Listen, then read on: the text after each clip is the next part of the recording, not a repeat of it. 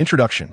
Before you stands the King of the Narrow Sea and the Stepstone Isles, ruler of the Seven Kingdoms and guardian of the realm, slayer of White Walkers, liberator, legendary pyromancer, lord of the dragons, emperor of the Valyrian Empire, His Majesty, Gavin Belaerys. You may kneel now. This is the tale of Gavin, who ascended to greatness through the power of his panel, dominating the Narrow Sea, exploring Valyria, conquering Essos, and claiming the Iron Throne. Chapter 1. The Bastard.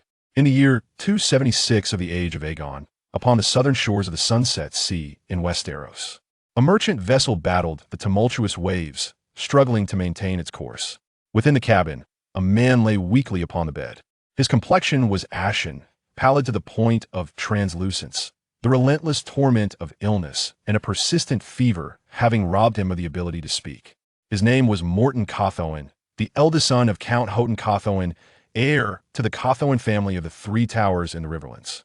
8 months prior, he had embarked on a journey to the continent of Essos accompanied by 2 personal guards and servants. Upon the conclusion of his travels, he boarded a merchant ship bound for Old Town, but tragically fell ill just as the voyage was nearing its end. His grave affliction, compounded by 5 days of relentless storms, left him bedridden, unable to rise from his sickbed. Despite the tender care of his fiancée and servants, the lack of medical resources aboard the ship could not stave off the dimming flame of life in his eyes. Alyce knelt at his bedside, tears cascading like a torrential flood, her hands tightly clasping Morton's growingly cold ones. Her long, silvery golden hair cascaded like a waterfall down her slender back. Her eyes, a mysterious shade of violet, resembled the blossoms of violets thriving in deep valleys, exuding an enchanting and noble aura. At that moment, her abdomen was slightly rounded, clearly indicating her pregnancy. Morton gazed tenderly at his beloved, admiring her silver hair and violet eyes, his greatest treasure from his travels, the legacy of a Dragonlord. The Targaryen family, with their silver hair and violet eyes, had ruled Westeros for 3 centuries through the might of dragons. Countless nobles and scholars regarded them as the nearest semblance to divinity, igniting a fervent desire among numerous families for Targaryen blood, particularly for the women of this lineage, even a century after the dragons had perished. However, the Targaryens zealously guarded their bloodline, keeping even their bastards confined to Dragonstone, with few families ever obtaining such a boon. The Cawthon family, a minor house in the Riverlands, had never dared to dream of such fortune, until Morton encountered Alyce during his travels, a humble maid. Initially drawn to her beauty, he found himself falling in love as they spent time together, and the secret she eventually revealed brought him immeasurable joy. This moment. However, his body could no longer endure the journey back to his family. Mere correspondence could not sway his obstinate and indifferent father, and he understood that perhaps this bloodline would ultimately fail to integrate into his lineage. Morton gazed at Alyce's slightly rounded abdomen, feeling an urge to do something. With great effort, he managed to say, "Alyce, our child, is about to enter this world, but I fear I may not live to see that moment. If it is a boy, let's name him Gavin. Gavin, a name that will bestow upon him courage and strength, enabling him to face all that lies ahead." Each word escaped his lips with the labor of a soul wrestling with despair. Alyce, suppressing her sorrow, was rendered speechless by her tears, yet she nodded, her voice trembling as she replied, "Very well. Morton, our child, shall be named Gavin." A faint smile struggled to form at the corners of Morton's mouth, a smile imbued with profound hope for the future, before he slowly closed his eyes. The ship continued to sway, yet it could no longer rouse this father on the brink of departure. After several days of tumultuous sailing, the merchant vessel finally arrived at the port of Old Town. The guards promptly summoned the Silent Sisters and sought the assistance of House Hightower, dispatching a raven to the Three Towers. Within the castle, Count Houghton Cawthon sat in a high seat, perusing the letter with a countenance as dark as the sky before a tempest, his gaze cold and piercing. "This is a disgrace to the family," Houghton thundered, his voice reverberating through the hall like rolling thunder. "The child in her womb sullies the honor of my house. Furthermore, I would never allow my eldest son to wed a woman from Volantis." The Count's furious outburst rendered the hall silent. Scholar Edric glanced around at the bowed heads of the family retainers, hesitating for a moment before addressing the Count. "My lord, forgive my boldness, but considering the dwindling numbers of House Cawthon, if we contemplate the continuation of our bloodline, why not?" "No, This child is a bastard and cannot be acknowledged as a member of my family. I do not understand what vile means that Volantis woman employed to seduce my son, but I shall not recognize it. Scholar Edric attempted to speak further, but was silenced by a wave of the Count's hand. Houghton turned to a nearby guard and commanded, "Bring back my son's body, and ensure it is undamaged." After a moment's contemplation, he added, "Also bring that woman here, let her remain in the castle to bear the child, but once it is born, she must leave." He then directed the scholar across from him, "Edric, go deliver a raven to the High Court, informing the Targaryen family that my heir has passed, and I wish to name Edmund as my new successor. Additionally, have Edmund resign from his position and return swiftly." "Yes, my lord," Edric replied, lowering his head in resignation. 3 towers. In a dimly lit guest room, Alice sat despondently at the edge of the bed, tears flowing freely like a torrent unleashed from a dam. Morton had sworn to marry her and promised that upon their return to Westeros, they would hold their wedding. Though Morton has departed, she harbored the belief that she and her unborn child would ultimately secure a rightful place in this world. However, upon her hopeful arrival at the 3 Towers fortress, the harsh reality unfolded in a manner she had not anticipated. Despite her desperate endeavors, she could not even catch a glimpse of the Count. Each plea was relentlessly rebuffed at the threshold, plunging her heart into an abyss of sorrow and despair, threatening to engulf her entirely. In the year 277 of the Age of Yorn, 6 months later, she found herself in that dimly lit guest chamber. Alice's heart-wrenching cries echoed within the walls, the agony nearly rendering her unconscious. At last, with the diligent assistance of the scholars and maids, accompanied by a sharp, clear wail, the child was born. Although the infant's hair was exceedingly sparse, its silver hue was unmistakable. Scholar Edric cradled the child, scrutinizing it for a considerable time before gently handing it to the weary Alice, saying, "Congratulations, it is a boy." He then summoned the servants to assist with the child's care and hastily departed. After much effort, utterly fatigued, he finally ascended a tower, his trembling hand raised to knock upon a door. "Knock, knock, knock." "Enter," a voice called from within. Chapter 2, Gavin and the Flame. Scholar Edric stepped through the door and beheld Edmund standing by the window. After a brief bow, he expressed with a hint of joy, "Master Edmund, the child has been born a boy, and both mother and child are safe. He bears a striking resemblance to your brother in his youth, albeit with silver hair like his mother. The child appears to be quite healthy." Upon hearing this news, Edmund's face lit up with delight. "Oh, is that truly the case?" The elder scholar nodded with a smile. "Absolutely, master." With hands clasped behind his back, Edmund paced the room contemplatively. "Excellent. Have the kitchen prepare a fine feast. Has my father been informed?"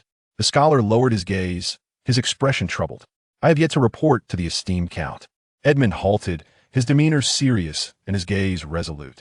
"Then let it remain unspoken. You know my father's obstinacy. We shall keep this secret for as long as possible." The scholar hesitated. "But the Count will inevitably remember, and those servants." Edmund offered a wry smile. "It matters not. I shall instruct them to remain silent. If my father discovers the truth, attribute it to my command, and place the blame upon me." Drawing a deep breath, the scholar nodded solemnly. "Understood. I will handle it, Master Edmund." He bowed once more before taking his leave. Gavin's birth did not usher in much joy within the cold confines of the castle, save for the radiant affection of his mother, Alice, who gazed upon him with unbridled delight. Zhang Ming regained consciousness, only to find himself in an utterly unfamiliar environment. Everything around him loomed large and indistinct, while his own body felt diminutive and feeble. Panic washed over him as he realized he was unable to articulate a single word, and even the simplest of movements were beyond his reach. This tiny form was wholly devoid of his control. In an unfamiliar environment and situation, Zhang Ming found himself in a state of confusion. He recalled playing games at home when he accidentally knocked over a cup of water onto his keyboard, resulting in a cacophony before he lost consciousness. Had he truly crossed over? Had he been reborn as an infant? He attempted to observe the strangers around him, their unfamiliar faces. Among them was a woman with damp silver hair and eyes of a deep purple, radiating boundless warmth. Could this be my mother in this life? He opened his mouth to utter a word, but instead, a baby's cry escaped. In the year 282 of the Yiging era, Zhang Ming, or rather, Gavin Fuhua, stood upon the shoreline, clutching a cast-iron pot tightly in his hands, gazing at the vast azure sea. Carefully, he approached the water's edge, crouching down to gently submerge the pot. allowing it to fill with seawater, feeling the weight of both the water and the iron vessel. With great effort, he lifted the pot and made his way step by step to a prearranged pile of firewood. Gavin set the pot down and skillfully began to construct a fire. His small hands deftly manipulated twigs and dry grass, beads of perspiration forming on his forehead. This body is still so small, even a bit of labor leaves me exhausted, but the next part will be straightforward. He brought his hand near the dry grass and snapped his fingers, a faint spark appearing between them, instantly igniting the grass. The flame danced joyfully, gradually growing in strength. Gavin watched the fire he conjured with his fingers, and though he had grown accustomed to it, each use filled him with excitement. He had discovered this ability at the age of 4 while attempting to ignite a fire with flint.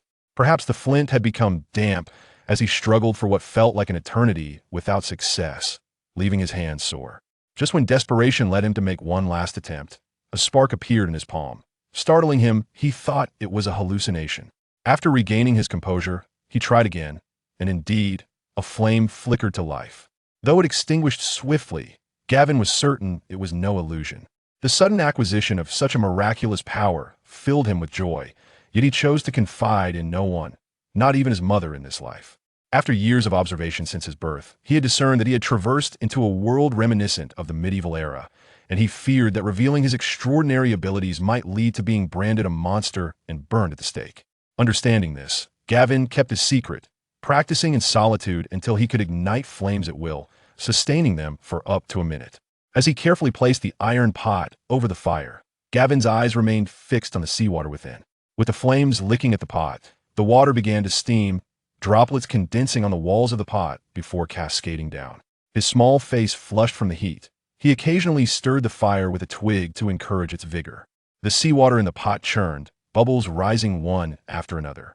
As most of the water evaporated, a layer of white crystals formed at the bottom of the pot. Although these crystals were not pure enough, they were indeed the salt consumed by the common folk of this world. Without hesitation, Gavin swiftly extinguished the fire and allowed the iron pot to cool slightly. He then carefully removed the coarse salt from the pot and placed it on a clean cloth. Next, he fetched some fresh water, gently pouring it over the coarse salt and began to stir. Once the mixture was thoroughly combined, he returned it to the pot to heat it again for a second purification.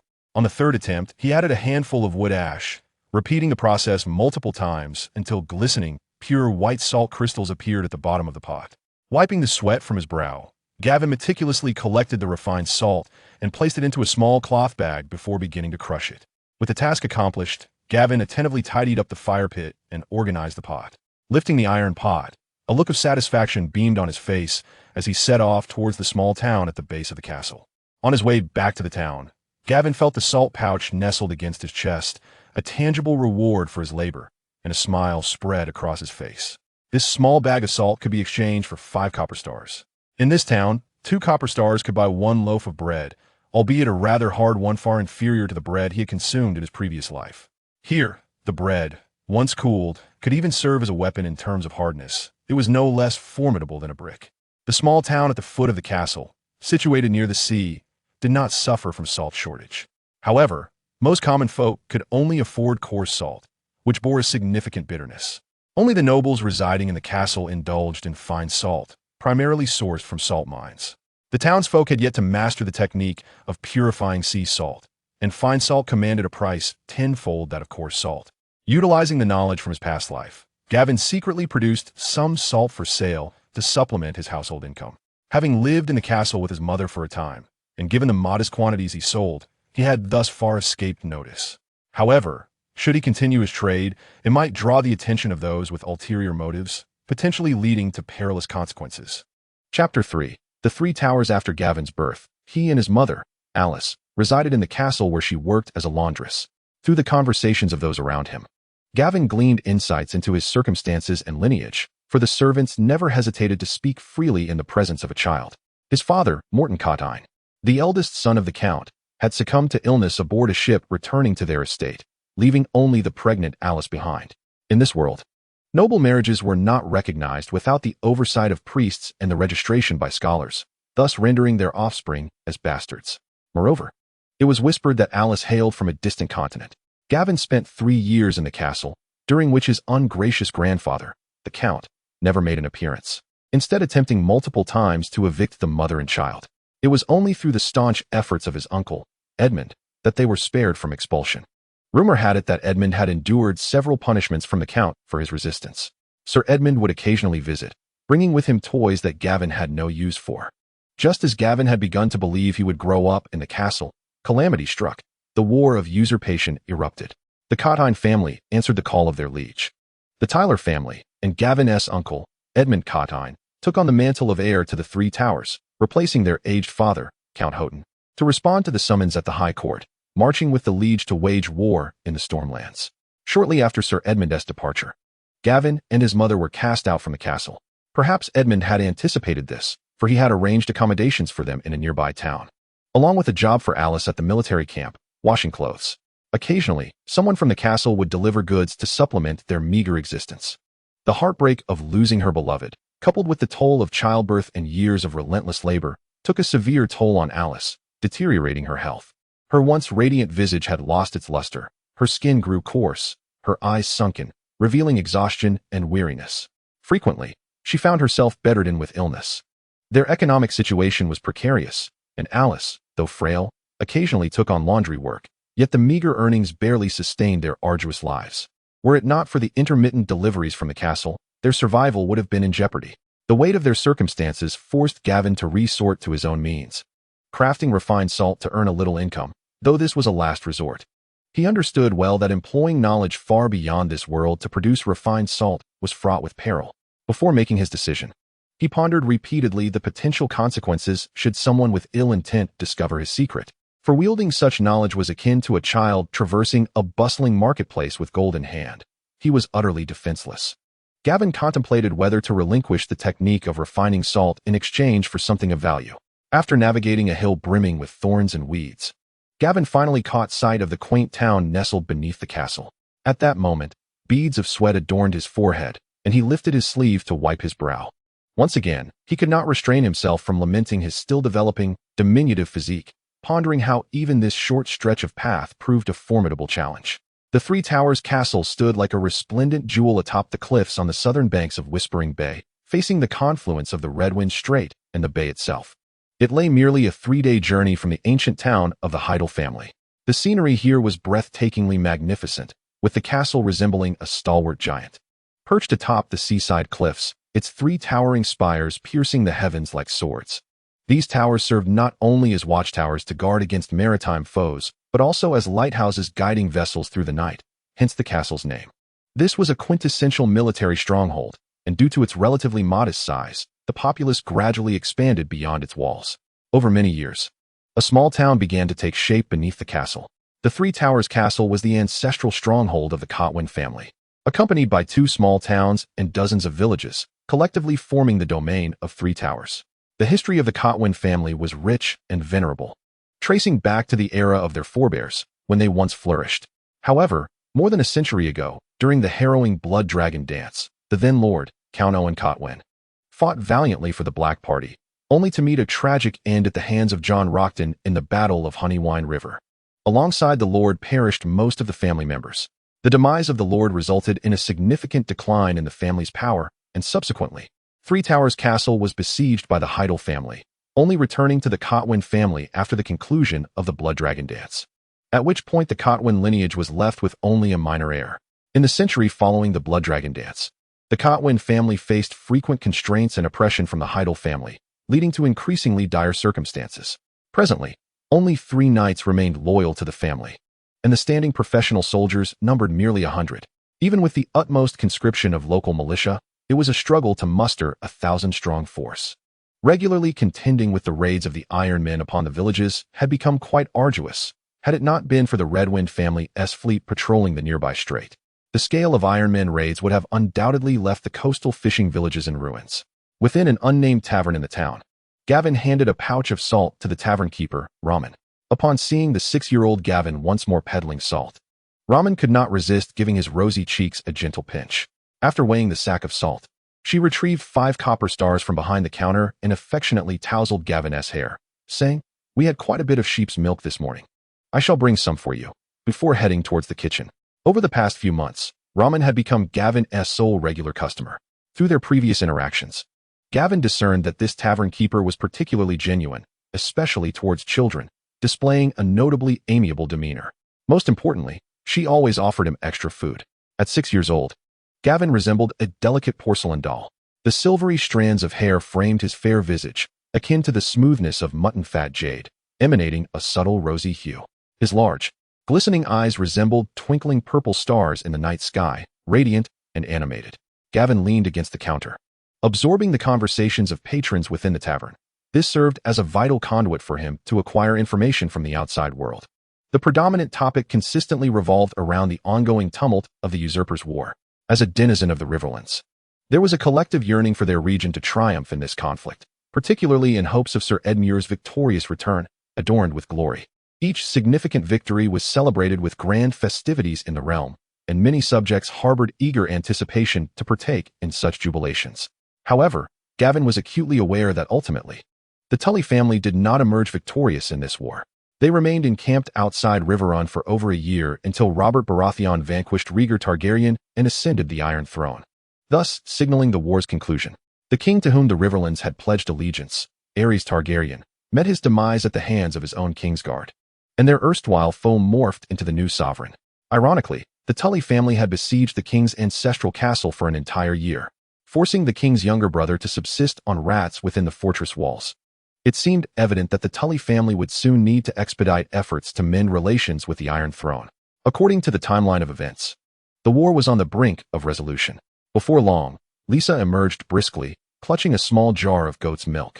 She affectionately pinched Gavin's cheek, then handed him the milk before kneeling down to plant a gentle kiss on his rosy cheek.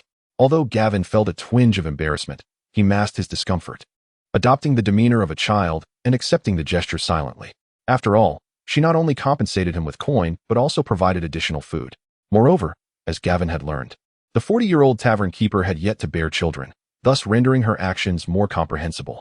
As he traversed the path homeward, Gavin's thoughts swirled, contemplating the narrative of this world. Indeed, 3 years prior, he had discerned that the realm he inhabited was none other than the setting of the television series Game of Thrones, which he had watched in his previous life.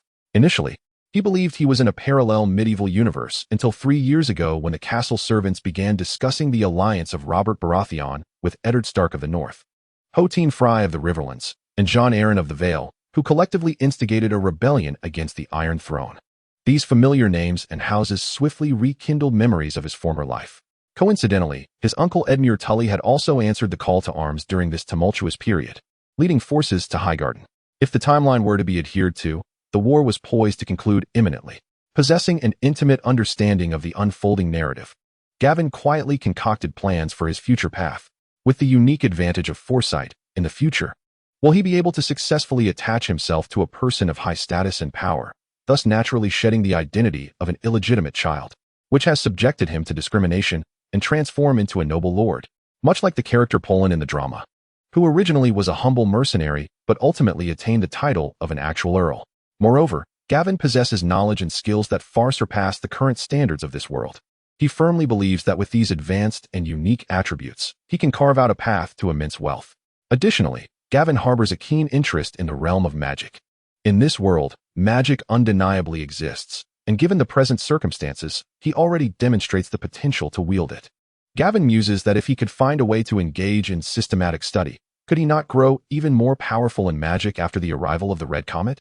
Might he harness such power to pursue even more mysterious and transcendent phenomena? He is filled with anticipation and longing for all that lies ahead. Suppressing his scattered thoughts, Gavin carefully cradled the small jar of goat's milk and hurried home. Inside, his mother lay weakly on the bed, coughing incessantly as if trying to expel her very lungs. Upon seeing Gavin return, she endured her discomfort and forced a smile to greet him. Struggling to sit up, her voice slightly hoarse, she said, "It is time for us to study." From a small chest beneath the bed, she retrieved a book, its cover worn and its pages made of parchment. A year prior, she had begun teaching him some peculiar scripts and languages. Recently, this instruction had become more frequent and systematic. Strangely, these scripts and languages did not belong to the common tongue of Westeros. Gavin had speculated that they might be the language and script of Essos, given his mother's origins. Though curiosity filled his mind, he understood the immeasurable value of knowledge. Mastering an additional language could never be a disadvantage, thus he refrained from probing too deeply. As evening fell, Gavin concluded his lessons. Alice looked at her clever son, who had learned to read and write High Valyrian in just 1 year.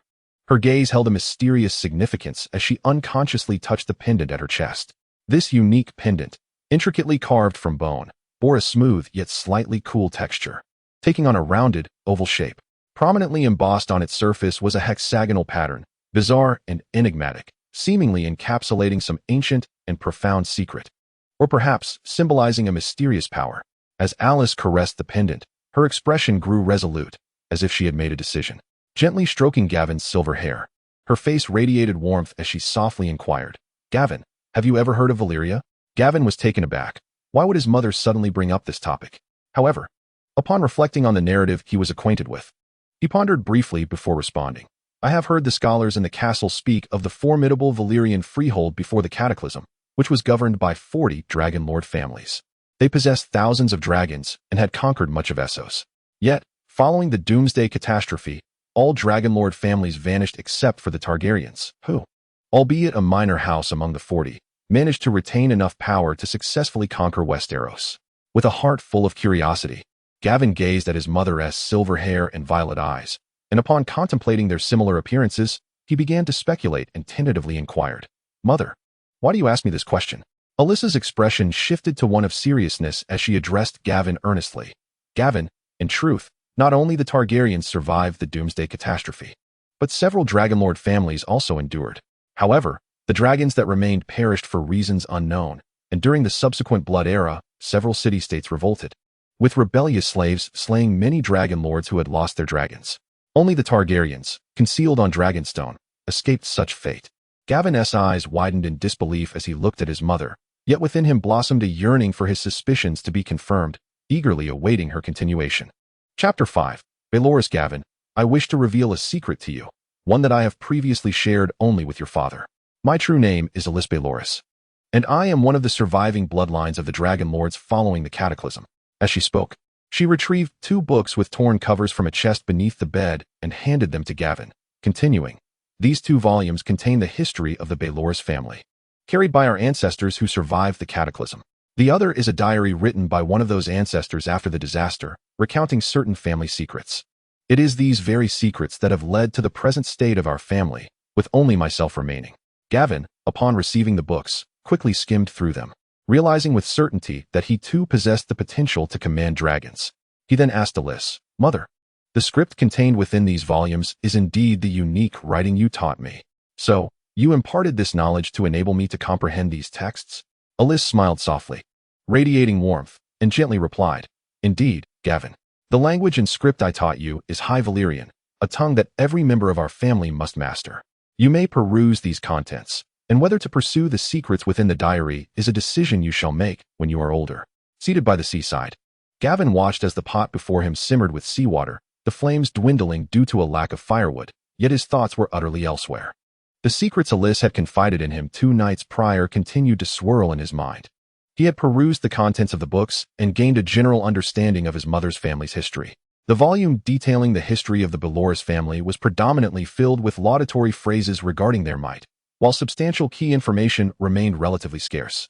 Yet even so, through the intricate narratives woven within the pages of the book, one can still glean glimpses of the formidable Valyria and the essence of the freehold, as well as the prevailing political dynamics within its council. The tome emphasizes the absolute stature of House Valyrian within the Valyrian freehold. According to its accounts, the Council of the Freehold was constituted by 40 Dragonlord families, governing the realm collectively. This council was overseen by 3 eminent Dragonlord families, which jointly managed its affairs. While the remaining families participated in voting, their influence corresponding to their familial strength. Among them was the surviving Targaryen lineage, albeit depicted as having little sway within the council. House Valyrian, however, is no ordinary Dragonlord family. It stands as one of the 3 principal houses that manage the council, possessing the formidable power of veto within the assembly. The family's first and most powerful dragon, named Valyrian, is the very source of their surname. The text describes Valyrian as having lived for 8 centuries, casting a shadow across the sky as it soared. In the throes of battle, it could transform its very flesh into flames, thereby rendering itself immune to harm, with even its dragon rider engulfed in fire. Even in the era of Valyria, this dragon was nearly invincible. In addition to their dragon-riding prowess, many members of House Valyrian throughout generations awakened the abilities of fire sorcery. Even in the absence of their dragon, those wielding magical powers from the Valyrian lineage remained a force to be reckoned with. Conversely, the other two principal houses commanded powers of blood magic and prophecy, respectively. Another diary recounts the tale of a figure named Offerus Valyrian, an ancestor of the Gavin bloodline. During the cataclysmic events of the Doom, 18-year-old Offerus fortuitously found himself in Bravos, thus narrowly escaping the devastation. However, his dragon was merely a youngling, newly ready for riding. Amidst the blood era, as slaves revolted and dragons were slain, Offerus seized the opportunity to flee Bravos, losing even the ancestral sword he carried, which became a treasure within the vault of the Sea King. Thereafter, Offerus wandered the continent of Essos, reluctant to acknowledge his lineage. In his diary, he recalls that House Valyrian had established a secret underground dragon lair in their distant ancestral lands, containing dragon eggs, a wealth of knowledge, and countless riches. Safeguarded within the depths of the earth, impervious even to the calamity of the Doom, Offerus was determined to return to the ruins of Valyria to seek this treasure and the dragon eggs. Alas, the aftermath of the cataclysm cloaked everything in dust, rendering even the surrounding seas of Valyria unreachable. It was not until 30 years later that the haze began to lift, and by then, nearing 50, Offerus resolved to explore the family's Dragon Lair to reclaim their heritage. He entrusted the remnants of his heirlooms to his descendants and embarked alone on the journey chronicled in his diary, never to return. In the centuries that followed, numerous members of the family ventured to Valyria, yet all met with the same fate. They ventured forth, but none returned. As of today, the family lineage has dwindled to but a single descendant, Alice. It was only upon her encounter with Morton, leading her to choose a life of stability, that she arrived in Westeros. The fire, lacking fuel, was on the verge of extinguishing, awakening Gavin from his tangled thoughts. He hurriedly added more wood, tending to the flames to prevent them from dying out. After completing this task, Gavin caressed the pendant that hung from his neck. The pendant, entirely milky white with a smooth and gentle surface, seemed to emanate a mysterious luster in the dim light. According to the texts and his mother, this pendant was the emblem of House Beleris, carved from the bones of the family's mightiest dragon, Beleris. As Gavin touched the pendant, he scrutinized it intently. He recalled the night his mother had bestowed it upon him. The moment he had made contact, he felt a surge of energy contained within. However, after 2 days of inquiry, he had not unraveled its mysteries, only sensing the energy flowing slowly into his body.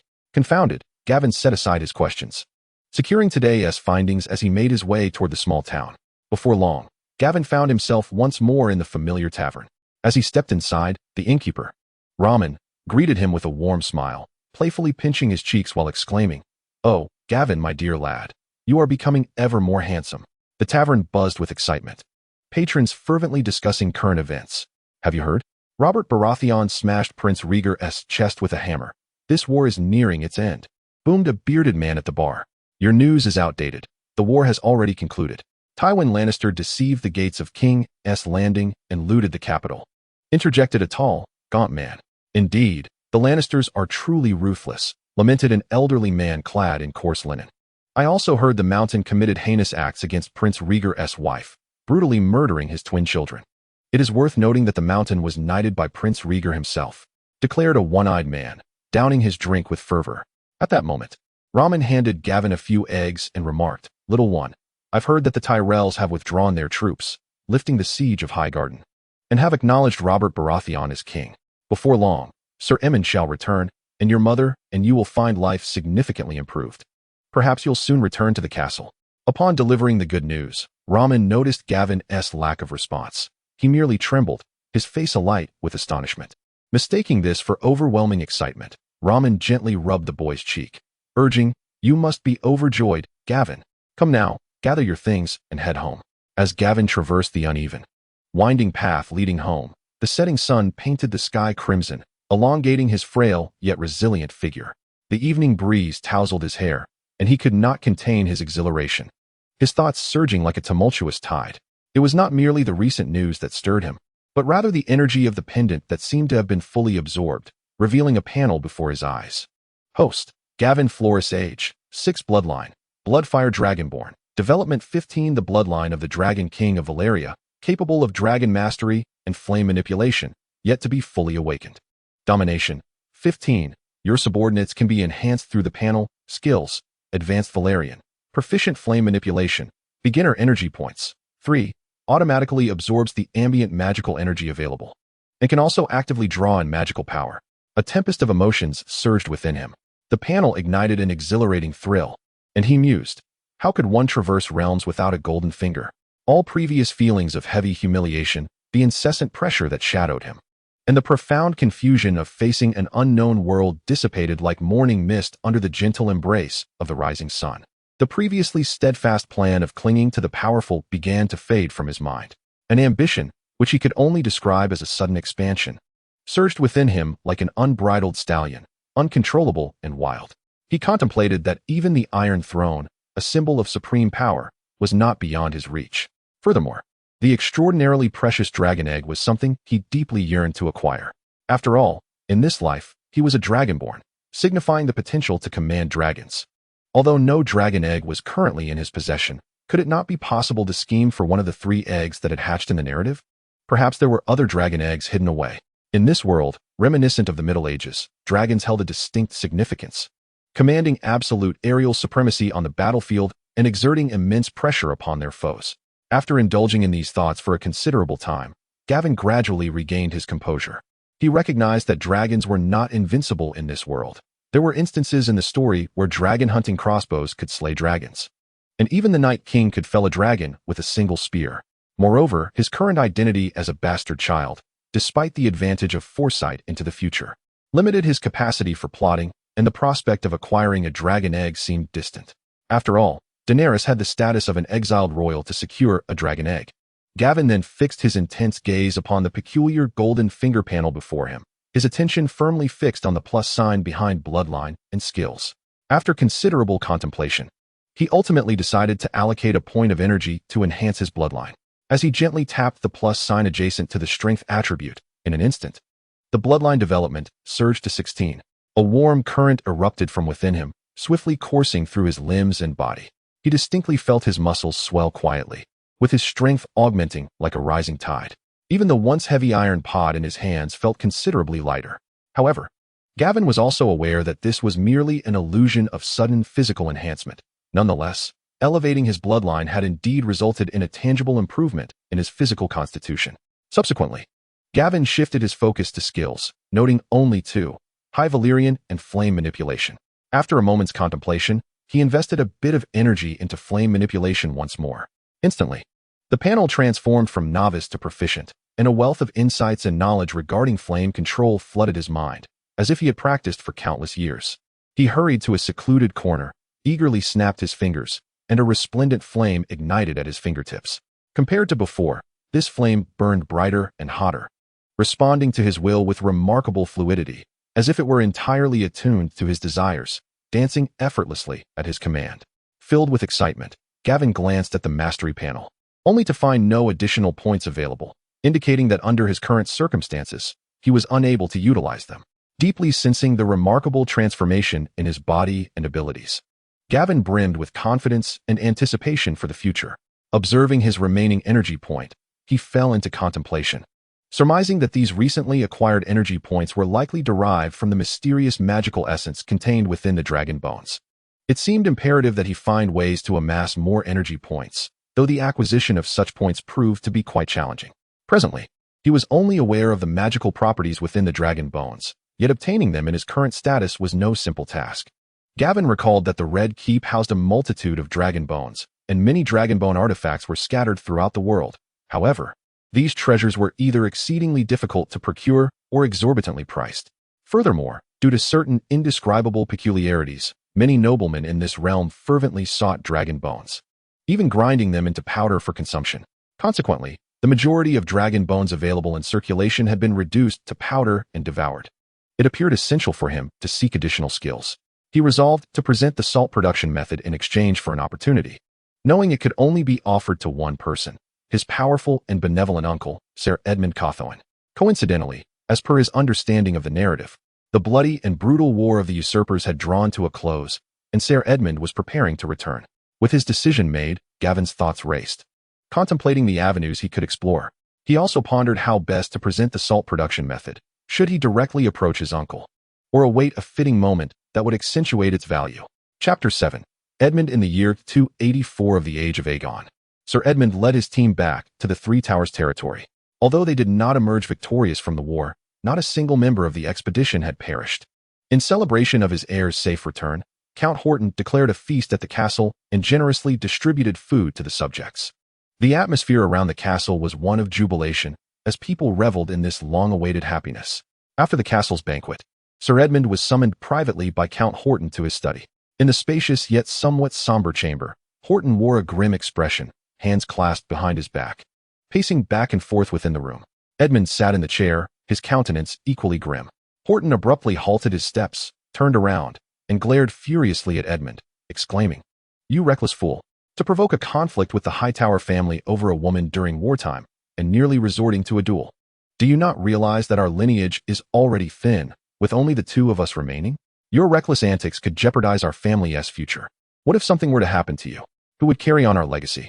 His voice echoed in the study, his facial muscles quivering slightly with indignation. Edmund sprang to his feet, his face flushed with anger as he retorted loudly, "Father, we are already bitter enemies with the Hightower family. They have shamelessly insulted the Kodo family by daring to molest my fiancée in my presence." Sensing that Horton's demeanor had softened slightly, Edmund ventured further. "Moreover, if you truly believe our family is dwindling, why not acknowledge my brother's child and incorporate him into the family? At the very least, he could be raised in the castle, for he is still of Kodo blood." Horton scoffed, turning his head away, and coldly replied, "Absolutely not. That child is a bastard.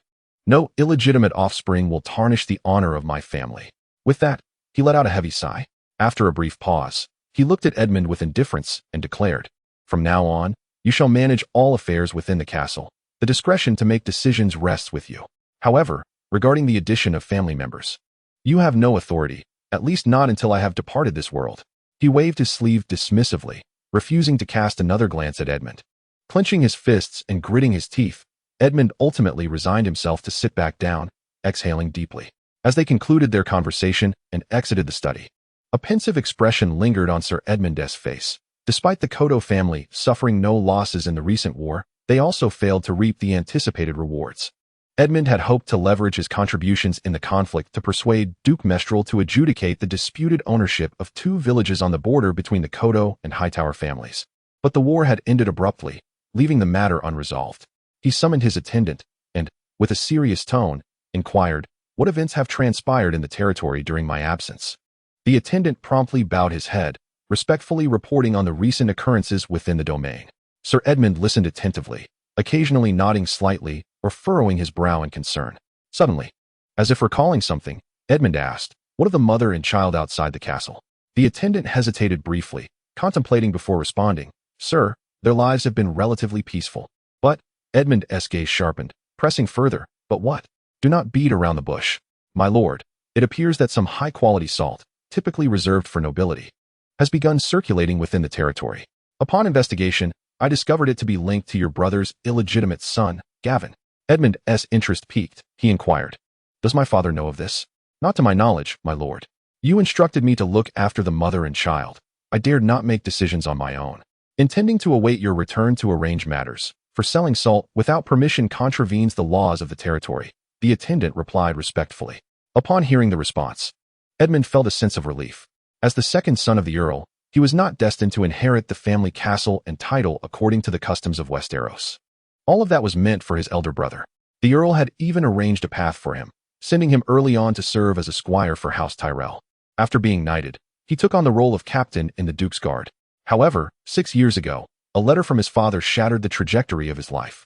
His brother had succumbed to illness on his way back home, and overnight, Edmund became the heir to the Three Towers. Even the Tyrell family introduced him to a distant cousin as a betrothed.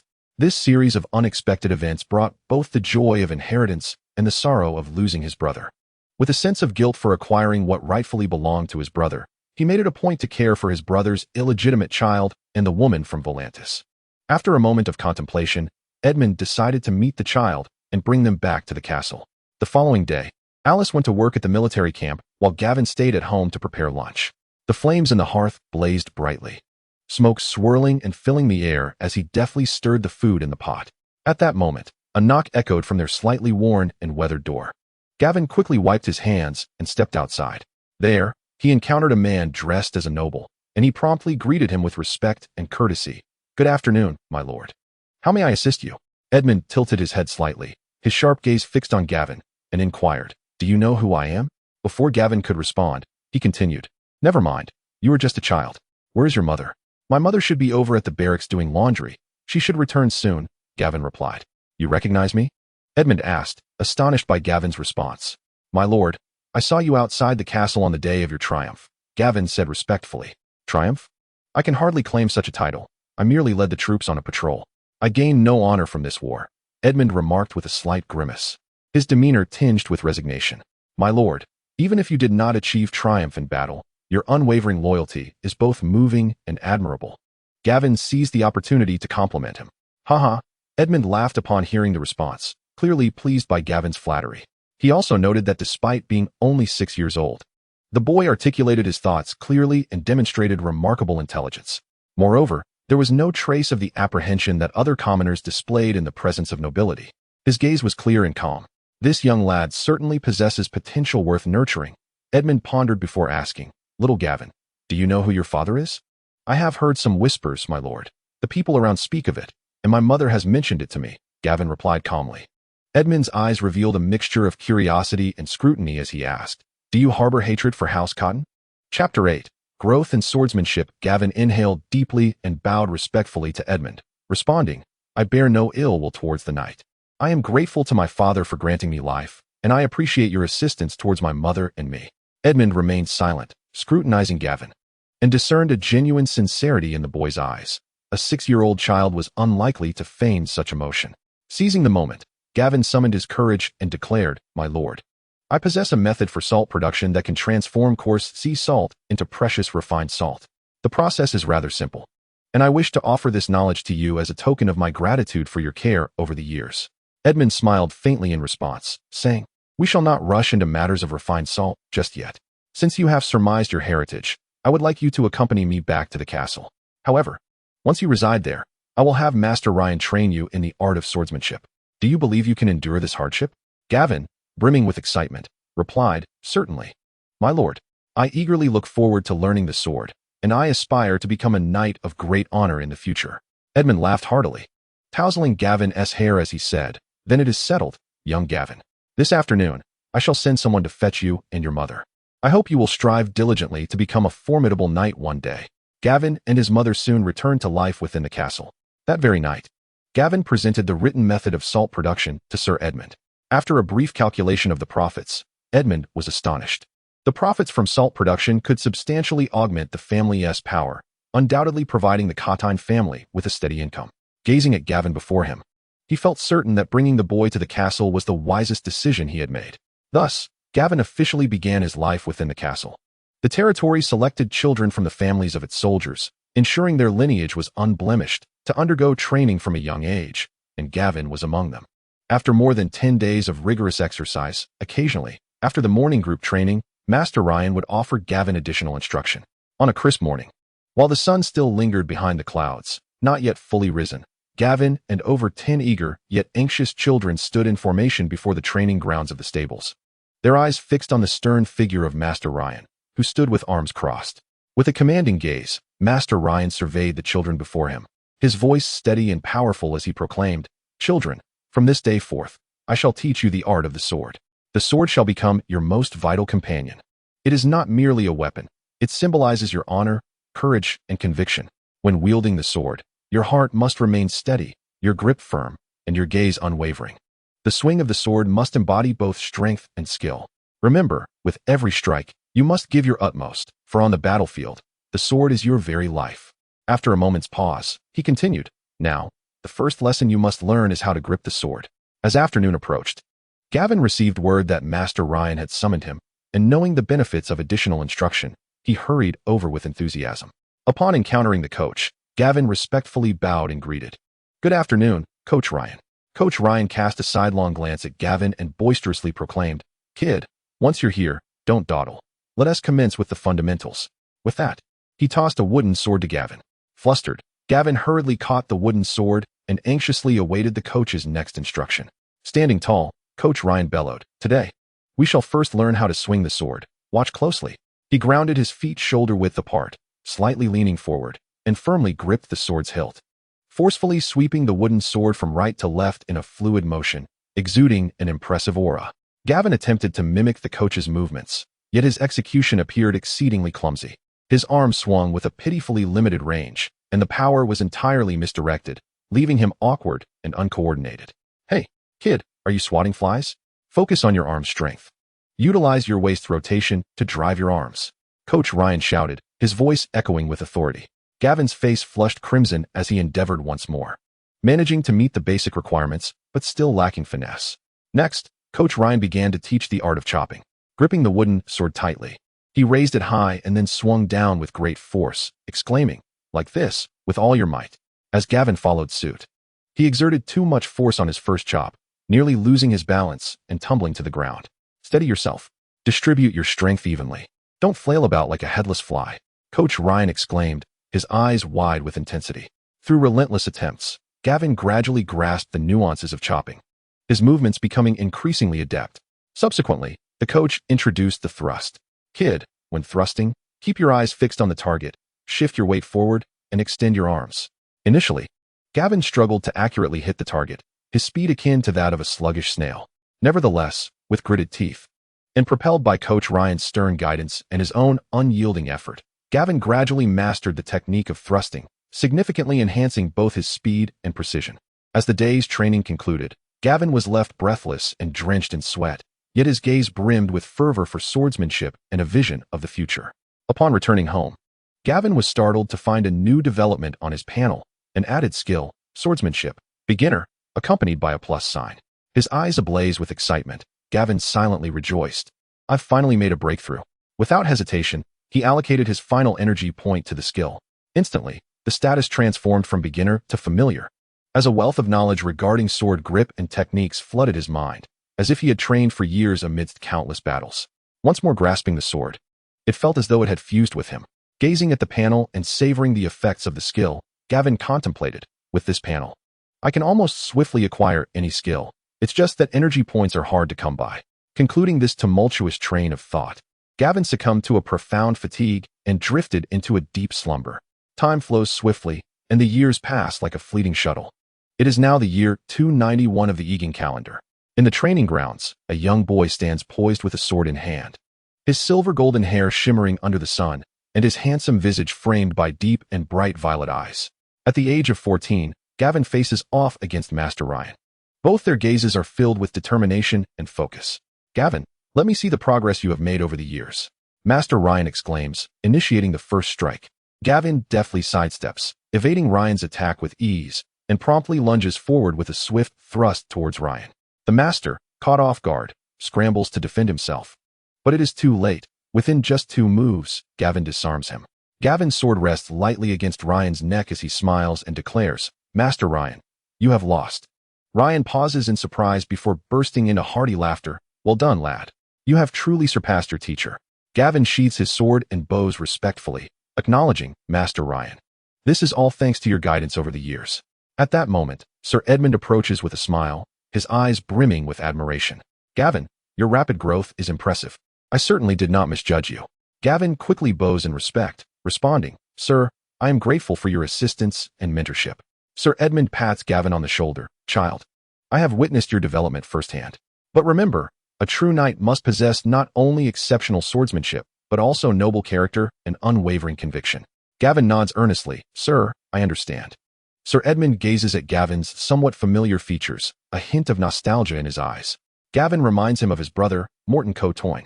Aside from their differing hair color, Gavin's resemblance evokes memories of his beloved sibling. After a moment's pause, Sir Edmund speaks. Gavin, given your abilities, I wish to recommend you as a squire to either the Tillier or Redwyne families. Have you any preference? I believe the Tillier family would greatly benefit your future endeavors. Gavin lowers his head slightly, a look of hesitation crossing his face. My lord, I appreciate your kind offer, but I wish to study in the academic city for a time. Therefore, I hope to postpone this decision. Sir Edmund is taken aback. Study in the academic city? Child, scholars cannot pursue glory, they must relinquish their surnames. Gavin replies earnestly, My lord, my thirst for knowledge is no less than my desire for glory, and besides, One can study without pledging to become a scholar. Sir Edmund studies Gavin for a long moment before responding, if you are truly resolute. I can write you a letter of recommendation. Gavin bows gratefully. Thank you, my lord. Sir Edmund, somewhat surprised, falls silent for a brief moment before saying, I mourn for your mother's passing. Please accept my condolences. However, Gavin, remember that you still have family, and I have always considered you as my own nephew. Gavin lifted his head, tears shimmering in his eyes as he gazed at Edmund with profound gratitude. Thank you for your concern, my lord.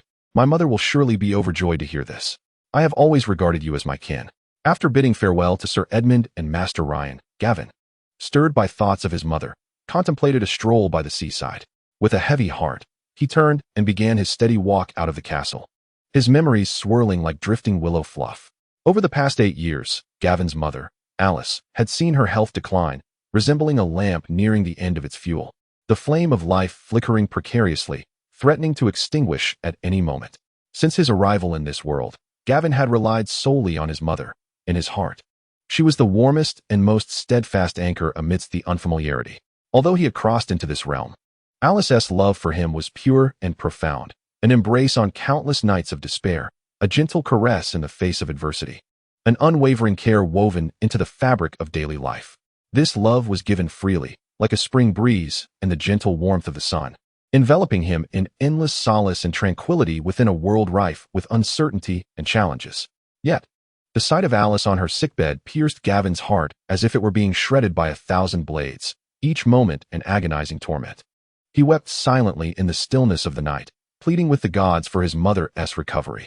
However, the harsh reality loomed like an unyielding shackle, binding his hopes tightly. In the 7th year of his residence at the castle, Gavin's mother passed away. Following the traditions of Beleris, he arranged for her cremation.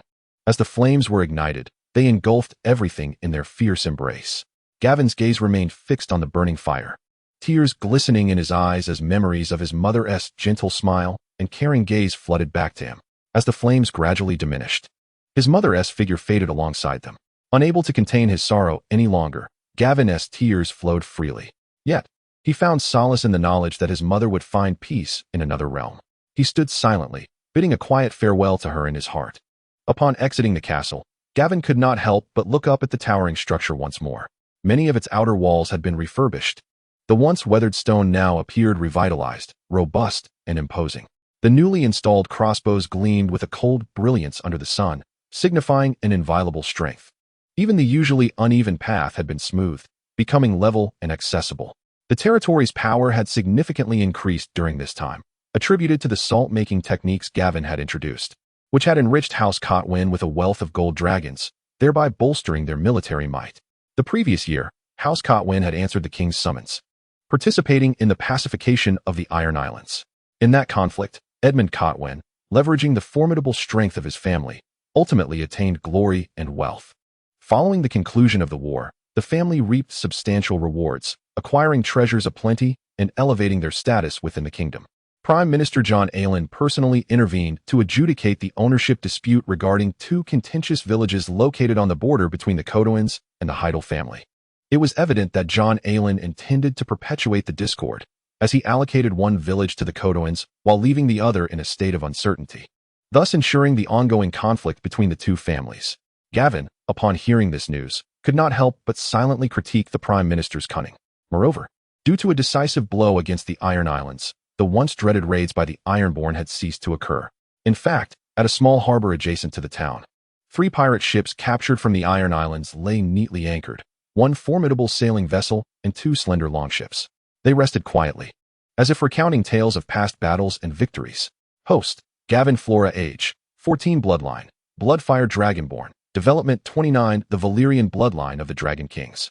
Capable of dragon mastery and fire manipulation, has begun to awaken. Dominion, 29, your subordinates can be enhanced through the panel, skills, High Valyrian, proficient, fire manipulation, proficient, swordsmanship, master, archery, proficient, spear, proficient, energy points. 2, automatically absorbs ambient magical energy, can also actively absorb magic. Chapter 10, the old town in the familiar seaside saltworks. Gavin's gaze was fixed intently on the data displayed on the panel.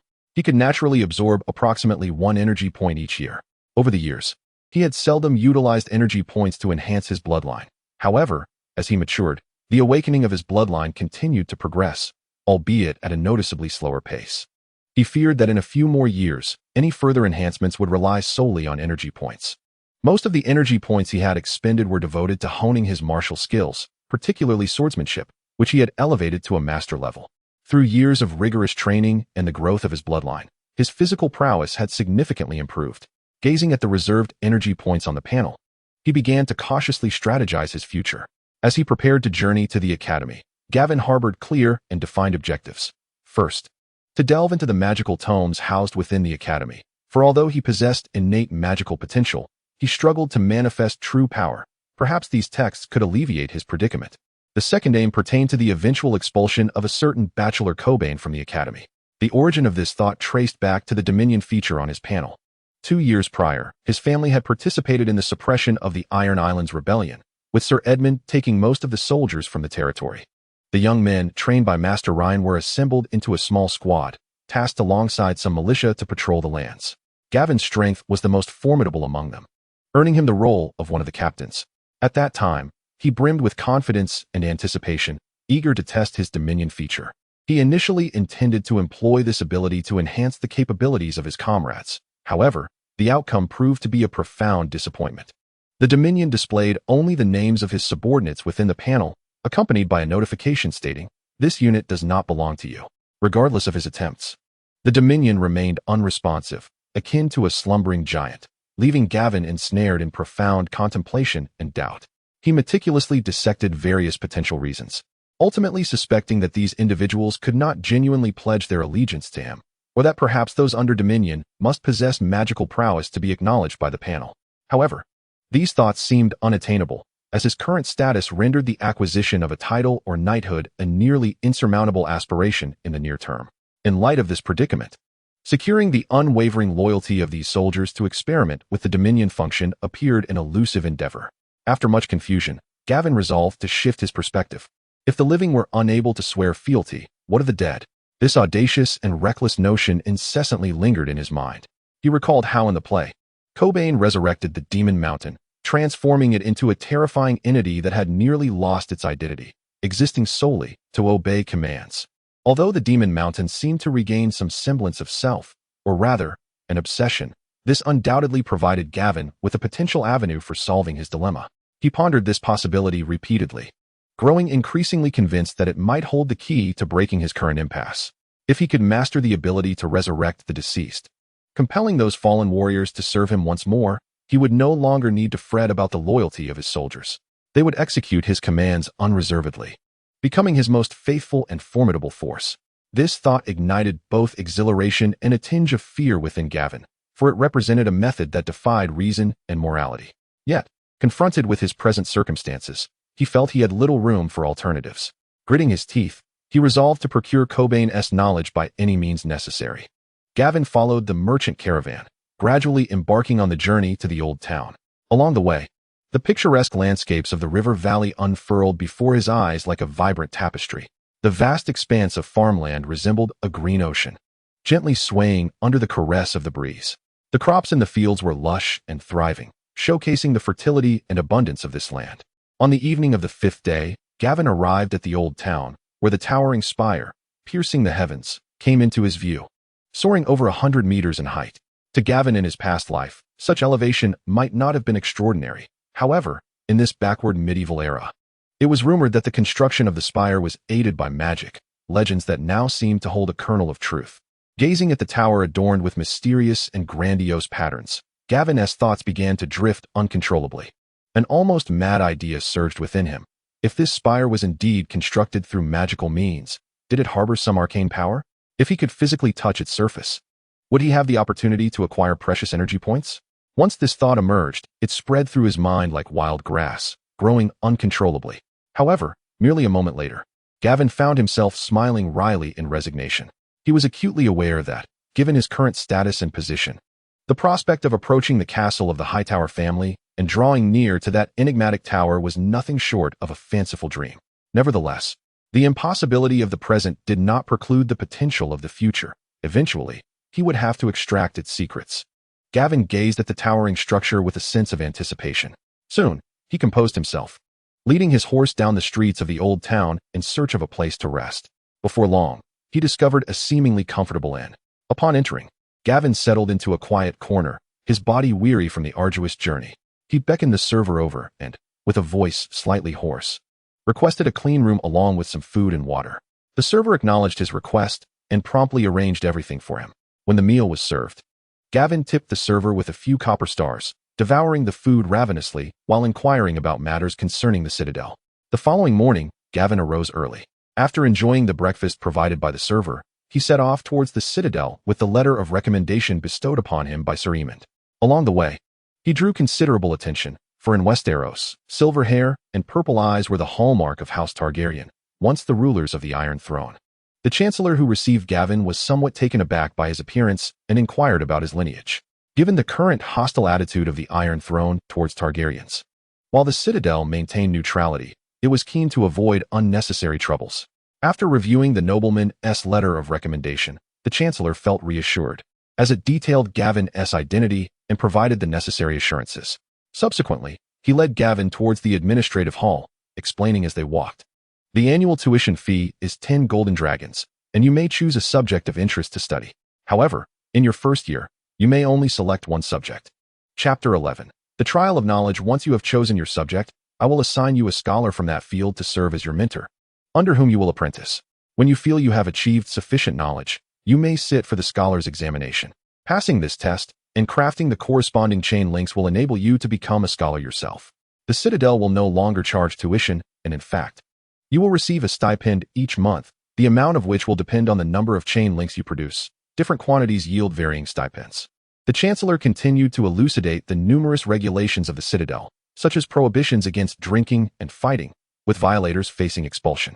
The two soon arrived at the spacious administrative hall, where the registration process for Gavin commenced.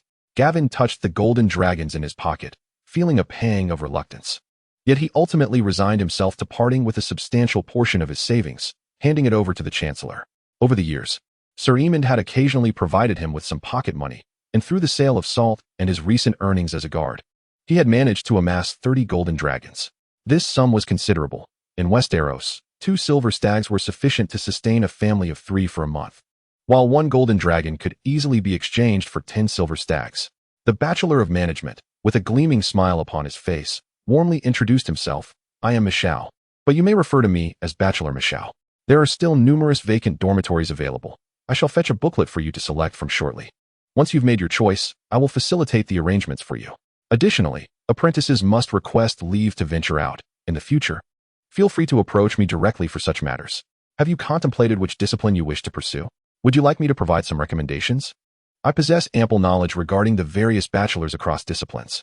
Gavin furrowed his brow in contemplation and finally responded, Bachelor Michal, I wish to study medicine under Bachelor Coben, as well as delve into magical studies. Seizing the opportunity, Gavin expressed his desires. Your choices are commendable, Michal replied with a smile. Bachelor Coben has made significant contributions to the field of medicine, and for magical research, I would suggest Bachelor Marwyn. Although many in the Academy are skeptical of magic, it cannot be denied that Bachelor Marwyn is unparalleled in this domain. However, do keep in mind that apprentices can only select one discipline in their first year. I recommend you choose Bachelor Coben. He has also dabbled in magical studies, and the Academy widely believes he will eventually forge the Valyria steel chain links. This way, you can have the best of both worlds. Thank you for your recommendation, Bachelor Michal. I shall heed your advice and choose Bachelor Coben for my medical studies. Gavin declared without hesitation. Michal shrugged. Very well, I shall arrange this for you. Should you require assistance in the future, do not hesitate to seek me out. Gavin expressed his gratitude and, after receiving his scholar's robe, made his way to the dormitory he had chosen, carrying his belongings. Inside the dormitory, having just tidied his room, Gavin lay on his bed, silently contemplating his plans. The Academy provides for basic needs, yet he realized it was time to consider generating income. Directly selling his skills would undoubtedly be a short-sighted approach, and establishing a business without the necessary startup capital or sufficient strength to protect it was unfeasible. After some reflection, Gavin's thoughts turned to the martial arts tournament. The Tillier family hosts an annual competition in the Bay of Rivers. Admittedly, the prize money is not as substantial as that offered by Lord Robb in the tales. The first prize in the jousting category amounts to only 5,000 golden dragons. Yet participation requires one to hold the rank of knight, a title that eludes him as a bastard. In the categories of team combat and archery, each first-place winner receives 2,000 golden dragons, and there are no rank restrictions for these events, allowing him to enter both. Calculating the timeline. The tournament will take place in 7 months. If necessary, he could utilize some energy points to elevate his archery skills to mastery, ensuring he would secure 4,000 golden dragons. Gavin assessed his current abilities. His physical condition barely surpassed that of most able-bodied knights, considering he was only 14 years old, with ample room for growth. However, in terms of swordsmanship, Gavin confidently believed himself to be among the elite in Westeros, as his training was not without merit. The next day, having received his dues, Bachelor Michau arranged everything for Gavin, who officially became an apprentice to Bachelor Coben. 5 months later, within the academy, in a somewhat dimly lit room, Gavin was wholly engrossed in tending to the wounds of a veteran who had lost an arm. The veteran gritted his teeth, enduring the pain as beads of sweat cascaded down his face like rain. Gavin's gaze was resolute and focused. The instrument in his hand seemed to possess a life of its own. With deft precision, he skillfully extracted the necrotic tissue with tweezers, each movement executed flawlessly, devoid of hesitation or error. Bachelor Coben stood nearby, his eyes closely tracking Gavin's every action, a look of admiration gradually illuminating his face. His eyes brimming with appreciation and surprise. Unable to restrain himself, he nodded and remarked, "Gavin, your performance is increasingly exceptional at your current level. You could forge a silver chain of medicine." Gavin continued his meticulous work, and upon hearing Bachelor Coben's praise, he humbly replied, "It is all thanks to your excellent guidance. Master, there is still much for me to learn." With a sincere smile, he finished his task. Once the surgery was complete, Gavin carefully dressed the veteran's wound. Bachelor Coben approached, conducting a thorough examination once more, and with satisfaction declared, "Well done, excellent work. Clean up, and come with me to see the other patients." As they exited the room, sunlight bathed them in warmth. Bachelor Coben shared more of his knowledge and techniques with Gavin as they walked, who listened attentively, occasionally drawing upon insights and knowledge from his past life to pose questions and share perspectives. Bachelor Coben expressed his admiration for Gavin's intellectual capabilities, his face radiating pride. Days turned into weeks, and under Bachelor Coben's tutelage and the assistance of the panel, Gavin made remarkable progress. Gradually, Coben began to regard Gavin not merely as an apprentice, but as a scholarly partner, as Gavin's insights often illuminated Coben's own long-standing dilemmas. The thought of involving this exceptional apprentice in his private research crept into Coben's mind. However, such studies were frowned upon by the academic city, and he hesitated to extend an invitation to Gavin. Yet, feeling increasingly troubled, he found himself compelled to probe Gavin multiple times. Sensing Coben's inquiries, Gavin repeatedly expressed his views on medicine and acknowledged Coben's experimental hypotheses combining magic with medicine, especially concerning human experimentation. Gavin displayed no signs of resistance and even offered numerous suggestions. In Coben's study, Gavin engaged in a spirited discussion on medical knowledge. With Coben lamenting the lack of detail in human anatomy illustrations, he repeatedly petitioned the academic city to revive research on human anatomy, yet each time, his requests were met with refusal. Chapter 12. The Nautical Chart. Bachelor Coben, I wholeheartedly agree with your perspective. I have an idea. Our understanding of the human body remains insufficiently comprehensive. Without this understanding, treatment will inevitably deviate. Therefore, I believe that advancements in medicine should not only focus on researching new drugs, but also on comprehending the human body, as this is fundamental to everything. Gavin's face radiated fervor, as if he would stop at nothing for the sake of medicine. Gavin, your thoughts highlight what is currently overlooked in medicine. However, such research is explicitly prohibited by the academic city. Given the prevailing circumstances, we must concentrate our efforts solely on the realms of pharmaceuticals and methodologies, Coben replied, furrowing his brow in resignation. What if the academic city remains unaware, Master? We pursue academic research for the advancement of medicine. If monumental achievements are realized, all shall reap the benefits. Gavin spoke fervently, his eyes sparkling with enthusiasm.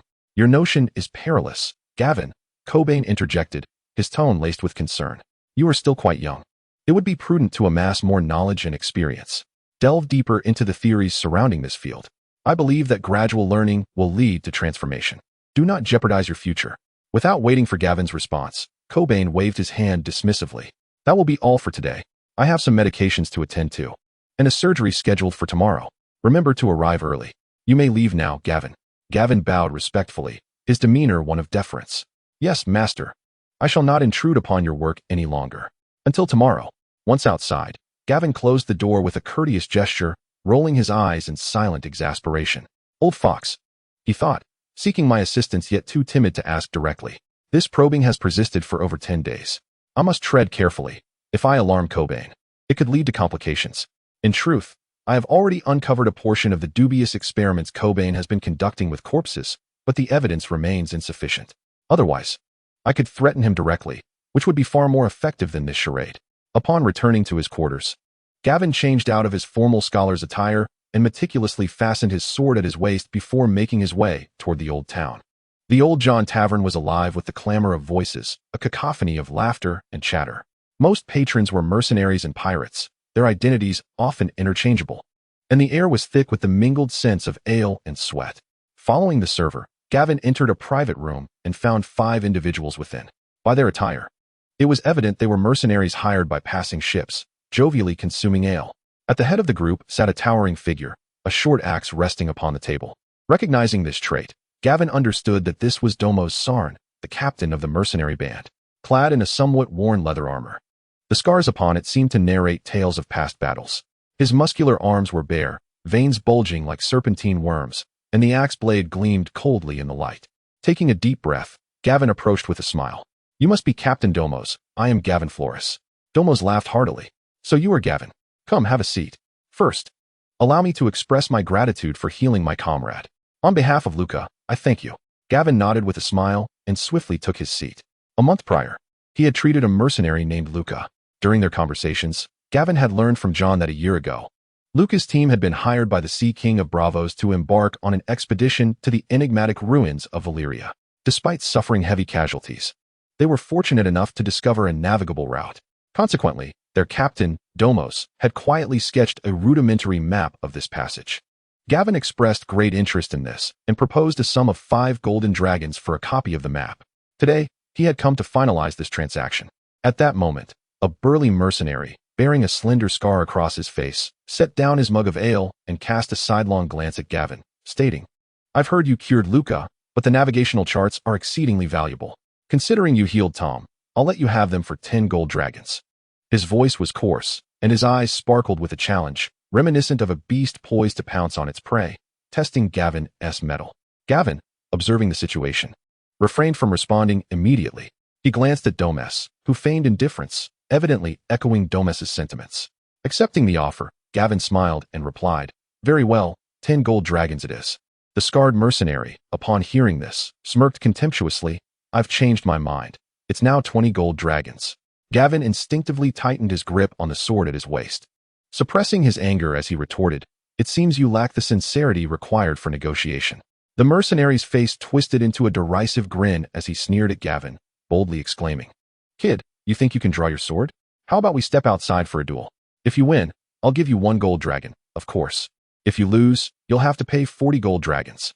Gavin, unimpressed, replied, No need to go outside. We can settle it right here. I'll allow you the first strike. Feeling insulted, the mercenary swiftly unsheathed his sword, charging at Gavin with a roar. Yet, in a flash, Gavin's blade proved swifter. With a resounding clang, he knocked the mercenary's sword aside. The mercenary, caught off guard, felt a sharp sting as a crimson line appeared on the back of his hand. In the blink of an eye, Gavin's sword was poised at his throat before he could comprehend the turn of events. The room fell silent, the other mercenaries wide-eyed in disbelief.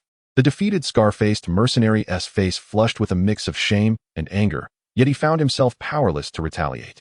Gavin offered a slight smile, tossed a gold dragon onto the table, and slowly sheathed his sword, saying, I concede. The mercenary, gritting his teeth, admitted, I underestimated you. Your swordsmanship is impressive. At this moment, Domos burst into hearty laughter, attempting to lighten the mood. See? I told you this lad has some skills. The others joined in the laughter, and the atmosphere grew lively once more. As night fell, having just completed the navigational chart, Gavin chose to stay at the tavern. The academic city enforced strict regulations. A junior scholar returning too late would surely attract the attention of the gatekeeper, leading to unnecessary complications. Thus, spending the night at the tavern was undoubtedly a prudent choice. Earlier, he had successfully exchanged a gold dragon for ownership of the navigational chart just before nightfall.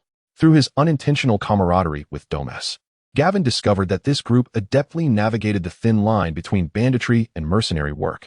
He also took the opportunity to inquire about the Valyria ruins and the Smoke Sea, unexpectedly gaining insights into the divisions of pirate factions over the Narrow Sea, the turmoil among the 9 major trading city-states, and intriguing anecdotes from the Essos continent. Chapter 13. Blood Sorcery. It has come to my attention that the exiled siblings of House Targaryen, now wandering in Bravos, have garnered some interest. Their protector, Willem Daery, has met his demise, leaving them vulnerable to the machinations of certain nobles who have placed bounties on the head of the exiled Princess Daenerys. However, their ostensible status as guests of the Sea Lord of Bravos has deterred any overt attempts to capture her. It is inevitable that encounters will occur in the future. Gavin is also devising strategies to procure the dragon eggs that rightfully belong to Daenerys, although it remains uncertain whether they have already found their way into Illyrio's possession. Lying on the somewhat austere and rigid bed in the tavern room, Gavin's thoughts were a tumultuous whirlpool. He pondered whether altering the narrative would enable the Night King, devoid of dragons, to breach the wall. His most significant advantage lay in his foreknowledge of the unfolding events. Any attempt to alter the course of the story must be approached with utmost caution. His mind drifted to the forthcoming tournament, a rare opportunity to showcase his prowess and potentially amass significant wealth. Regrettably, the tournament is unlikely to elevate his status, as the nobility of Westeros has meticulously barricaded the pathways to class ascension, ever wary of commoners and bastards. While some bastards might gain recognition and assistance from their families to become knights, only a minuscule fraction might attain the title of lord, with many considered family disgrace and wholly disregarded. Gavin's situation, however, was relatively favorable.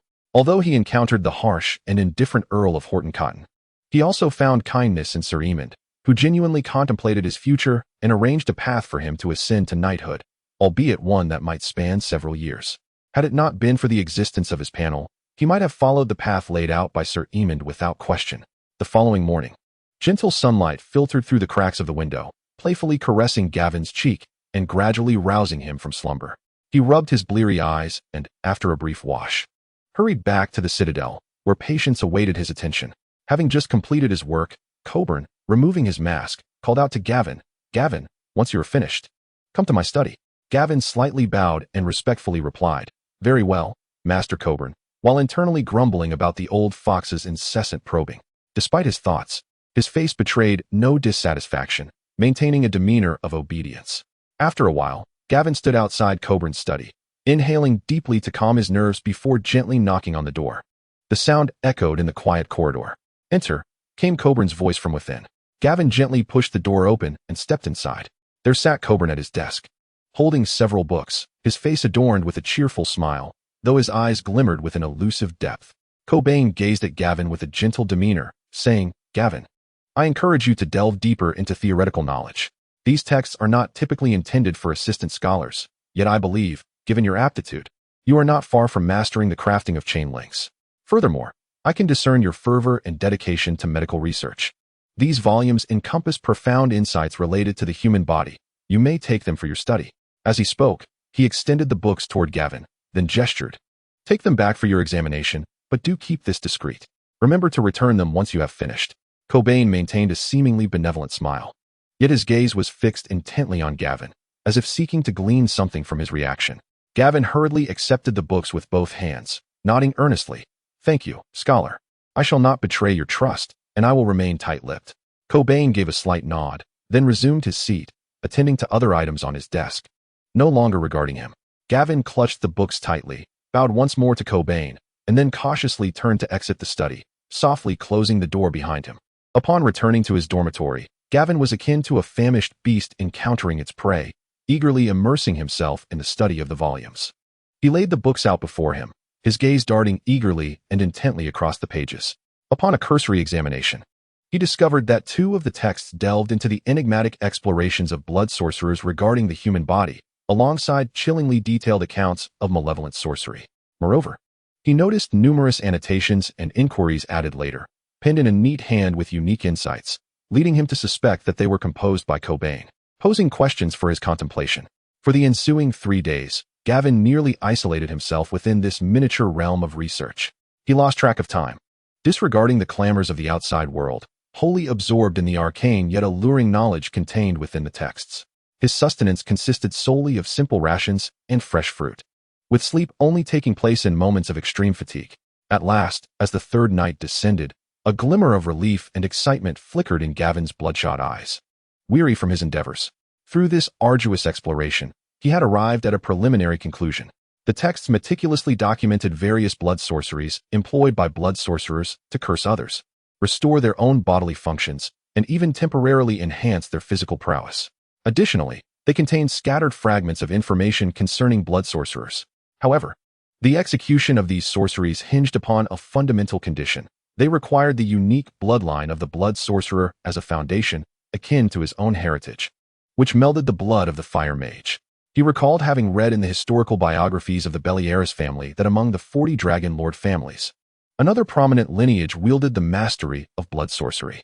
Their bloodline, preserved through generations, retained the special abilities of the blood sorcerers. This lineage of ability bears a striking resemblance to the heritage of the Beleris family, particularly in the realm of fire sorcery, reliant as it is on blood ties. However, its potential is infused with a more sinister, malevolent, and unpredictable nature. Upon meticulous reflection of the historical accounts chronicled within the Beleris family annals, it becomes evident that among the esteemed families of the 40 Dragonlord clans, aside from their capacity to command dragons, they also possess the ability to wield other extraordinary powers over an extended duration. It is precisely through these abilities that these elevated families have successfully subjugated the majority of the Dragonlord clans. Chapter 14. The Blood Sorcerer's Puppet Ritual. Amidst the intricate and chaotic knowledge of blood sorcery, there exists a singular ritual known as the Blood Sorcerer's Puppet, which can be executed without the constraints of the sorcerer's lineage. Based on the effects delineated in the texts, Gavin surmises that this may indeed be the method later employed by Cobain to resurrect the Demon Mountain. According to the manuscript, the initial step requires the acquisition of a fresh corpse, one that is intact, with minimal damage to its muscles and bones. Subsequently, a series of mystical and intricate runes must be meticulously inscribed upon the skin of the corpse using specially crafted materials. These runes are imbued with arcane power, capable of channeling subsequent energies. Next, unique potions must be introduced, carefully injected into various parts of the corpse to ensure an even distribution, thereby altering the internal environment of the body. Following this, the most pivotal moment arrives. The infusion of blood and potion, rich in magical essence, must be administered slowly and steadily into the corpse's veins, gradually replacing the original blood. This process demands rigorous precision regarding the speed, quantity, and location of each drop of blood. Even the slightest miscalculation could result in the ritual's failure. Nevertheless, this sorcery, as recorded by blood sorcerers, is not particularly formidable. It is predominantly utilized by them to create their own servants. The strength and capabilities of the puppet are contingent upon its state during life, and without regular infusions of magical energy, the puppet struggles to sustain itself. The ritual is exceedingly intricate, with the most critical aspect being the need to inject blood infused with magic and a special potion into the corpse, thereby replacing its own blood. This step necessitates extreme precision and caution. Even the minutest deviation could lead to failure, a task that may be effortless for a blood sorcerer but presents a formidable challenge for others. Suddenly, Gavin's interest is piqued. Clearly, Cobain succeeded in overcoming these challenges in the future. After all, he is inclined to believe that Cobain himself did not wield magical power, but rather injected blood imbued with magic, ideally sourced from the master controlling the puppet. Thus, once the blood sorcerer's puppet is revived, it would exhibit unwavering loyalty to its master, obediently following commands and entirely relinquishing its sense of self. In this light, it becomes apparent that Cobain's transformation of the Demon Mountain did not meet the requirements of the blood sorcerer's puppet. For in that final moment, the Demon Mountain, burdened by an uncontrollable obsession, chose to defy its commands. Gavin gazed intently at the array of materials and the list of potions laid out for the ritual, his eyes slowly traversing the densely packed lines of text. A slight frown creased his brow, for among the numerous items, he could discern only a fraction of them. Yet, even those familiar materials and potions exuded an aura of rare and exquisite value. The herbs, some of which thrived only on remote cliffs or in the depths of ancient, mysterious forests, and the peculiar minerals, required immense labor and time to unearth from the bowels of the earth. Fortunately, if one were willing to spend, they were not beyond reach. Drawing upon his past experiences and knowledge, Gavin's apprehension grew with each thought. He slowly shook his head, contemplating privately that the cost of crafting a blood puppet was unlikely to fall below 1,000 gold dragons, a staggering sum indeed. He clicked his tongue, brow furrowed, as images of the yet-to-be-received tournament prize danced in his mind. Even if that reward were to arrive as promised and find its way into his pockets, after careful calculations, it seemed he could barely manage to create 4 blood puppets. With this realization, he couldn't help but exhale a long sigh. Filled with a sense of helplessness and reflection, earning money remains my foremost challenge, and in the future, it is likely to persist as a formidable issue. Fortunately, if his suspicions were accurate, the enigmatic panel ability could significantly enhance the strength of the flesh puppets, liberating them entirely from the constraints and influences of their former lives.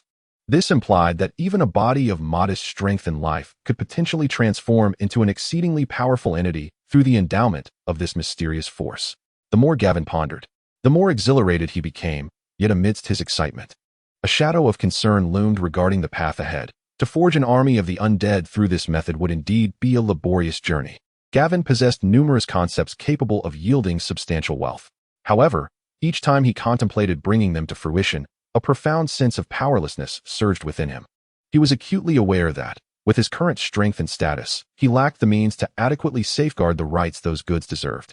Once these products revealed their immense profit potential, they would inevitably attract a host of greedy wolves vying to devour them like tender meat.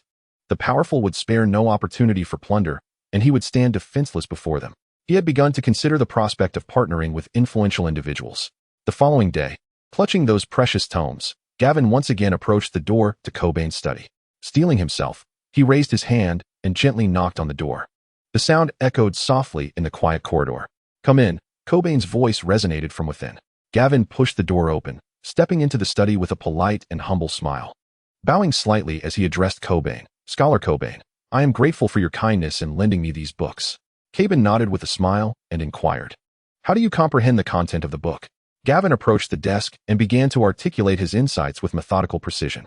The two engaged in a profound discussion on various issues presented in the text, the atmosphere charged with fervor and concentration. Through insights that transcended the confines of this world, coupled with a magical sense of understanding, Gavin's thoughts and ideas astonished Cobain, undoubtedly addressing a dilemma that had long plagued him. After an extensive exchange, Gavin leaned forward slightly, his gaze imbued with a hint of anticipation and earnestness, and said to Cobain, "Scholar Cobain, this dialogue has been immensely enlightening for me. I sincerely hope that, through your esteemed position, I might have the opportunity to explore more similar tomes of magic, thereby broadening my horizons and knowledge. Would you allow this?" Gavin's hands unconsciously rubbed together, revealing his inner tension and eagerness. Cobain reclined in his chair, scrutinizing Gavin with a thoughtful gaze, his fingers lightly tapping the surface of the desk. After a moment of contemplation, he replied, "Gavin, this is no trivial matter. Most of those books are precious and secretive, accessible only to scholars.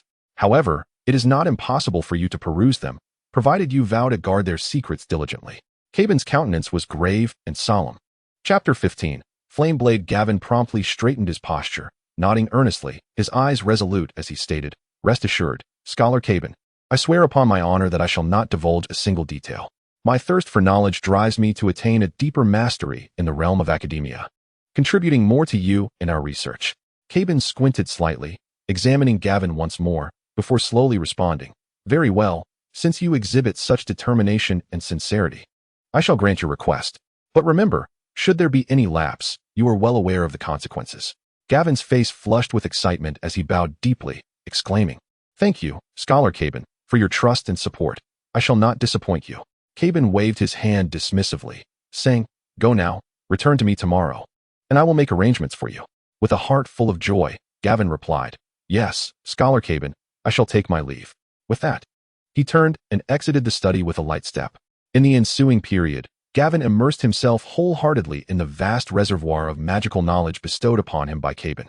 This knowledge spanned a wide array, encompassing fire sorcery, blood witchcraft, shadow binding, lunar chanting, and a multitude of other subjects, albeit most of it was significantly fragmented, with some entries containing only rudimentary introductions. Nevertheless, Gavin was like a famished fledgling, fervently absorbing the sustenance of knowledge.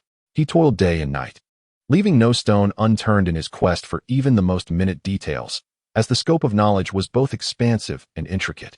Among these tomes, Gavin was thrilled to discover a particular spell-casting ability of the fire sorcerer, which he fortuitously gained recognition from the panel. In those rare and invaluable volumes dedicated to fire sorcery, Gavin beheld several awe-inspiring spells, one of which, named Inferno Demon, captivated his imagination profoundly.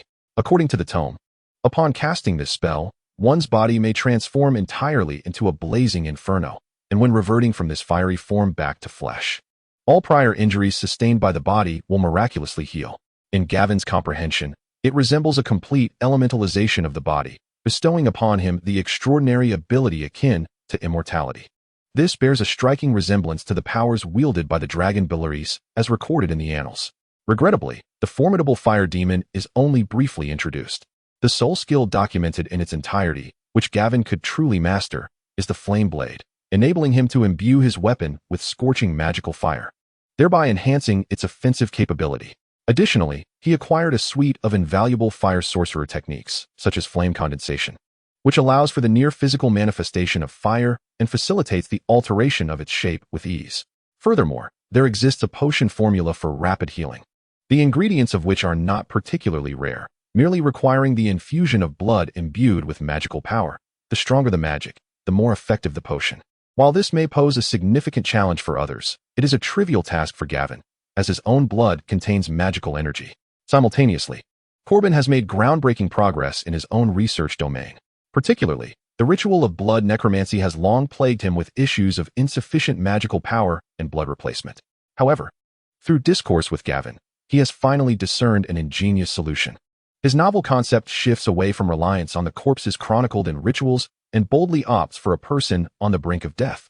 This individual's life state teeters delicately between life and death, allowing them to absorb the deathly magic that can only be inscribed upon a corpse in the fleeting moment of life's departure, while simultaneously utilizing the natural flow of blood within them to facilitate the exchange of special blood through a pipette device invented by Gavin.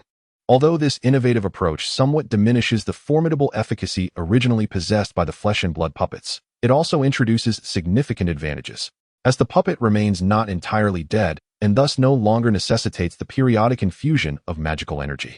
Gavin communicated to Corbin that his insights were inferred from the original narrative concerning Corbin's method of resurrecting the Demon Mountain. At that time, the Demon Mountain was also not entirely dead, yet was afflicted by the venom of the Red Viper, bringing it to the brink of death. Corbin successfully resurrected it through this unique method. Cautiously, Corbin chose not to disclose his thoughts to Gavin, intending to experiment after a period when Gavin departs, with both parties maintaining an unspoken understanding that their exchanges were merely explorations within the realm of academia. Time, ever fleeting, whisked by as Gavin, engrossed in his research, received word of a martial arts tournament. The High Court had formally announced that a tournament would be held in the early days of the following month in the Riverbend region, not only to showcase the prowess of the Knights of Riverbend, but also to celebrate the 13th naming day of Duchess M.S.'s daughter, Marguerite. Gavin was compelled to pause his scholarly pursuits.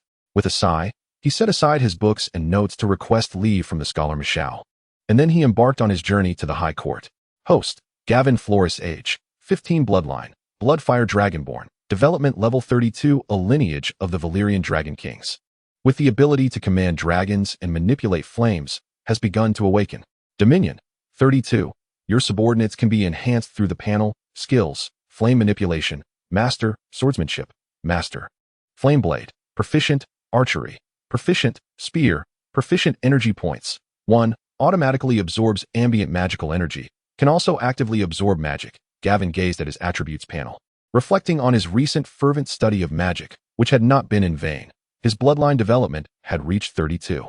Moreover, his mastery of various fire manipulation techniques had elevated his flame control to the level of a master.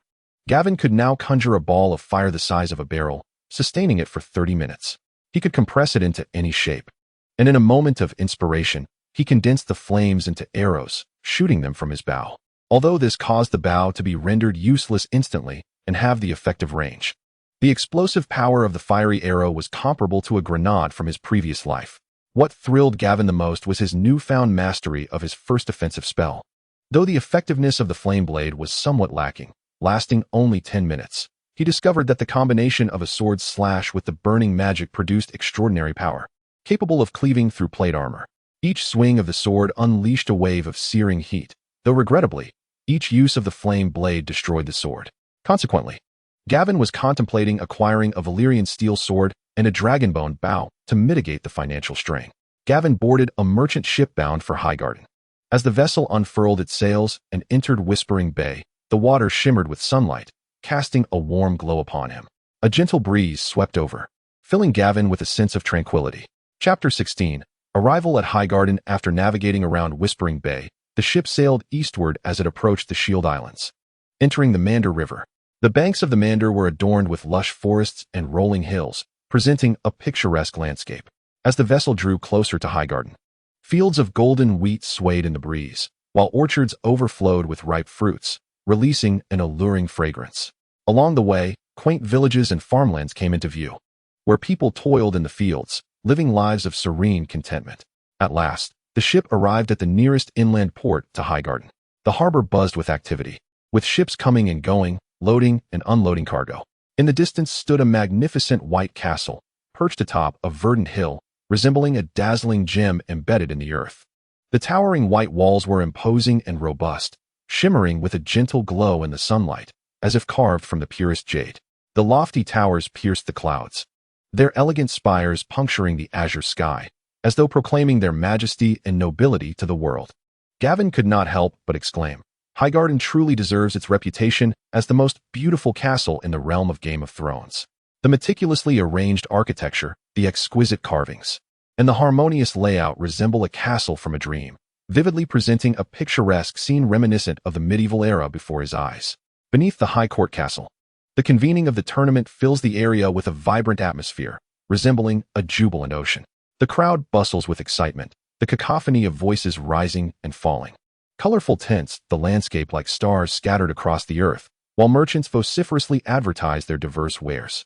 With the fragrant spices and the enticing aroma of roasted meats intertwining in the air, acrobats leap and somersault through the air, drawing rounds of applause, while minstrels strum their harps and sing ancient tales of heroism. Children weave through the throng, their laughter ringing out like the chime of silver bells. Gavin struggled through the lively encampment, only to discover that there were no lodgings available within the city. With no other option, he resolved to seek an open space in the wilderness to rent a tent and establish a camp. The campsite buzzed with activity, alive with the sounds of commerce and laughter. Suddenly, Gavin's gaze was captured by a flag fluttering in the wind from afar. It was a quadrant's banner bearing the noble crest, with a silver chalice gleaming against a black background in the upper left and lower right sections.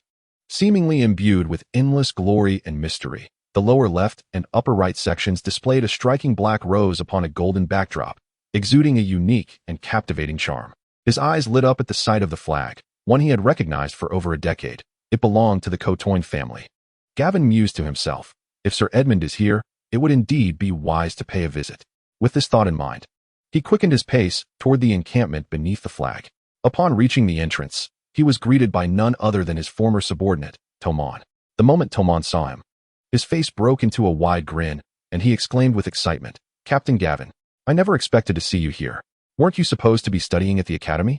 Gavin smiled slightly, responding with a light-hearted jest. The academy doesn't prohibit an assistant bachelor from participating in tournaments, does it? Tomon chuckled, scratching his head with a familiar warmth and familiarity.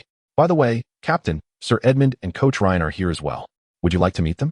A glimmer of anticipation flickered in Gavin's eyes, and he replied without hesitation, that is precisely why I am here. Quickly, tell me, in which tent are they? Tomon promptly pointed in a direction, saying, just over there. Captain, you can go in by yourself. I still have to keep watch. Gavin nodded in gratitude and affectionately patted Tomon's shoulder before striding confidently into the camp.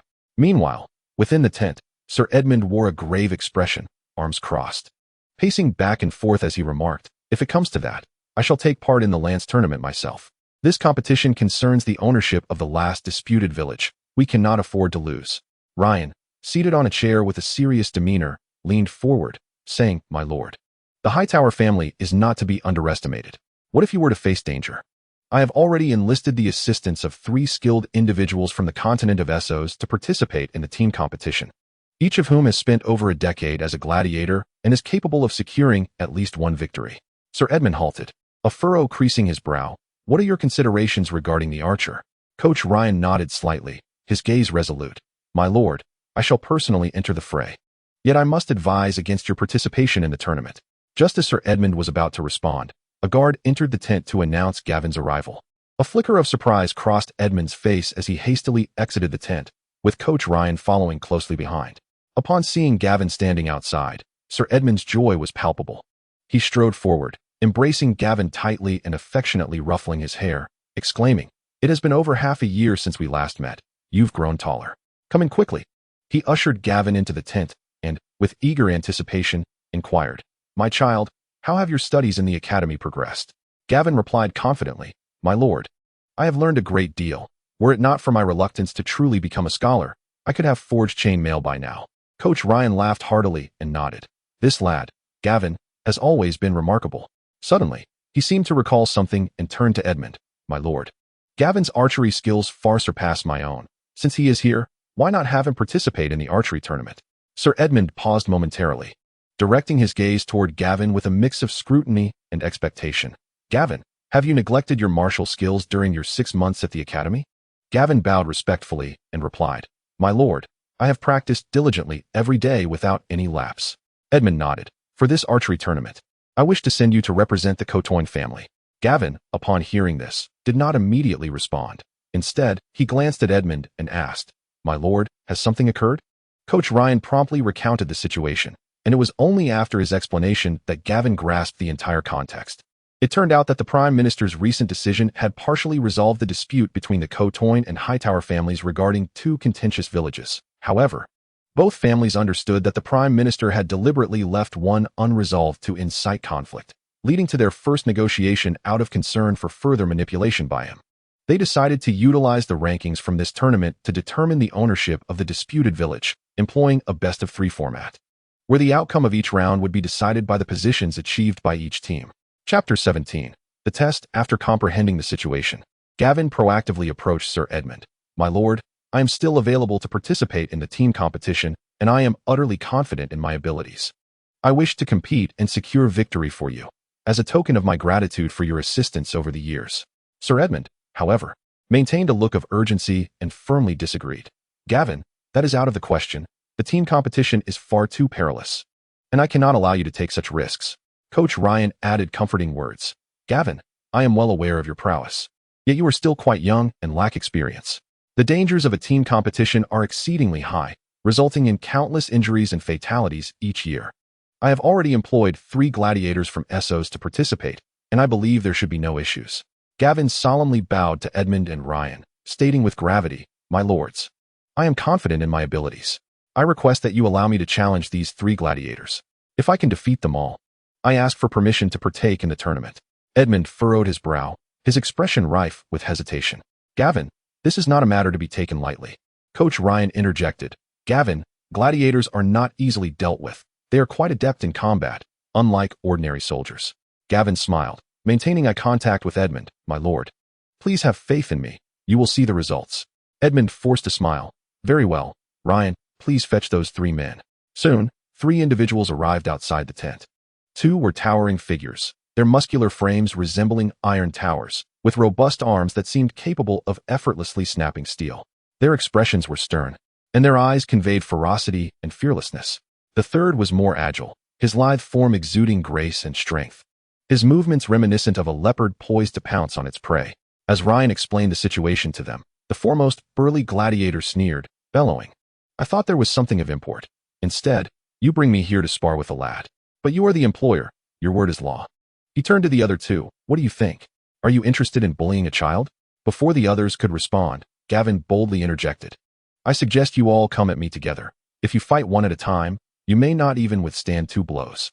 His words were laced with composure, and his eyes sparkled with confidence. The lead gladiator, hearing Gavin's taunt, grinned menacingly. "It seems you are quite confident, boy." Gavin merely smiled, his demeanor still relaxed. "I recommend you 3 make the first move." At this, the 3 gladiators erupted in fury, for no one had ever underestimated them so brazenly. Gavin's words were a clear affront to their pride. The agile gladiator swiftly drew his curved blade, launching himself at Gavin like a tempest. Gavin deftly sidestepped the fierce strike with ease.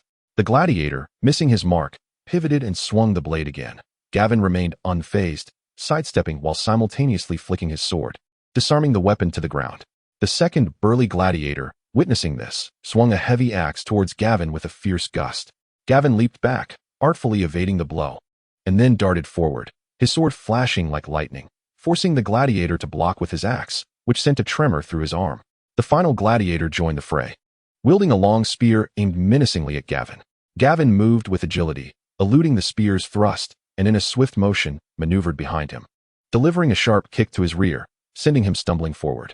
As Gavin seized the opportune moment, his sword traced several elegant arcs through the air. Amidst the interwoven shadows of the blade, 3 gladiators fell to the ground, their weapons scattered around them. Gavin sheathed his sword with an air of composure, as if this skirmish were merely a leisurely rehearsal. The soldiers gathered within the camp, most of whom were familiar with Gavin, erupted in cheers, applauding his remarkable prowess. Eamon and Ryan, who stood nearby, were equally astonished, never having anticipated the depth of Gavin's strength. Coach Ryan offered a wry smile and remarked, "Gavin, it appears you were holding back during our training sessions." Suddenly, Eamon, who had been contemplating the implications of Gavin's abilities, interjected with a serious expression, "Gavin, what is your skill level with the lance?" Gavin bowed respectfully and replied, "My lord, my proficiency with the lance is somewhat inferior to my swordsmanship." "Are you suggesting I participate in the lance tournament?" He quickly added, "However, as far as I am aware, I am not eligible to register for the tournament." Eamon laughed heartily, clapping Gavin on the shoulder. "These matters are trivial. Generally, only knights and the offspring of nobility may enter the lance tournament. But if you represent the nobility, you can bypass this restriction." This news undoubtedly thrilled Gavin, his eyes sparkling with excitement. He had long coveted the prize of 5,000 gold dragons, and many knights had been honored through participation in the tournament. His voice quivered with eagerness as he implored, "My lord, please allow me to compete in the lance tournament." Eamon, laughing jovially, readily agreed. He then raised his voice, commanding those around him, "Let it be known. I shall host a banquet in the camp to celebrate my nephew Gavin's return from the academy." At this declaration, astonishment swept over the crowd, for it was evidently Eamon's first public acknowledgement of Gavin as his nephew. Within the grand tent of the Kodoan family, a small banquet commenced. Eamon embraced Gavin, a radiant smile illuminating his face. Several nobles, who shared a close rapport with Eamon, joined in, engaging in light-hearted conversation within the tent. At that moment, a guard at the entrance announced loudly, "Lord Velis Tiller of the Tiller family has arrived." Velis Tiller was seen being wheeled in, and Eamon promptly took Gavin by the arm, affectionately pulling him close. "Come, let me introduce you to my friend, the future Duke of Tiller, the eldest son of Duke Mace, and the heir to the Tiller family." Despite his disability, Velis Tiller emanated an air of noble elegance, a gentle smile gracing his face as he acknowledged the gathering with nods. Eamon enthusiastically approached him, enveloping him in a warm embrace, their joy at reuniting palpable. Subsequently, Eamon brought Gavin before Velis, facilitating their introduction. Chapter 18 Unexpected Champion. Gavin politely bowed to Velis, stating, "It is a pleasure to meet you, Lord Velis Tiller. My name is Gavin Florent." Velas responded with a smile, "I had heard of you from Edmund before, but I did not expect you to be so young yet so exceptional in swordsmanship." With that, the 3 of them made their way into the banquet. At the gathering, Gavin and Velas sat side by side. Initially, Velas engaged in conversation with Gavin out of courtesy, but as their dialogue deepened, their exchange grew increasingly lively. Velas was astonished to discover that, despite Gavin's youth, he spoke with remarkable maturity and composure. Whether analyzing the current situation or delving into the intricacies of human nature, Gavin consistently offered novel and insightful perspectives, as if his mind housed a treasury of wisdom. Particularly when discussing territorial development, his proposed solutions were both pragmatic and forward-thinking. Velas gazed at Gavin, his eyes brimming with admiration and awe. Gavin's clear logic and unique insights left Velas utterly captivated. Each of Gavin's points was articulated with clarity and supported by sound reasoning, lending his words an almost intangible charm that drew one in irresistibly. Velas silently mused, "This individual is truly a rare talent. If he could be brought into the Tillier family, he would undoubtedly provide formidable support. Alas, he is a bastardy." His thoughts raced as he contemplated how to persuade Edmund to facilitate this acquisition. The banquet soon drew to a close. As they prepared to leave, Velas extended an invitation to Edmund and Gavin, saying, "After the archery and team competitions, the castle will host a banquet to celebrate my sister's 13th naming day. Edmund, do remember to bring Gavin along." Edmund replied with a smile. Within the spacious, private tent, Gavin was meticulously polishing his equipment, for Sir Edmund had specially prepared a finely crafted hard bow for him. At that moment, Tomon gently lifted the tent flap and entered. "Captain, I have inquired about the odds," Tomon announced.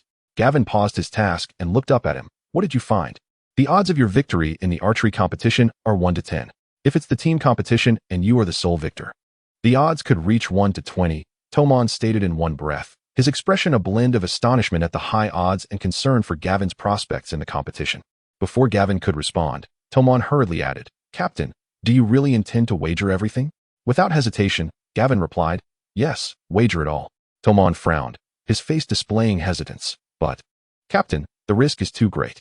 "What if?" Gavin interrupted him. "There are no what-ifs. Risk and opportunity coexist. I have confidence." Observing Gavin's resolute demeanor, Tomon bit his lip. "Very well, Captain, I will defer to your judgment. Moreover, the brothers are also willing to stake their entire fortunes to support you." Gavin patted Tomon on the shoulder. "Rest assured, I will not disappoint you." Tomon nodded and turned to arrange the betting, while Gavin continued to prepare his equipment. His eyes filled with confidence. This participation in the competition for the family, regardless of the outcome, bore its own inherent dangers. Sir Edmund generously bestowed upon Gavin 1,000 gold dragons as a reward for his valor in battle on behalf of the family. Hearing of the betting, Gavin promptly instructed Tomon to inquire further and wagered all his money on himself, hoping to significantly multiply his fortune. At this moment, Gavin was thoroughly prepared, awaiting the instant of the contest that would escalate his wealth. Before the high court lay an expansive clearing, bathed in sunlight that painted the ground in golden hues. This was the venue for the archery tournament. Beneath the castle, a grandstand had been erected, towering like a majestic mountain. Upon it, nobles adorned in splendid attire engaged in elegant conversations or keenly observed the unfolding events below. The rules of the contest were clear and unequivocal. Contestants were to first target a bullseye positioned 100 paces away, each granted 5 shots.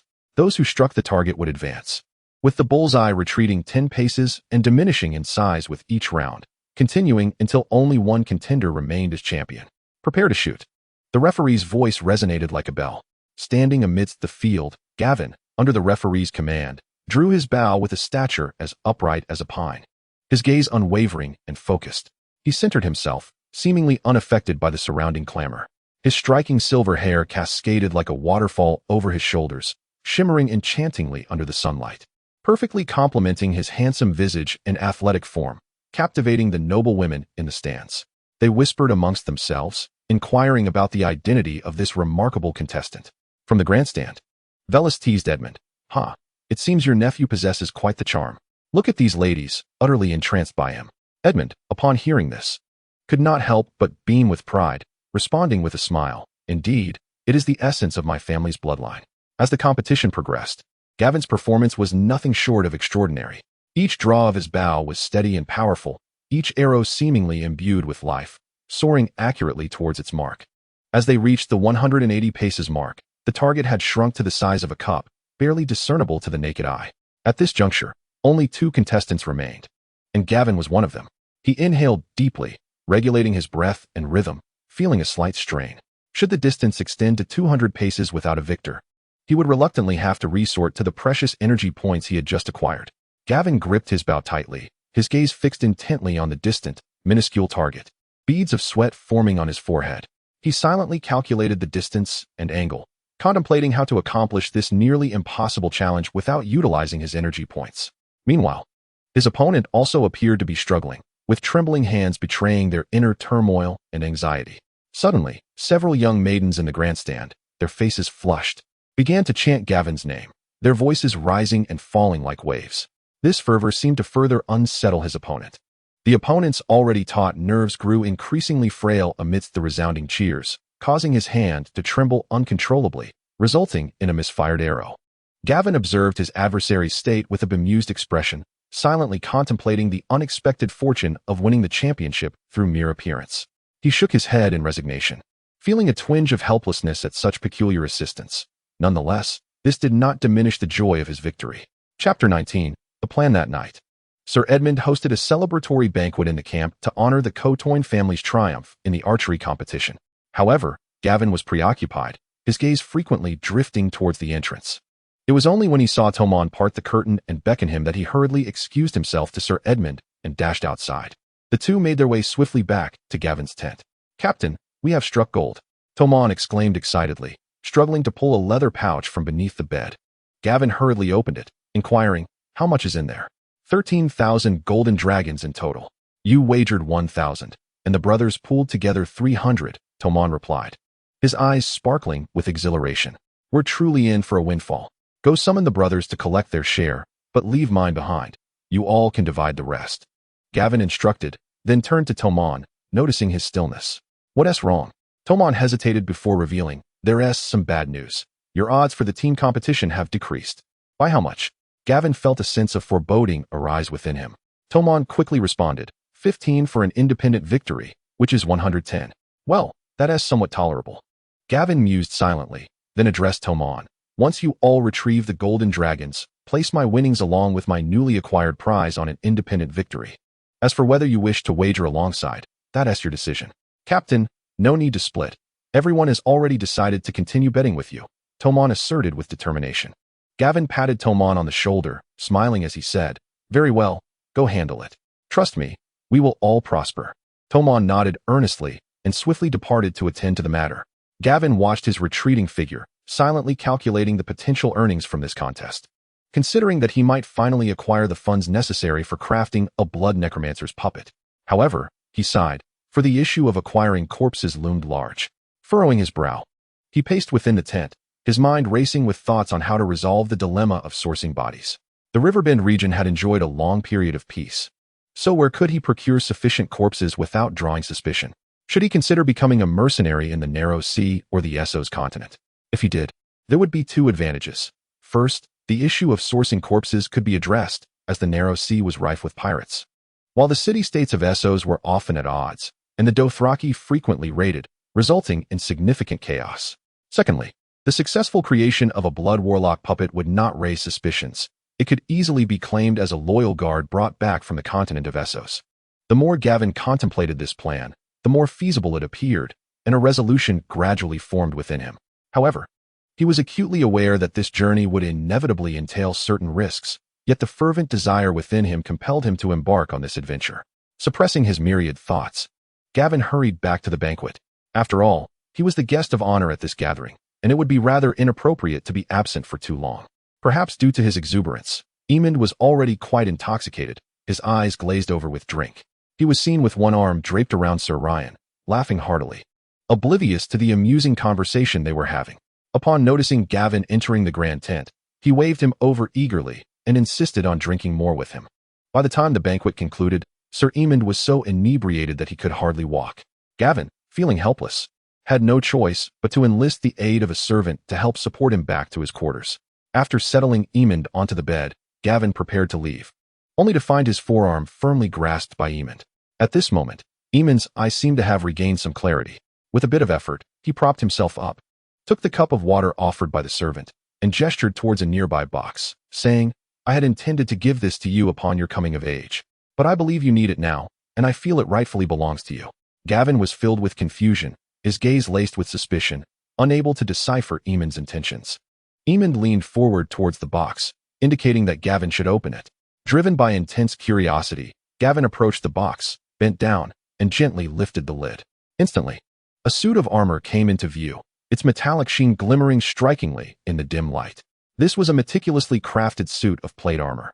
Each smooth piece engraved with intricate patterns, the connections between the plates seamless, showcasing the artisan's remarkable skill. Accompanying it was a sword, long and straight, with a hilt adorned with a brilliant red gemstone that sparkled dazzlingly, its blade sharp enough to slice hair, emanating an aura that sent chills down the spine. Gavin was deeply captivated by the equipment before him, his eyes brimming with astonishment. "This was forged for your father on the occasion of his coming of age. It now belongs to you," Edmund said, slowly rising to stand behind Gavin. Gavin closed the box and exclaimed, "My lord, this is far too precious." Edmund chuckled and waved his hand dismissively, saying, "Take it with you. I merely hope it will protect you well in the future. Now, I must rest, dear child." And he lay back down on the bed. With the help of Tomon, Gavin donned the entire suit of armor. The craftsmanship was exquisite and remarkably practical, complete with a hook specifically designed to hold a lance, clearly indicating its considerable expense.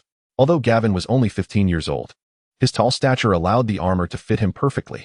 Gazing at his reflection in the mirror, a warm feeling surged within him. Sir Edmund, in Gavin's heart, shines like a warm beacon. Apart from his mother, Sir Edmund is the kindest person in the world to him. His status as a bastard has never been a reason for Sir Edmund to disdain him. On the contrary, Sir Edmund has showered him with affection, nurturing him with unwavering dedication. This profound bond has enveloped Gavin in endless warmth amidst the chaos of the world. Time swiftly passed to the commencement of the team competition. Once again in the open space before the castle, the Tyrell family had encircled a circular area with a diameter of 500 meters, standing less than a meter high, dotted with over 20 exits, allowing any participant wishing to withdraw to do so with ease. According to the rules of the team competition, a team could not exceed 5 members. Coach Ryan had intended to send another veteran to join them, but Gavin declined. Gavin raised his spear, leading 3 hired gladiators into the arena, his spear adorned with the banner of the Cadwyn family. In no time, the venue was filled with over 200 individuals, all clad in sturdy armor, weapons in hand, huddled closely with their comrades. Chapter 20. Team competition. Gavin surveyed the surroundings and quickly noticed the opposing Hightower family. The standard bearer was a tall soldier, flanked by 4 individuals who subtly protected him in the center, all clad in fine plate armor. Sensing something, the standard bearer turned his gaze toward Gavin's team. Their eyes met through the crowd, igniting an invisible spark in the air. The referee, mounted on horseback, slowly approached the center of the arena, loudly announcing the rules. However, the crowd paid little attention, their nerves taut to the extreme, the heavy atmosphere almost stifling. Tension permeated every inch of the air. Soon after, the referee departed, and as he receded, the oppressive tension thickened, resembling an invisible net binding everyone tightly. At the moment he completely exited the arena, a horn sounded, signaling the official start of the competition, instantly igniting the impending conflict. Several closely allied families cautiously began to converge, attempting to consolidate their strength for self-preservation and to eliminate other opponents in this fierce contest. Witnessing this, the weaker teams understood all too well that they must thwart the opposing alliance's scheme. Without hesitation, they launched their attacks. Teams positioned at a distance also rushed towards what they perceived as vulnerable opponents. Suddenly, a team to Gavin's left struck first. A fierce warrior brandished a spear, lunging at Gavin like a venomous snake emerging from its lair. The spear cut through the air with a menacing whistle, clearly intent on delivering a lethal blow to Gavin. However, before the 3 gladiators could react to this sudden assault, Gavin had already responded with astonishing speed. He appeared like a flicker of lightning, his spear soaring through the air with the precision and force of a mighty dragon emerging from the depths of the ocean, effortlessly sending the opponent's helmet flying.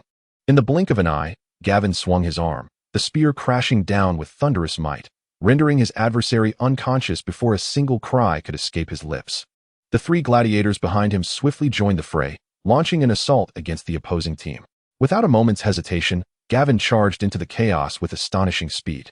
His movements were a blur, the spear thrusting, sweeping, and cleaving with an overwhelming force. In mere moments, his foes were dispatched with ruthless efficiency. Those who fell to the ground writhed in pain or fainted, leaving a scene of utter disarray. Nearby teams, witnessing Gavin's prowess, recoiled in shock, hastily retreating from his vicinity, fearing they would become his next targets. The melee erupted into absolute chaos, the air filled with cries of battle and the cacophony of clashing weapons. A deafening symphony of violence. Noticing the absence of challengers, Gavin and his allies opted to bide their time, standing quietly aside as they assessed the unfolding situation. The Hightower family had not engaged other teams, but instead formed a defensive formation, bolstered by numerous allies. Behind, to the left, and to the right, teams stood in solidarity, maintaining a safe distance yet effectively shielding one another from surprise attacks, creating a formidable defensive stance. Gradually, the battlefield settled into a stalemate, with 4 or 5 similar teams coalescing like the Hightowers. Among them was a particularly formidable team brandishing a hunter's banner, having single-handedly vanquished 2 other teams. Now bolstered by 2 allied squads totaling 13 members, instilling fear that kept others at bay. They were now less than 30 meters from Gavin's position. Upon noticing Gavin standing idly by, this team showed no hesitation. They charged towards him and his companions as if they had spotted fresh prey. In response, Gavin and his allies met their advance without hesitation. Both sides quickened their pace, their eyes gleaming with ferocity, as an intense confrontation loomed. In the grandstand, a multitude of nobles observed the spectacle. Beneath the hunter's banner, Landel Tully glanced at his eldest son, Sam, who appeared pale and trembled uncontrollably, clearly shaken by the gruesome scene before him. His round, pudgy face was etched with fear, the flesh quivering slightly, and his stout arms shook incessantly. Observing this, Landel Tully scolded him with ire. "You worthless wretch! Do not bring your cowardly demeanor here, tarnishing our family's honor." With that, he turned his gaze to his younger son, Deacon, whose eyes were fixed intently on the battlefield, devoid of any trace of fear. A wave of frustration washed over Landel Tully as he sighed inwardly, lamenting. Why is Deacon not the eldest? Why are the seven gods so unjust, granting me such a timid heir? Subsequently, he patted Deacon's shoulder and pointed towards the hunter's banner, which was charging valiantly towards Gavin and the others, and said solemnly, "Deacon, that represents our family's motto. I am the vanguard. Remember, the honor of the Tully family lies in this. No matter the enemy we face, we must always lead the charge." Having utterly given up on the cowardice of his eldest son, he found solace in the presence of a capable younger son to nurture. Just as Count Tully was about to continue his exhortation, he was abruptly halted by Deacon's sudden exclamation. Lando immediately turned his gaze to the battlefield, where, against an enemy force that outnumbered them by more than double, Gavin and his companions had launched a countercharge, resulting in a swift collision between the two factions. Among them, a young lad, swift as a spectre, wielded a spear that penetrated deep into the enemy formation. The spear's tip darted like a venomous serpent, striking left and right. And in an instant, it disrupted the enemy's ranks. The opposing soldiers, flustered, found themselves utterly unable to withstand his onslaught. Without hesitation, the youth discarded his spear and drew a sword, which in his hands transformed into a harbinger of death. His swordsmanship was unparalleled, fierce as the wind, with every strike aimed precisely at vital points. He weaved through the throng, his blade rising and falling, blood splattering in his wake. Despite their desperate resistance, the enemy's techniques appeared clumsy and ineffectual against the lad's formidable skill. His sword flashed like lightning, repeatedly cleaving through foes, causing soldiers to collapse. Utterly incapable of countering the tempestuous assault, the remaining forces instinctively retreated, their morale utterly shattered. In mere moments, the once dauntless team that none dared approach lay defeated upon the ground. The youth's armor was smeared with blood, yet he showed no signs of fatigue. Instead, he exuded a chilling aura. The air was thick with the stench of blood, and the cacophony of battle seemed to diminish in that instant. Standing amidst the corpses, the youth resembled a deity of war, evoking reverence in all who beheld him. Chapter 21. The scheme of the little rose. Gavin inhaled deeply, as if attempting to draw the very blood and smoke of the battlefield into his lungs. He slowly turned his head to look at the three companions charging alongside him. Though they struggled to remain upright, their wounds were grievous, blood seeping continuously and staining their garments. One bore a ghastly wound to his abdomen, while the other two sported long gashes from blades. Gavin's gaze shifted back to the fray. In the aftermath of the initial chaos, fewer than 100 remained on the battlefield. What had once been a tumultuous arena now appeared considerably more desolate. Those still standing had roughly coalesced into several factions. One group, primarily composed of the Hyder family, had managed to maintain their strength and morale due to effective initial defenses, while the remaining factions had suffered varying degrees of casualties.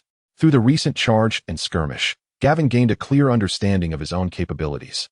Equipped with superior armor and masterful swordsmanship, he could easily contend with any faction present.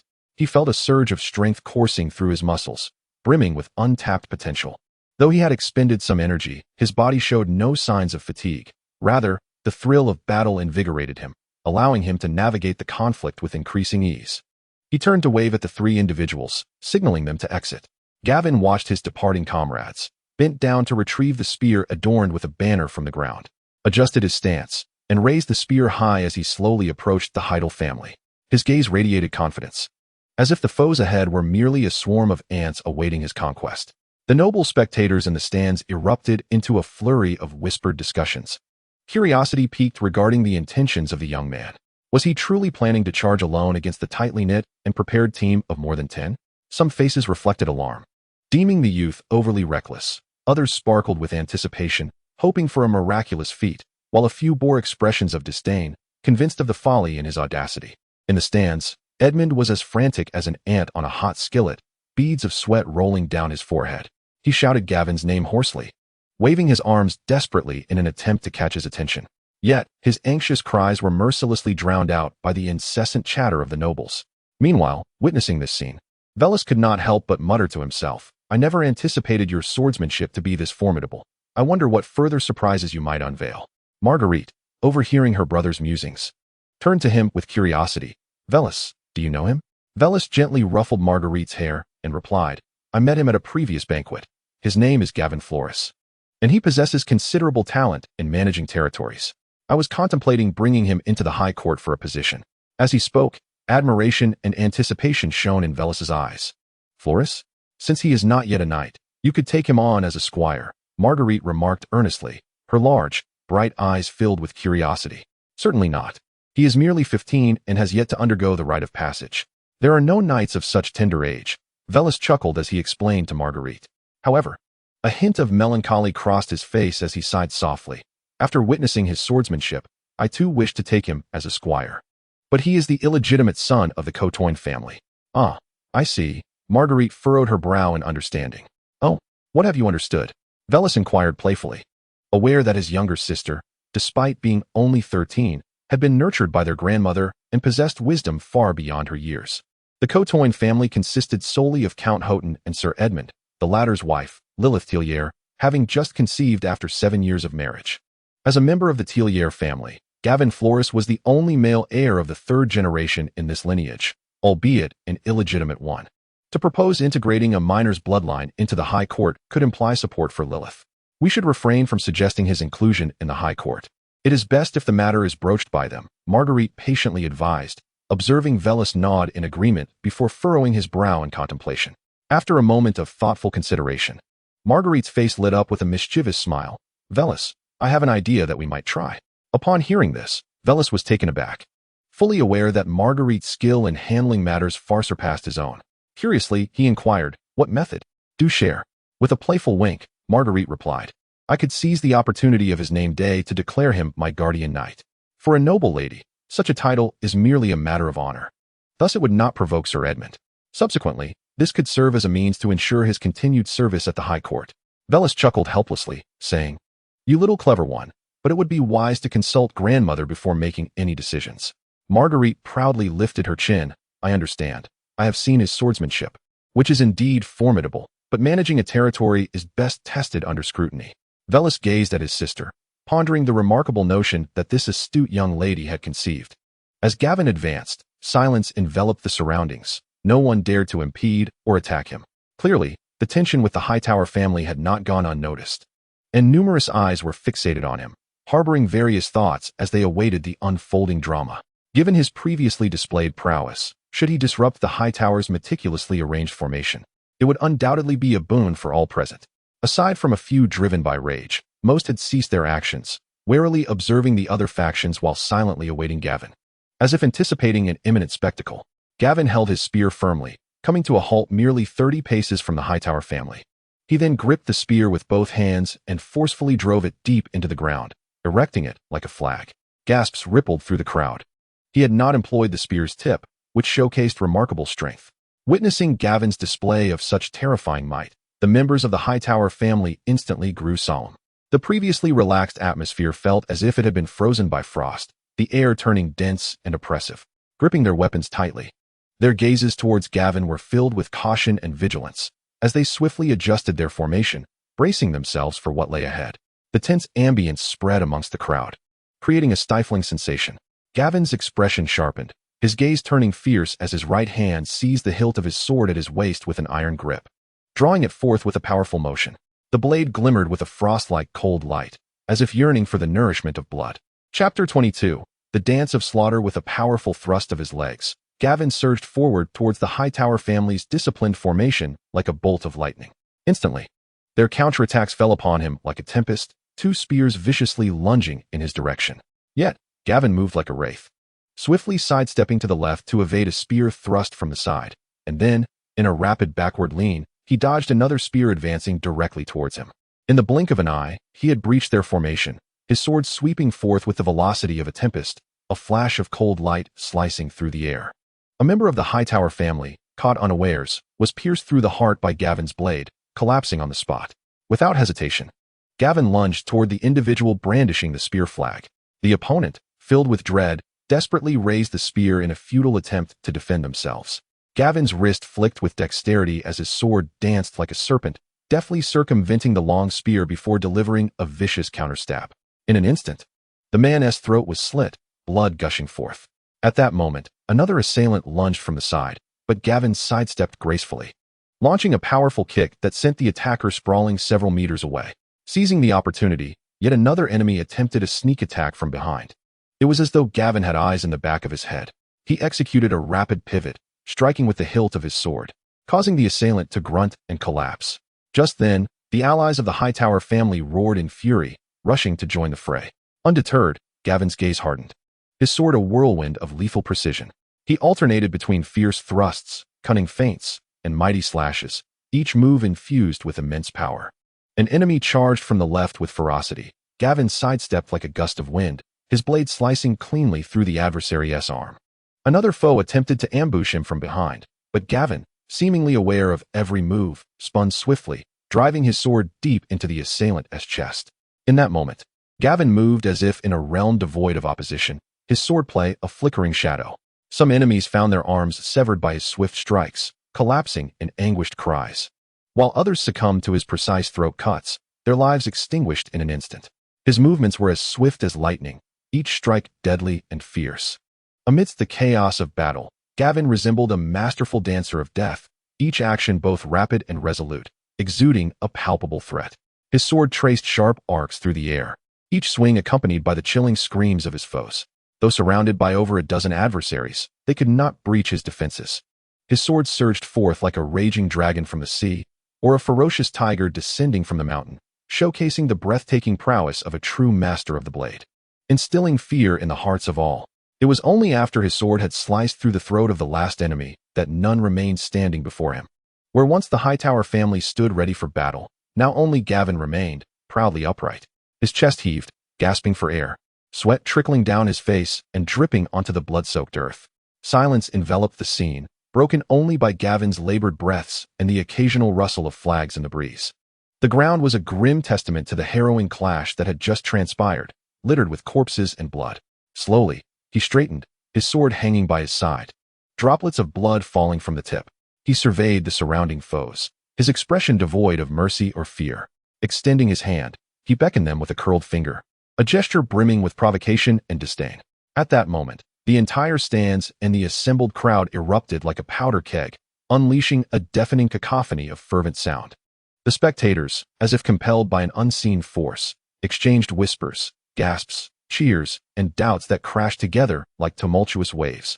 Gavin felt an unprecedented surge of vitality. Despite the toll of exertion, the intensity of the battle only magnified his strength. The mastery of swordsmanship previously granted to him seemed to crystallize in that very instant, as if he had finally comprehended its essence. Seeing that no one dared to respond to his provocation, he smirked and, without hesitation, charged forward. Initially, some attempted to retaliate against Gavin's assault, but as those who tried were swiftly vanquished, an absurd scene unfolded in the arena. Wherever Gavin tread, individuals would immediately flee in panic or surrender outright. Moments later, only Gavin remained within the arena. In just a few days, Edmund had hosted 3 banquets, each featuring the same individual as the guest of honor. He showed no signs of pausing, having instructed the servants to procure supplies for a 4th banquet. Unlike the exuberant Edmund, Gavin found himself overwhelmed by the festivities. After exchanging the customary toasts, he feigned drunkenness and hastily departed. His thoughts were entirely elsewhere, far removed from the banquet. Quickly escaping the festivities, Gavin, under the guidance of Tomon, eagerly sought to reap the rewards that belonged to him. My lord, we currently possess only 110,000 gold dragons in cash. We humbly ask for 10 days to gather the remaining 40,000. The merchant guild has not retained sufficient gold dragons on hand. If it concerns you, we can offer equivalent goods as collateral. Additionally, we shall compensate you with an extra 2,000 gold dragons for our oversight. The speaker lowered his head, his voice trembling slightly, beads of sweat dotting his forehead, hands nervously entwined, eyes filled with trepidation as he cautiously observed the expression of the Lord before him. Upon hearing this, Gavin felt a sense of helplessness, his brow furrowing deeply. Noticing the sincerity in the steward's demeanor, which did not suggest any intent to default, he stood there, his gaze contemplative and profound. As Gavin remained silent, The steward grew increasingly anxious, his body quaking slightly in fear of inciting the wrath of this formidable figure. He had witnessed the bloody spectacle of the previous combat, and was still haunted by the vivid imagery, prompting him to hastily add, "My lord, our guild has been engaged in martial betting in Westeros for over 2 centuries. Even the Iron Bank holds shares in our operations. You need not worry about our credibility. We assure you it is beyond reproach. Our guild boasts a wide array of services, and we can assist you with any future needs." His voice trembled noticeably, eyes filled with supplication. Hearing this, Gavin's mind suddenly recalled certain matters, and he remarked, "I am not opposed to waiting 10 days, but I require some materials for purchase, contingent upon your ability to assist me in gathering them." With that, he requested paper and a pen, detailing all the materials and potions necessary for the blood sorcerer's puppet. The steward gazed at the lengthy list of materials and potions, feeling a wave of relief wash over him, and promptly responded, "My lord, the items you seek can be assembled by our guild immediately. However, I am uncertain of the quantities you require.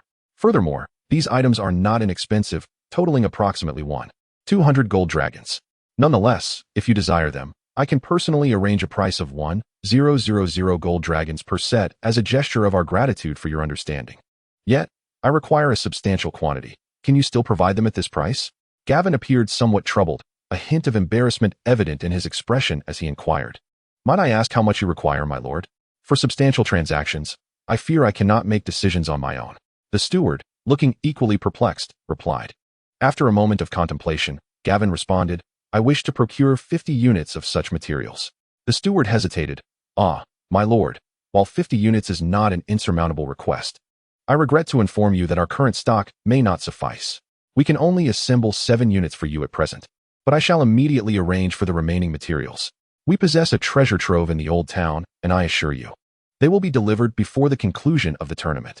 Upon receiving Gavin's consent, the steward summoned a servant and issued a few instructions before inviting Gavin to take a seat. "Please, my lord, take a moment's respite.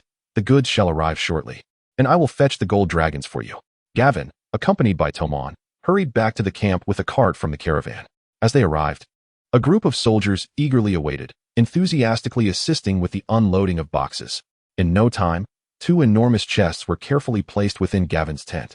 This time, Gavin had returned with a staggering total of 100,000 gold dragons. After deducting the 30,000 gold dragons owed to Tomon and the other soldiers, Gavin found himself with an astonishing 70,000 gold dragons, an amount so considerable that it drew the attention and admiration of all. Once the chest containing 30,000 gold dragons was set down in the open space before the tent, Gavin gathered several esteemed veterans to organize the distribution of the wealth. Soldiers who had triumphed in the wagers quickly gathered, their spirits lifted as they engaged in the division of the spoils. Their faces flushed with exhilaration. Each soldier radiated uncontainable joy, sporting broad smiles and uttering praises for Gavin. With the materials secured, Gavin's eyes sparkled with urgency, his eagerness to experiment with the Blood Witch puppets palpable. Coincidentally, a gladiator who had competed alongside him that morning succumbed to his injuries and perished. Remembering the inquiry he had asked Tomon to make prior to their departure, Gavin's expression turned grave as he pulled Tomon aside, lowering his voice to ask, "What was the response from the individuals I asked you to speak with?" "I have already inquired with the 2 men, Captain," Tomon promptly replied. The 3 were merely coincidentally hired together. The deceased gladiator was not a companion of theirs. They have expressed their desire not to take the body and have requested our assistance in providing a burial. Gavin exhaled a long, relieved breath, slowly stating, "Please find a cart. It is only fitting that I personally oversee his burial, given that we fought side by side." Tomon, taken aback, looked at Gavin with admiration and exclaimed, "Captain, allow me to handle this matter. There is no need for you to exert yourself." Gavin shook his head slightly, refraining from further explanation, and firmly instructed, "Do as I say. Prepare it, and inform me immediately once ready. We shall see to this matter tonight." Although Tomon was filled with doubt, he did not question Gavin's decision. He nodded in agreement and hurried off to prepare. Watching Tomon's figure gradually fade from view, Gavin wasted no time and promptly strode into the tent, beginning to gather the materials required for the ritual with utmost urgency.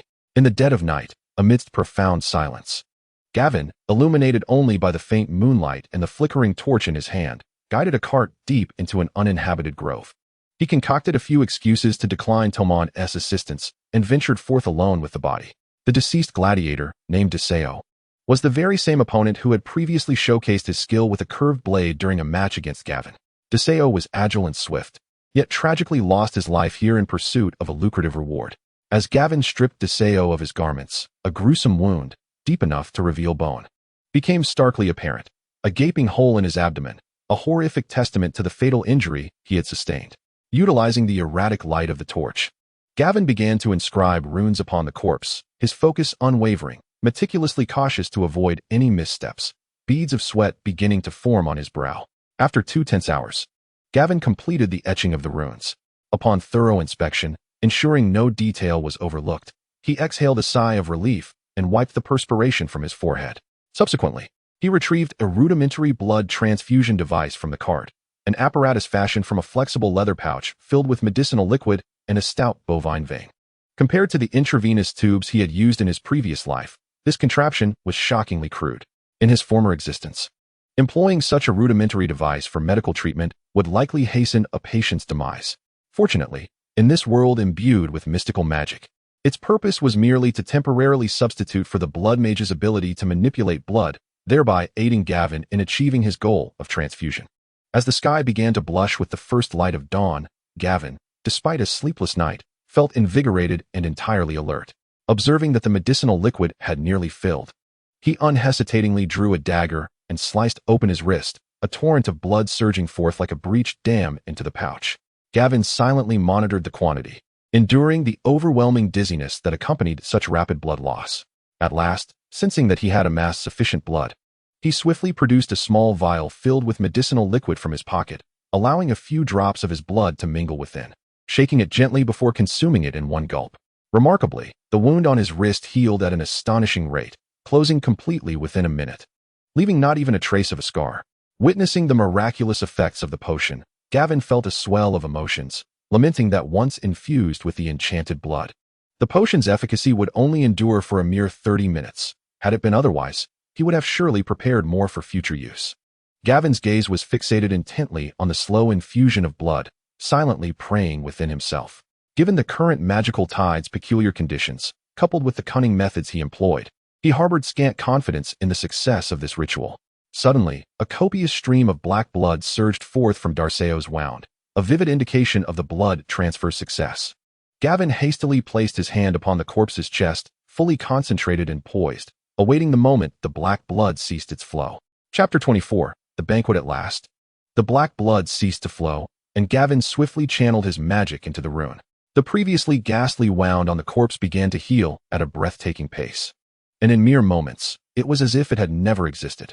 Remarkably, Darsaw, who had been dead for an entire night, slowly opened his eyes, revealing pupils as crimson as fresh blood. Overwhelmed with exhilaration, Gavin could scarcely contain his excitement and commanded loudly, "Rise." The corpse gradually stood upright. Eagerly, Gavin opened the panel and, after pondering the designation for the unidentified creature, settled on the name Blood Dragon Guardian. Host, Gavin Flora Age, 15 Bloodline, Bloodfire Dragon Descendant, Development 33 The bloodline of the Dragon King of Valyria, capable of commanding dragons and controlling flames, has been partially awakened. Dominion, 133. Your subordinates can be enhanced through the panel. 1 Primary Blood Dragon Guardian, a blood puppet crafted from the Dragon Descendants bloodline. Capable of 2 advancements, skills, Flame Manipulation, Master Swordsmanship, Master Fireblade, Proficient Archery, Proficient Spear, Proficient Energy Points. 1. Automatically absorbs ambient magical energy. Can also actively absorb magic. Gavin then selected the Primary Blood Dragon Guardian from the panel. Type, Blood Dragon Guardian. Rank, Primary Abilities, Might, Ultimate Strength, Rapid Regeneration, consumes magic for swift healing of wounds. Combat Skills, possesses 50 of the Master's combat prowess. Gavin meticulously examined the introduction and abilities of the Blood Dragon Guardian, then eagerly proceeded to test its capabilities. He first handed the sword he had prepared earlier to the Blood Dragon Guardian and commanded it to attack him. 2 minutes later, upon Gavin's command, the Blood Dragon Guardian ceased its assault, and Gavin assessed the results. Its sheer strength exceeded his own, yet it fell slightly short in combat techniques such as swordsmanship. Nevertheless, it indeed matched the level of a half-master swordsman as described in the panel. Subsequently, Gavin inflicted varying degrees of wounds upon the Blood Dragon Guardian with the sword and commanded it to utilize its rapid healing. In less than a minute, All wounds on the Blood Dragon Guardian had completely healed, the speed of recovery visibly astounding. Gavin keenly sensed the fluctuations in the Guardian's magic, noting that the more severe the wound, the greater the consumption of magical energy. After meticulously testing the Blood Dragon Guard, Gavin was immensely satisfied with its performance. Suppressing the ache in his heart, he allocated his remaining energy points to the Blood Dragon Guard. Instantly, the creature underwent a remarkable transformation, its skin tightening visibly and its muscles swelling significantly, rendering it far more imposing than before. Gavin felt a surge of formidable energy emanating from the newly enhanced Blood Dragon Guard. He hastily examined its profile. Type: Blood Dragon Guard. Rank: Intermediate. Abilities: Colossal Strength, Ultimate Power bestowed by Ritual, Rapid Regeneration, Swift Healing of Wounds at the expense of magical energy. Combat Skills: Possesses the combat techniques of its master. Resilient Skin, exceptionally tough skin with notable defensive capabilities. Having studied the profile, Gavin promptly repeated the previous tests on the upgraded Blood Dragon Guard. Compared to before, its strength had markedly improved, and it had acquired the additional ability of Resilient Skin. When Gavin tested its defenses with his sword, he found that its protective strength was equal to that of leather armor. At this moment, dawn was breaking. Gavin handed the prepared attire and weapon to the Blood Dragon Guard, instructing it to don the garments and conceal itself deep within the woods. Subsequently, he set off towards the camp in his carriage. Upon his return, the sun had risen. Although he had gone without sleep for the night, the excitement of his significant discoveries overshadowed his fatigue. Yet, as he stepped into the tent, a wave of drowsiness suddenly washed over him. Gavin longed to collapse onto his bed and drift into a sweet slumber. However, fate seemed unwilling to grant him this reprieve. The tent flap was abruptly drawn aside, and Edmund strode in. Edmund glanced at the weary Gavin, smiling as he remarked, "I hear you personally buried the fallen gladiator last night?" Gavin replied promptly, "Indeed, my lord. He fought alongside me, so I felt it was only right to see to his burial myself." "You needn't exhaust yourself so," Edmund said. "That gladiator was merely a mercenary seeking coin. Such tasks can be entrusted to the soldiers in the future." With that, Edmund waved casually towards the entrance. Two individuals swiftly entered the tent. Turning back to Gavin, Edmund's gaze carried a hint of concern as he said, "In 2 days, the Tillier family will host a banquet. Belaerys has invited you. I trust you haven't forgotten? You likely lack an appropriate outfit, so let them take your measurements at once." Grateful for Edmund's kindness, Gavin fought against his weariness and complied as 2 tailors began to measure him. The tailors moved with practiced efficiency, their measuring tape gliding over Gavin's form as they whispered size data to one another. Just as Gavin felt his eyelids growing heavy, the measurements concluded. He collapsed onto the bed, utterly spent, and soon fell into a deep slumber. On the evening of the banquet, Edmund escorted Gavin, now clad in his newly tailored attire, to the High Court. It was Gavin's first time within the castle's interior, and he was instantly captivated by the breathtaking scenery that surrounded him. The entire castle is constructed from snow-white stone, radiating a soft halo in the dusky glow of evening. As one steps inside, it feels as though entering a vast garden, lush with verdant trees and vibrant blossoms, a delightful fragrance wafting through the air. Birds sing cheerfully atop the branches, their melodious chirps echoing in the atmosphere. They traversed a lengthy corridor, arriving at the entrance of the banquet hall. Upon seeing Edmund, the attendant outside bowed respectfully, stating, "Please wait a moment, my lord." The attendant then turned and entered the banquet hall, promptly announcing in a loud voice, presenting Lord Edmund Cotoyne of the Cotoyne family. Hearing his name called, Edmund turned to Gavin and flashed a knowing smile, saying, "Let us proceed. Perhaps today will bring you other rewards." Without waiting for Gavin to inquire, he stepped into the banquet hall. Although perplexed, Gavin chose not to ponder further and followed closely behind. Upon entering the banquet hall, they were greeted by Vilas. After exchanging courtesies, Edmund inquired, "Where is Duke Mace? I wish to pay my respects." Vilas smiled, replying, "My father has been awaiting your arrival. Please, allow me to escort you." Turning to Gavin, Vilas offered a knowing smile, advising, "Relax and feel free to wander. If you grow hungry, there is food at the table to your left. Should you need anything, do not hesitate to call upon the attendants. Enjoy yourself." With that, he led Edmund to meet Duke Mace. Chapter 25. The little rose. The peculiar expressions of the two left Gavin in a state of confusion, unable to discern their intentions. Resolving to focus on a more pressing matter, he set off toward the nearby table laden with food. It soon became clear to Gavin why they bore such strange expressions.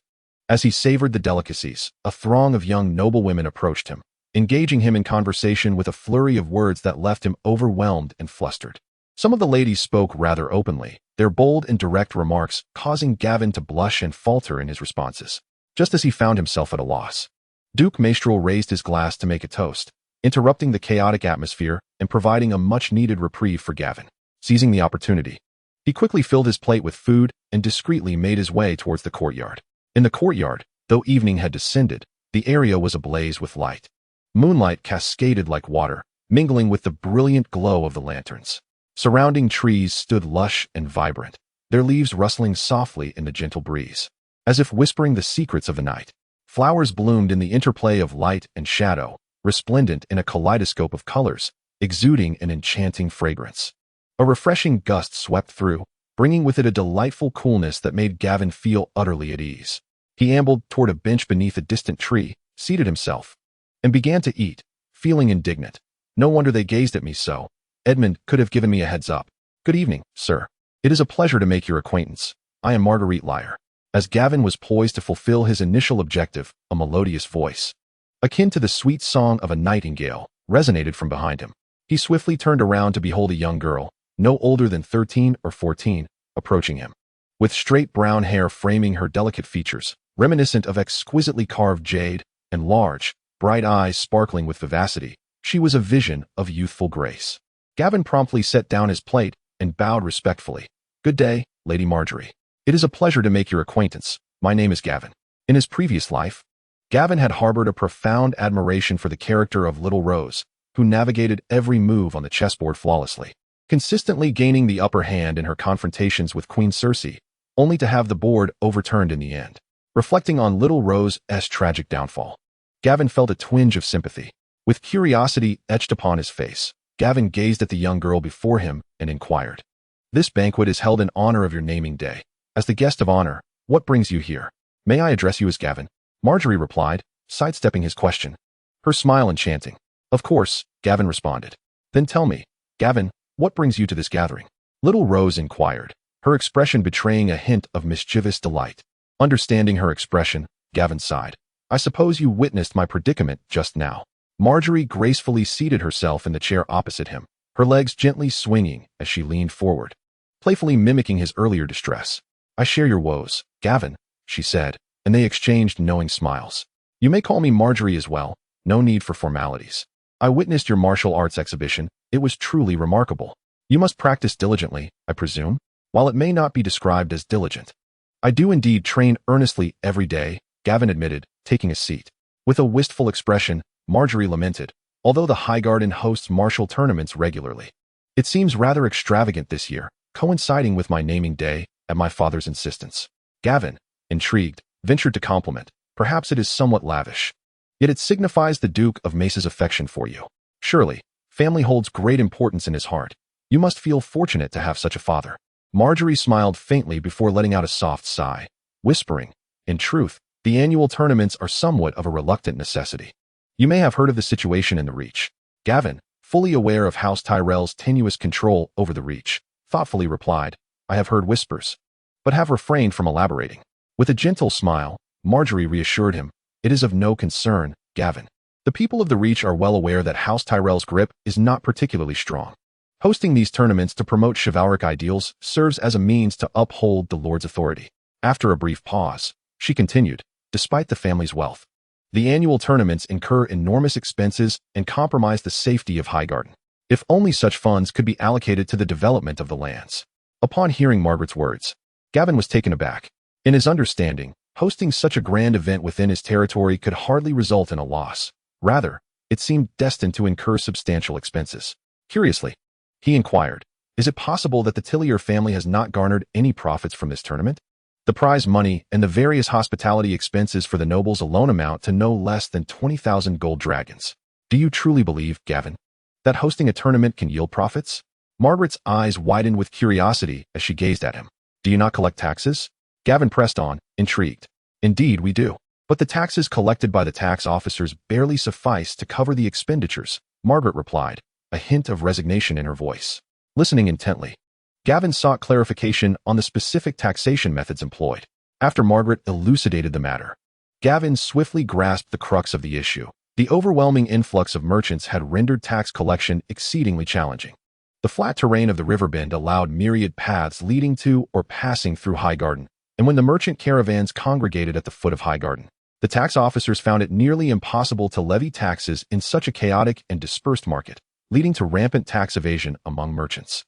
After a moment of contemplation, Gavin casually explained, "In truth, there are numerous ways to profit from hosting such a tournament. Take the simplest approach of commercial taxes, for instance. We could preemptively categorize and designate several major commercial streets, utilizing the Tillier family's stockpiled tents to establish them. By constructing camps around these commercial avenues in advance, the tax officers would only need to monitor the goods entering the streets, allowing them to tax based on quantity and type. This would significantly reduce the chances of commercial activities evading oversight. As long as there is regulation in commerce, merchants will inevitably comply with tax obligations. Moreover, those camps could charge a reasonable rental fee." Margaret gazed at Gavin, her eyes brimming with surprise and admiration, marveling at how effortlessly he had unraveled a long-standing dilemma that had beset the Tillier family. Chapter 26, Night. Her expression revealed unmistakable delight, and her expectant gaze once again fixed upon Gavin. With a playful tone, she asked, "Gavin, you mentioned many methods? Could you elaborate for me?" The tone of Margaret's voice caused Gavin's cheeks to flush with embarrassment. He hurriedly smiled, attempting to mask his sudden awkwardness, and replied, "Indeed, there are numerous approaches. For instance, the Tillier family could entirely prohibit all gambling activities, retaining only the most reputable establishments, thereby consolidating and regulating all bets. This would allow for clear identification of earnings and the appropriate collection of gambling taxes. Furthermore, participants would feel more secure in wagering, knowing that the Tillier family is responsible for the safekeeping of their stakes. This would also address the public safety issues that arise each year due to gambling failures and the subsequent flight of funds." Upon hearing Gavin casually propose yet another solution, Margaret began to recover from her initial shock. Reflecting on her own earlier flirtatious tone and glancing at Gavin's handsome visage, she felt her cheeks warm involuntarily. However, upon reflection, if one could indeed exchange a few charming gestures for such prudent strategies, it would be of little consequence. Subsequently, she immediately resorted to her familiar tactics once more. The two engaged in conversation for quite some time, until a maid rushed toward Marguerite, exclaiming, "Miss, what are you doing here? Quickly return to the banquet. The cake has arrived, and Lord Mace is looking for you." Upon hearing the maid's message, Marguerite did not respond, but instead rose and bowed to Gavin. Having made up her mind, she smiled and invited, "Gavin, come with me inside. Allow me to cut you a piece of cake as a token of my gratitude for your counsel." Gavin, upon hearing this, returned the gesture and replied, "I would be grateful, Marguerite." The two swiftly returned to the banquet hall. At that moment, a towering cake, standing 13 tiers high, had been wheeled into the center of the room. Duke Mace, upon seeing his daughter enter, waved eagerly and affectionately said, "Come here, Marguerite. It is your turn to cut the cake." Marguerite approached the cake, bowed to her father, and took the knife handed to her by a servant. Beginning to slice the cake, the servants held small plates at the side, ready to serve the guests in attendance. Moments later, Duke Mace took Marguerite, who had just finished cutting the cake, to the elevated platform and raised his glass, proclaiming, "Let us celebrate my daughter's 13th naming day." He then drank deeply from his cup. Suddenly, Marguerite respectfully bowed to Duke Mace and said, "Father, I would like a gift." The hall fell silent, all eyes turning toward the platform. Curious, Duke Mace inquired, "My daughter, what is it that you desire?" Marguerite surveyed the crowd before looking at her father and stated, "Father, I wish for a knight to protect me." Upon hearing this, Duke Mace erupted in laughter and addressed the assembly. "Is there a brave young man willing to be my daughter's knight?" Instantly, the room buzzed with excitement as numerous individuals stepped forward. Observing this, Marguerite bowed to the crowd and turned to her father, asking, "Father, may I select and bestow the title upon one?" Duke Mace responded joyfully, "Of course. It seems my daughter has someone in mind." With that, he drew his sword from his waist and handed it to Marguerite, saying, "Use this sword for your ceremony." Taking the sword, Marguerite stepped forward, and the audience displayed eager anticipation, while Gavin noticed Marguerite gazing at him, a flicker of hope igniting within him. Indeed, Marguerite's next words confirmed Gavin's suspicions. "Gavin Fleur, please step forward." Without hesitation, Gavin approached. Soon, they stood facing each other. Marguerite looked at Gavin earnestly and declared, "Gavin, you may now choose a new surname for yourself." Beleris Gavin unhesitatingly opted for his mother's surname. "Please kneel," Marguerite instructed, and Gavin immediately knelt on one knee. With some effort, Marguerite lifted the sword and gently rested it upon Gavin's shoulder. In the name of Marjorie Tiller, daughter of the Duke of Mestelair, I hereby knight Gavin Belaerys as my guardian knight.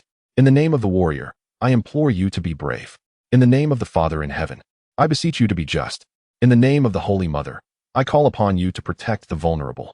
With that, Marjorie laid down her longsword. Rise. Gavin Belaerys, Knight of the Seven Kingdoms.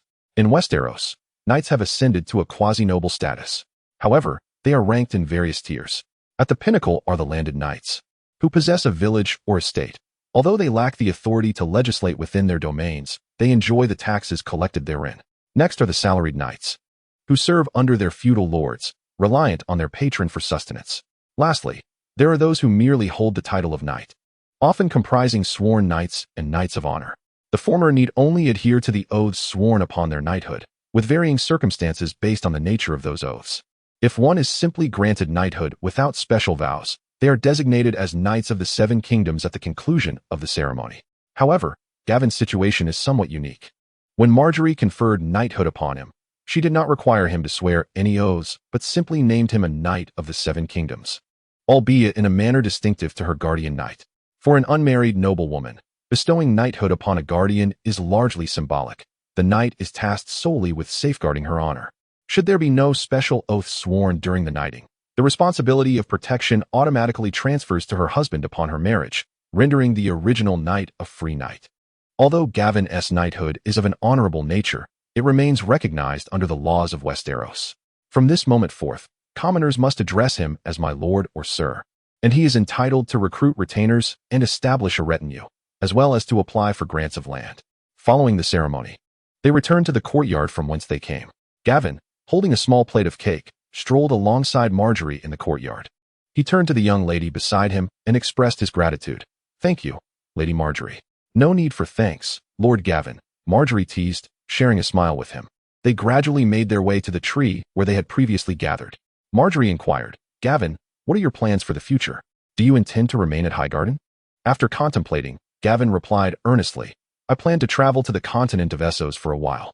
Then I wish you smooth sailing, Marjorie said, her farewell tinged with unspoken sentiments.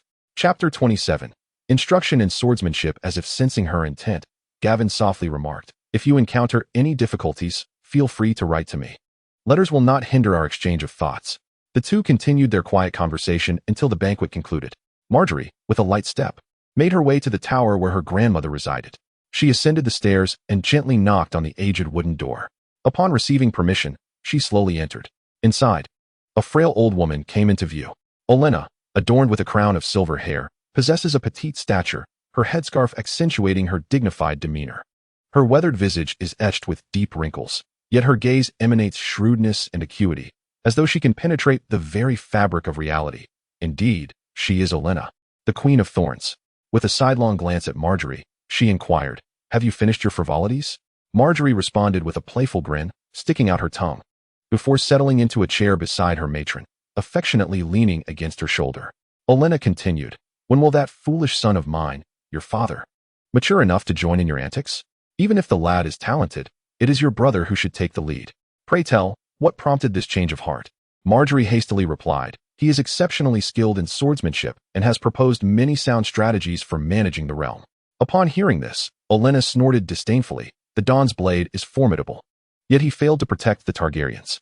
As for the realm, the Tyrells are not lacking in wealth, but you are the jewel of Highgarden. The honor you would forfeit by personally conferring titles is hardly worth it. Speak the truth, child. Feeling a tightening in her chest, Marjorie hesitated, unsure of how to respond. Olenna sighed, resigned, I too was young once. A dashing youth, skilled in swordplay and eloquence, can indeed be captivating. Yet, in the end, we all find ourselves bound by our family obligations, so let us return to reason, my dear.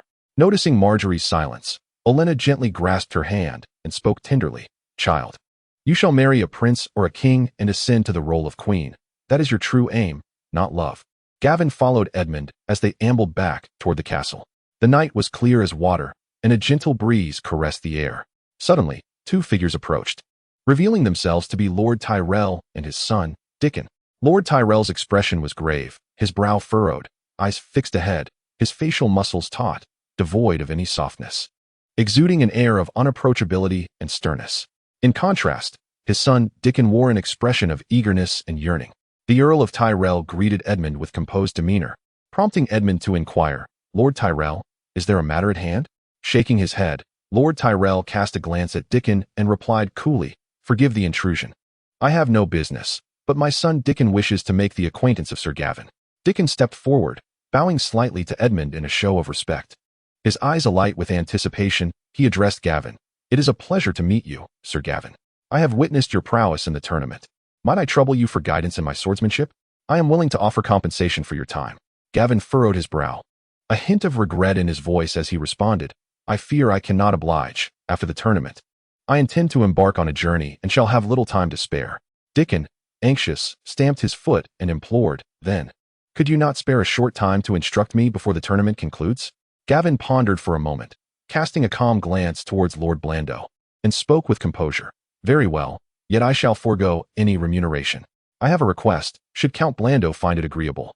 Blando Tully raised an eyebrow in surprise and inquired, "What is your request?" Gavin responded earnestly, "I have heard that the Tully family's ancestral sword, Heartbreaker, is forged from Valyrian steel. As an aficionado of fine swords, I hold great admiration for this renowned blade. I hope to be permitted to wield Heartbreaker during my tutelage of Deacon in swordsmanship." Blando nodded slightly, maintaining an inscrutable expression, and assented, "Very well. Your swordsmanship does not tarnish my family's blade. You may come to my family's encampment tomorrow to instruct my son." Thus, it was settled. Gavin smiled and bowed slightly. Later, in the confines of the encampment, he lay upon his bed, exhaling deeply as he accessed his panel. Indeed, his name had been updated to Gavin Belaerys. The panel functioned in real time. His request to wield Heartbreaker was to ascertain whether the Valyrian steel sword harbored any magical properties. If so, it could potentially become a target for energy acquisition in the future. On the following day, Gavin arrived early at the Tully family encampment.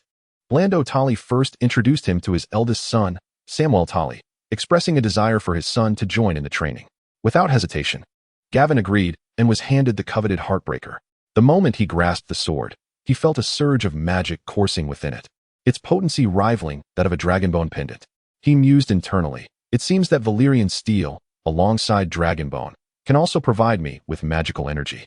Estimating the absorption rate, he realized it would likely take him 7 or 8 days to fully assimilate the sword's magic. To expedite his absorption of the sword's magic, the two students would bear the brunt of his intensified training regimen. Gavin doubled the daily training hours, and the rigor of his methods left them drenched in sweat. Yet they dared not show any sign of slackness. Blando Tully made it a point to observe the sessions daily, and within a few days, he noted a remarkable improvement in Deacon's swordsmanship. Even Samwell, whom he had not held in high regard, seemed to have shed some weight and managed to acquire a semblance of skill in his swordplay. Blando observed that Gavin's explanations were detailed and comprehensible, and his training was both demanding and earnest. Furthermore, he dedicated himself wholeheartedly to instructing his son, even extending the teaching hours, exhibiting an unwavering commitment to excellence that Blando greatly admired. Each evening, he invited Gavin to dine with him, sharing insights from his own leadership experiences. When the Lance tournament commenced, Gavin finally earned 3 energy points, and it appeared that the Heartbreaker sword could autonomously absorb ambient magical energy for restoration, albeit at a rather slow pace. This revelation intensified Gavin's yearning to acquire a weapon forged from Valyrian steel. Among all the tournaments in Westeros, the Lance tournament held an unparalleled status, with its stringent entry requirements and exorbitant costs effectively excluding commoners. The champion would also earn the right to bestow the honor of representing love and beauty upon a lady present at the event. Chapter 28.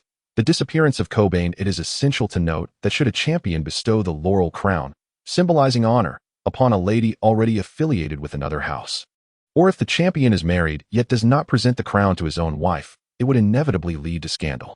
The act of Prince Rhaegar conferring the crown upon Lyanna Stark ignited considerable controversy and precipitated a cascade of subsequent events.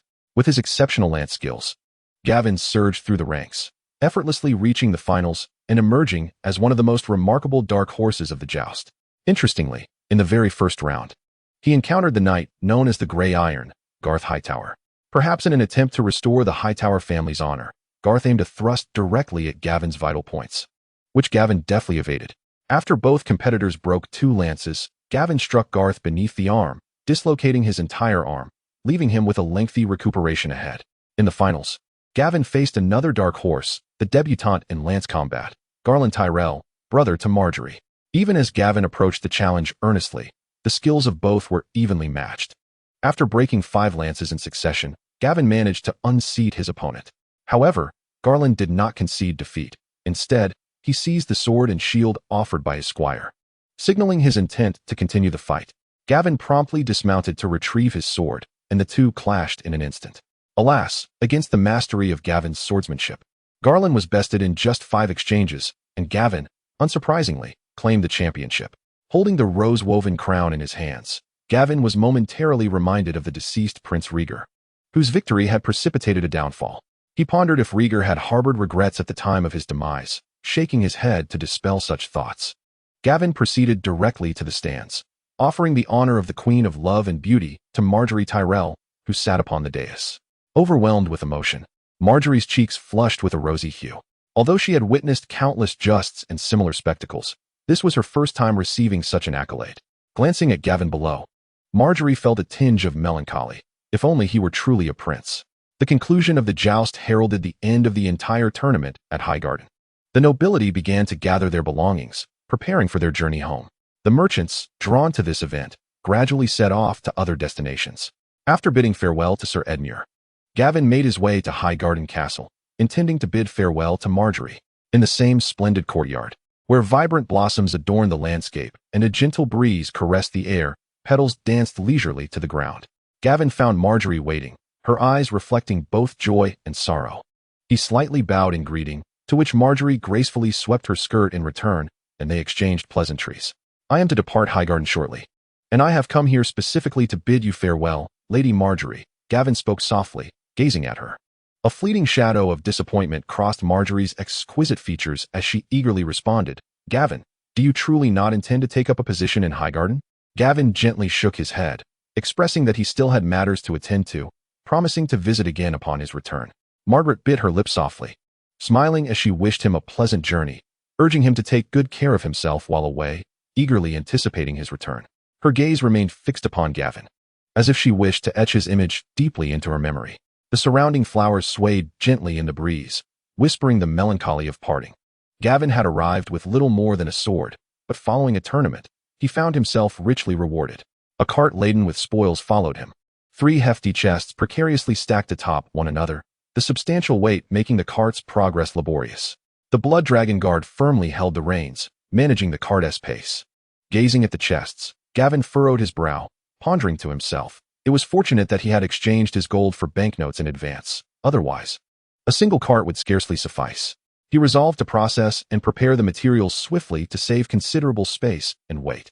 For over 10 days, the rhythmic sound of hooves and the creaking of wheels blended together, and remarkably, Gavin encountered no trouble along his journey, a fact that left him somewhat regretful. Upon returning to the old town, he intended to prepare himself and acquire further magical knowledge from Bachelor Cobain before venturing out again. The streets of the old town remained bustling, and as Gavin navigated through the throngs, he soon arrived at the inn where he had previously lodged. After securing a room and storing his belongings, he instructed the Blood Dragon Guard to stand watch before heading to the academic city. To his astonishment, Gavin learned that Bachelor Cobain had been expelled from the academic city. How had this transpired? He was taken aback, realizing that in less than a month since his departure, Cobain had been exposed. It was uncertain whether this was aligned with the original storyline in which Cobain was expelled, or if it was a consequence of the butterfly effect caused by his arrival in this world. Just 10 days prior, the academic city discovered Cobain clandestinely conducting inhumane experiments, resulting in the revocation of his bachelor's chain and his expulsion. Fortunately, you left when you did. Had you continued your studies under him, you too would have been scrutinized, potentially delaying your own chain's creation, mused Bachelor Michal, reflecting on Gavin's fortune. Reaching into his pocket, Gavin produced several gold coins, offering them to Bachelor Michal. "Do you happen to know where Cobain has gone since his expulsion from the academic city?" Michal adeptly tucked the coins away, contemplating for a moment before responding. "I heard he has been operating around Port Street, treating the wounds of passing mercenaries for profit." Sensing Gavin's attachment to Cobain's knowledge, Michal quickly added, "But do not worry, I can arrange for other bachelors to assist you. Feel free to share your thoughts with me." Gavin shook his head, replying, "There is no need, Bachelor Michal. I actually came here intending to resign from my position as assistant bachelor. I wish to embark on a journey of exploration." "What a pity, Gavin. Your medical skills are quite commendable. Yet, Situations like yours arise every year. If you are truly resolute, allow me to assist you with the necessary arrangements. Then I must trouble you, Bachelor Michal, Gavin said courteously. After exiting the academy, Gavin made his way directly to the port street. After spending a bit of coin to gather information, he learned that Corbin had departed 3 days prior, reportedly having boarded a ship with a band of mercenaries, but his ultimate destination remained unknown. Unable to locate him, Gavin resigned himself to returning to the inn to prepare potions. As he passed by Old John's tavern, he encountered a familiar face, Luca, the man he had previously treated. Chapter 29, The Golden Fleece. At Luca's invitation, the two entered the tavern to enjoy a drink. Gavin intended to glean information about the outside world to plan his next steps. After exchanging pleasantries, Gavin candidly inquired about the situation in Essos to determine which city-state to pursue. Luca confessed that his knowledge of the Essos continent had been scant of late. Since his recovery under Gavin's care, he had remained in the port town of Old Town to recuperate. However, having spent a considerable time at the harbor, he was well versed in the tumultuous events occurring over the narrow sea. He advised Gavin to refrain from traveling to Essos at this time. Gavin's detailed inquiries revealed the extent of the chaos currently engulfing the narrow sea. The once mighty Scion family, known as pirate lords, had been unexpectedly vanquished by the newly risen pirate king, Black Shark Heir. Compelled by circumstance, the Scion family had retreated with their remaining fleet back to Lys. Meanwhile, Black Shark Heir was relentlessly dismantling the Scion family's remaining influence on the Stepstone Islands, plunging the region into utter disarray. Merchants, who once traversed the seas with only a toll to pay, now faced unprovoked attacks, while anxiety gripped traders as the trade routes surrounding the Stepstone Islands became precarious. Moreover, the ambitious Black Shark Heir had entered into conflict with the Dornish, engaging in multiple skirmishes over control of the western Stepstone Islands. Any vessel attempting to navigate those waters risked being sunk, and the fierce clashes showed no signs of abating anytime soon. Given the turmoil surrounding the Stepstone Islands, ships departing from Old Town to Essos were exceedingly rare and fraught with peril. Luca suggested to Gavin that if he were determined to reach the Essos continent, the wisest course would be to head to King's Landing first. From there, he could take a ship to Pentos, effectively circumventing the ongoing conflict. As a crucial capital on the continent of Westeros, King's Landing's port boasted frequent maritime traffic, complemented by the constant patrol of the royal fleet, ensuring a relatively safe and stable route to Pentos. Upon absorbing Luca's insights, Gavin fell into contemplation. The journey from Old Town to King's Landing would likely take nearly 2 months. Conversely, a direct voyage to the nearest port in Essos, Tyrosh, also required about 2 months. This indicated that opting for the route to King's Landing before continuing to Essos would not only be convoluted, but also demand more time and energy. Furrowing his brows, Gavin silently weighed the pros and cons of both routes. In due course, he arrived at a decision. He turned to Luca and inquired, "Although there are few ships departing from the Old Town, they do exist. Could you assist me in contacting some that are about to set sail?" As he spoke, he deftly retrieved several golden dragons from his pocket, clinking them down firmly on the table. "Indeed, there are many," Luca replied, his eyes glimmering with greed. The ongoing turmoil on the Stone Steps archipelago had driven the profits of any cargo ship reaching the opposite shore to exceed tenfold, attracting numerous desperate souls. With palpable excitement, Luca pocketed the coins. Gavin requested paper and a pen from the server and swiftly pinned down the address of his inn, handing it to Luca. "Come find me here when you have news. If I am not present, leave a message with the inn server. Upon successful completion, I shall reward you handsomely. Rest assured, good news will soon be forthcoming," Luca exclaimed, his voice trembling with enthusiasm, his eyes brimming with an eagerness to act. Upon returning to the inn, Gavin commenced preparations for his materials, unexpectedly encountering Luca the following morning. Beaming with joy, Luca exclaimed, "I have learned of a merchant ship willing to depart. Though their destination is Rys, and they do not set sail for another 5 days. What are your thoughts on this? If agreeable, I can arrange a meeting with the ship's owner." Gavin silently calculated the time, realizing he could ready all the materials within 3 to 4 days. He readily agreed. "That will suffice. I shall not meet them. You handle the negotiations. There are 2 of us, and I request a private room, willing to pay extra for the fare." After dismissing Luca, Gavin immediately returned to his work. 5 days later, Gavin boarded a merchant vessel named the Golden Fleece, accompanied by the Blood Dragon Guard. Considering the maritime environment, both Gavin and the guard donned lightweight leather armor, intricately patterned and glimmering under the sun. Each carried a sword, Gavin's hilt embedded with gemstones and the scabbard adorned with exquisite engravings. In addition to his sword, Gavin held a quiver containing 5 sturdy bows, prepared for unforeseen circumstances in battle. Standing aboard the ship, Gavin gazed solemnly toward the old town, while the Blood Dragon Guard carried a large chest filled with meticulously prepared potions and ritual materials. At this moment, the old town appeared tranquil and mysterious under the early morning sun. The golden rays illuminated the ancient structures and winding streets, casting enchanting shadows. The distant hills rolled gently, merging with the azure sky, resembling a grand canvas. The sea breeze caressed gently, carrying a briny scent as the waves lapped against the hull, producing a crisp sound. As the merchant vessel set sail, Gavin cast a final glance at the old town before turning, embracing the sea wind as he walked toward the cabin, only to encounter the ship's owner at the door. "What a surprise, Sir Gavin. I am Frank Brown, the owner of this vessel."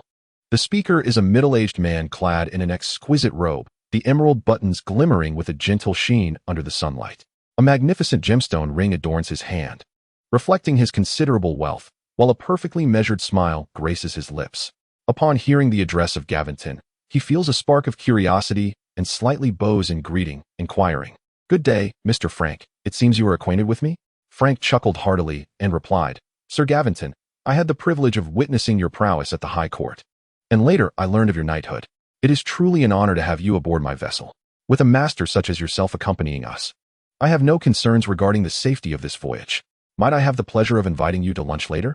Gavinton smiled in response, expressing, "It is a great honor to receive your invitation. Please allow me a moment to stow my belongings in the cabin, and I shall certainly be punctual for our midday meeting." Frank nodded affirmatively, stating, "Of course, Sir Gavinton, I shall await your arrival in the captain's quarters." Chapter 30. The approaching pirates at noon. Gavinton arrived as promised, engaging in conversation with Frank and Captain Hassan, during which he learned of the specific plans for their journey. Due to a recent agreement with Governor Rhys, Frank was compelled to deliver his cargo to Rhys within 3 months. Otherwise, he risked losing his estate in Rhys, resulting in utter ruin. Thus, he reluctantly embarked on this voyage. Following Captain Hassan's advice, after traversing the Summer Sea, they would endeavor to navigate around the Dorne's Arm, avoiding the areas of current conflict.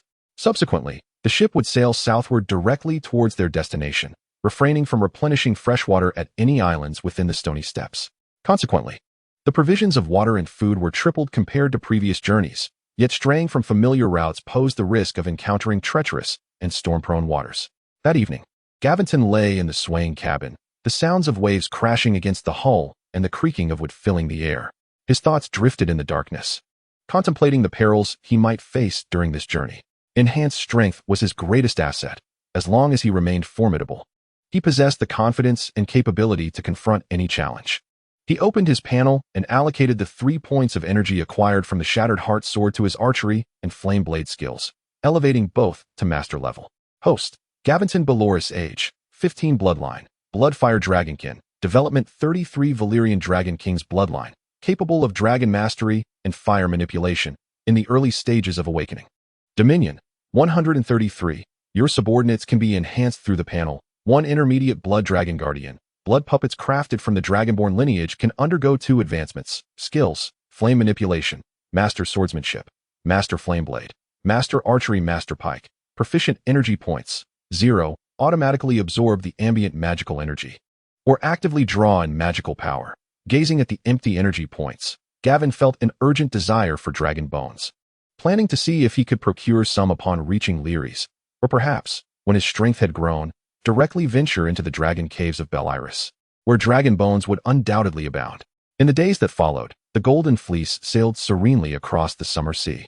The vast expanse of water shimmered like a colossal blue satin, rippling gently under the caress of the breeze.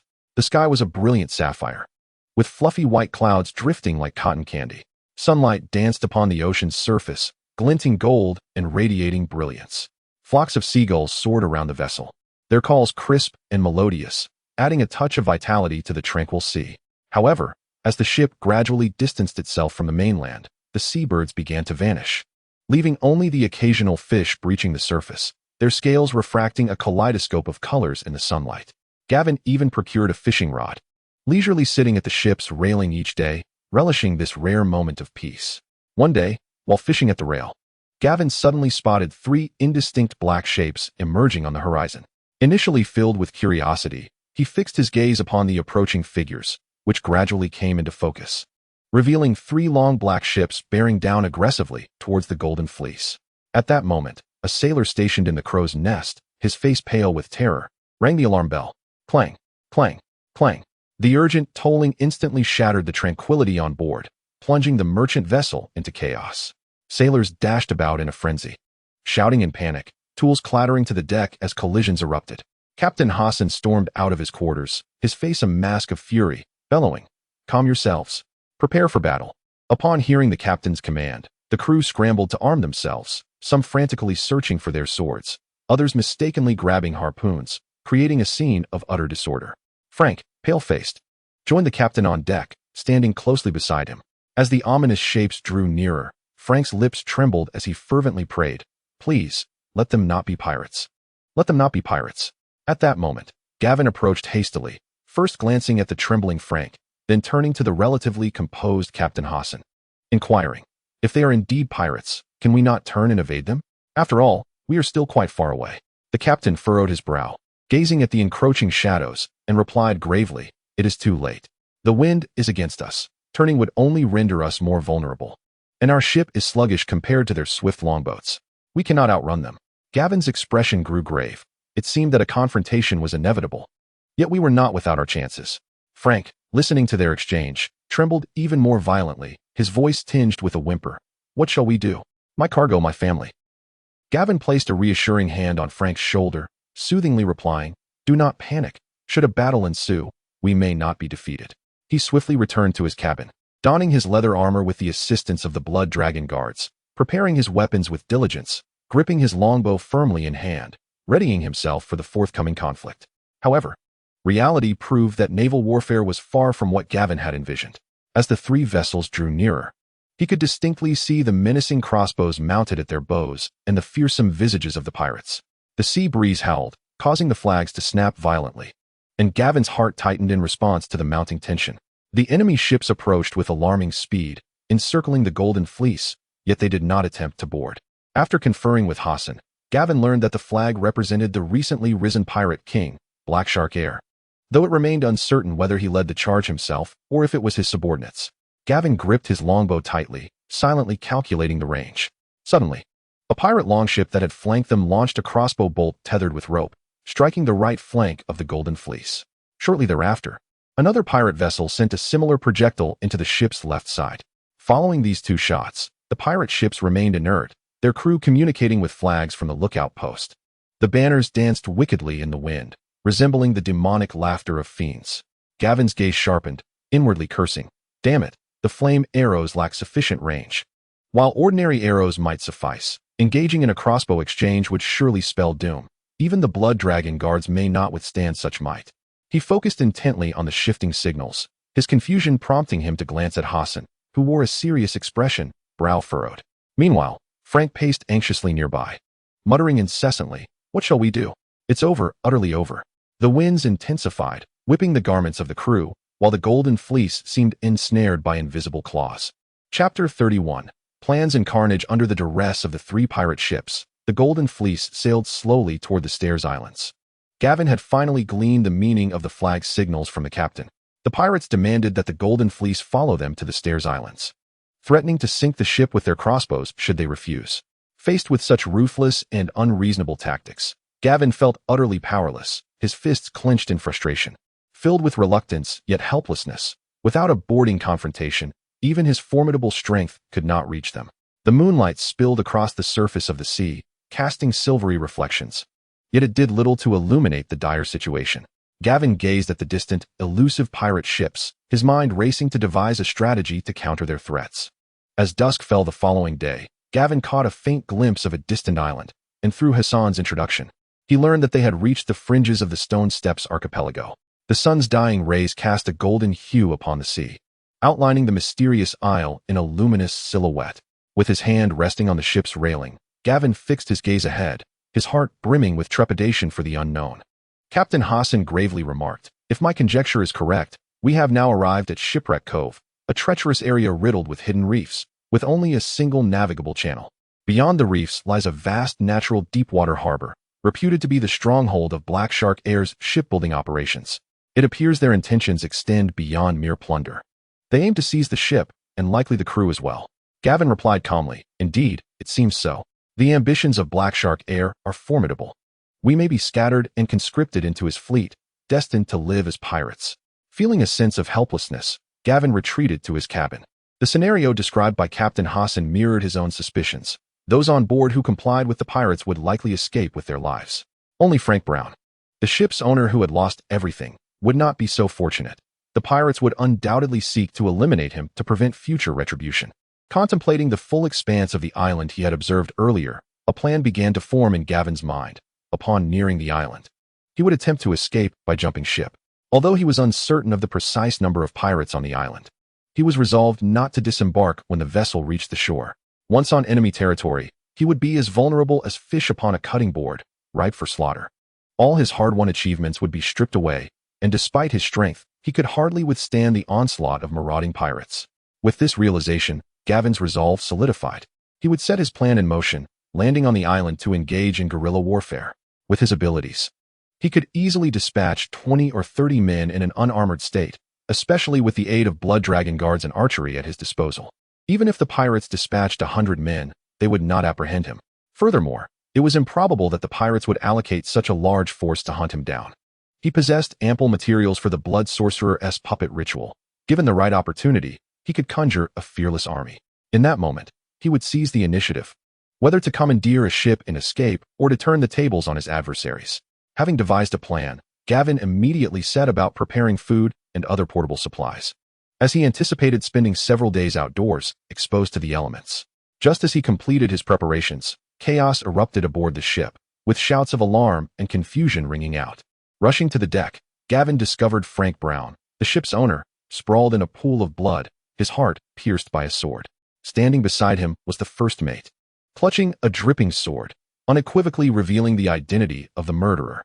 At that moment, Captain Hassan arrived, and upon witnessing the scene, his fury erupted as he raged at the first mate. Gavin observed the chaotic scene with a detached demeanor, gleaning from the heated altercation that Frank intended to set fire to his ship in the sunken bay, aiming to prevent pirates from seizing his possessions while igniting the vessels of other marauders with his fire ship. However, at this moment, his commands found no willing adherents. In his desperation to act alone, the inevitable outcome was apparent. The once rational Frank had succumbed to madness and initiated a rebellion. Upon unraveling the intricacies of the situation, Gavin unsheathed the long sword at his side. While he recognized that Frank's demise was a consequence of his own folly and impulsiveness, he felt compelled to avenge the kindness he had received during their time together. The moment the others noticed Gavin drawing his sword, a profound silence enveloped the quarrelsome crowd, and the first mate, casting a scornful glance in Gavin's direction, remarked, "Ah, Sir Gavin, do you intend to seek vengeance for him?" Gavin approached steadily, asserting, "Indeed. Regardless of the circumstances, you have rebelled and slain your benefactor. His actions may have been foolish, yet they do not justify your murderous intent." The first mate curled his lip in disdain, turning away from Gavin to command the sailors, "Strip this lord of his garments and cast him into the sea." As the sailors brandished their weapons, the blood dragon guard, akin to a ferocious beast unleashed, surged forth. With unparalleled swiftness, they collided with the foremost sailor, sending him careening as if struck by a sledgehammer, toppling several others in his wake. The cacophony of anguished cries and the thud of bodies hitting the ground plunged the sailors into disarray.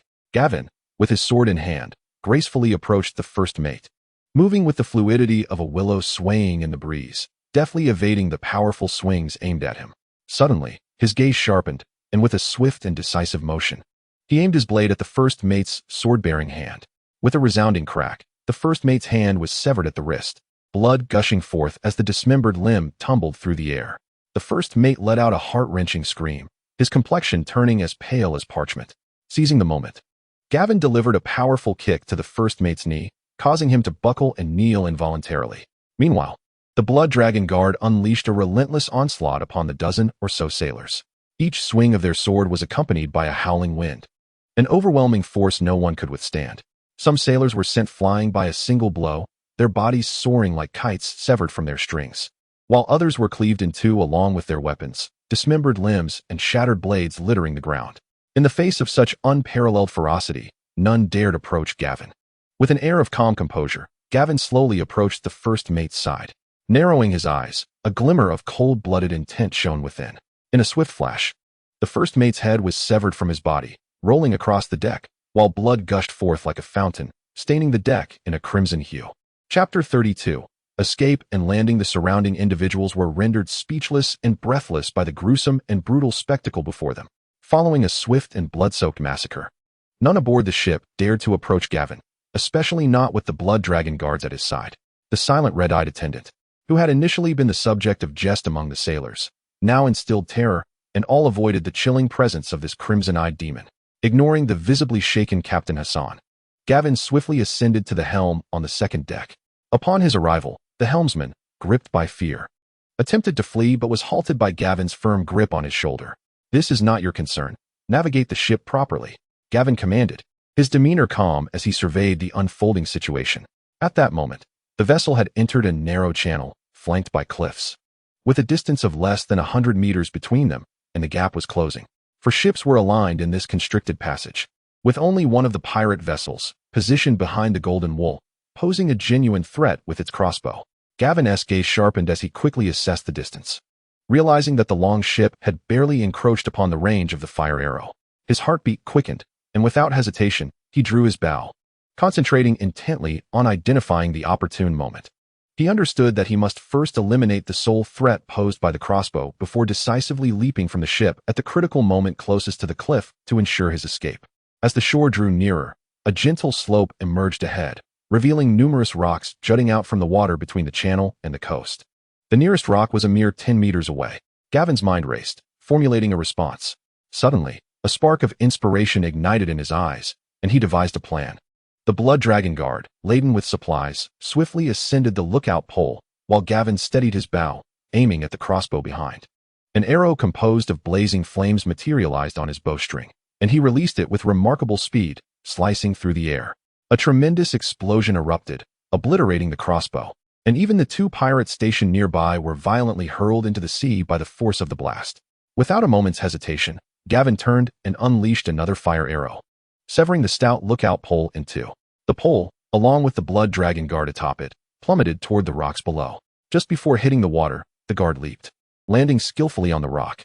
Gavin followed suit, using the momentum of the long pole to propel himself rapidly toward the rock, successfully landing beside his companion. They then utilized the exposed rocks as a springboard, propelling themselves toward the island with fervor. The entire process unfolded with astonishing swiftness, leaving the crew aboard the Golden Fleece utterly dumbfounded, momentarily at a loss for words. Although the pirate ship behind them had spotted the fleeing Gavin, they found themselves powerless to act, utterly lacking in a response. The recent cataclysmic explosion had rendered them too fearful to approach the bow of the ship. Thus, Gavin managed to reach the island unscathed. Ascending the gentle slope, Gavin gazed down expectantly, waiting for the pirates to pursue him in their small boats. However, as the four vessels gradually sailed away, turning and vanishing beyond a cliff, his anticipation turned to disappointment, compelling him to turn away and venture deeper into the island. That night, in a sheltered hollow of the mountains, Gavin quietly tended to a campfire, roasting a fish over the flames. The crackling of the fire punctuated his thoughts, which flowed endlessly. The initial phase of his plan had proceeded remarkably well, but the next steps would be crucial. He pondered the necessity of capturing a few tongues. This would effortlessly resolve the issues of puppetry and intelligence, alleviating his current state of ignorance. Suddenly, a rustling sound emanated from the nearby bushes, and the Blood Dragon Guard approached, its gaze fixed upon Gavin. In an instant, Gavin understood. Approximately an hour's journey from their position lay the pirates' lair. This unique telepathic connection with the Blood Dragon Guard was an unforeseen discovery, not indicated on the interface, yet its practicality exceeded expectations. Reflecting on the past, he realized that he had concealed the Blood Dragon Guard since its creation, utilizing it merely as a laborer. During the battle aboard the ship, he had intended to command it to attack, but before the words could escape his lips, a fleeting thought propelled the Blood Dragon Guard into action without hesitation. Upon arriving on the island, Gavin conducted a brief test and discovered that he need not rely on verbal commands. As long as the Blood Dragon Guard remained within 30 paces, it could accurately receive his silent instructions, even at a greater distance. Mutual eye contact would suffice to achieve the same effect. With the location established, the task ahead appeared much simpler. After satisfying his hunger, Gavin let out a contented burp, planning to indulge in a restful slumber. confident that the pirates could not escape. Previously forced to flee at sea, the tides had now turned. He occupied a position of secrecy, and the balance of power had shifted. The following day, Gavin awoke languidly. The morning on the island was gentle and warm, with a soft breeze caressing the air, infused with the briny scent of the sea, stirring the surrounding foliage to produce a faint rustling sound. Taking a deep breath, he inhaled the refreshing aroma of grass and wood, invigorating his spirit. Rising, he stretched widely, the joints in his body cracking in response. It was time to get to work, he muttered to himself, a cold glint of murderous intent flickering in his eyes. Meanwhile, within a wooden cabin at Shipwreck Cove, a voice exclaimed, "To shoot arrows made of flames with a bow. I believe in you, now draw." The voice was exceedingly calm, yet it emanated an endless ferocity. "No, my lord, I did not lie. I saw it with my own eyes. Please do not." Before he could finish, the merciless whip lashed out like a venomous serpent, cutting through the air with a fierce whoosh, striking him repeatedly. Had Gavin been present, he would have recognized the wailing man as the helmsman from the previous night. Blackshark Earl paid no heed to the helmsman's cries of despair and slowly exited the wooden cabin. A pirate, bearing a scarred visage, hurried after him, exclaiming, "Boss." Was he lying? It seems true. He does not appear to be deceiving us, Blackshark Earl replied without turning, his gaze calmly fixed upon the harbor, where the truth would soon be revealed. Chapter 33. Interrogation. Before long, a pirate sprinted toward Blackshark Earl, presenting him with 2 broken bows. The fractured ends bore evident scorch marks from flames. As Blackshark Earl examined the broken bows, he turned to the scar-faced pirate and remarked, "It appears a formidable individual has arrived on the island. Dispatch someone to find him, preferably alive. Exercise caution. He still possesses 3 bows." Gavin stood upon the cliff, gazing down at the sunken ship bay. Contrary to Captain Hassan's assertions, this was not a natural deep-water harbor. Perhaps his information had become outdated. Below, a broad dock had been constructed from stone, with over 30 vessels occupying half the space, and even a large shipyard was present. From Gavin's vantage point, he could catch a glimpse of partially constructed ships within the shipyard, where a wooden encampment was closely linked to the dock. The camp lacked walls, yet wooden watchtowers were placed around for vigilance. Suddenly, Gavin spotted a formidable band of pirates, armed and aggressive, emerging from the town. They dispersed as they walked, the entire pirate contingent splitting into 3 groups. 2 advanced deeper into the island, while 1 headed along the coastline toward Gavin's position. Observing the approaching pirates, Gavin resolved to distance himself from their stronghold before annihilating them.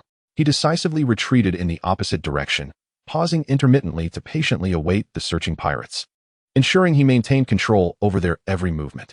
Time passed slowly, and by noon, the pirate group appeared utterly exhausted. They sought refuge in a wooded area to rest and recuperate. Noticing this development, Gavin promptly commanded the Blood Dragon Guard to stealthily encircle them, preventing any escape.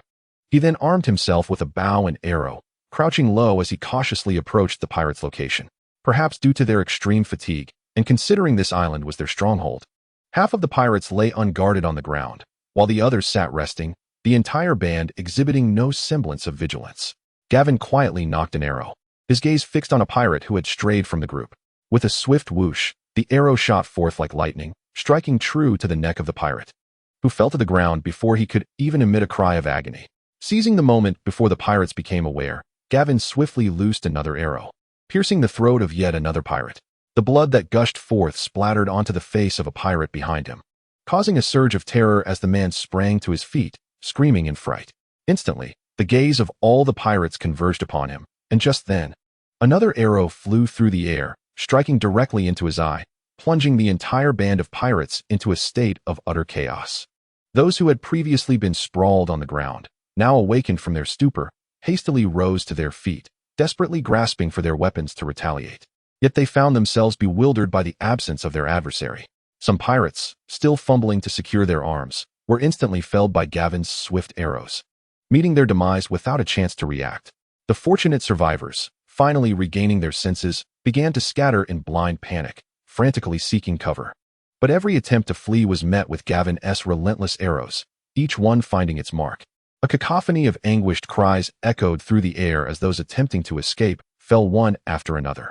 However, amidst the turmoil, 2 pirates managed to quietly slip into the thicket behind, hoping to evade Gavin's lethal gaze by concealing themselves. Gavin paid them no heed. At this moment, only 3 pirates remained, cowering behind a tree, utterly paralyzed by fear, too terrified to make a single move. Observing their state, Gavin unhesitatingly discarded his bow and drew his sword, charging forth like a fierce tempest towards the pirates concealed behind the tree, intent on capturing a few alive for crucial intelligence. In the span of mere moments, a crew of over 10 pirates had been reduced to mere remnants. The 3 remaining pirates were enveloped in dread until Gavin closed in on them, prompting them to clumsily retaliate in desperation. In a flash of steel, 2 pirates were rendered unconscious, while the last one fell to his knees in surrender. Just then, the Blood Dragon guards emerged from the thicket, dragging 2 lifeless bodies. They were the very pirates who had attempted to flee. With a piercing gaze, Gavin fixed his attention on the kneeling surrenderer, issuing a stern warning. From this moment forth, you will answer my inquiries truthfully. Do not entertain the thought of deceit. Shortly, I shall render you unconscious and interrogate your companion. The pirate trembled with fear, stammering in response, "My lord, spare my life. I would never dare to deceive you. I shall speak no falsehoods." Gavin's demeanor remained grave as he inquired, "How many individuals reside within your camp?" The pirate quivered as he replied, "My lord, there are approximately 2,000 souls in the camp at present." Gavin furrowed his brow. Pressing further, "Are they all pirates?" The captured pirate hastily clarified, "Several hundred are slaves purchased by Blackshark Earl specifically for shipbuilding. While a few hundred are natives of the island, the rest are indeed pirates." Gavin continued his questioning, "Is Blackshark Earl present in the camp?" The pirate nodded fervently. "Yes, my lord. It was he who dispatched us to seek you." After posing a few more inquiries, Gavin rendered the pirate unconscious. Subsequently, he awakened the other 2 pirates in turn, reiterating the same inquiries. After interrogating the 3 pirates, Gavin gleaned a general understanding of the current situation on the island. This was an unnamed isle, with only the rocky bay referred to as Shipwreck Cove. Apart from this area, the rest of the island was characterized by cliffs, rendering it nearly inaccessible. Hence, Blackshark Earl had established this place as a stronghold, utilizing it for the construction and repair of damaged vessels. Under Blackshark Earl's command were over 70 ships, scattered across several nearby islands. However, within the confines of Shipwreck Cove, there were only a little over 10 operational pirate ships. The remainder comprised merchant vessels reclaimed during this period, along with some damaged ships. Blackshark Earl intended to refurbish these vessels to compensate for the losses incurred during his recent conflicts with the Dorne. Approximately 1,000 pirates resided in the camp, along with over 300 slaves, specifically purchased from the Slave Bay for shipbuilding purposes, and some indigenous islanders servicing the pirates. After acquiring a basic understanding of the island's circumstances, Gavin resolved to create Blood Dragon guards to bolster their strength. Considering that this pirate squad had been discovered missing, it would likely take a day for the opposing forces to mobilize and search for them, providing him ample time to craft 2 guards within this window. Chapter 34. Counterattack. With a decision made, Gavin intended to fabricate the guards on the spot. A cursory glance around led him to select 2 tall corpses. At that moment, the Blood Dragon guards had bound the 3 pirates together, while Gavin swiftly retrieved the ritual materials he had prepared in advance, setting about the blood witch puppetry ceremony. Thus, in the midst of the terrified gazes of the 3 captive pirates, a horrifying scene unfolded as a long-deceased body rose to its feet. As dusk approached, Gavin finally completed the creation of the 2 Blood Dragon guards. With darkness descending, the atmosphere grew increasingly sinister. The 2 newly fashioned guards stood silently, as if awaiting Gavin's command. The 3 bound pirates were nearly driven to the brink of madness by fear, their eyes filled with despair. After the exhausting effort of creating twice, Gavin felt the toll it had taken on him, not merely in spirit and strength, but in the considerable amount of his own blood required for each creation. It would likely take at least 2 days for his body to fully recuperate. Given this predicament, it was evident that the corpses on the ground would not withstand a second creation. Upon Gavin's command, the 3 Blood Dragon guards swiftly rendered the captured pirates unconscious, each hoisting one of the captives and disappearing rapidly into the night, following Gavin's lead. In the dimly lit hall, Blackshark Earl furrowed his brow, intently listening to his subordinate's report. "Boss, that team has yet to return, with no word from them." Before departing, their assigned search area was the coastal direction. One subordinate spoke with his head bowed, his voice trembling and tinged with apprehension. Blackshark Earl's expression remained calm, yet a subtle air of authority permeated his demeanor as he replied, "It seems they have not ventured deep into the island. Deploy additional personnel for the search this time, and increase our forces along the coastline." At that moment, another subordinate rushed in, panting heavily as he exclaimed, "Boss, the dispatch team has made a discovery. They have located the trail of that group. However, There are only 8 corpses, most of whom met their demise by a single arrow. The countenance of Black Shark Air darkened instantly, and with a fierce tone, he commanded, "Bring along the archers, and gather any armor you can find. Do not concern yourselves with capturing them alive. Eliminate them on sight, and bring me their heads." A tense and oppressive atmosphere enveloped the hall, rendering the subordinates silent and fearful. By the following dusk, Gavin and his companions ventured cautiously into the depths of the dense forest with a captive in tow. Gavin felt a slight weakness. He attempted to utilize a rapidly healing potion, but its effect was evidently minimal, as it could only mend external wounds and not replenish lost blood. Delving deeper into the island's thicket was a reluctant decision, for it was clear that the previous day's actions had heightened the pirates' vigilance. Through reconnaissance by the Blood Dragon Guards, Gavin learned that over 100 pirates had mobilized, most adorned in various forms of armor and shields, with several complete suits of plate armor among them. Clearly, they had become aware of his archery skills and had swiftly adapted. Gavin understood that, given his current strength, while he could confront these pirates, engaging them head-on would be unwise. It would be better to avoid direct conflict, to recover momentarily, and to prepare 3 Blood Dragon Guards before launching a counterattack. Moreover, with fewer personnel, his movements were more agile, and possessing a captive familiar with the island provided him a significant advantage. During this time, Gavin and his team stealthily evaded the pirates' repeated searches, skillfully navigating through the forest. The captive, under the dual pressures of intimidation and temptation, cooperated dutifully, guiding them toward more concealed locations. As night fell, they finally discovered a safe cave where they could rest temporarily. 2 days later, the increasingly frantic pirates, unable to locate Gavin, had completed a round of searching the entire coastline and were now deploying more personnel into the island's depths for a thorough search, doubling their numbers in the process. In this moment, the pale and weakened Gavin leaned against the stone wall, gazing at the 6 Blood Dragon Guards before him, a smile creeping upon his lips as he mused inwardly, "It is time to strike back."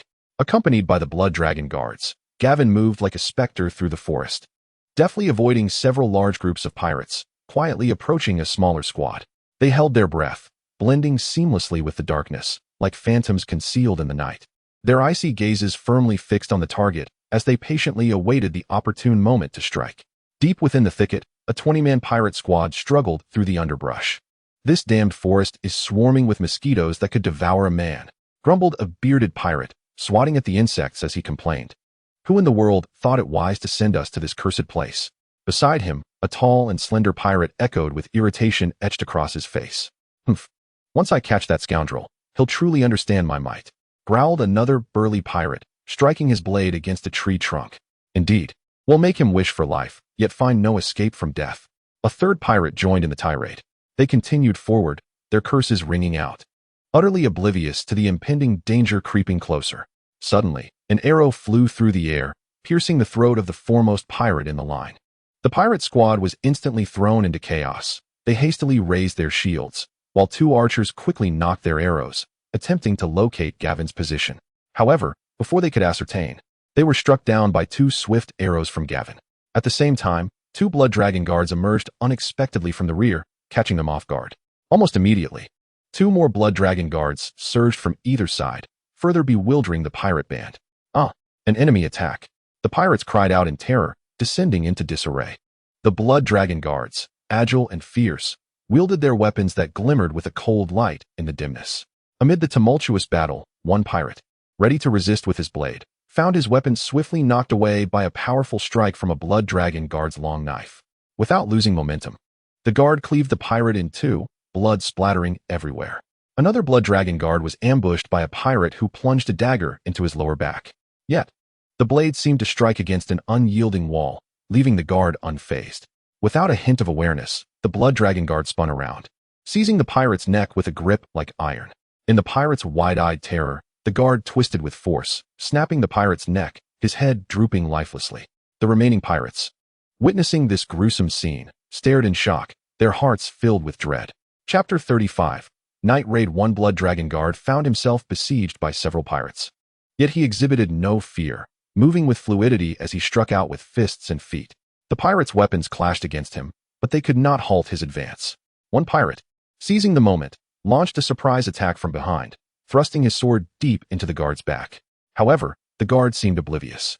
He sidestepped and retaliated with a powerful punch to the pirate's chest, shattering his ribs and causing him to spit blood before collapsing lifelessly. Faced with such a relentless and unyielding foe, fear began to take root in the hearts of the pirates, spreading rapidly among them.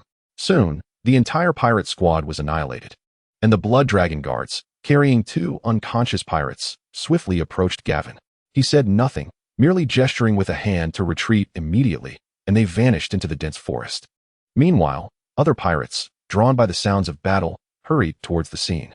Yet, Gavin and his group had already slipped through the encirclement and were hastening towards the coast.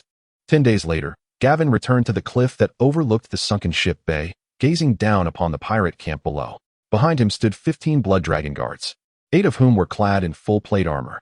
During this period, Gavin had successfully annihilated over 100 pirates through guerrilla tactics, seizing a multitude of equipment. His prowess had grown significantly amidst the relentless skirmishes and with the increasing number of Blood Dragon Guards. There were instances where Gavin did not even need to engage in battle. Until 2 days prior, the pirates had ceased their searches, retreating entirely back to their encampment. Thanks to the complete annihilation of their forces in each encounter, the pirates remained oblivious to the true scale of the Blood Dragon Guards. Gavin was uncertain whether the pirates had temporarily decided to disregard him as a nuisance, allowing him to fend for himself on the island, or if they were plotting a more substantial operation. However, at this moment, it mattered little. Gavin meticulously observed the enemy encampment, contemplating an evening raid, before accessing his status panel. Host, Gavin Belaerys, age, 15 bloodline, Bloodfire Dragon Descendant, development 33 Valyrian Dragon King's bloodline, capable of dragon summoning and flame manipulation. In the initial stages of awakening. Dominion, 1533. Your subordinates can be enhanced through the panel. 14 Junior Blood Dragon Guards, blood puppets crafted from dragon blood capable of advancing twice. 1 Intermediate Blood Dragon Guard, a blood puppet that has advanced once and can advance again. Skills, Flame Manipulation, Master Swordsmanship, Master Flameblade, Master Archery, Master Polearm. Proficient Energy Points, 0, automatically absorbs ambient magical energy, and can also actively absorb magic. The night enveloped Shipwreck Cove like a heavy curtain, the thick darkness seemingly devouring all within its grasp. Gavin, accompanied by his 15 Blood Dragon Guards, moved silently like phantoms in the night towards the flank of the pirate town. These 15 Blood Dragon Guards, mere flesh puppets crafted from corpses, were devoid of emotion and awareness. They knew not the meaning of death or the sensation of pain, executing Gavin's commands with unwavering silence and resolve, embodying his most fearless and valiant force. The pirate town appeared particularly tranquil in the night, lacking walls or defensive barriers, with only a few solitary wooden towers standing guard, where a handful of drowsy pirates were oblivious to the impending danger. Gavin led the charge, merging seamlessly with the shadows. Each step was light and agile, as if the very air beneath his feet propelled him forward. Armed with a powerful bow, the arrowhead glimmered ominously in the faint moonlight as he aimed at the pirates atop the wooden tower, his eyes betraying a fierce intent to kill. With a soft twang of the bowstring, the arrow flew forth like a bolt of lightning, slicing through the night with a fierce wind, and found its mark in a pirate's throat. The pirate had no time to utter a cry before plummeting from the tower. Unfazed, Gavin swiftly nocked another arrow, and yet another unsuspecting pirate lost his life in slumber. Having neutralized the threat from the tower, Gavin and his spectral entourage stealthily infiltrated the town. With the information gleaned from prior interrogations of captives, Gavin set forth with a clear objective, heading directly towards the lair of the notorious Black Shark Earl. They deftly navigated through the shadows, each step taken with utmost caution, meticulously avoiding any potential patrols, until they finally arrived at the heart of the town, where a grand wooden hall loomed before them. Constructed from robust and time-worn logs, the hall bore the marks of age and exuded a musty scent of aged timber. The hall was quite expansive, divided into 2 sections, the front designated for discussions, while the rear served as Black Shark Earl's quarters. Gavin carefully surveyed his surroundings, ensuring that all was clear before signaling to the Blood Dragon Guards. 6 of them remained at the entrance, standing vigilant against any possible reinforcements. Taking a deep breath, a resolute glint flashing in his eyes, Gavin forcefully pushed open the great doors and surged inside like a tempest. The hall was permeated with a nauseating blend of faint alcohol and the stench of sweat. Gavin's gaze swiftly swept across the interior, where several guards were roused from slumber, bleary-eyed and unarmed. With a swift motion, Gavin drew his sword, its cold gleam flashing as he swiftly dispatched one guard, blood gushing forth to form a shocking pool on the ground. The Blood Dragon Guards showed no mercy. They pounced upon their foes like ferocious beasts. Some wielded enormous swords, delivering powerful slashes that cleaved a guard in half, his entrails spilling onto the floor. Others, utilizing their immense strength, lifted enemies and crashed them down, producing a dull thud as bones shattered, sending them to their demise. In a heartbeat, the hall transformed into a scene of carnage, with blood splattering and screams echoing. Under the relentless assault of Gavin and the Blood Dragon Guards, the defenders were swiftly vanquished. Gavin pressed on, charging towards the rear of the hall. The Blood Dragon Guards kicked open the door leading to the back room, with Gavin hot on their heels. Inside, Gavin finally laid eyes upon his intended target.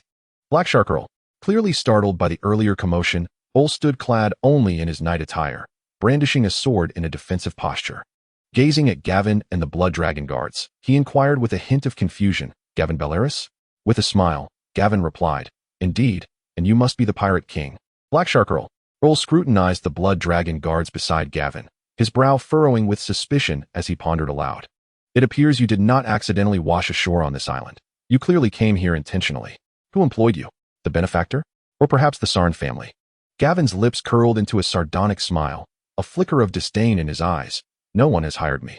Thanks to you, I indeed found myself unexpectedly stranded here." Chapter 36. Conquest of Shipwreck Bay. Blackshark Earl, enraged yet mocking, retorted, "Unexpected? My men reported that only 2 of you managed to reach the island. How many are you now? No wonder my dispatched men have vanished." With that, he swung his sword and charged at Gavin. Gavin nimbly sidestepped, as Earl's blade struck a nearby wooden pillar, sending splinters flying. The Blood Dragon Guards swiftly converged, encircling the Blackshark Earl. Enraged, the Blackshark Earl roared, wildly brandishing his sword in a desperate attempt to break free from the encirclement. Observing the cornered beast struggling, Gavin calmly commanded, "Knock him unconscious. I desire him alive." Without hesitation, one of the Blood Dragon Guards raised his robust arm and struck the Earl's nape with tremendous force. The Earl was plunged into darkness and succumbed to unconsciousness, his body collapsing limply to the ground. Gavin approached, casting a glance at the unconscious Earl, and instructed, "Take him away. We shall proceed ahead." The Blood Dragon Guards promptly sprang into action, hoisting the Earl's body and following closely behind Gavin as they methodically evacuated the chamber. Outside, the pirate camp was engulfed in chaos. A patrolling squad of pirates, alerted by the anguished cries emanating from the hall, rushed toward the source of the commotion in a state of alarm. At the entrance of the hall, the Blood Dragon Guards stood like statues, exuding an aura of dread. As the patrolling pirates, armed with curved blades, hurriedly arrived, the Blood Dragon Guards sprang into action. One pirate lunged forward, brandishing his weapon, but the guard deftly sidestepped, delivering a powerful punch to the pirate's abdomen. The pirate doubled over in agony, and the guard seized his curved blade, swiftly swinging it back, causing a fountain of blood to erupt from the pirate's neck. Witnessing this, the other pirates roared and surged forward. The Blood Dragon Guards immediately met their advance, engaging in fierce combat. The clashing of metal resonated through the night, blood splattered, staining the ground crimson. The intensity of the battle drew more pirates to the scene. They arrived with torches, illuminating the bloody battlefield. The newcomers shouted disjointed slogans as they joined the fray. However, the might of the Blood Dragon Guards far surpassed their expectations. Despite the overwhelming numbers of pirates, the guards maintained the upper hand, repelling and slaying wave after wave of attackers. At that moment, Gavin emerged at the entrance of the hall, where the assembled pirates had swelled to over 100, with more continuously arriving.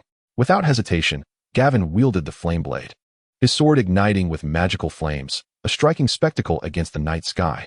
Armed with the fiery sword, Gavin charged into the throng of pirates, closely followed by the Blood Dragon Guards. The power of the flaming sword was astonishing. Each swing cleaved both pirate and weapon in twain, while Gavin unleashed scorching waves of fire, igniting the garments of numerous pirates, who writhed in agony amidst the flames, crying out in despair. With the Blood Dragon Guards at his side, Gavin moved through the chaos as if traversing an uninhabited realm, blood splattering and flames soaring as they advanced swiftly towards the port. Upon reaching the harbor, they discovered some pirates attempting to board their ships. The Blood Dragon Guards swiftly fortified their defenses, preventing the pirates from escaping. Amidst the ensuing melee, the majority of the pirates failed to embark, with only a few managing to board a longship ahead of the others. Gavin accepted the bow handed to him by the Blood Dragon Guard beside him and took aim at the pirate longship. A fiery arrow materialized above the sturdy bow, and with a swift release, Gavin loosed the arrow. An explosive roar followed as the side of the ship was blasted open, and seawater surged violently into the vessel, causing it to slowly tilt. The pirates aboard hastily leaped into the water to save themselves, witnessing Gavin's miraculous prowess. The pirates were engulfed by an overwhelming fear of the unknown. Many of them faltered, collapsing to their knees, murmuring incessantly as if beseeching divine forgiveness. Gavin surveyed the panicked pirates before him. At that moment, a blood dragon guard, wielding the captured Black Shark Earl, approached and slapped him awake. The sight of their captured leader instilled even greater terror among the pirates. Just as Black Shark Earl, still dazed from his slumber, attempted to comprehend the situation, Gavin, before the eyes of all the pirates, swiftly severed his head with a single stroke. The head rolled to the ground, blood splattering everywhere. Gavin, gripping the bloodied sword, pointed it at the gathered pirates. Suddenly, flames erupted violently from his blade. The searing fire illuminated the terrified faces of the pirates, their eyes filled with awe and dread of the unfathomable power before them. This horrific spectacle caused even more pirates to succumb to the pressure, dropping to their knees. Gavin proclaimed loudly, "Kneel before me, and from this day forth, obey my commands, and I shall spare your lives. Otherwise, those who refuse to kneel shall meet their demise today." The pirates, having been thoroughly cowed by the series of miraculous events, lost all resolve to resist and bowed their heads in submission, expressing their willingness to serve.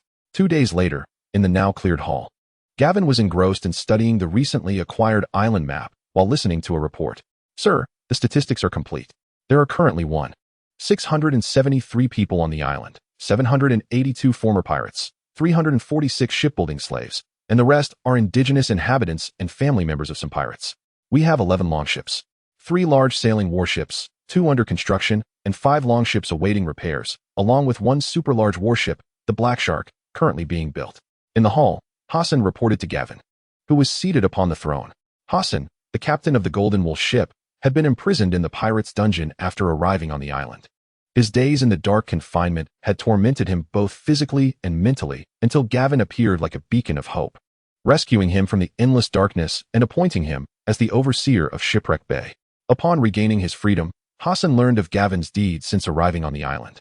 He had heard of Gavin's near-miraculous feat of slaying Black Shark Earl and defeating and conquering the pirates of Shipwreck Bay.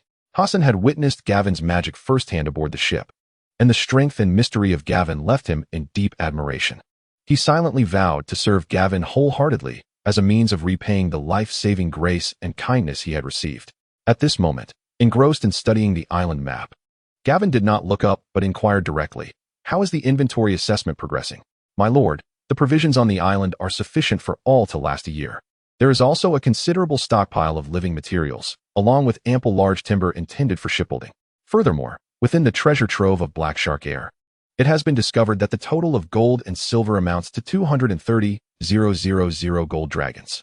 In addition, there are various fragments of jewelry, gemstones, pearls, dragon bones, and several exquisite crafts." Hassan respectfully reported this. Chapter 37. The Lifeless Dragon Egg Dragon Bones? "How many? Take me to see them at once." Upon hearing of the dragon bones, Gavin, filled with excitement, dropped the map he was holding and eagerly urged Hassan to lead the way. Soon, in an underground treasury, Gavin beheld the dragon bones. They were remarkably well preserved, contrary to his initial expectation of fragmented remains. A cursory examination revealed that this dragon likely had a wingspan of 8 meters and a length no less than 11 meters, clearly indicating it was an adult dragon. How it came to be in the possession of a pirate chief remains a mystery. As Gavin placed his hand upon the head of the dragon bones, he sought to sense the magic within. However, the result was somewhat disappointing. There was indeed magic present, but in relation to the size of the bones, it appeared rather meager, likely providing him with a mere 10 points of energy upon complete absorption. Gavin speculated that the quantity of magic within the bones was evidently influenced by the dragon's size and strength during its life. The finest source of magic, undoubtedly, was the pendant crafted from the bones of the Beleris dragon in his possession, while the smaller bones yielded far less magical energy. Despite his slight disappointment, this was undoubtedly the first time Gavin had encountered such a significant potential energy source, marking a noteworthy gain. He then inquired of Hassan beside him, "Have you asked where these dragon bones came from?" Hassan promptly replied, "I inquired when I discovered them, and the pirate who was guarding them said they were found on this island." Upon hearing the origin of the dragon bones, Gavin was astonished. He had not anticipated that this island harbored dragon bones, let alone an entire set, suggesting that a dragon had once perished here. He immediately requested Hassan to summon the guard who had been questioned earlier, and Gavin began to inquire in detail. As it turned out, after Black Shark Air took control of Shipwreck Bay, the pirates conducted an exploration of the entire island. They stumbled upon the dragon bones in a cave and, recognizing their value, brought them back intact. After listening to this, Gavin insisted that the pirates serve as a guide to lead him there. They journeyed deep into the island for an entire day before finally arriving at the cave where the dragon bones were discovered. As they stepped into the cave, a damp and slightly decayed odor enveloped them. The interior of the cave was exceedingly vast. Gavin carefully led the group as they explored the dim surroundings, their footsteps echoing clearly in the expansive cavern. Gavin's gaze meticulously scanned the area, leaving no corner overlooked. At last, he discovered a particularly intriguing spot. Between two massive rocks forming a narrow crevice, the material in the middle starkly contrasted with the surrounding stone. It was a substance that exhibited a dark red hue, its surface slightly coarse, reminiscent of the unique shapes formed when molten lava cools and solidifies. Gavin immediately seized his tools and began to dig fervently, exerting every ounce of his strength with each strike. As he continued his labor, fragments of stone cascaded down, and ultimately, a gray dragon egg emerged before the onlookers. However, this dragon egg appeared dull and lifeless, its surface marred by fine cracks, clearly a shell that had long lost its vitality, devoid of any magical essence within.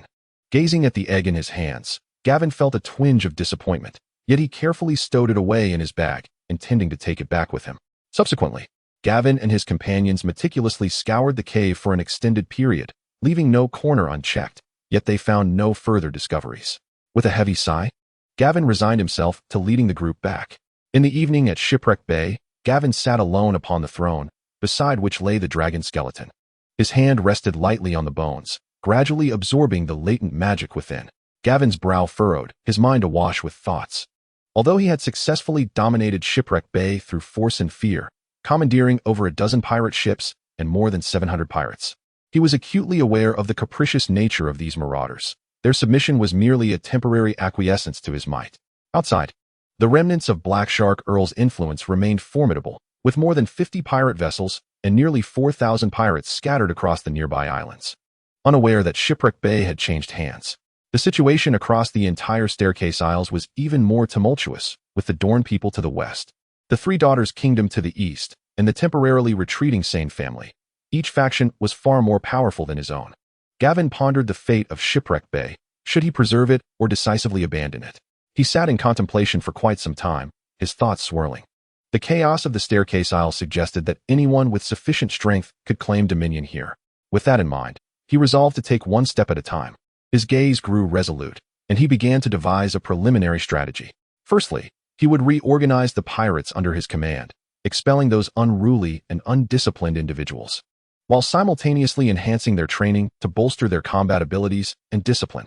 Next, he would endeavor to seize control of more islands to expand his influence.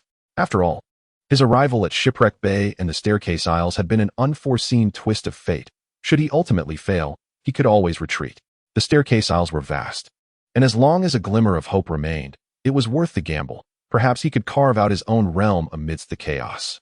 The following day, Gavin arrived at the large shipyard. As he stepped inside, the rich scents of timber and tung oil enveloped him. There were no free craftsmen here. All laborers were shipbuilding slaves procured from the slave bay, their expressions focused as they skillfully engaged in their tasks.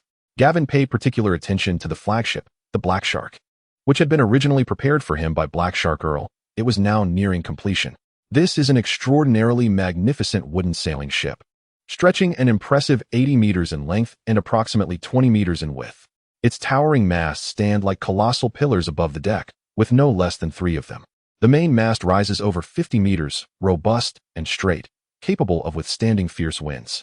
The ship's body is vast and sturdy, with smooth and elegant lines. At critical moments, oars can extend from either side of the vessel, allowing human power to assist in acceleration, achieving a harmonious collaboration of manpower and wind power. At the fore and aft of the deck, 8 crossbow cannons are meticulously positioned, resembling formidable sentinels poised to unleash torrents of wrath upon any adversaries, showcasing an impressive display of deterrence. Gavin summoned the overseer of the slaves and several skilled artisan slaves, engaging them in conversation to gain a detailed understanding of the shipyard's conditions. With a serious demeanor, Gavin addressed the overseer, inquiring about their living environment and sustenance. The overseer bowed his head, trembling slightly, and replied submissively, "My lord, our living quarters are dark and damp, overcrowded and cramped. The food we receive is merely coarse sustenance, barely sufficient for survival." As he spoke, a glimmer of helplessness and pleading shone in his eyes. Gavin furrowed his brow slightly and stated, "I shall work to improve your circumstances. Now, tell me, what types of vessels can you construct?" The overseer straightened up, hands clasped respectfully before him, and replied, "My lord, we possess considerable experience. We can construct small fishing boats, medium-sized cargo ships, and even large sailing vessels akin to this magnificent ship, provided we have adequate materials." Gavin nodded. Continuing his inquiry, "What is the status of the timber supply? How many ships can we build with it?" The overseer appeared troubled, bowing again before responding, "My lord, the timber supply is currently adequate, but I fear it may only suffice for the construction of one more long ship." He gestured with his hands to indicate quantity. Gavin's expression darkened as he remarked, "Is the timber not ample? How can we only construct one vessel?" The overseer, filled with trepidation, hastily explained, "My lord, the large timber required for the keel is scarce, and the remaining wood is only sufficient for smaller fishing boats." After a moment of contemplation, Gavin acknowledged, "I understand now. I will devise a solution for the timber issue. You must dedicate yourselves to the construction of this grand vessel first." The overseer, visibly relieved, promptly knelt and bowed his head, exclaiming, "Thank you, my lord. We shall exert every effort." Subsequently, Gavin produced a hasty and rather crude sketch of a 3-bow crossbow design, derived from his past life's memories. Pointing at the drawing, he patiently and meticulously explained to the slave artisans, "Look here and here." The slaves gathered around, their brows furrowed in concentration as they listened intently. One of the lead artisans spoke up, "My lord, there is no need for a complete reconstruction. We should be able to modify it." Gavin's eyes brightened, and he asked eagerly, "A direct modification?" The artisan leader nodded affirmatively, "Indeed, my lord. We can modify it using the crossbows we previously constructed." Gavin resolutely issued an order. "Very well, let us commence the construction and testing of the crossbows might immediately." His demeanor was grave, and his gaze commanding. The chief craftsman promptly responded, "Yes, my lord." Gavin reiterated, "Remember, once the tests are successful, all crossbows must be replaced." The chief craftsman bowed deeply, affirming, "I understand, my lord. Rest assured." At that moment, Gavin surveyed the overseers and craftsmen, solemnly declaring, "If you serve me diligently for 3 years, I shall grant you your freedom, and during this period, I shall also provide you with some remuneration." Upon hearing this, the overseers and craftsmen were ignited with hope, kneeling and bowing their heads, collectively exclaiming, "Thank you, my lord. We shall give our utmost effort." Subsequently, Gavin resolved to thoroughly reorganize this disordered band of pirates. He understood that to dominate these perilous waters, he required a disciplined, well-trained, and loyal crew. At dawn, Gavin instructed Hassan to gather the scattered pirates throughout the camp with the fierce blood dragon guards. The pirates, sluggish and reluctant, gradually assembled in an open space, whispering to one another, their faces betraying curiosity and unease about this gathering.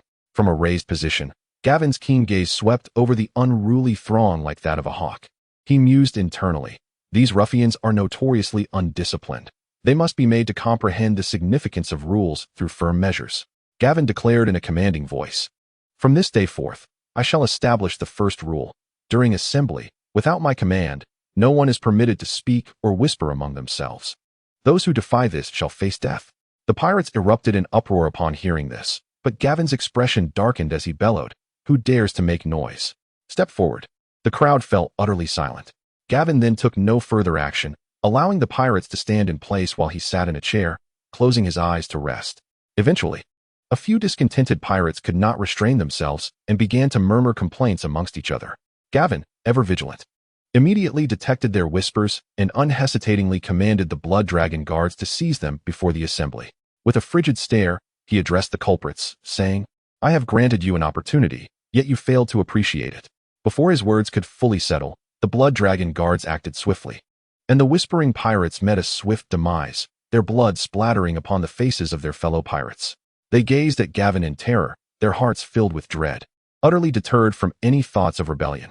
Thus, the pirates remained standing until sunset, during which not a single soul dared utter a word. As darkness enveloped the sky, the blood dragon guards brought forth a heavy chest, which, upon opening, revealed it to be brimming with gleaming gold coins. Gavin ascended once more to the elevated position, proclaiming loudly, "Your conduct today has been commendable. I am not a miser, and this is a reward for your obedience." He then instructed Hassan to distribute the treasure amongst them. The following day, Gavin once again gathered the pirates in a similar manner. Subsequently, Gavin began to personally inquire about the past experiences and skills of each pirate, his demeanor focused as he diligently took notes to arrange their groupings. He segregated those familiar with maritime routes and winds, as well as those adept at repairing ship equipment, forming a distinct group for them, before gathering everyone together for training. In the days that followed, Gavin exhibited no slackness. He personally supervised the pirates' training daily. During this process, he gradually uncovered the existence of various factions among the crew. Each evening, Gavin engaged in conversations with many of the sailors and captains who had been forcibly brought to this place. He understood while that merely reorganizing the pirates was far from sufficient, the captured sailors and captains also represented a formidable force. At this juncture, Gavin sat opposite an experienced old captain and spoke earnestly. "I sincerely apologize for your forced arrival here. However, the situation is now established, and I truly hope to earn your cooperation.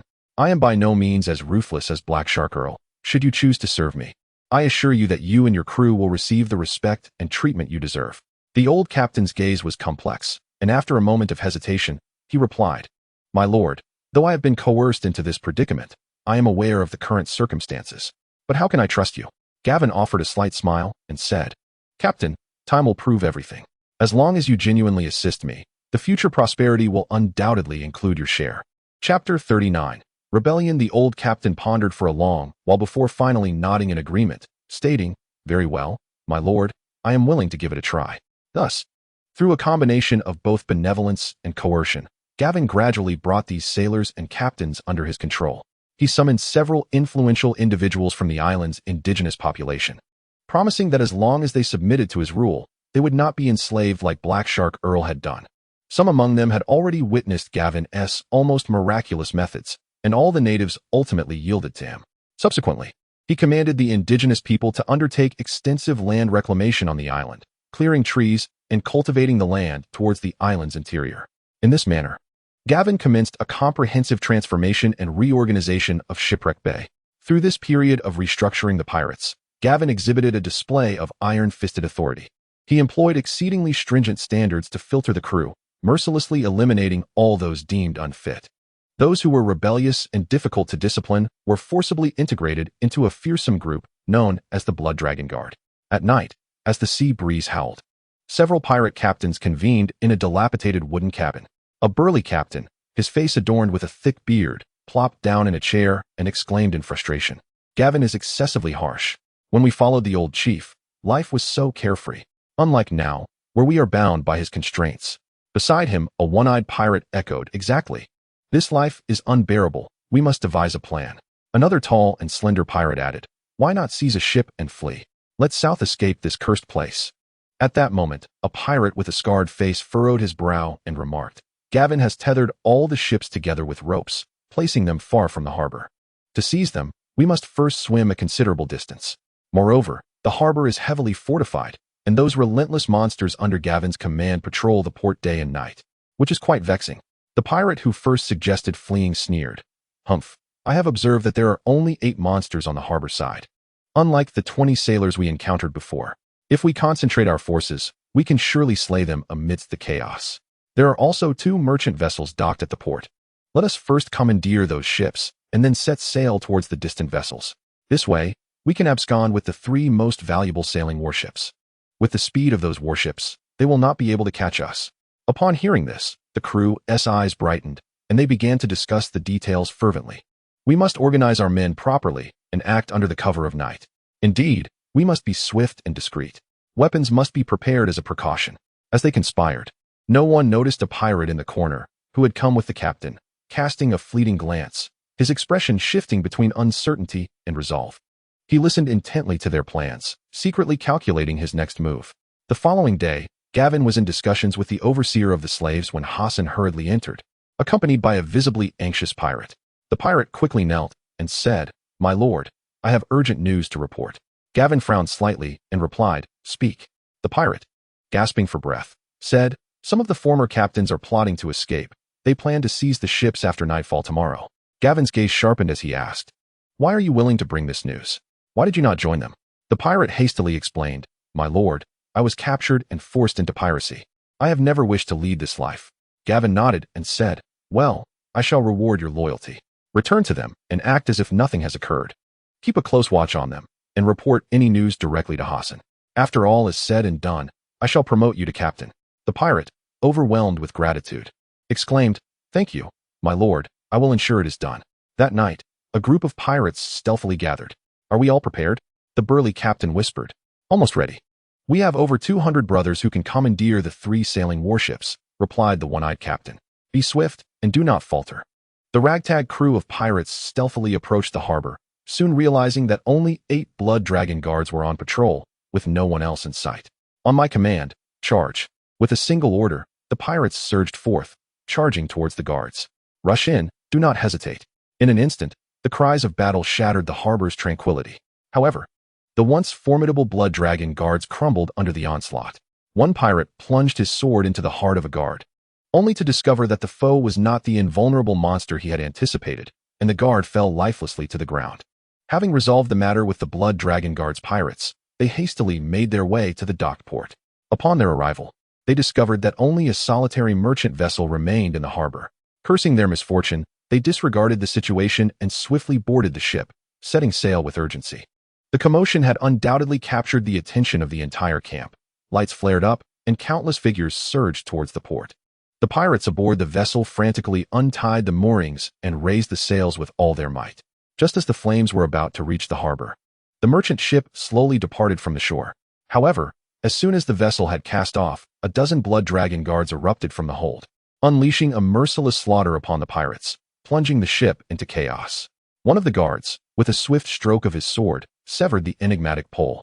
Gavin seized the longbow handed to him by a blood dragon guard, drew back the string, and released a flaming arrow that whistled through the air, piercing a gaping hole in the stern of the merchant ship, which had barely departed the harbor.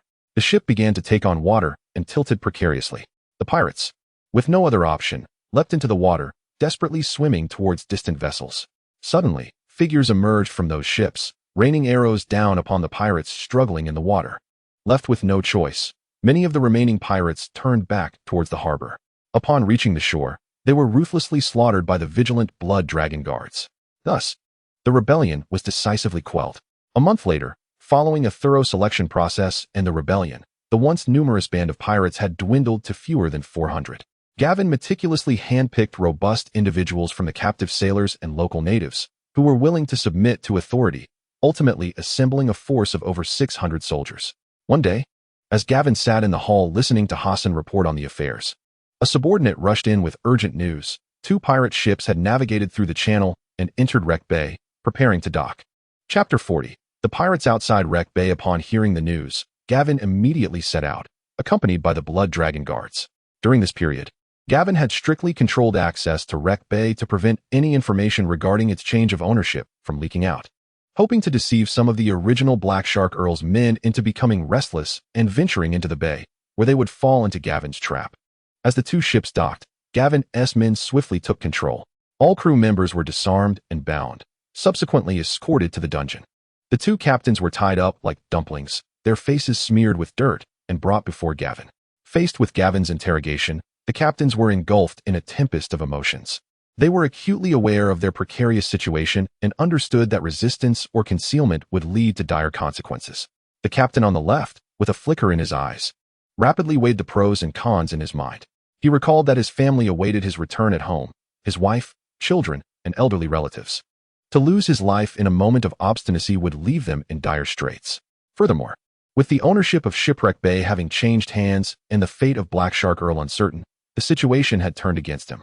Continuing to resist was devoid of purpose. Thus, he inhaled deeply and resolved to speak candidly.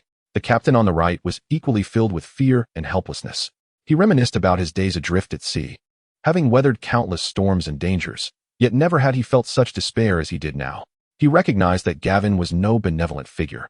The swiftness and decisiveness with which he had taken control of Shipwreck Bay attested to his remarkable capabilities. Should they persist in concealing the truth, not only would their own lives be at risk, but those of their comrades would also be in jeopardy.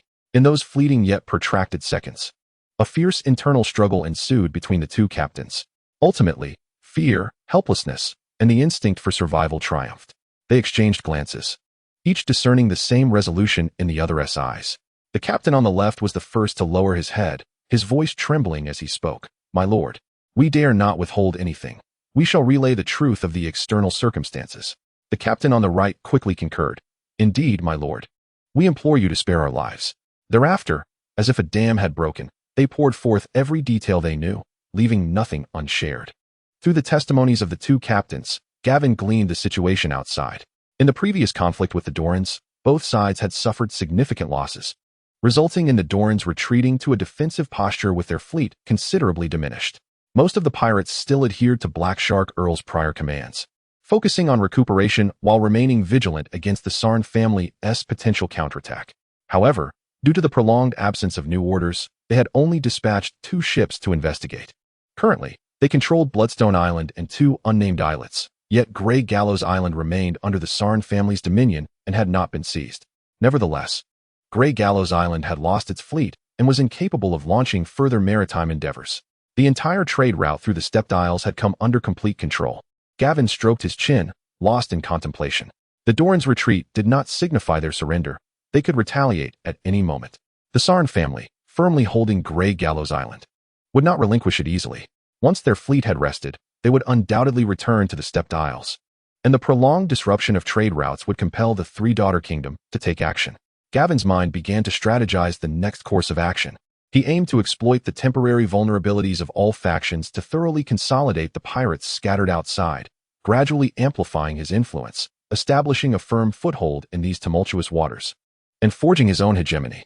Through this period of reorganization, Gavin had begun to stabilize his rule over Shipwreck Bay, yet due to the brevity of time and external threats, his dominion remained precarious. Should he succeed in recruiting and defeating the dispersed pirates in the forthcoming endeavors, he would fully usurp Black Shark Earl, solidifying his control over the majority of the Stepped Isles. Determined, Gavin resolved to take the initiative, seizing the opportunity presented by the imbalance of information to launch a surprise attack on the pirate forces beyond Shipwreck Bay. On an unnamed island, a roaring bonfire illuminated the faces of the unruly pirates. Ironhook Todd and several pirate captains reveled in wild abandon, the air thick with the scent of strong liquor and boisterous laughter. Each man clutched a woman from Riz in his arms, engaging in crude banter and unrefined gestures. The clinking of tankards and the cacophony of shouts intertwined, creating a scene that was both chaotic and lively. Some were inebriated to the point of staggering. Others were embroiled in heated disputes, their faces flushed with anger. Suddenly, a subordinate rushed in, breathless with urgency, reporting, "Boss, the 2 longships we dispatched have returned, followed closely by your 2 sailing warships and 5 longships, all flying your banner." Upon hearing this, Ironhook Todd's expression shifted dramatically. He abruptly pushed aside the woman in his embrace and shouted, "For heaven's sake, stop drinking." The raucous atmosphere fell silent as the pirates exchanged bewildered glances. Todd rose, straightened his attire, and, accompanied by his crew, made his way toward the shore to greet the incoming vessels. The entire Stone Stair Island archipelago comprised dozens of islands, yet only 8 possessed fresh water. Among the 5 islands situated near trade routes, for were under the control of Black Shark Earl. This unnamed island was one of the 5 along the trade route that boasted fresh water, and as one of Black Shark Earl's most trusted lieutenants, Ironhook Todd commanded 10 longships and 800 pirates stationed there. The wooden dock was rudimentary and cramped, currently accommodating 8 longships, leaving little room for a single sailing warship. In the distance, Ironhook Todd stood anxiously on the dock, awaiting the arrival. The sailing warship approached the harbor slowly, its crew swiftly tossing heavy ropes overboard. The sailors onshore caught the lines and secured them tightly to massive wooden posts. The gangplank lowered from the ship with a dull thud, blending with the sound of waves crashing against the dock. Gavin, accompanied by the Blood Dragon guards, descended from the vessel. Upon seeing the newcomers, Ironhook Todd's mind was filled with questions, and he hurriedly approached Gavin with a smile, inquiring, "This fellow seems unfamiliar. Has the boss taken on a new recruit?" Gavin replied, "No, I am not. As for the boss, you can see for yourself." With that, one of the Blood Dragon guards presented a small wooden box to Ironhook Todd. With a heart full of curiosity, Todd accepted the box and, as he slowly opened it, a pungent scent of lime assaulted his senses. Inside lay the severed head of Black Shark Earl, pale as parchment, its skin marred by slight decay, with lime traces unevenly spread across the skull, rendering it even more grotesque and terrifying. Chapter 41. The assault on the nameless island startled. Todd's grip faltered, and the wooden box fell to the ground, the head rolling out. The pirate captains standing behind Todd turned pale, fear and shock spreading across their faces. Todd drew his sword with a sudden motion, his eyes wide and bloodshot, filled with rage and suspicion as he glared at Gavin, demanding, "Who on earth are you?" Gazing steadily at the tense opponent, Gavin spoke calmly. "I am Gavin Belaerys, and from this day forth, I am your new master. Kneel, and you may be spared." Standing tall, his gaze piercing, his words resonated with an undeniable authority. The sea breeze billowed his garments, adding a touch of majesty to his presence. Iron Hook Todd's eyes widened in disbelief and fury, his sword hand trembling slightly from the tension. His heart raced, and his mind raced even faster as he beheld the unfamiliar yet oppressive Gavin before him. A surge of intense resentment and yearning for power coursing through him. Could it be that Earl had perished just like that? No, it was inconceivable. I have fought valiantly for him on this island, and now he meets such a fate. If that is the case, why should I submit to this stranger who has appeared out of nowhere? If I kill him, I shall ascend as the new leader and seize control of everything. Todd tightened his grip on the sword, his gaze growing ever more menacing, as if he could already envision himself reaching the pinnacle of power. Yet, he was acutely aware of the perilous nature of the situation. Gavin's audacious approach surely indicated he was well prepared. Nevertheless, the allure of power compelled him to take the gamble, even at the potential cost of his life. Having made his decision, Todd first glanced at the vessels in the distance, unable to dock due to the crowded pier. He observed the enemy lowering a small boat, slowly approaching the shore, unlikely to arrive anytime soon. Then, he surveyed Gavin's contingent, which numbered merely 30. At that moment, nearly 100 of his own pirates populated the dock. With these advantages in mind, Todd swiftly retreated, bellowing commands to his subordinates. "Kill them. Avenge our master." He seized the arm of a nearby pirate captain, urgently instructing, "Hurry, summon everyone on the island." Todd's eyes were bloodshot, veins bulging on his forehead, his fierce expression suggesting a desire to devour Gavin and his companions whole. The pirate captain, initially taken aback, quickly regained composure, nodding fervently before sprinting toward the island. Upon hearing the command, the other pirates surged forward like ravenous wolves, shouting cries of vengeance, plunging the entire dock into chaos and uproar. As the marauding pirates lunged toward him, Gavin remained as steadfast as a mountain, not budging an inch, while behind him, the Blood Dragon Guard surged forth like lightning. The movements of the Blood Dragon Guard were impeccably synchronized, cold and efficient. Their weapons ruthlessly sliced through the bodies of the pirates, each strike laden with tremendous force. With the slightest contact, the pirates crumbled like fragile stalks of wheat, their cries of anguish and thuds of falling bodies echoing relentlessly. At that moment, from the sails of the warship behind Gavin, over 100 soldiers charged down, brandishing their blades and shouting as they joined the fray. Instantly, the battlefield descended into further chaos, the cacophony of battle resounding deafeningly. Iron Hook Todd had retreated to the rear of the battlefield, his face pale. Yet he continued to roar, "Hold the line. Reinforcements are on their way." However, his cries proved futile, as the tide of the pirates' defeat could not be halted. At this moment, the pirate camp, situated perilously close to the dock, erupted into chaos, with numerous pirates rushing out, weapons in hand. Under the hoarse orders of Hook Todd, they surged forth like a relentless wave into the fray. As the small boats gradually approached the shore, the occupants brandished their blades and charged forward with remarkable speed. The Blood Dragon Guards remained indomitable, cutting through the enemy ranks as though traversing an uninhabited realm, leaving only the echoes of their foes' screams and pools of blood in their wake. At this juncture, the scales of victory had decidedly tipped in Gavin's favor. Faced with the ferocious assault of the Blood Dragon Guards and the formidable impact of subsequent reinforcements, the pirates found themselves subjected to a sudden onslaught, their resistance waning further with each passing moment. Before long, the battle concluded with an overwhelming victory for Gavin's side. The battlefield was littered with fallen pirates, sprawled haphazardly across the ground, their blood staining the earth beneath the dock. Amidst the devastation, Gavin stood resolute, his gaze unwavering. He understood that this was merely the inception of his path to dominion. 2 Blood Dragon Guards rested Hook Todd's arm, bringing him before Gavin. From the front, Hassan commanded all surrendering pirates to raise their heads. At that moment, Gavin's sword ignited with a fierce flame, the light illuminating his stern visage, enhancing his formidable presence. Without hesitation, he swung his blade downward, cleaving hook-taut in twain with a swift stroke, blood gushing forth and soaking the ground beneath.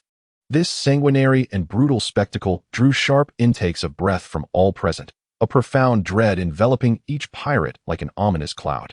The sight of Gavin's enchanted flame-wrought sword and his merciless actions left the surrendering pirates in paralyzed silence. Their legs buckled beneath them, and they knelt, trembling uncontrollably. Their heads bowed low, too fearful to raise their gazes. Gavin's piercing eyes scanned the kneeling pirates with a cold glare as he proclaimed, "From this day forth, I am your master. Who dares to defy me shall meet the same fate." His words reverberated across the desolate dock, akin to an unassailable decree, instilling within the pirates a profound sense of reverence and submission. After the battlefield was cleared, Gavin commanded that all captives be taken aboard the ship, along with every vessel from the island, as they set sail towards Shipwreck Bay in grand procession. Within the captain's quarters, Gavin listened intently to Hassan's report. Hassan bowed slightly and stated, "We have captured over 300 pirates, and the spoils are substantial, amounting to approximately 20,000 gold coins, along with provisions and weapons, enough to fill 3 longships. We suffered 50 fatalities, with 15 severely wounded. The lightly injured have yet to be accounted for." Gavin sat thoughtfully at the table, his fingers lightly tapping the surface, his gaze profound, as if contemplating the next course of action. Outside, the sea breeze whispered and the sails billowed. Gavin rose and approached the window, gazing out over the boundless expanse of the ocean. "What do you suggest as our next target?" he inquired. Hassan straightened, reflecting briefly before responding, "My lord, in my opinion, we should set our sights on Bloodstone Island to the east. The terrain there is intricate, making it a stronghold that is difficult to conquer, and it has long been coveted by various factions. Furthermore, among the entire Stone Steps archipelago, only Bloodstone Island and Grey Gallow Island boast substantial populations. Seizing them would not only bolster our forces, but also allow us to leverage the unique geography to fend off potential threats from all directions." Chapter 42. Target Bloodstone Island. Gavin furrowed his brow and said slowly, "Bloodstone Island is indeed a commendable choice. However, it is also home to the most pirates. A frontal assault may result in heavy losses, or we might not even succeed at all. I am concerned that those pirates we have recruited might turn against us at the last moment, given the short time frame." Hassan continued, "My lord, the news of Black Shark Earl's demise has yet to spread. We still fly his banner. We can circumvent the most formidable defenses, and once we land on the island, we can neutralize their naval advantage. Moreover, your Blood Dragon Guards can serve as an enforcement squad. The soldiers have witnessed the might of the Blood Dragon Guards. Fearing their strength, they will undoubtedly refrain from betrayal." Gavin felt a profound sense of trepidation regarding the prospect of seizing Bloodstone Island. There were over 2,000 pirates on the island, and with his mere 800 men, the task seemed exceedingly daunting, nearly half of whom were his captives. Unlike the Shipwreck Bay, this island sees a considerable amount of maritime traffic, and news of any attacks on the pirates might surface as soon as tomorrow. Should he take the gamble, relying on the fact that the enemy remains unaware of Black Shark Earl's death? The opportunity to infiltrate the island unimpeded would be fleeting. Resolutely, Gavin declared, "We have just decimated the pirates on that island. It won't be long before news spreads throughout the Stone Steps archipelago. Rather than wait for Bloodstone Island to fortify itself, we should seize the moment and capture it now." Hassan, his face filled with admiration, agreed, "Your words ring true. My lord, should Bloodstone Island learn of our strength and prepare defenses in advance, any attempt to assault it will undoubtedly become exceedingly arduous." Gavin turned to Hassan with a serious expression, stating, "The fleet shall not return to the Shipwreck Bay, but shall swiftly redirect towards Bloodstone Island. Additionally, gather all captives aboard my ship. I will speak with them." Hassan bowed and replied, "As you command, my lord. I shall make the arrangements immediately." On the summer sea, the waters were as clear as a mirror, shimmering under the radiant sun. The surface resembled a canvas adorned with delicate gold leaf, reflecting a dazzling brilliance. A gentle sea breeze wafted in, carrying a hint of saltiness and powerfully stirring the sails. A fleet comprising 2 majestic sailing warships and 13 slender longships cut through the waves towards the eastern Bloodstone Island. During the voyage, Gavin engaged in conversations with both the soldiers and the recently recruited pirates. Without hesitation, he distributed the entirety of the 20,000 gold dragons acquired during this venture, the coins cascading from his hands like a waterfall, scattering before the eager crowd. Excitement and greed sparkled in every eye. Gavin puffed out his chest and proclaimed loudly, "After this battle, based on the number of enemies slain, there will be even more generous rewards." With a serious demeanor, He conveyed the role of the Blood Dragon Guards as an enforcement squad, his tone resolute and unyielding, should anyone dare to falter at the critical moment. The Blood Dragon Guards will mete out severe punishment without mercy. In truth, Gavin found himself in a predicament. For the newly formed contingent under his command was still grappling with instability, compounded by the presence of recently subdued pirates. Now, he was tasked with relying on them to assault a Grand Isle firmly occupied by over 2,000 pirates. In such a scenario, where the disparity in forces was glaring, he could only wield the immense allure of wealth and the profound fear instilled by the Blood Dragon Guard to assert control over them, compelling them to fight valiantly on the brutal battlefield. Gavin's fleet, proudly displaying the flag of the Black Shark Earl, sailed slowly towards Bloodstone Island. Buoyed by the gentle summer breeze, from a distance, the flag fluttered in the wind, resounding like an announcement of some irresistible authority. As the fleet drew nearer to Bloodstone Island, the watchmen on the island initially remained oblivious to any peculiarities. After all, the emblem of the Black Shark Earl held sufficient deterrent power in these waters. Once the fleet successfully navigated past the island's defenses, the port gradually came into clearer view. The dock was abuzz with activity, its inhabitants unaware of the impending peril. Standing at the bow of the ship, Gavin observed the scene ahead with a steely gaze, quietly strategizing the forthcoming maneuvers. The warship drew closer to the harbor, gently colliding with the dock, producing a muted thud. Sailors swiftly cast down the anchor chains to secure the vessel. Gavin and Hassan, accompanied by the Blood Dragon Guard, disembarked with measured grace. The entire fleet's docking required time, and Hassan, spotting the welcoming pirates, immediately approached with a beaming smile, engaging them in lively conversation filled with tales of the sea and aimless chatter, thereby buying precious time. Meanwhile, Gavin's soldiers and the pirates seized the opportunity to covertly assemble on the dock. Their movements were swift and silent, expressions tense and focused, weapons gripped tightly, always prepared for combat. As more ships anchored, Gavin stood at the bow, calmly surveying his surroundings while mentally calculating the time. At last, the throng successfully set foot on the land of Bloodstone Island. However, the pirates on the island remained engrossed in their tasks, oblivious to any anomalies. Only when they noticed the armed newcomers, their demeanor shifting to one of aggression and alertness, did they awaken to the dire situation. Yet, at that moment, Gavin's forces were poised for a full-scale offensive, and a fierce battle was imminent. With a commanding shout from Gavin, his soldiers surged forth like tigers unleashed, swiftly seizing control of the entire harbor with overwhelming force, firmly asserting dominance over the other vessels moored there. Their actions were as swift as lightning, and the cacophony of battle cries shattered the air, deafening in its ferocity. Those who had previously enjoyed a leisurely existence at the port were thrown into chaos by the sudden onslaught, fleeing in panic. Leading the charge, Gavin brandished his gleaming sword, its blade flashing as enemies fell, shrieking in agony. The Blood Dragon Guard followed closely behind, forming an unyielding line of steel, steadily advancing. The battle at the harbor was extraordinarily fierce and brutal, blood splattering like a torrential downpour, staining every inch of ground beneath their feet. Yet, Gavin's forces swiftly gained an overwhelming advantage through their unexpected and fierce assaults, coupled with their formidable combat prowess. After securing the port, Gavin refrained from rash actions. Bloodstone Island, being the preeminent isle among the Stone Steps archipelago, boasted the fortified Bloodstone town, with its towering and sturdy walls that would inflict heavy losses upon any ill-conceived attack. Gavin resolved to hold steadfast at the port, enticing the pirates within the city to take the initiative, thereby maximizing his own advantages. He promptly and methodically orchestrated defensive preparations, his expression grave as he vocally commanded his soldiers to take their positions. All crossbows aboard the ships were aimed at the shore, poised for immediate launch. Gavin issued commands to Hassan, while silently strategizing in his mind, patiently awaiting the pirates' bait to deliver a decisive and crushing blow. Chapter 43. The Blood Battle at the Dock. Gavin stood at the port, filled with reflections on Black Shark Earl's actions. He mused internally. How could he so confidently place the majority of his strength on Bloodstone Island, while returning to Shipwreck Bay to oversee shipbuilding, seemingly unperturbed by the capriciousness of those pirates? His audacity and self-assurance were indeed commendable. Gavin understood the challenges of winning hearts, particularly when confronting this profit-driven and elusive band of pirates.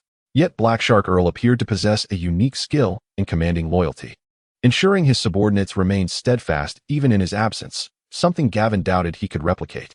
The pirates within the city reacted swiftly, within moments.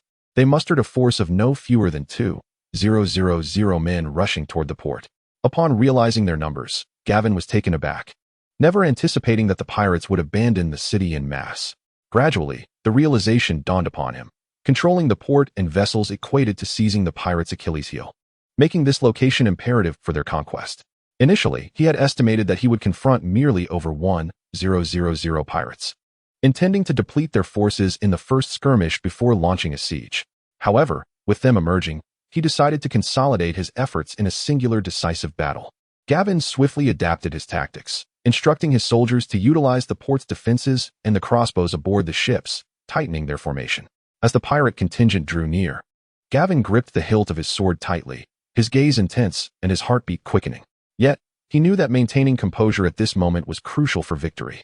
The pirates halted just beyond the range of the crossbows, hurriedly organizing their ranks. Gavin observed intently, his heart racing as he noticed over 100 cavalry among them.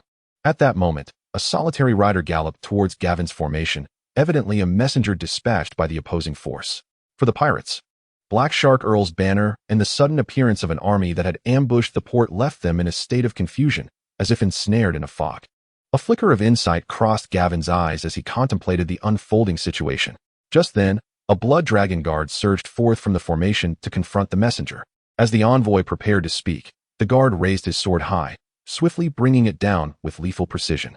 In an instant, the wind from the sword howled, and both man and horse were reduced to shattered flesh beneath the ferocity of a single strike, a sight too horrific to behold. This act ignited the fury of the opposing pirates, whose frenzied shouts surged like turbulent waves. Even from such a distance, Gavin could hear them clearly. The pirates advanced towards the port like a relentless tide, their heavy footsteps and cries of battle intertwining, rendering the very air thick with tension. As the pirates drew nearer, encroaching upon the range of the crossbows, Gavin clenched his fists, refraining from giving the order to fire. His gaze remained fixed on the enemy's movements, veins bulging on his forehead, sweat trickling down his cheeks. Finally, as the majority of the enemy entered the crossbow's range, Gavin shouted hoarsely, "Fire!" In that moment, the crossbows aboard the moored ships unleashed a barrage, their formidable power sending massive bolts whistling through the air. One bolt pierced through several bodies, creating gaping voids in the enemy ranks, blood spraying forth and severed limbs flying.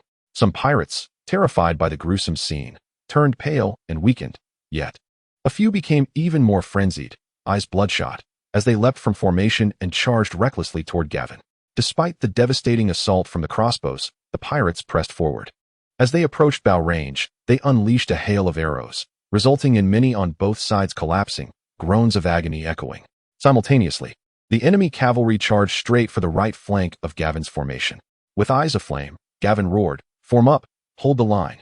Anyone who dares retreat will be executed on the spot." Upon his command, 20 blood dragon guards, poised for battle, drew their swords, the cold blades gleaming ominously in the sunlight. Just before the enemy cavalry reached the formation, the ship's crossbows fired a second volley, the immense force and sharp tips wreaking havoc upon the cavalry, forcing their charge to a halt. Seeing this, Gavin raised his sword and cried, "All troops, charge!" The soldiers surged forward like untamed stallions, roaring as they clashed with the enemy, and chaos ensued. Gavin, accompanied by the remaining blood dragon guards, did not charge. Instead, he wielded a longbow, calmly surveying the battlefield from a distance. When he spotted a particularly fierce pirate breaking through his ranks, he swiftly nocked an arrow, the bowstring twanging as the deadly projectile flew forth, striking the enemy down. When he noticed a section of his formation on the verge of collapse, he unleashed a fire arrow, which exploded upon impact, its tremendous force reducing nearby foes to mere pulp. As the battle intensified, the overwhelming pressure forced some soldiers and pirates to retreat involuntarily, but the blood dragon guards did not hesitate to strike them down, blood spraying forth. The gruesome specter of violence instilled a sense of dread and compulsion among the soldiers, compelling them to continue the desperate fight against their adversaries. Both sides were consumed by fury, soldiers and pirates alike roaring as the battle raged on, with each moment claiming lives and staining the earth with crimson. However, the enemy, bolstered by their numerical superiority, surged forth in relentless waves, encircling Gavin's forces in a semi-pincer formation. At that moment, a group of mounted figures appeared behind the enemy's ranks. Recognizing the potential presence of a pirate commander among them, a resolute glimmer flickered in Gavin's eyes as he charged into the fray. As he advanced, flames erupted from his sword, The masterfully crafted fire blade allowed the enchanted sword to sustain its magical flames for an hour, sufficient to endure the entirety of the conflict. The blood dragon guards, behind him, swiftly surged past Gavin, resembling heartless machines of slaughter as they plunged into the battlefield. In an instant, chaos erupted. Under the influence of the fire blade, Gavin's flaming sword cleaved through foes, regardless of armor, as if they were mere parchment. The blood dragon guards were an unstoppable force. Countless enemy strikes rained upon them, yet they remained undeterred, for they were but reanimated corpses, devoid of pain and fatigue. With the overwhelming momentum of the blood dragon guards, Gavin's contingent was poised to breach the enemy formation. At that juncture, the enemy commander's position fell within the range of Gavin's flaming arrows. He swiftly seized the longbow handed to him by a nearby blood dragon guard, took aim, and unleashed a fiery arrow that detonated with a thunderous explosion, instantly reducing the mounted figures to mere fragments, casting a sudden silence over the battlefield. Chapter 44. Boris. The tremendous explosion captured the attention of the pirates, and the demise of their leader sent them into disarray. Nevertheless, the combatants on the front lines, already blinded by rage, continued their fierce engagement. The blood dragon guards, tasked with overseeing the battle, promptly joined the fray. Gavin, having pierced through the enemy formation, launched an assault on the left flank of the pirate ranks.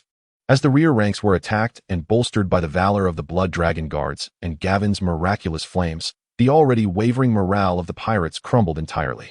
Some began to flee the battlefield, their once dense formation unraveling. With a volley of crossbow bolts, the entire pirate contingent descended into chaos and retreat. Gavin immediately commanded his forces to pursue, chasing the fleeing pirates to Bloodstone Town. The panicked pirates surged toward the city gates like a tumultuous tide, jostling and shoving each other in their frantic escape, pouring through the gates. In an instant, the town's gates were rendered incapable of closure, the scene devolving into utter chaos. Seizing the moment, the blood dragon guards charged forth like unleashed beasts, disregarding all else. Their agile forms and rapid strides propelled them toward the town's entrance with tremendous force. Under the might of the blood dragon guards, the pirates at the gates were swiftly routed, scattering in all directions. The blood dragon guards successfully seized control of the town gates, invigorating Gavin's troops, who surged forward with triumphant cries that echoed through the skies. Flooding into the town like a surging tide, the streets of the town descended into pandemonium as Gavin's soldiers engaged in fierce urban warfare with the remaining pirates. Blades clashed and blood splattered, saturating every corner with an atmosphere of tension and carnage. The battle persisted until dusk, and the sounds of slaughter within the city gradually faded. Gavin sat before the Lord's mansion, observing the pirates being led into the square, silently awaiting the battle's complete conclusion. The afterglow of the setting sun bathed the sky in hues of orange and red, casting a hazy crimson veil over the entire square. Gavin's silhouette stretched long, his furrowed brow remaining taut, his gaze revealing contemplation and concern. At last, Hassan hurried over, bowing respectfully, his expression grave as he reported, "My lord, the battle has concluded. Our casualties are severe. However, we have successfully secured Bloodstone Island." Gavin nodded slightly, replying in a low voice, "First, ensure the wounded are properly cared for. Guard the captives closely and tally the exact casualties." As evening approached, Hassan returned once more. "My lord, we suffered 376 casualties and captured 124 pirates. The inventory of seized supplies is yet to be completed, but there are 25 longships and 5 sailing warships at the port." Gavin inhaled deeply, surveying the captives in the square. "Disperse the promised pay to the surviving soldiers. Additionally, apprehend all officials and those responsible for the administration in the city and bring them to me." Speaking of officials, a man claiming to be the tax collector of Bloodstone Island sought an audience with you. I informed him that the battle was not yet over and asked him to wait. "I shall now fetch him," Hassan reported. Gavin nodded. "Go ahead. And if he is not one of the pirates, treat him courteously." Hassan promptly replied, "Yes, my lord." Before long, Gavin encountered the tax collector, a man in his 40s. Of short stature, whose years by the seaside had rendered his skin dark and gleaming, radiating a rustic charm that seemed to meld with the essence of the sea. Upon seeing Gavin, the tax collector bowed and said, "Greetings, my lord. I am Boris, the former tax collector of Bloodstone Island." Gavin, contemplative, inquired, "Hassan mentioned you sought to meet me. What is your purpose?" Boris slightly raised his head. "My lord, it is not a personal matter. Many islanders wish for me to inquire about your plans regarding the island's taxation. 2 weeks ago, they paid this year's taxes, and we humbly request your mercy to postpone the collection for a while." Gavin scrutinized him, skepticism evident in his gaze. Boris, are you not a pirate? Boris hastily shook his head. My lord, I am certainly no pirate. I have diligently managed the tax collection on this island. Gavin furrowed his brow. Then why would pirates entrust such a crucial task to an outsider? Boris took a deep breath and explained, My lord, the primary benefit of seizing Bloodstone Island lies in the tolls from the adjacent trade routes, with little regard for the island's own production. As long as order is maintained, it suffices. Thus, regardless of who governs here, local islanders are appointed to certain official positions to better control Bloodstone Island, which is why I was entrusted with the role of tax collector. Gavin nodded slightly and asked, How many people reside on the island? Boris replied, Bloodstone Island has over 20,000 inhabitants, approximately 30% of whom are fishermen, while the remainder engage in agriculture. Gavin crossed his arms, inquiring about the taxation situation during the era of pirate rule. Boris cautiously replied, My lord, it was somewhat manageable during the reign of the Sarn family. Taxes were levied on our harvests. However, since the arrival of Blackshark Earl, taxes are now strictly monetary. The islanders must exchange their food for money to pay the taxes, and the disruption of trade has left them in dire straits. Gavin paused for a moment, contemplating. I can adopt the tax collection methods of the Sarn family, and I am amenable to delays. Now that I have taken control of this island, you are all my subjects. I shall provide you with appropriate care, and in return, you must submit to my rule. Boris affirmed, Thank you for your benevolence, my lord. The islanders will surely support you upon learning this. After a moment of reflection, Gavin continued, Very well. I require your assistance in certain matters. I hereby appoint you as the deputy supervisor of Bloodstone Island, responsible for managing the production and tax collection of the islanders. I trust you have already met your superior. Hassan. Boris bowed in acknowledgement. Of course, my lord. Rest assured, I shall do my utmost. Gavin waved his hand dismissively. You may go now and attend to your duties. Boris bowed once more. Yes, my lord. I take my leave. As Boris departed, Hassan stepped forward to report. My lord, I have interrogated some captives. The governance of Bloodstone Town is in utter disarray. Many officials from the Sarn family were killed after Blackshark Earl's arrival, and numerous merchants have fled, leaving shops abandoned.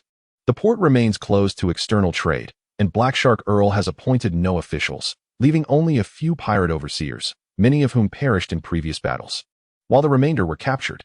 Gavin nodded. You have heard my earlier words. From this day forth, you are the supervisor of Bloodstone Island. First, restore order to the island to prevent any remnants of the pirates from causing chaos. Seal the port.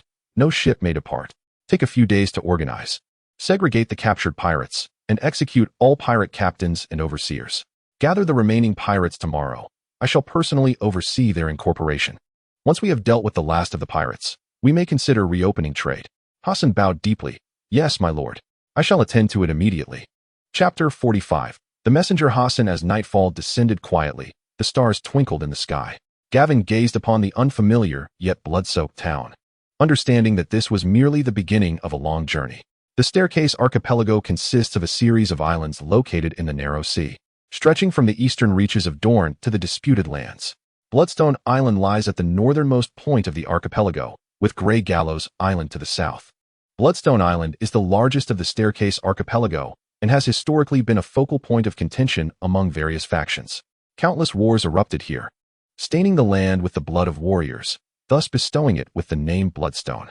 It resembles a gem cursed by darkness, embedded in the tumultuous sea.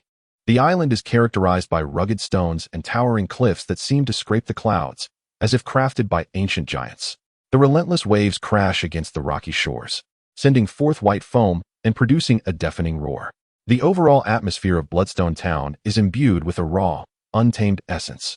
The architectural style here is rather antiquated, predominantly constructed from robust stone to withstand the sea winds and potential invasions. The town streets are narrow and winding, with houses arranged in a charming disarray on either side. Some of these abodes may have weathered the passage of time, their walls adorned with moss or creeping vines, enhancing a sense of age and history. After a brief period of restoration, Gavin, employing a similar strategy, successfully reclaimed the remnants of the last pirate faction under Blackshark Earl. The opposing forces remained oblivious to the change of ownership of Bloodstone Island and the demise of Blackshark Earl, enabling Gavin to secure an overwhelming victory and capture nearly 1,000 pirates. Fortunately, the battles did not occur at sea, allowing Gavin to maintain complete control over the formidable remnants left by Blackshark Earl, which included nearly 70 warships. although less than half could be manned with Gavin's current crew. Thus, the actual authority over the entire Staircase archipelago had firmly fallen into Gavin's hands.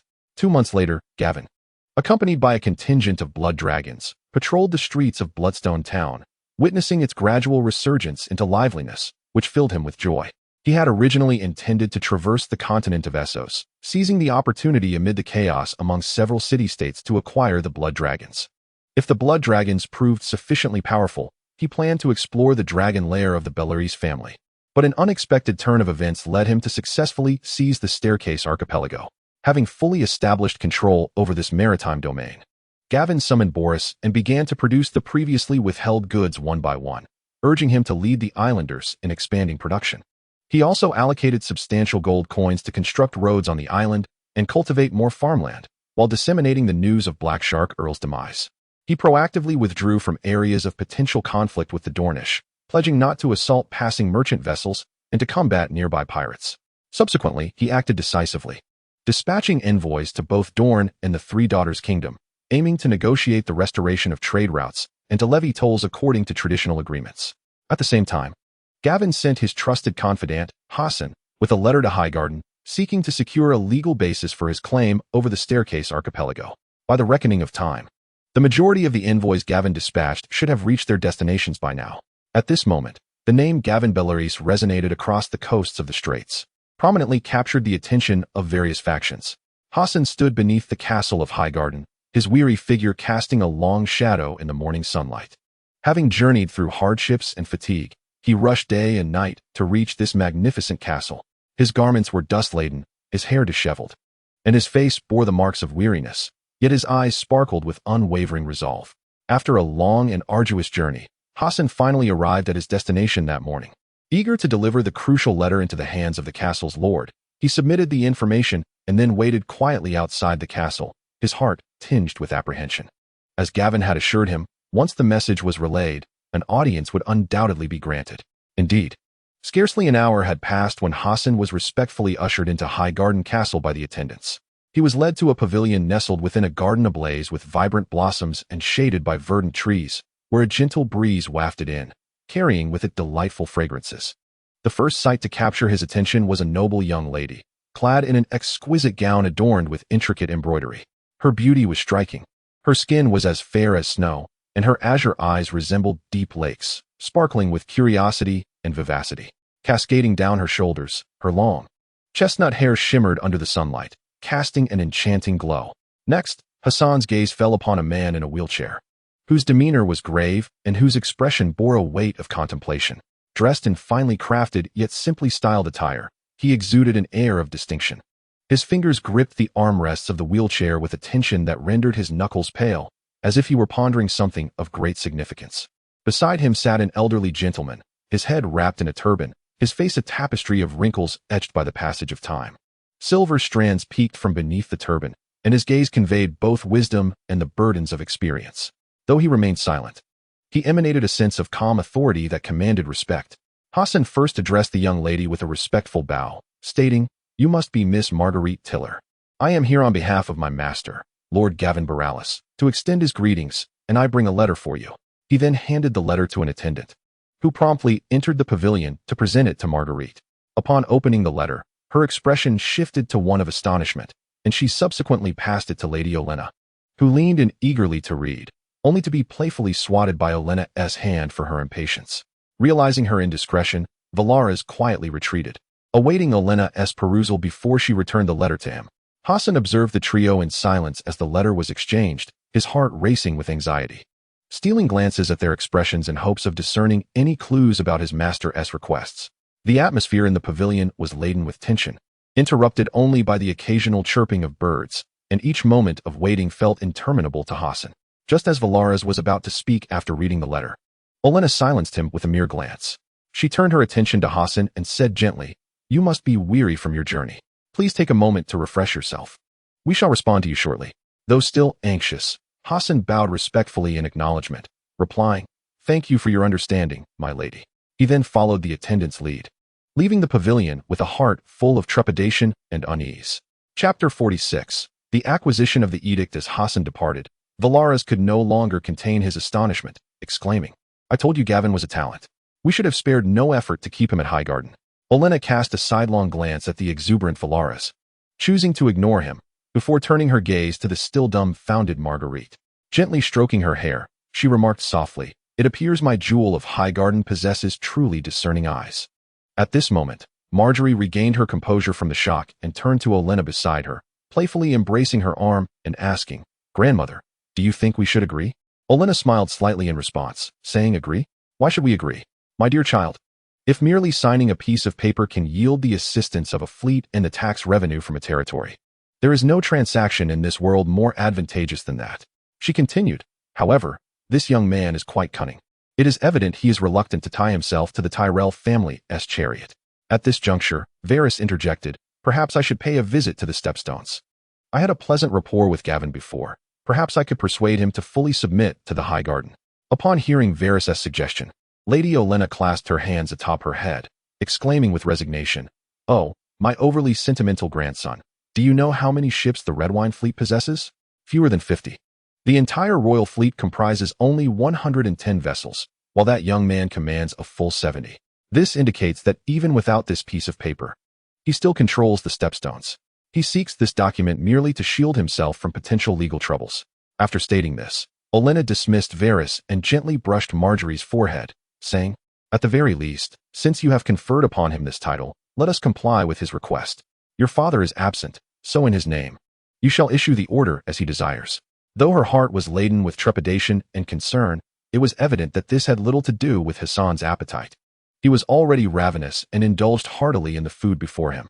One hand grasped a piece of bread, which he bit into with abandon, crumbs cascading from his mouth without a care. The other hand relentlessly delivered chunks of meat, his cheeks bulging like a squirrel, relishing each bite. At that moment, the attendant who had brought him here returned, informing him that Miss Marjorie wished to see him. Forgetting the food in his hands, Hassan hastily wiped his mouth and eagerly followed the attendant. Along the way, Hassan's heart raced, his mind incessantly speculating whether the news would be favorable or unfavorable. His steps quickened unconsciously, as if hastening would reveal the answer sooner. Hassan arrived once more at the pavilion, where Marjorie greeted him with a smile, extending a rolled parchment toward him. Eagerly, he accepted it and unfurled it to read, "To the valiant Sir Gavin Belaerys, in the name of Mace Tyrell, Governor of the Reach, Duke of Highgarden, and Protector of the South, I hereby grant my daughter, Marjorie Tyrell, the right to bestow upon Sir Gavin Belaerys the authority to explore. May you, with unwavering spirit, venture forth into the unclaimed territories beyond the Seven Kingdoms, vanquishing all brigands and marauders that threaten, in the service of the Seven Kingdoms' glory and benefit, to carve new lands and achieve unparalleled deeds. Following your explorations, you shall be beholden to my daughter, Marjorie Tyrell, for protection and must remit regular taxes to Highgarden. The lands acquired thereafter shall be the hereditary domain of House Valyrian, passed down through generations for eternity." Once this decree was issued, it served as irrefutable evidence, compelling all to comply. Hassan gazed with exhilaration at the parchment in his hands, and upon noticing the date inscribed over 3 months prior, his heart surged with joy. With this document, his master's every action was in accordance with the laws of Westeros, thus alleviating many troubles from Dorne. Carefully, Hassan re-rolled the parchment and secured it, retrieving a cylindrical bamboo case specifically designed for its storage, placing the precious item within with utmost reverence. After Hassan had stowed away his belongings, Marjorie inquired, "Could you recount the tale of Gavin's arrival at the Steps of Stone? How did you come to know him?" Upon hearing Marjorie's question, Hassan eagerly responded, "Certainly, my lady. Our acquaintance began in Old Town, where he boarded my ship en route to Essos for exploration." He proceeded to narrate the events following his encounter with Gavin, detailing how pirates had seized his vessel, forcing them to the Bay of Shipwrecks, and how Gavin had cleverly escaped their grasp. He recounted Gavin's bravery as he single-handedly conquered the entire bay, decapitating the infamous Black Shark eel, and how he swiftly outmaneuvered rival pirates to seize Bloodstone Island. As Marjorie listened to these thrilling exploits, her beautiful visage was etched with astonishment, her large eyes wide with disbelief, and her cherry lips slightly parted as if in disbelief. Worry occasionally flickered across her face, her brows furrowing as though the perils Gavin faced were unfolding before her. After bidding farewell to Hassan, Marjorie returned to her chamber, still enveloped in the captivating narrative of Gavin, reflecting on his visage from her memories. She murmured to herself, "The Queen? The last conqueror of the Steps of Stone. Demon Targaryen, was bestowed the title of King of the Narrow Sea and the Steps of Stone. Meanwhile, Gavin was aboard the Beleris, conducting reconnaissance around Greyjoy Island. Originally, the Beleris was the flagship Black Shark Eel had commissioned for himself, but following Gavin's conquest of the Bay of Shipwrecks, he appropriated this nearly completed vessel as his own flagship. Just a month prior, this magnificent ship had finally been completed, measuring an impressive 80 meters in length and 20 meters in width. 3 towering masts reached for the heavens, the main mast soaring to 50 meters. Adorned with colossal sails emblazoned with Gavin's family crest, a fierce, blazing flame. The hull, crafted from robust oak, was sheathed in heavy copper plating, gleaming with a cold radiance under the sunlight. The prow jutted forward like a sharp blade, seemingly capable of cleaving through any obstacle in its path. The deck was expansive and level, meticulously polished to exude a fragrant aroma of wood. Intricate carvings adorned the railings, signifying its extraordinary status. On both sides of the deck were 8 of Gavin's modified triple crossbows, whose ingenious design allowed them to achieve a range 3 times that of standard ballistae. Enhanced by specially modified bolts, the ship's crossbows demonstrated a geometrically amplified lethality against enemy vessels. Gavin has commanded the retrofitting of all vessels with triple crossbows. Armed with this formidable might, he confidently surveys the surrounding islands. Chapter 47. The Messenger and Bloodline Development from a distance. The dock of Grey Jiao Island appears dilapidated, devoid of any vessels, presenting a desolate scene. Nevertheless, this island ranks second in size among the Stone Steps archipelago, boasting a considerable population. In terms of defense, Grey Jiao Island is unrivaled, with only a single entrance for access, while the remainder of the island is surrounded by towering cliffs. The catapults and crossbows established on the cliffs overlooking the entrance are particularly conspicuous, their massive machinery seemingly poised to deliver a lethal blow to any approaching enemy. Should a ship draw near, it would be sunk by projectiles launched from the catapults before even reaching the dock. These formidable defensive installations have long thwarted Black Shark Earl's attempts to seize the island. Gavin stands at the bow of the Beleris, gripping the railing as his gaze remains fixed on the distant Grey Jiao Island, his brow furrowed in deep contemplation. The sea breeze tousles his hair, yet it cannot disperse the gravity in his eyes. This is indeed a tough nut to crack, he murmurs to himself. A direct assault would be futile. Though the newly retrofitted triple crossbows possess a range barely sufficient to reach the catapults on the cliffs, engaging in reciprocal fire with the enemy is clearly unwise. Given their numerous defensive structures, the fleet cannot approach. Thus, a stealthy attack seems the only viable option. He mentally simulates various tactical possibilities. Under the cover of night, small boats could quietly approach the island. If he can land 30 blood dragon guards, they would surely be able to secure the catapults and crossbows on the cliffs, or, if necessary, destroy them. Once successful, the adversary would become a toothless tiger, allowing his fleet to easily disembark. At this thought, a subtle smile graces his lips as he envisions the dawn of victory. Turning, Gavin ascends to the second deck, his expression grave. He commands the nearby soldiers. Order a return to port. Upon the issuance of Gavin's command, the vast fleet swiftly responds, gradually altering course toward the northwest, with Bloodstone Island as their destination. Gavin's gaze is resolute as he contemplates his preparations. Upon returning to Bloodstone Island, his primary objective is to continue the reorganization of his forces. While he publicly claims to possess 70 warships, in reality, fewer than half are operational. The newly incorporated pirates have left him somewhat uneasy, yet, thanks to meticulous restructuring over the past weeks, conditions have improved sufficiently for them to be combat ready. Currently, Gavin has successfully assembled an army of 1,500 men through the recruitment of pirates and active enlistment from Bloodstone Island. Thankfully, these soldiers are sailors or seasoned mariners, without whom it would be impossible to mobilize such a force of vessels. After a day's voyage, Gavin returns to Bloodstone Island. Upon disembarking at the dock, he receives word that the messenger from Dorne has arrived and is awaiting him in the Lord's Manor. In the reception hall, Gavin greets the envoy. The messenger respectfully bowed to Gavin before presenting a letter from Prince Dowling. Gavin meticulously perused the correspondence, a satisfied expression gracing his features. The letter conveyed that Dawn was inclined to tentatively restore trade routes and expressed gratitude for Gavin's slaying of the Black Shark Earl. It further mentioned that a messenger would be dispatched shortly to discuss the matter of reinstating trade routes in person, adhering to previous customs unless unforeseen circumstances arose. Gavin smiled at the messenger and remarked, "Please convey to Prince Dowling that I eagerly anticipate further collaboration with Dawn and warmly welcome the arrival of the envoy." Bloodstone Island shall be well prepared to receive your esteemed messenger. The messenger bowed once more, assuring that the message would be delivered. Subsequently, Gavin instructed his attendants to treat the messenger with utmost hospitality. After bidding farewell to the messenger, Gavin ventured alone to the treasury located beneath the Lord's mansion. Upon his arrival, 2 blood dragon guards promptly opened the grand doors for him. Inside the treasury, numerous chests filled with golden dragons were neatly arranged in the corners, alongside a plethora of precious items such as gemstones, pearls, and spices.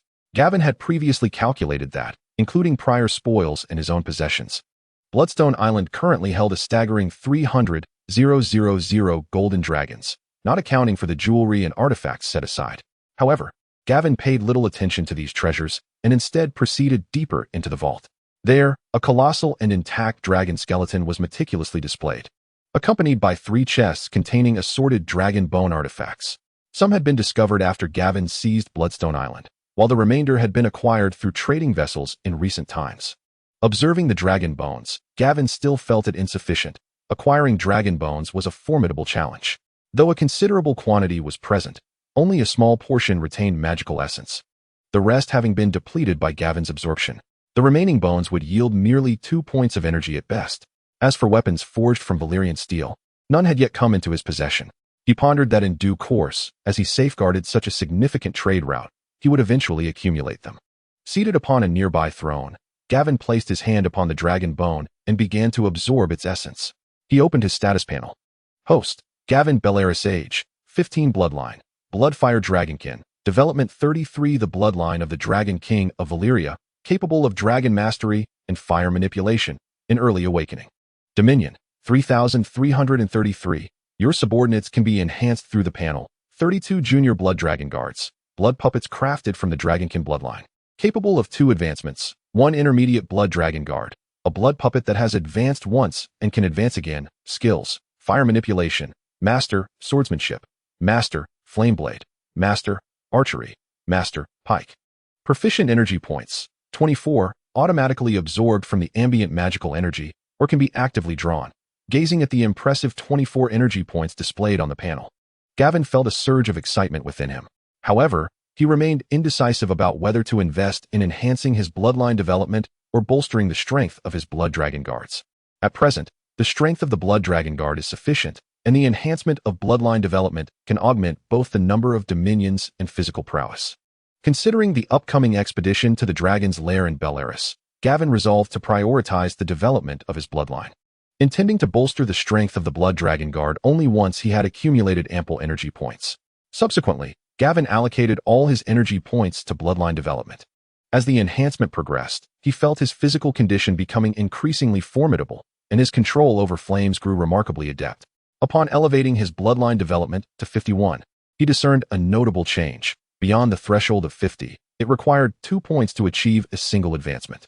He pondered whether the requirements would also differ at level 60, 70, or 80, and if the necessary points would increase correspondingly. Contemplating this, Gavin decided to allocate the remaining 5 points to elevate the Blood Dragon Guard, as he had yet to test the capabilities of the advanced variant. Chapter 48, Advanced Blood Dragon Guard. He promptly summoned his solitary intermediate Blood Dragon Guard and infused it with energy points. Instantly, the Blood Dragon Guard emanated a powerful and enigmatic aura, and a miraculous transformation ensued. The Blood Dragon Guard's form expanded rapidly, much like a balloon, growing ever more immense. Its previously solid muscles became even more pronounced, rendering it extraordinarily imposing. Astonishingly, its height surged to an impressive 2 meters. This towering figure resembled an unyielding mountain, exuding a chilling pressure that instilled a sense of awe and trepidation. Gavin eagerly glanced at the panel to review the details. Type: Blood Dragon Guard. Rank: Advanced abilities. Frenzied Might. Enters a berserk state, instantly doubling strength. Dragon Blood Healing. Activates the internal dragon blood power. Rapidly healing wounds. Combat skills. Possesses 70 of the master's combat prowess. Hardened Skin. Skin can instantly become as hard as steel, significantly enhancing physical defense. Magical Resistance. Exhibits high resistance to various magical attacks, reducing damage and negative effects. Upon seeing the panel, Gavin realized that this enhancement had consumed 2 energy points. However, in light of the formidable abilities displayed, he deemed the expenditure worthwhile. He proceeded to conduct tests on the Blood Dragon Guard with great anticipation. Soon, the test concluded, and Gavin was elated to discover a dramatic elevation in the Blood Dragon Guard's prowess. When it unleashed its frenzied might and hardened skin, it resembled an unstoppable metal tank, charging forward with unparalleled force. Following this, Gavin employed magical flames for further testing, only to find that the Blood Dragon Guard exhibited exceptional resistance to the raging inferno, along with a self-healing capacity that far exceeded its previous capabilities. Even when enveloped by searing flames, the Blood Dragon Guard could restore itself to its original state in the blink of an eye. Observing the remaining 3 energy points on the panel, which could summon an elite Blood Dragon Guard, Gavin promptly selected one to enhance. His gaze then fixated on the current status displayed.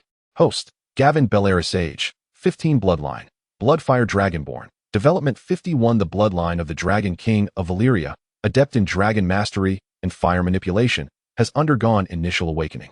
Dominance, 3,351. Your subordinates can be enhanced through the panel. 31 Junior Blood Dragon Guards, crafted from the Dragonborn bloodline. Capable of 2 advancements, 2 Elite Blood Dragon Guards. No further advancements possible. Skills, Fire Manipulation, Master Swordsmanship, Master Flameblade, Master Archery, Master Pike. Proficient Energy Points, 0, automatically absorbed from the ambient magical energy or can be actively drawn from it, with the potential to increase by 18 Blood Dragon Guards. Gavin resolved to head to the dungeon for production. Previously, when he had subdued a group of pirates, he had deliberately imprisoned some who deserved execution. They would now serve a purpose. By evening, Gavin had successfully created 2 Blood Dragon Guards, dragging his weary body toward the Lord's manor. Upon his return, the guards reported that Boris, the deputy overseer of Bloodstone Island, had been waiting for some time. Gavin hastened to the reception hall, where he found Boris pacing excitedly. "Boris, what has you so agitated?" Gavin inquired, puzzled. Boris quickly approached, bowing slightly as he spoke. "My lord, the paper has been successfully produced as per your method." Upon hearing this, a glimmer of delight crossed Gavin's eyes, and he commanded, "Immediately increase manpower and boost production. We shall expand our scale first, then seek a suitable opportunity for sale." "At once, my lord. I will make the arrangements," Boris replied, turning swiftly to depart. As Boris exited the manor, he reflected, initially believing that this young lord, Gavin, would be akin to previous rulers who merely taxed and imposed tolls on trade routes. Unexpectedly, this new ruler had not only refrained from relentless exploitation, but had also fostered various industries on the island, willing to share a portion of the profits with the island's residents. Perhaps under his leadership, Bloodstone Island could indeed flourish. Gavin watched Boris's retreating figure through the window, contemplating future development plans. Through disseminating information and sending messengers, numerous merchant vessels had begun to gradually return to this familiar trade route, signaling the revival of the entire trade line. The influx of merchants was steadily increasing, and Gavin intended to release his goods in due time, which would further invigorate trade. During this period, Gavin had successfully crafted soap, perfume, and the recently produced paper, along with brewing alcohol yet to be completed, utilizing the knowledge from his past life. Through financial support, Gavin enabled the islanders to establish a series of workshops organized by village, with all produced goods being acquired exclusively by Bloodstone Town, prohibiting any unauthorized sales. Gavin subsequently sold these goods at a premium to passing merchants while also purchasing raw materials from the indigenous people, thus garnering substantial profits. At present, Gavin's earnings from soap and perfume alone are on the verge of surpassing the tolls he previously collected. With the immense profits from these commodities and the revenues generated from trade routes, Gavin is confident that within 3 years, he will amass a formidable fleet to traverse the narrow seas, backed by a substantial treasury of gold dragons. With the return of Hassan, envoys from the Kingdom of the Three Daughters arrived at Bloodstone Island. In honor of their visit, Gavin hosted a grand banquet. The event took place in the hall of the Lord's mansion, elegantly adorned, with flickering candlelight reflecting off the exquisite decorations, enhancing their brilliance. Gavin sat at the head table, clad in a splendid robe, adorned with a sword symbolizing authority, exuding an air of calm composure. The envoy from Tolosi was the first to arrive, tall and graceful. He wore a purple satin robe intricately embroidered with delicate patterns and a jewel-encrusted hat, though his expression bore traces of concern.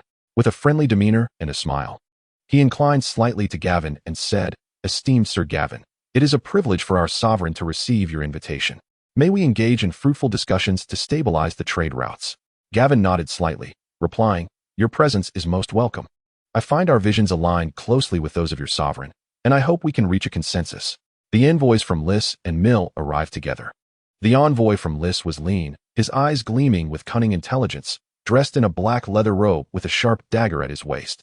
Once seated, the envoy from Lys cast a sidelong glance at Gavin and leisurely remarked, "Sir Gavin, as far as I understand, you have yet to fully assert control over the Stone Steppes Islands. The fleet left by the Sanjen family still roams freely. Your current situation appears somewhat precarious." Chapter 49. The performance begins in response. Gavin maintained a tranquil demeanor, stating, "The Sanjen family has been ousted. To my knowledge, their fleet is anchored in Lys. As for how many vessels remain, I suspect you are better informed than I. I am in command of the Stone Steppes Islands now, and a new order will inevitably emerge, which will not hinder our collaboration." The envoy from Mill scoffed disdainfully, his corpulent face betraying his scorn, clad in a loose golden brocade robe that struggled to conceal his bulk. "A new order? We beg to differ." The envoy from Tolosi quickly interjected, his face beaming with smiles, adopting a conciliatory tone. "Gentlemen, let us not escalate tensions. I have faith that Sir Gavin will safeguard the trade routes and our collective interests. It is imperative that we prioritize harmony and devise a suitable solution together." Observing Tolosi's envoy attempting to mediate, the envoy from Lys privately mused, "Ah, but it is you, Tolosi, who are acutely reliant on the trade routes." The envoy from Rys then stated, "As far as I know, Sir Gavin, the Isle of Grey Gallows is originally the territory of the Sarn family. Sir Gavin has consistently maintained a blockade. Does he not intend to return it?" Upon hearing this, Gavin showed no sign of retreat, asserting resolutely, "The entire Stairway Islands are now under my control, and naturally, it is I who shall determine the fate of the Isle of Grey Gallows. If the Sarn family possesses the capability, they may dispatch a vessel." The envoy from Rys darkened in countenance, and his tone became sharper. "So, Sir Gavin, you are completely disregarding the position of Rys? Are you not concerned that this may incite conflict?" Gavin replied nonchalantly, "I have no intention of being adversarial with you. Yet there is absolutely no room for negotiation regarding the Isle of Grey Gallows. Should Rys seek to bolster the Sarn family in order to stake a claim on the Stairway Islands, I am more than willing to engage." At this juncture, the envoy from Tolosi interjected, appearing somewhat anxious. "Gentlemen, the cessation of trade routes is detrimental to us all.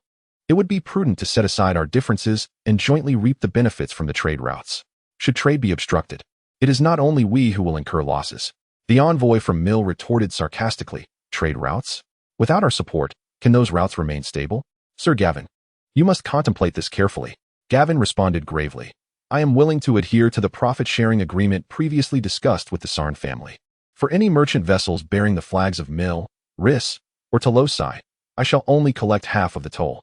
However, I advise against harboring any thoughts regarding the Sarn family's encroachment upon the Stairway Islands."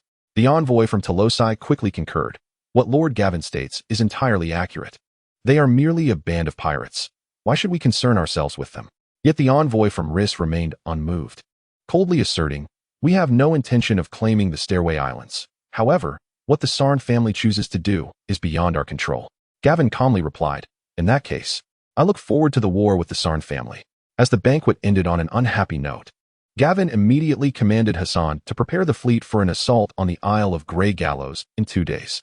Hassan, upon hearing this, hesitated and expressed his concerns to Gavin. "My lord, it seems that Rys and Mill also wish to stake a claim in the World Islands.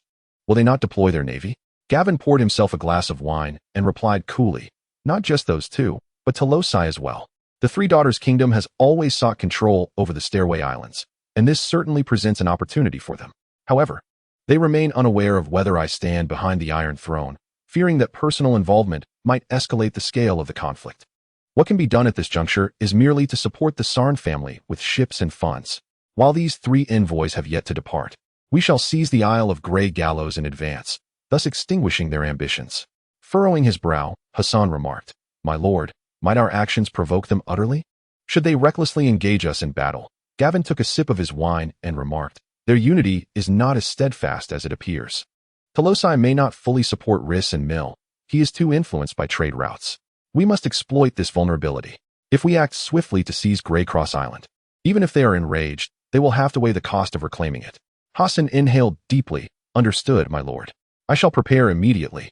With that, Hassan turned and exited the study, while Gavin gazed out the window, lost in contemplation. 2 days later, at Greycross Island, the nocturnal sea stretched before them.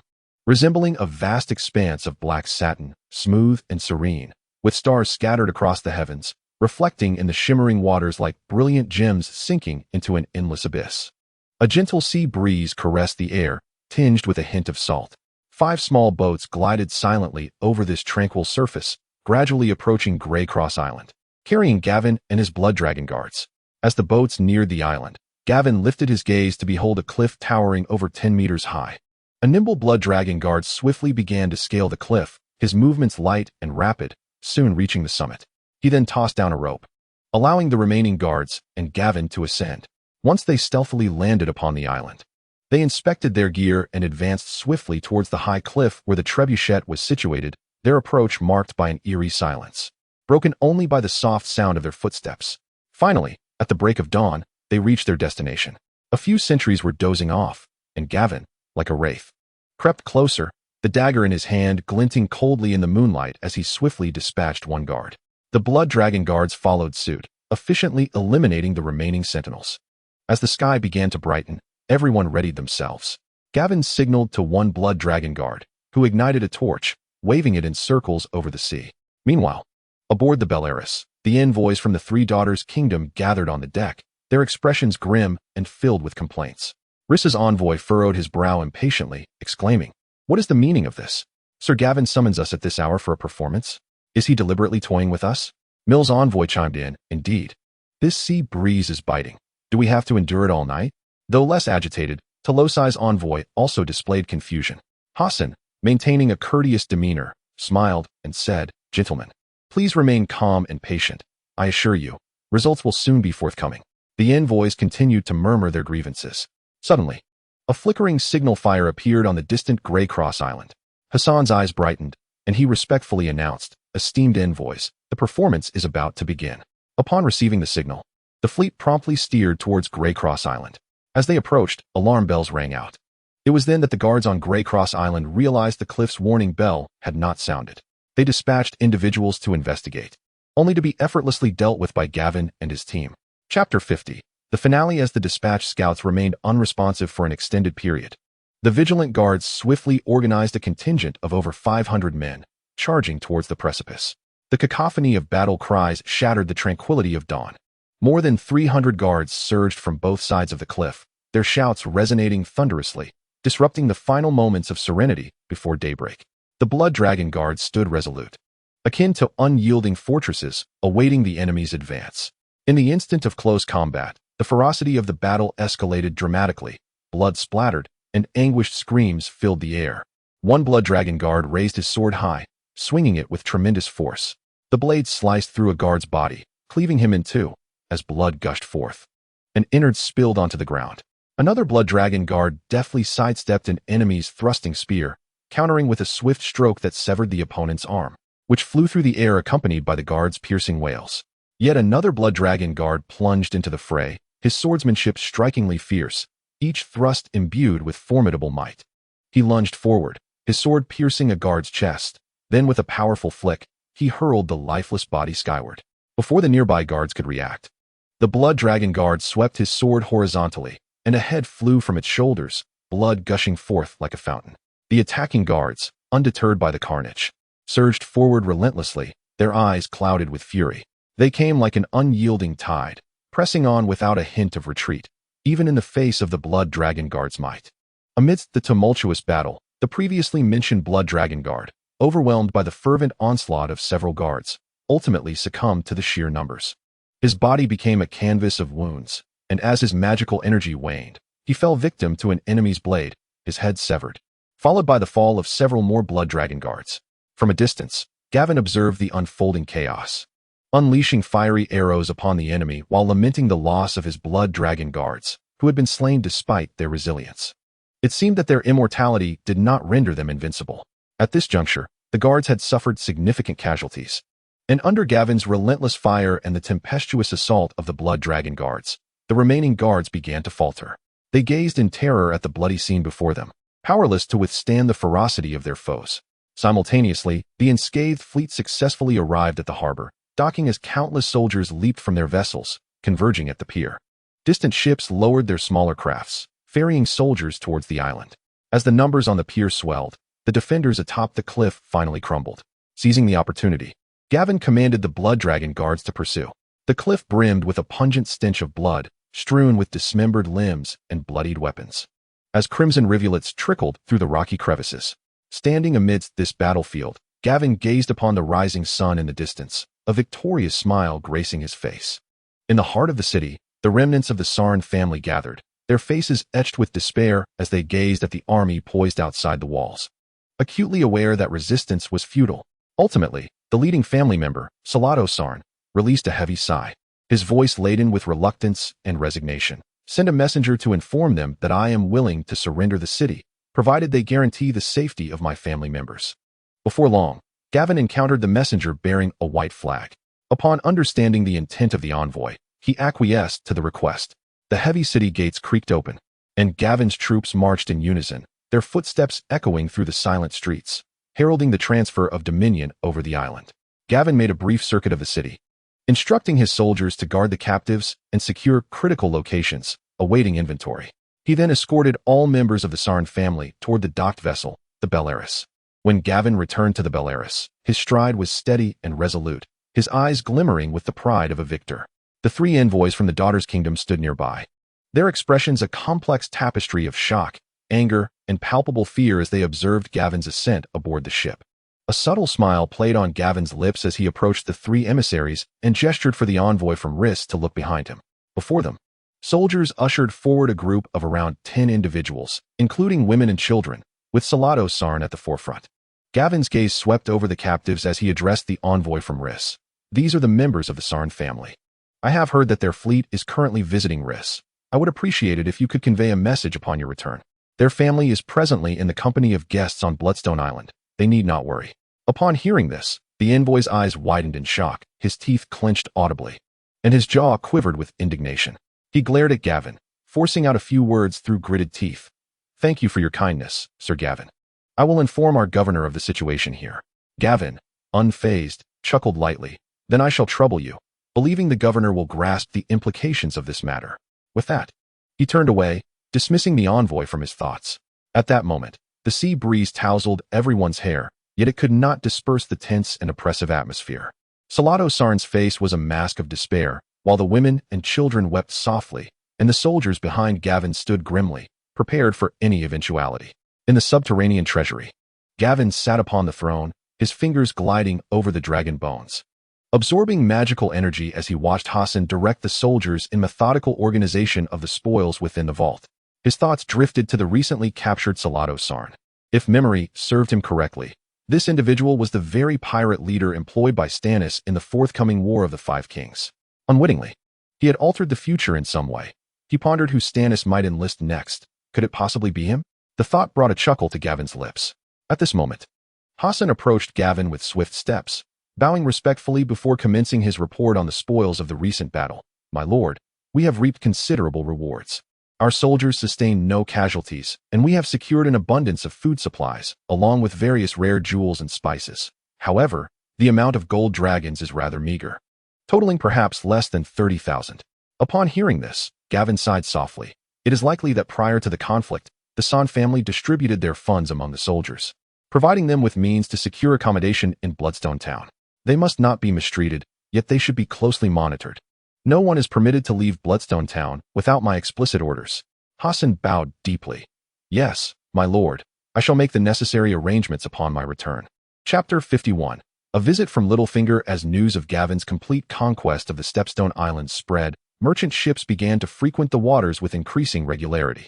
Concurrently, an envoy from Dorne arrived at the Stepstone Islands, exhibiting a notably amicable demeanor compared to that of the Three Daughters' Kingdom. Gavin quickly discerned the reasons behind this. Dorne's naval forces had been severely diminished by the Black Shark Eel, leaving them without a cohesive fleet. Their urgency to cease hostilities surpassed even his own, leading to an effortless agreement on a cooperative pact. After bidding farewell to the Dornish envoy, Gavin initiated a comprehensive restructuring of the Stepstone Islands. He appointed Hassan as the fleet commander, aware that Hassan's capabilities might not be entirely adequate. Nevertheless, due to the lack of suitable candidates, Hassan's loyalty was deemed sufficient for managing the fleet. Moreover, Gavin promoted soldiers who had exhibited commendable performance during the battles to officer positions, elevating the deserving to ranks of captain and first mate. With clear rewards and punishments, the control over the troops became increasingly solidified. Subsequently, Boris was appointed governor of Bloodstone Island. Through their previous interactions, Gavin recognized Boris as a man of considerable integrity and diligence. Given the instability of the newly conquered Grey Gallows Island, Gavin resolved to personally oversee the situation, delegating the management of Bloodstone Island to Boris. The acute shortage of talent compelled Gavin to contemplate the establishment of a school for training his own recruits, as those skilled in governance whom he once knew were now difficult to procure. On a day when Gavin was engrossed in discussions with Boris regarding the school's establishment, he unexpectedly received news of an unanticipated visitor, Peter Baelish, known as Littlefinger. According to the guards, Peter claimed to have come at the behest of the court. Upon hearing this, Gavin's expression grew grave, and a sense of caution enveloped him. He recognized Peter as an ambitious schemer, willing to resort to any means to achieve his ends, a man who would later incite chaos throughout Westeros through cunning machinations. After a moment of contemplation, he ordered that Peter be brought to his study for an audience. In the study, Gavin regarded Peter, who adorned himself in an appropriately tailored green robe, a humble smile gracing his features. Internally, Gavin remained vigilant, wary of falling prey to Peter's manipulations. With genuine warmth, Gavin poured a glass of wine and offered it to Peter, saying, "Welcome to the Stepstone Islands, Sir Peter. I sincerely apologize for not being able to greet you in person." Peter graciously accepted the wine glass with both hands, replying, "Thank you for your kind reception, Lord Gavin. Please, do not concern yourself. It is I who have intruded upon your time." Gavin straightened his posture, his gaze reflecting admiration, and remarked, "I have heard that during your tenure as the tax officer in Seagull Town, you have managed to increase the tax revenue tenfold, which has garnered the attention of the Prime Minister, who is considering appointing you to the Privy Council. I am truly in awe of your remarkable abilities." Peter slightly inclined his head and responded, "The modest accomplishments I have achieved pale in comparison to your illustrious achievements in developing the Stepstone Isles, my Lord Gavin." Feeling that their mutual flattery had reached a sufficient crescendo, Gavin politely inquired, "Might I ask, my Lord Peter, what brings you here today?" Peter replied, "My Lord Gavin, I am here on behalf of the Privy Council to discuss some important matters with you." Gavin pondered internally, recognizing that the Privy Council was predominantly under the influence of Jon Arryn, yet he maintained a courteous demeanor, replying, "If the Privy Council has any directives, I shall endeavor to fulfill them." Peter then smiled at Gavin and asked, "Have you ever heard of the tax officer system in the 5 major port cities of Westeros?" Upon hearing Peter's words, Gavin felt a flicker of understanding. It was common knowledge that the 5 major port cities of Westeros referred to King's Landing, Old Town, Lannisport, White Harbor, and Seagull Town. Following Aegon's conquest of Westeros, the tax revenues from these 4 port cities, excluding King's Landing, were placed under the direct management of the Iron Throne, with tax officers appointed by the Iron Throne responsible for collection and administration, subsequently distributing a portion to the respective lords. King's Landing itself developed gradually during the latter part of Aegon's conquests and was already under the Iron Throne's direct jurisdiction. Clearly, the substantial trade taxes generated by the Stepstone Isles had caught Jon Arryn's attention. Gavin raised an eyebrow and bluntly stated, "So, my Lord Peter, are you proposing that the Stepstone Isles adopt a similar model to that of the 5 major ports? However, as far as I understand, according to the traditions of the 7 kingdoms, I am merely required to remit the taxes generated from the population and land corresponding to the territory to Highgarden, as per the charter issued by Duke Mace Tyrell. Your suggestion seems to contradict the traditions of the 7 kingdoms, my Lord Peter." Peter hastily explained, "I personally hold great respect for tradition. This is the Prime Minister's intent. Before my departure, I also sought counsel from Lord Jon. But given the current dire financial condition of the Iron Throne, Lord Jon was not receptive." Gavin's demeanor shifted as he concealed his smile, now adopting a serious expression. "The Iron Throne's financial issues are not my concern. Tax collection should rightfully be directed to Highgarden, rather than aimed at me." Peter sighed in resignation. "That is indeed the case. However, Lord Jon insists on this course of action. Currently, the Privy Council adheres to the Prime Minister's directives." Upon hearing this, Gavin harbored doubts, noting that Peter had not brought a direct order from the Privy Council. Clearly, his assertion of Lord Jon's insistence had not been successfully conveyed. Considering this, Gavin cautiously probed, "Is that so? However, my understanding is that the Privy Council is not solely governed by Lord Jon's decree. Many matters require collective decision-making.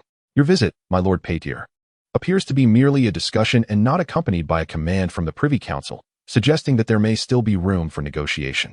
Peter smiled and swiftly changed the subject, inquiring about Lord Gavin's high-priced acquisition of dragon bones. Gavin, momentarily perplexed by Peter's question, candidly confirmed the matter. Peter couldn't help but express his admiration for the dragon, a creature of immense power and mystery, whose remains continue to attract countless seekers even after its long extinction. Unlike our sovereign, who has abandoned numerous dragon bones to languish beneath the Red Keep, Peter mused. Upon hearing this, Gavin felt a spark of intrigue and promptly said, I have heard that you, Lord Peter, have a wide circle of acquaintances and are familiar with many merchants across the narrow sea. Might you assist me in procuring some dragon bones? Peter nodded in agreement, stating, I can certainly make inquiries on your behalf. If the price is right, I believe many would be inclined to sell. Gavin continued, the price will surely satisfy your acquaintances, and my demand for quantity is substantial.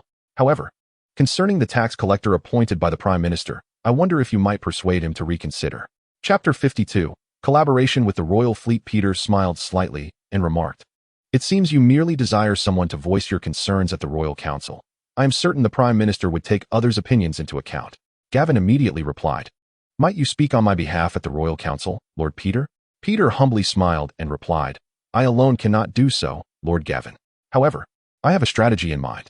Since the suppression of the Iron Islands, the Royal Fleet has not received reinforcements, and its funding is often in arrears, largely disregarded by His Majesty.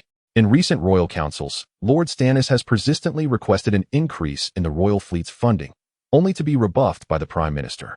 If you would be willing to have your fleet assist the Royal Fleet in patrolling and combating piracy, thereby preserving the stability of the kingdom, I can advocate for you to Lord Stannis. It is likely that the traditionally minded Lord Stannis will speak in your favor at the council. I am naturally inclined to uphold the kingdom's stability. I shall rely on you for this matter, Lord Peter, Gavin replied with a smile. Gavin stood by the window, observing the cunning figure of Littlefinger retreating into the distance, feeling a profound admiration for this schemer. In merely one conversation, he had successfully disrupted the political agenda that Jon Arryn had meticulously crafted, allowing the financial issues of the Iron Throne to fester, thereby paving the way for his own ascension to the role of Master of Coin, while simultaneously rendering significant assistance to Stannis. Gavin was determined to present himself favorably when meeting Stannis, showcasing his unwavering commitment to the royal fleet. Yet, based on his understanding of Stannis, he suspected that Stannis might not reciprocate Littlefinger's goodwill. As for the dragon bones sought by his merchant friend, they were likely sourced from the Red Keep. A tacit understanding between the two. Ultimately, the gold dragons would indeed find their way into Peter's coffers, all while he feigned a diligent effort to assist. Had Gavin not been a traveler from another realm, aware of Peter's true nature, he might have genuinely perceived him as a benefactor. Above the narrow sea, the sky was a brilliant blue, as pure as a sapphire, with white clouds drifting serenely. A gentle sea breeze caressed the air, carrying with it a hint of saltiness. However, at this moment, the sea was anything but tranquil.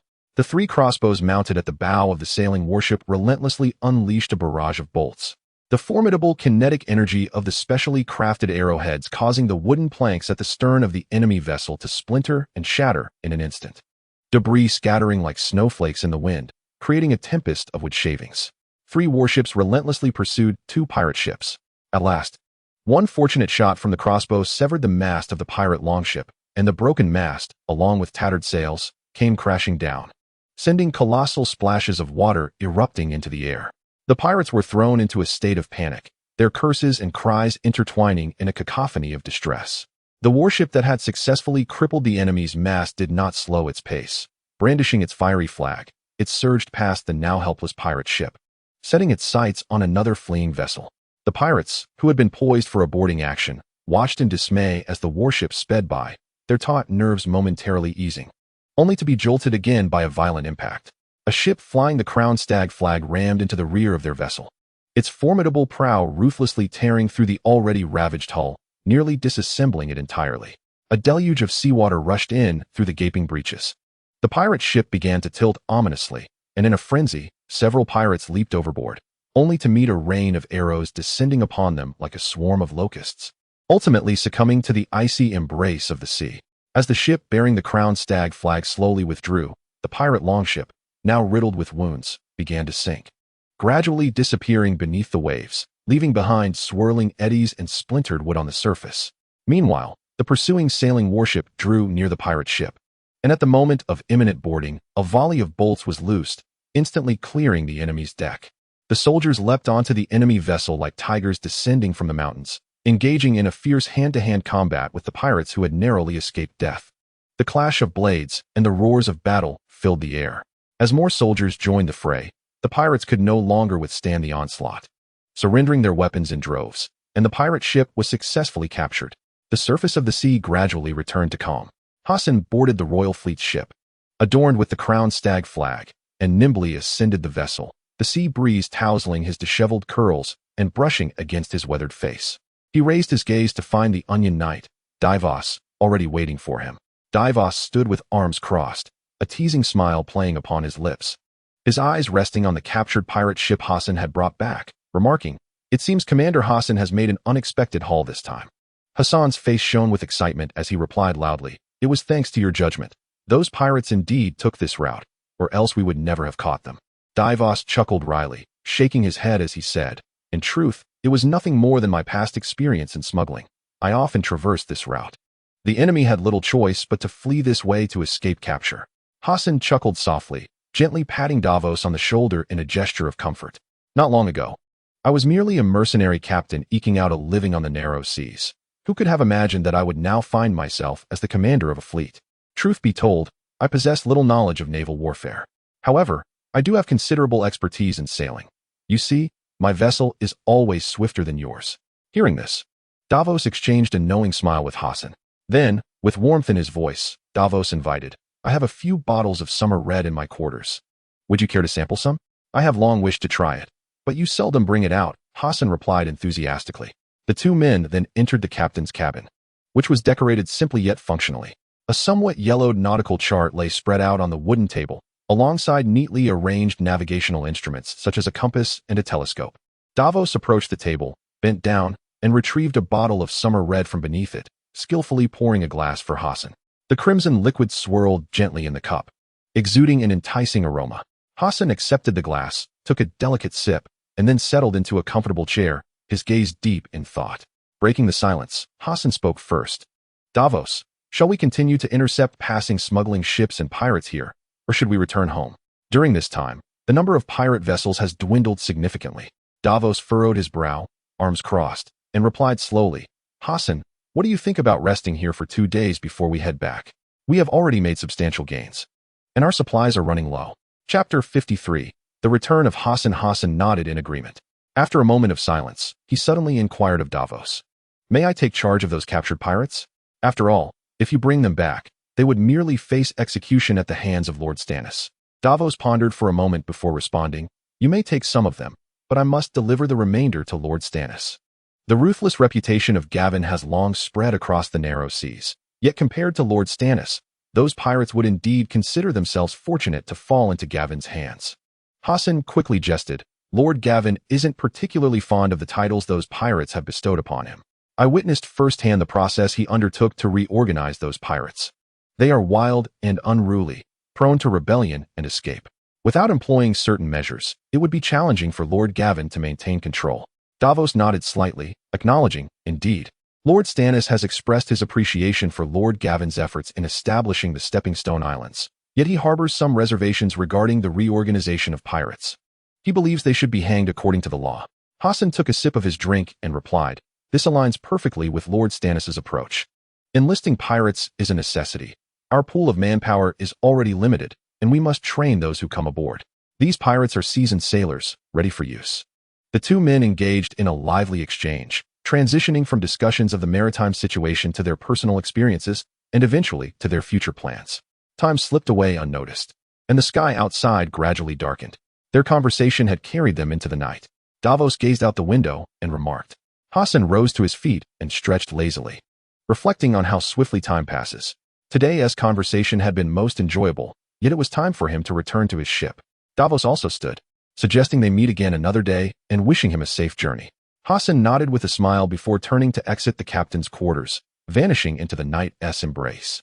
Hassan's visit was prompted by Peter's meeting over 6 months prior. Shortly after Peter departed from the Stepstone Islands to return to King's Landing, Gavin received a message from him. With his remarkable eloquence, Peter had succeeded in persuading the notoriously obstinate Stannis to advocate for Gavin during a royal council meeting. In gratitude, Gavin promptly offered a substantial sum of gold dragons to procure what was referred to as dragon bones. Subsequently, Gavin dispatched his trusted fleet commander, Hassan, to assemble a fleet of 30 warships to sail to Dragonstone under Stannis' command. Following Stannis' orders, Hassan aided the royal fleet in clearing the majority of pirate and smuggling vessels along the trade routes of the Narrow Sea. Both parties agreed that any captured ships and prisoners would belong to their respective sides. Furthermore, to express his sincere support for the kingdom, Gavin generously donated 100,000 gold dragons to Stannis' royal fleet. Once the fleet set sail, Stannis sent his subordinate, Davos Seaworth, to accompany Hassan. During their campaign against pirates and smugglers, Hassan and Davos found their interactions to be quite pleasant. In their conversations, Hassan learned that Davos had once been a smuggler himself, having earned his knighthood after successfully delivering a shipment of onions and salted fish to Storm's End. In turn, Davos discovered that Hassan was previously a mere hired captain who had risen through the ranks to fleet commander after being rescued by Gavin. Sharing humble beginnings, the two men seemed to find a kindred spirit in one another, fostering a deep camaraderie that blossomed into a friendship marked by open discourse. Upon their return to Dragonstone, Stannis expressed great satisfaction with the success of the operation, allowing Hassan to lead the fleet back to the Stepstone Islands. As the sun dipped below the horizon, its golden rays danced upon the vast expanse of the sea, casting a shimmering hue on the waves. A gentle sea breeze caressed the air, imbued with a briny scent.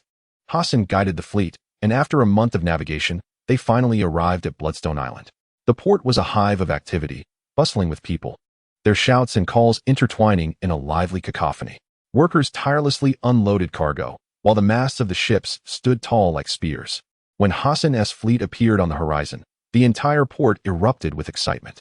The ships docked, and sailors skillfully secured the ropes, while the captives were herded off the vessels, appearing weary and jumbled together in disarray. The soldiers in charge of the handover shouted commands, striving to maintain order amidst the chaos. Standing at the ship's bow, Hassan surveyed the tumultuous scene, his brow furrowing slightly. Once the initial arrangements for the ships and captives were made, he swiftly disembarked and hurried towards the Lord's manor. Along the way, the streets were permeated with the briny scent of seawater and fish, while the cries of vendors echoed in a lively chorus. Hassan, undeterred by the surroundings, was solely focused on promptly reporting the outcomes of the recent campaign to Lord Gavin. He hastened to the Lord's residence, where upon meeting Gavin, he bowed respectfully and stated, "My lord, our collaboration with Lord Stannis has reached a temporary conclusion. He has entrusted me with his gratitude for you." With that, Hassan presented a letter from Stannis. Gavin accepted the letter, swiftly unsealed it, and after a brief glance, he inquired, "You visited Dragonstone. What is your assessment of the current strength of the royal fleet?" After a moment of contemplation, Hassan replied, "Though the royal fleet boasts over 100 vessels, I observe that at least 30 of them are significantly aged, suffering from prolonged neglect. Additionally, there is a shortage of crew. Less than half of the ships are operational, many of which are captured ironborne longships, leaving the true sailing warships in scant numbers." Hassan then added, "My lord, I also noticed that the captains within the fleet do not possess commendable skills." Gavin sighed in resignation. "That is an unavoidable circumstance. Most of the original pirate captains have been dealt with by me, and the remaining crew consists largely of lower-tier sailors who have been hastily promoted and are inevitably unqualified." Subsequently, Gavin expressed his intention. "I plan to establish a naval academy to provide training for captains, first mates, and bosuns. What do you think of this idea?" Hassan responded, "My lord, this notion is quite commendable. In my youth, I served as a sailor in the Bravo's Purple Fleet for 2 years, which had a similar institution dedicated to training personnel. We could hire a few instructors from there at a premium to teach our fleet's captains." Gavin nodded. "Very well, you shall oversee this matter. Furthermore, regarding the issue of manpower, I have an idea. Could we procure some sailors from the Slavers' Bay, training them in specific maritime skills?" Hassan replied, "My lord, many tasks aboard a ship are repetitive and mechanical. I believe those slaves could fulfill such roles." Chapter 54. Farewell to Edmure. Gavin remarked, "Let us dispatch a ship to Astapor to gather information and converse with the slave owners to assess the situation. If feasible, we shall purchase a batch of such slaves." He continued, "I have a vision of gradually replacing most of the pirate longships within the fleet with more formidable sailing warships." Hassan furrowed his brow and cautioned, "My lord, there are few fleets in the world composed entirely of sailing warships. Only the Bravo's Purple Fleet fits that description. If we were to proceed with gradual replacements, it would likely require a considerable amount of time and financial resources. The shipyards along the narrow sea do not sell sailing warships outright, and commissioning one takes nearly a year. Gavin asserted, we are not currently lacking in funds. The tolls and proceeds from goods sold within our territories remain quite substantial. We can gradually sell all the longships while supplementing our fleet with sailing warships, thereby methodically transforming our naval forces. Hassan remarked, I shall send someone to contact reliable shipyards. We can invest additional funds, provided they prioritize our shipbuilding. Furthermore, we can also expand the shipyard at Shipwreck Bay. Gavin responded, I have already initiated the expansion at Shipwreck Bay, having constructed 2 large dry docks. By the way, I will share the blueprints for the newly designed sailing warships with you shortly, so they can build according to these specifications. Upon concluding this discussion, Gavin smiled at Hassan and said, You have been away for over 6 months. It is best that you descend and rest. I have taken the liberty of constructing a manor for you on the island, which you have yet to see. Take the opportunity to visit it upon your return. Hassan's voice trembled with excitement, his eyes filled with gratitude. My lord, your kindness shall be repaid with my eternal loyalty. Gavin waved his hand dismissively. Go now and rest well. Hassan bowed once more and withdrew, brimming with appreciation. In the year 295 of the Age of Yorn, the newly expanded port on Bloodstone Island bustled with vibrant activity. The massive docks were meticulously crafted from sturdy stone, with merchant vessels continuously arriving and departing. The sea breeze carried the rich scents of salt and spices, while the calls of vendors and the clamor of loading and unloading goods intertwined, composing a melodious symphony of prosperity. The port extended towards the town, with countless houses springing up like mushrooms after a rain. On the streets, merchants from all directions jostled for space, their bags brimming with an array of exquisite treasures and diverse goods. The entire visage of Bloodstone Island had undergone a remarkable transformation, with the former desolation and barrenness completely supplanted by thriving vibrancy. Over the past 2 years, Gavin, drawing upon knowledge from his previous life, repaired the island's waterworks, cultivated fertile land, and guided the inhabitants in agricultural production. The introduction of innovative farming techniques significantly boosted crop yields, filling the granaries to overflowing. Consequently, he undertook large-scale development of nearby islands endowed with fresh water, breathing new life into previously untapped lands. To bolster the population, Gavin spared no expense in purchasing slaves from the slave bay, promising them freedom after 5 years of diligent labor, along with the land they had cultivated. As a result, his finances flowed like water, yet his heartfelt investments yielded bountiful returns, with the entire Staircase Archipelago now exporting grain at an unprecedented rate. He also specifically commissioned Astapor to train over 3,000 sailors in the Unsullied manner, merging them with the existing soldiers to form a formidable army of 5,000. These sailors, grounded in unsullied training, possessed exceptional maritime skills. During this period, numerous products from the Staircase Archipelago, such as soap, perfume, and exquisite glassware, became wildly popular worldwide. Moreover, the island produced practical grass paper and high-quality writing, recording, and printing paper that gained widespread acclaim. Despite facing resistance from certain academic factions during the promotional campaign, these novel items nonetheless yielded substantial profits for Gavin. With this series of initiatives and earnings, he successfully forged a fleet comprising 90 warships and 50 armed merchant vessels, nearly half of which were formidable 50-meter-long sailing warships, each equipped with 6 modified crossbows. In order to construct these ships, all shipyards along the narrow sea were compelled to work overtime under Gavin's generous financial incentives. These warships, majestic upon the waves, became a powerful assurance of Gavin's dominion, fortifying his rule in these waters. At the port of Bloodstone Island, a warship was slowly docking, its mast displaying a quartered flag depicting the silver chalice and the black rose. Edmund, aboard the vessel, gazed at the flourishing Bloodstone Island with a sense of nostalgia. Since parting ways with Gavin after the tournament, Edmund's life had continued in a steady rhythm, yet he had not seen Gavin again. Time flew by, and as various news trickled in later, Edmund was astonished to realize the remarkable achievements Gavin had accomplished. This time, Edmund, accompanied by his wife and their beloved son and daughter, joyfully arrived at the location at the invitation of his nephew Gavin. Throughout the journey, Edmund's heart brimmed with anticipation and reflection as he reminisced about past moments while also harboring curiosity about Gavin's current splendor. The 2 children chattered excitedly, filled with curiosity and longing for the upcoming adventure, while their mother, Lilith, watched them with a tender gaze, her eyes radiating maternal affection. As the ship gradually approached the dock, Edmund spotted Gavin from afar. He stood on the pier, clad in an elegant ceremonial robe, a long sword at his waist. His tall figure and flowing silver hair exuding a commanding presence. Behind him stood 4 imposing guards, each 2 meters tall, clad in full armor, while soldiers flanked the sides. Clearing a space on the dock, the sailors adeptly tossed down the mooring ropes and secured them, while the gangway was slowly lowered. Having awaited this moment, Gavin finally reunited with Edmund after a long separation. The two exchanged smiles before embracing tightly. Gavin, brimming with excitement, exclaimed, "Uncle, it's been far too long. I hope all has gone well for you in these years." Edmund replied with a smile, "All is well, indeed. But you, Gavin, have truly flourished. I am genuinely happy for you." Gavin quickly responded, "Uncle, it is all due to fortunate circumstances." He then turned to Edmund's wife, Lilith Tyriel, bowing slightly as he said, "Lady Lilith, it has been many years, yet you remain as beautiful as ever." Chapter 55, Lady Lilith's Counsel. It has been so long. I remember when you left Three Towers Keep at the tender age of 14. You have grown into quite the handsome young man, Lilith said, gesturing toward Edmund's son and daughter. "This is my son, Lucas, and my daughter, Betty." With a smile, Lilith addressed the children. "This is your elder brother, Gavin." 2 children sweetly chorused, "Brother Gavin."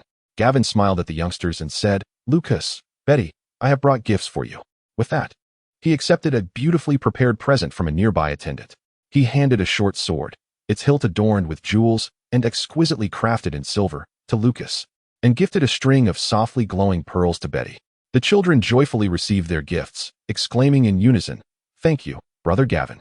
Gavin chuckled and affectionately ruffled their hair. In honor of his uncle Edmund and his family, Gavin hosted an extravagant banquet on Bloodstone Island. Governors and officials from the various islands of the Stairs Archipelago, along with captains and commanders from the naval fleet, gathered in great numbers, filling the venue with vibrant energy. Gavin had even arranged for a renowned theater troupe from Essos to perform, adding to the festivities. At that moment, several governors were animatedly discussing the industrial development of their respective islands. Hearing their conversation, Gavin turned to Edmund with a smile and inquired, "Uncle, how is the sale of paper faring these days?" Edmund replied, Ever since you handed over the exclusive sale of paper to me, the profits have been quite impressive, far surpassing the territory's tax revenues." Initially, the Learning City was quite resistant, repeatedly suppressing the promotion of paper. Fortunately, the situation is gradually improving. I have now extended the paper promotion to the Riverlands, though the supply is currently struggling to keep up. Gavin frowned slightly, pondering for a moment before responding. The Learning City's unique position relies on its monopoly over knowledge, which is why they are concerned about the easier dissemination of information and are thus suppressing paper.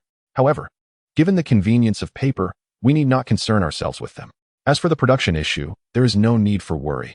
I am already addressing it, and the new factory will commence operations next month. Edmund nodded in agreement. "Well then, I can rest easy. By the way, there is something else. I have news about that Coben you asked me to inquire about. It seems he is currently with a band of mercenary brigands in the Riverlands, apparently called the Warriors Guild." Gavin's eyes brightened at this revelation. "Uncle, when you return to Westeros, please deliver a letter to him for me." Edmund asked with curiosity, "This Coben? I have heard he conducted some rather nefarious research, which led to his expulsion from the Learning City. What makes him so special that you are so invested?" Gavin answered, "Uncle, I studied under Coben during my time in the Learning City. His knowledge is extensive, encompassing medicine, ravens, agriculture, and intelligence. Moreover, I have interacted with him and understand his capabilities. Due to the paper business, I have lacked scholars here and have not even raised ravens. I wish for him to come to the Stairs Archipelago to assist me and train some talents." Edmund chuckled, "Very well, I shall help you with this upon my return. However, it would be wise to assess him, as he has been mingling with those brigand mercenaries for quite some time and may have picked up some undesirable habits." At that moment, the theater troupe's performance reached a climax, capturing everyone's attention, with cheers erupting in waves, further intensifying the festive atmosphere of the banquet. At this moment, Lady Lilith handed Gavin a letter, saying, "This is a message from Marjorie, who hopes you can attend her 16th naming day next year." With a smile, Gavin replied, "The situation in the Stone Steps Archipelago has gradually stabilized, and I find myself longing for the Riverlands. I shall certainly return to partake in Miss Marjorie's naming day." Then, Lilith spoke again. "Gavin, you have grown into a man and now govern such vast territories. Have you contemplated the kind of wife you desire?" Upon hearing this, Gavin began to ponder. He had previously considered that the most ideal choice for the future would undoubtedly be Daenerys Targaryen. Marrying her would grant him a claim to all of Westeros, significantly satisfying his ambitions. Moreover, her dragons would serve as crucial allies, and failing to seize this opportunity might render him her adversary. Gavin then recalled Marjorie. He could not deny that. Whether during his previous life watching the series or their serendipitous encounter at the tournament, her gentle beauty had evoked a fondness in him. Particularly, her political acumen could greatly reinforce his rule. Suppressing his tumultuous thoughts, he responded, "I have yet to consider this matter thoroughly."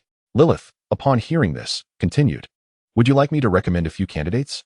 If not for your prolonged absence in the narrow sea, those families eager for a union with you would likely be in fierce contention by now." After a brief pause, she added, "Gavin, heirs are of utmost importance for a territory, especially one as newly established as yours, which lacks the depth of time. An heir would stabilize the hearts of the people, and the families contemplating a union would seriously weigh their options. Though you are still young, these matters should be addressed with urgency." That night, as Gavin lay in bed, he continued to reflect upon Lady Lilith's words. Her insights were not without merit. His aspirations extended far beyond merely the narrow sea and the Stone Steps archipelago. Should he seize the moment before Daenerys ascends as the mother of dragons? This would grant him a claim while circumventing the potential emergence of the future Dragon Queen, a notion he held a vivid impression of from his past viewing experiences. As for Little Rose, she was not a consideration for him at present. He would take it step by step. Eventually, accompanied by his swirling thoughts, Gavin gradually drifted into slumber. The following day, just as Gavin was washing up, he received an urgent report from a guard, stating that Boris wished to see him. Without hesitation, Gavin instructed that Boris be ushered into the study. Upon entering, Boris bowed deeply in a respectful manner and earnestly said, "My lord, we have newly graduated management personnel. Bloodstone Island hopes to receive a larger allocation. Several new factories have recently come into operation, and we are severely understaffed. Could you spare 10 individuals for us?" Gavin propped his chin on his hand, contemplating briefly before responding, "This matter is negotiable." After gaining complete control over the Stone Steps archipelago, Gavin appointed the highly capable Boris as the governor of Bloodstone Island, and entrusted the fiercely loyal Hassan with the command of the fleet. He also designated several other competent individuals to serve as governors of the remaining islands, all aimed at ensuring the stable development of his sphere of influence. However, as circumstances progressed, Gavin acutely sensed a scarcity of reliable personnel. Consequently, he embarked on a mission to cultivate talent himself, selecting individuals with a certain foundation to further their education in the school he established. Those who met specific criteria would be eligible to assume positions as grassroots officials. Nevertheless, talent remained elusive. Each time a new cohort was trained, the governors of the islands would eagerly vie for their services. Chapter 56. News from the expedition team. Boris continued, "My lord, there is one more matter. The envoy sent to Braavos has returned." Gavin leaned forward, his eagerness palpable as he inquired, "What news? Does the Sea King wish to sell me that Valyrian steel sword?" Boris's expression turned troubled as he hesitated, eventually responding, "The envoy said the Sea King has declined. However, the Sea King expressed a desire to invite you to Braavos as a guest. If you wish, you may tour the Sea King's treasury, but nothing within it is for sale." Upon hearing this, Gavin furrowed his brow, his eyes betraying a hint of displeasure and disappointment. He slowly leaned back in his chair, crossing his arms over his chest. After a moment of silence, he remarked, "The Sea King of Braavos is indeed unyielding." Boris, standing by, kept his head bowed, not daring to utter a word. Gavin clenched his teeth and continued, "Very well, let us not dwell on him for now. Boris, regarding the allocation of personnel, I will consider the circumstances of each island and strive to meet your needs. Yet you must also find ways to enhance efficiency. Relying solely on increasing manpower is not a viable solution." Boris quickly nodded in agreement. "Thank you, my lord. I shall exert myself to the utmost." With a wave of his hand, Gavin signaled for Boris to take his leave. Boris bowed once more before turning to exit the study. Gavin remained seated, lost in thought. Contemplating, the Sea King's refusal to sell is merely a reflection of my insufficient strength. Should my fleet grow formidable enough to instill fear in the Sea King, I doubt he would dare to withhold his wares. With this resolve, Gavin's determination to embark on an adventure to Valyria solidified. The allure of dragon eggs was far more compelling than that of the fleet. Over the years, Gavin had attempted to procure dragon eggs, fortuitously acquiring 2 fossilized eggs devoid of life. As for the dragon eggs procured by Illyrio, Gavin's spies had kept a vigilant watch. Yet no discoveries had been made thus far. It remained uncertain whether Illyrio had yet acquired the eggs, or if they were simply hidden too deeply. If it were the former, Any reckless action might lead to losing track of the eggs. For now, Gavin could only bide his time. During the ensuing period, Gavin thoroughly explored the entirety of the Stone Steps archipelago with the Edmund family, relishing the unique beauty of each island. On the day they were to embark on their journey home, both appeared reluctant to part ways at the dock. Edmund gazed at Gavin, his eyes filled with profound concern and deep reluctance. Gavin, you must take care of yourself. You now possess a vast territory, and it is imperative that you marry soon and bear an heir. Only in this way can you solidify the loyalty of your subordinates. Gavin nodded solemnly, his expression resolute as he replied, Uncle, rest assured, I am well aware of my responsibilities. Subsequently, the Edmund family boarded their vessel. As the ship slowly departed from the dock, gradually fading into the distance, Gavin remained rooted in place, his gaze lingering on the receding ship. The gentle sea breeze caressed his face, and his thoughts drifted far away. A month later, Hassan hurried into Gavin's study, bringing the long-awaited news. My lord, the adventurers we previously hired have returned.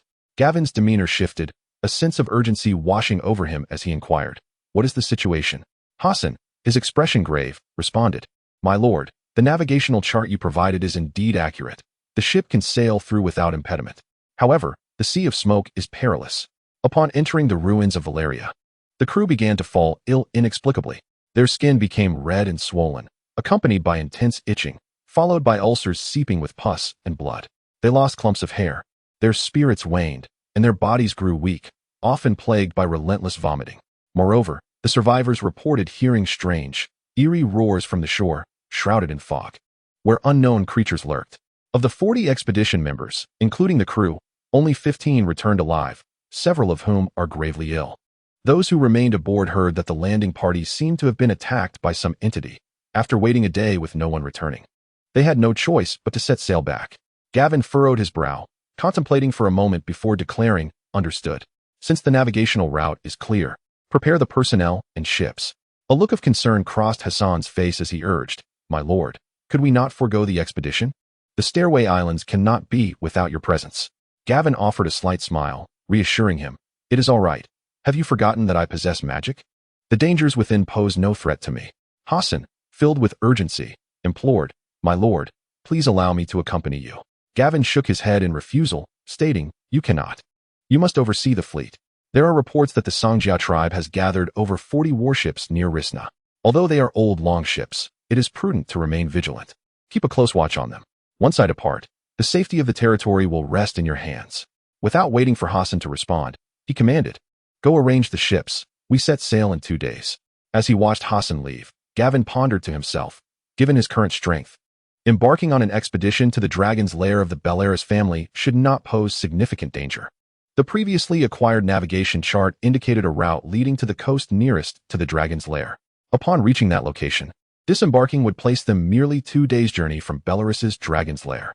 Gavin intended to embark on this expedition accompanied solely by his blood dragon guards. Once they set foot on Valyria's land, they would gallop through the night, reaching their destination within a day. He opened the panel to examine the details. Host, Gavin Belaerys, age, 17 bloodline, Bloodfire Dragon descendant, development 63 Dragon King's bloodline, Dragon Mastery, and Flame Manipulation, Flame Resistance. Dominion, 6,363. Your subordinates can be enhanced via the panel. 53 Junior Blood Dragon Guards. Blood puppets crafted from dragon descendant bloodlines can advance twice. 10 Senior Blood Dragon Guards. No further advancement possible. Skills, Flame Manipulation, Legendary. Swordsmanship, Legendary, Flame Blade, Legendary, Archery. Master, Spear, Proficient Energy Points, 0, automatically absorbs ambient magical energy, can also actively absorb magic. Gavin contemplated the panel, reflecting that with these elite blood dragon guards at his disposal, he should be able to confront most dangers. Over the past 2 years, Gavin had acquired numerous dragon bones through his connection with the diminutive Peter, significantly enhancing his strength. As his bloodline development surpassed 60, several of his skills had unlocked to legendary status, and his flame manipulation had upgraded to flame mastery. Upon reaching a bloodline development of 60, he gained the ability of flame resistance, granting him considerable immunity to extreme heat and magical flames. Now, Gavin could effortlessly vanquish 100 foes with merely a longsword, and his power would double when wielding the flame blade. Chapter 57. The Sea of Smoke. 2 days later, 5 warships, led by the Beleris, set sail towards the Valyrian Peninsula. The summer sea shimmered under the sun, with the warm sea breeze caressing the sails. The waters displayed a profound blue, as if merging with the sky, while the white clouds mirrored on the surface created a dreamlike tableau. However, as the fleet entered the Sea of Smoke, the scenery abruptly transformed. The sky darkened oppressively, with heavy clouds looming ominously. A strange fog enveloped the sea, blurring visibility. The Sea of Smoke, a realm both mysterious and perilous. Historical accounts reveal that centuries prior, this region witnessed Valyria's apocalyptic cataclysm. That dreadful disaster rent the earth asunder, flames soared skyward, and molten lava surged like a torrent, plunging the world into an interminable inferno. On the day of the cataclysm, it was as if the end of the world had arrived, with volcanoes erupting simultaneously for hundreds of miles around the Valyrian peninsula. Endless ashes, smoke, and flames erupted like frenzied demons, spewing forth into the heavens. The insatiable, searing flames advanced with a devastating force, consuming even the mighty dragons soaring in the sky. The earth trembled violently, fissures opening like the gaping maw of an abyss, mercilessly consuming Valyria's proud palaces, the solemn temples, and the bustling towns. Once shimmering with light, the lake's waters instantaneously boiled away, transforming into pools of highly corrosive acid. The volcanic peaks of the Valyrian peninsula erupted with cataclysmic force, spewing scalding lava high into the sky, as if intent on igniting the heavens. Countless dragon crystals rained down from the crimson clouds like a torrential downpour, imbued with lethal peril and enigmatic power. In the northern reaches of Valyria, the land fractured and crumbled, presenting a scene reminiscent of the apocalypse. Torrential seawater surged in, filling the sunken earth, and this calamity tore the lands surrounding Valyria into myriad isles, shrouded in eerie mists that would later be feared as the Sea of Smoke. A fleet sailed slowly through this phantasmal sea, halting as they neared the ruins of Valyria. The ship Beleris, carrying Gavin, ventured deeper into the smoke-laden waters, while the remaining vessels remained stationed for support. As the Beleris delved further into the haze, the fog thickened, yet faint outlines of Valyrian ruins began to emerge on the shores, painting an increasingly dreadful and sinister tableau. The banks were littered with decay and rot. Withered vegetation drooped forlornly upon the cracked earth. Patches of bubbling corrosive acid occasionally surfaced, hissing ominously, exuding a nauseating stench. The dense fog hung like a heavy curtain, obscuring the path ahead. From the obscured depths of the mist, the roars of monsters echoed, reminiscent of hellish howls, sending chills down the spine. The sounds varied from deep, lamenting tones, as if narrating endless agony, to sharp, piercing cries, warning intruders of their peril. Each roar cast a shadow over the hearts of the crew, spreading fear like a plague among them. On the second day of navigating the Sea of Smoke, some crew members began exhibiting signs of distress. Their faces turned pale, eyes glazed, bodies trembling uncontrollably, while the horses in the hold grew increasingly agitated, with one even biting a feeding crew member. Gavin too felt a disquiet within, as though some unseen force was eroding his very essence, compelling him to expend his magical energy to resist. Recognizing the corrosive nature of this unknown power, Gavin swiftly distributed pre-prepared potions among the crew. Upon ingestion, the potions granted a temporary alleviation of their symptoms, yet that discomfort lingered like a shadow. Gavin understood the urgency. If they lingered too long, the potions would lose their efficacy. As they approached their destination, the vessel gradually drew closer to the shore. Suddenly, without warning, the once tranquil waters erupted into a massive wave, and a 3-meter-tall monstrosity burst forth from the depths, launching itself upon the deck of the Beleris with a ferocious agility. The creature loomed large, its body coated in a viscous substance. Its forelimbs resembled sharp, curved blades, glinting with an eerie sheen under the dim light. Its teeth, serrated and densely packed, exuded a chilling aura. With astonishing speed, the monster lunged at the sailors aboard the ship, accompanied by a piercing roar, instantly tearing one sailor to shreds, blood splattering through the air and staining the deck crimson. The remaining sailors screamed in terror, scattering in panic as fear enveloped the vessel. Their eyes reflected despair and helplessness, as if they had already glimpsed their demise. Witnessing this scene, several blood dragon guards rushed forward. Yet in their initial confrontation with the beast, they found themselves overmatched. Each of the monster's attacks carried the weight of thunder, and the guards fought with all their might to fend it off, their swords clashing and igniting sparks. Hearing the commotion, Gavin arrived on deck, standing at a distance to silently observe, secretly astonished by the creature's formidable strength, far exceeding that of the blood dragon guards. Its movements were agile and ferocious, each strike imbued with lethal threat. However, as the guards coordinated their efforts to encircle the creature, it gradually began to falter. After a fierce battle, the Blood Dragon Guards succeeded in dismembering the beast, ultimately slaying it. Gavin approached the creature's corpse for a closer examination. Its forelimbs were long and sharp, capable of easily rending armor, while its hind limbs were robust and powerful, capable of standing during an assault. It lacked skin, its flesh grotesquely exposed, as if corroded by a potent acid, revealing a nauseating hue. The creature's distorted visage and menacing, densely packed fangs instilled a deep sense of dread. Gavin speculated that the previous expedition team may have fallen victim to such a creature. It appeared that danger lurked not only among the ruins on land, but also within the depths of the sea. In the ensuing voyage, Gavin encountered no further monsters. Yet the crew remained tense and fearful. Finally, on the third day of their journey, the Beleris arrived at its destination, though its draft prevented them from approaching the shore closely. Without a moment's hesitation, Gavin left behind a few Blood Dragon guards to remain on the ship and took the rest, alongside the controllable steed, onto a small boat, rowing towards the shore. As Gavin surveyed the surrounding environment from the small vessel, his vigilance did not wane. The atmosphere of the Valyrian ruins was stifling, as if the very air had grown heavy. The trees along the shore twisted and contorted, seemingly in agonizing struggle. Decayed buildings teetered precariously, as if they might collapse at any moment. Chapter 58, A Perilous Journey. Unfamiliar objects floated upon the water's surface, rising and falling with the waves. Occasionally, fragments of bones emerged, evoking grim memories of past horrors. Gavin understood that this desolate expanse concealed countless dangers, and he needed to exercise utmost caution. The sound of the oars slicing through the water resonated sharply in the stillness, each stroke appearing to shatter an invisible barrier. Gavin stood at the bow of the vessel, meticulously surveying his surroundings, while the Blood Dragon guards behind him remained vigilant, prepared to confront the impending unknown challenges. As the small boat gradually approached the shore, Gavin sensed an ominous aura encroaching upon them, the stench of decay intensifying. The land by the shore exuded a foul odor, and the stones beneath their feet seemed imbued with malevolence. As they set foot on the ground, it trembled slightly beneath them, as if resisting their arrival. Upon successfully disembarking, the Blood Dragon guards immediately assumed a defensive stance, for the 5 small boats were insufficient to transport both the horses and the guards in one trip. Consequently, Gavin was compelled to rely on these vessels for multiple trips. With each round trip, his urgency escalated. He was acutely aware of the time constraints, and lingering in this mysterious and perilous place for even a moment longer would invite greater unknown risks. After considerable difficulty, the boats finally completed the transportation of the horses and the Blood Dragon guards. Once they determined their course, they swiftly mounted their steeds, spurring them onward toward their objective. The sound of galloping hooves echoed urgently across the desolate wilderness, stirring clouds of dust.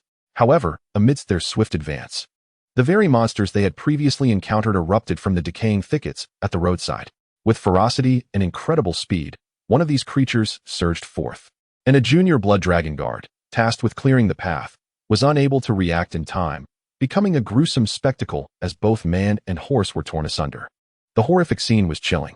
Gavin swiftly drew his longbow from his mount, seamlessly nocking a fiery arrow. The arrow whistled through the air, striking the creature with precision. It let out a pained shriek as its foreclaw was obliterated, its body charred and severely wounded.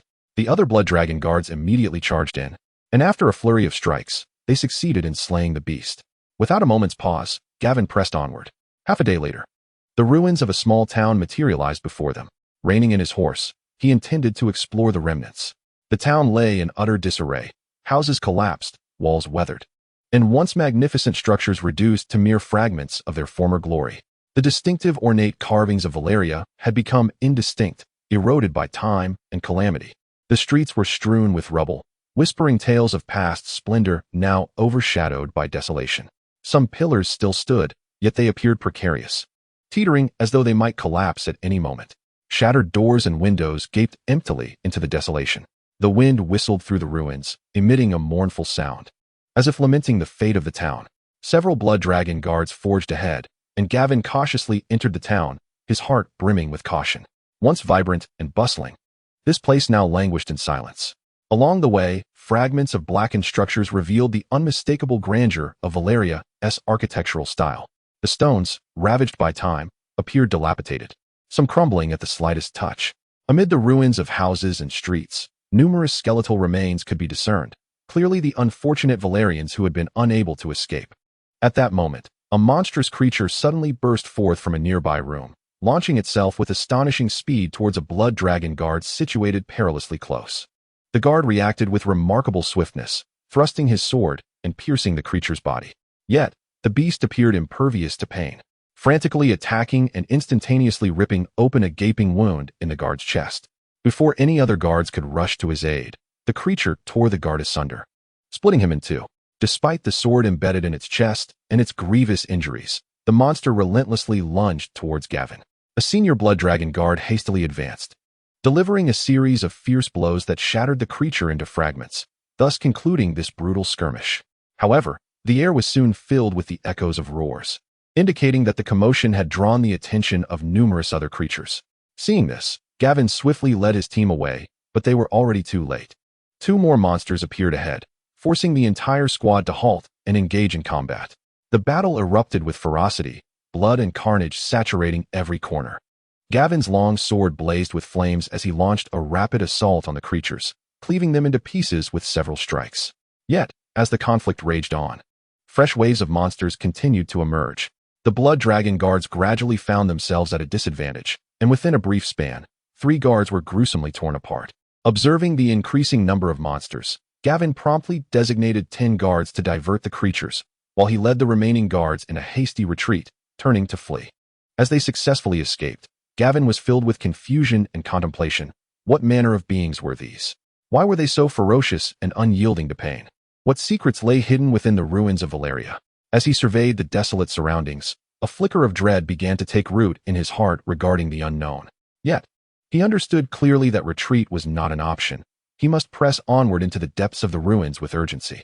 Gavin hastened his journey, moving without pause. And though he occasionally encountered remnants of the past, he refrained from exploring them. Nonetheless, he faced relentless assaults, with similar monsters charging at his party time and again.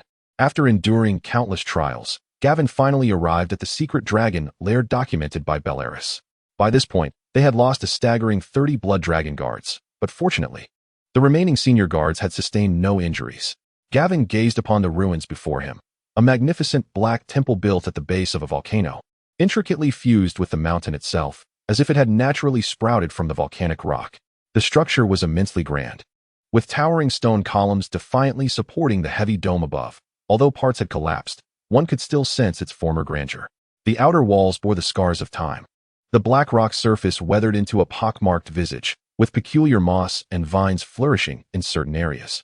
The 2 massive stone doors at the entrance lay shattered and partially buried in the ground, as if mournfully recounting tales of former glory and present desolation. According to the records of that ancestor's diary, this structure is a temple meticulously constructed by the Valyrians to honor the deities they revered. Beneath the mountain behind this temple, the Beleris family secretly created a passage leading into the heart of the volcano, ingeniously utilizing the vast interior space of the volcano to craft an entire Dragon Lair. Chapter 59. The Dragon Lair of Beleris. Leaving a few blood dragon guards to tend to the steeds, Gavin, accompanied by the other blood dragon guards, ventured into the immense edifice. The interior bore signs of considerable devastation, with stones scattered across the ground, and remnants of shattered iron chains and broken weapons occasionally visible. Nevertheless, the overall shape remained relatively intact, faintly revealing the layout and structure of your.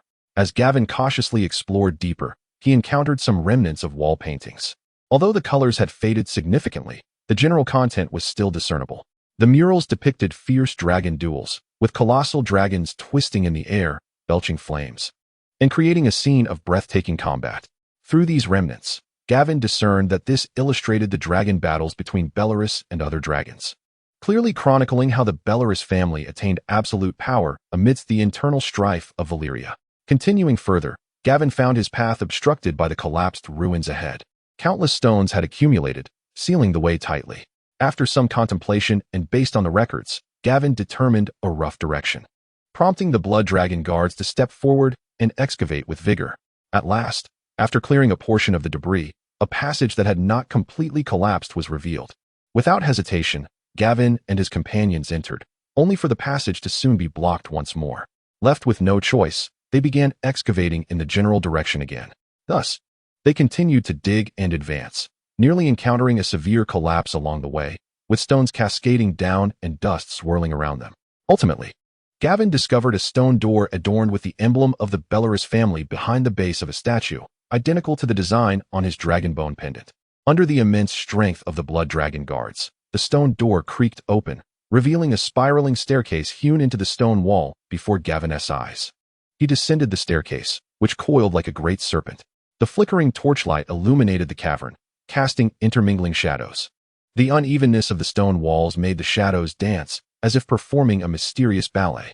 Gavin treaded carefully, each step accompanied by faint footfalls and breathy whispers. As they descended, the light gradually increased, and upon reaching the lower level, a glimmer of brightness emerged.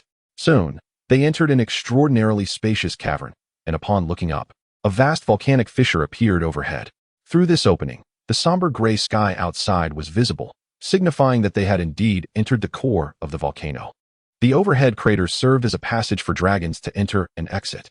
As he ventured deeper into the abyss, Gavin sensed the temperature around him gradually rising, while the unknown corrosive energy that had plagued him began to wane. After traversing a winding path that descended further into the depths, he arrived at the very bottom. Here, the heat was intense, enveloping him in a wave of warmth. Yet, he discovered that the mysterious energy that had incessantly eroded him had vanished entirely. According to the records in the journal, this location marked the base of a volcano, beyond which lay the presence of molten lava, the very site of the treasure vault established by the Beleris family. At last, after passing through a vast cavern, Gavin reached the area where the lava resided. A lake of molten rock bubbled and churned, producing a cacophony of rumbling sounds as it surged with fiery waves. Surrounding the lava lake were numerous immense caverns, their depths unfathomable. In the center of the molten expanse lay a colossal dragon skull, comparable in size to a sailing ship, standing like a majestic island amidst the lava. Its great head was raised high, and though life had long since departed, it still emanated an aura of grandeur and enigma. Several large stone tablets stood at the cave's entrance, and Gavin approached them. The tablets, ancient and weathered, were crafted from a blood-red, unknown stone, inscribed with high Valyrian script that seemed to narrate the passage of time. As he meticulously examined the inscriptions, he quickly pieced together the information contained within. It chronicled the establishment of the Dragon Lair by the Beleris family, detailing their techniques for hatching dragonlings and training them. The mightiest dragon of the family, Beleris, had perished here, having spent its twilight years resting within the lava, ultimately leaving behind only its skull to float upon the molten surface.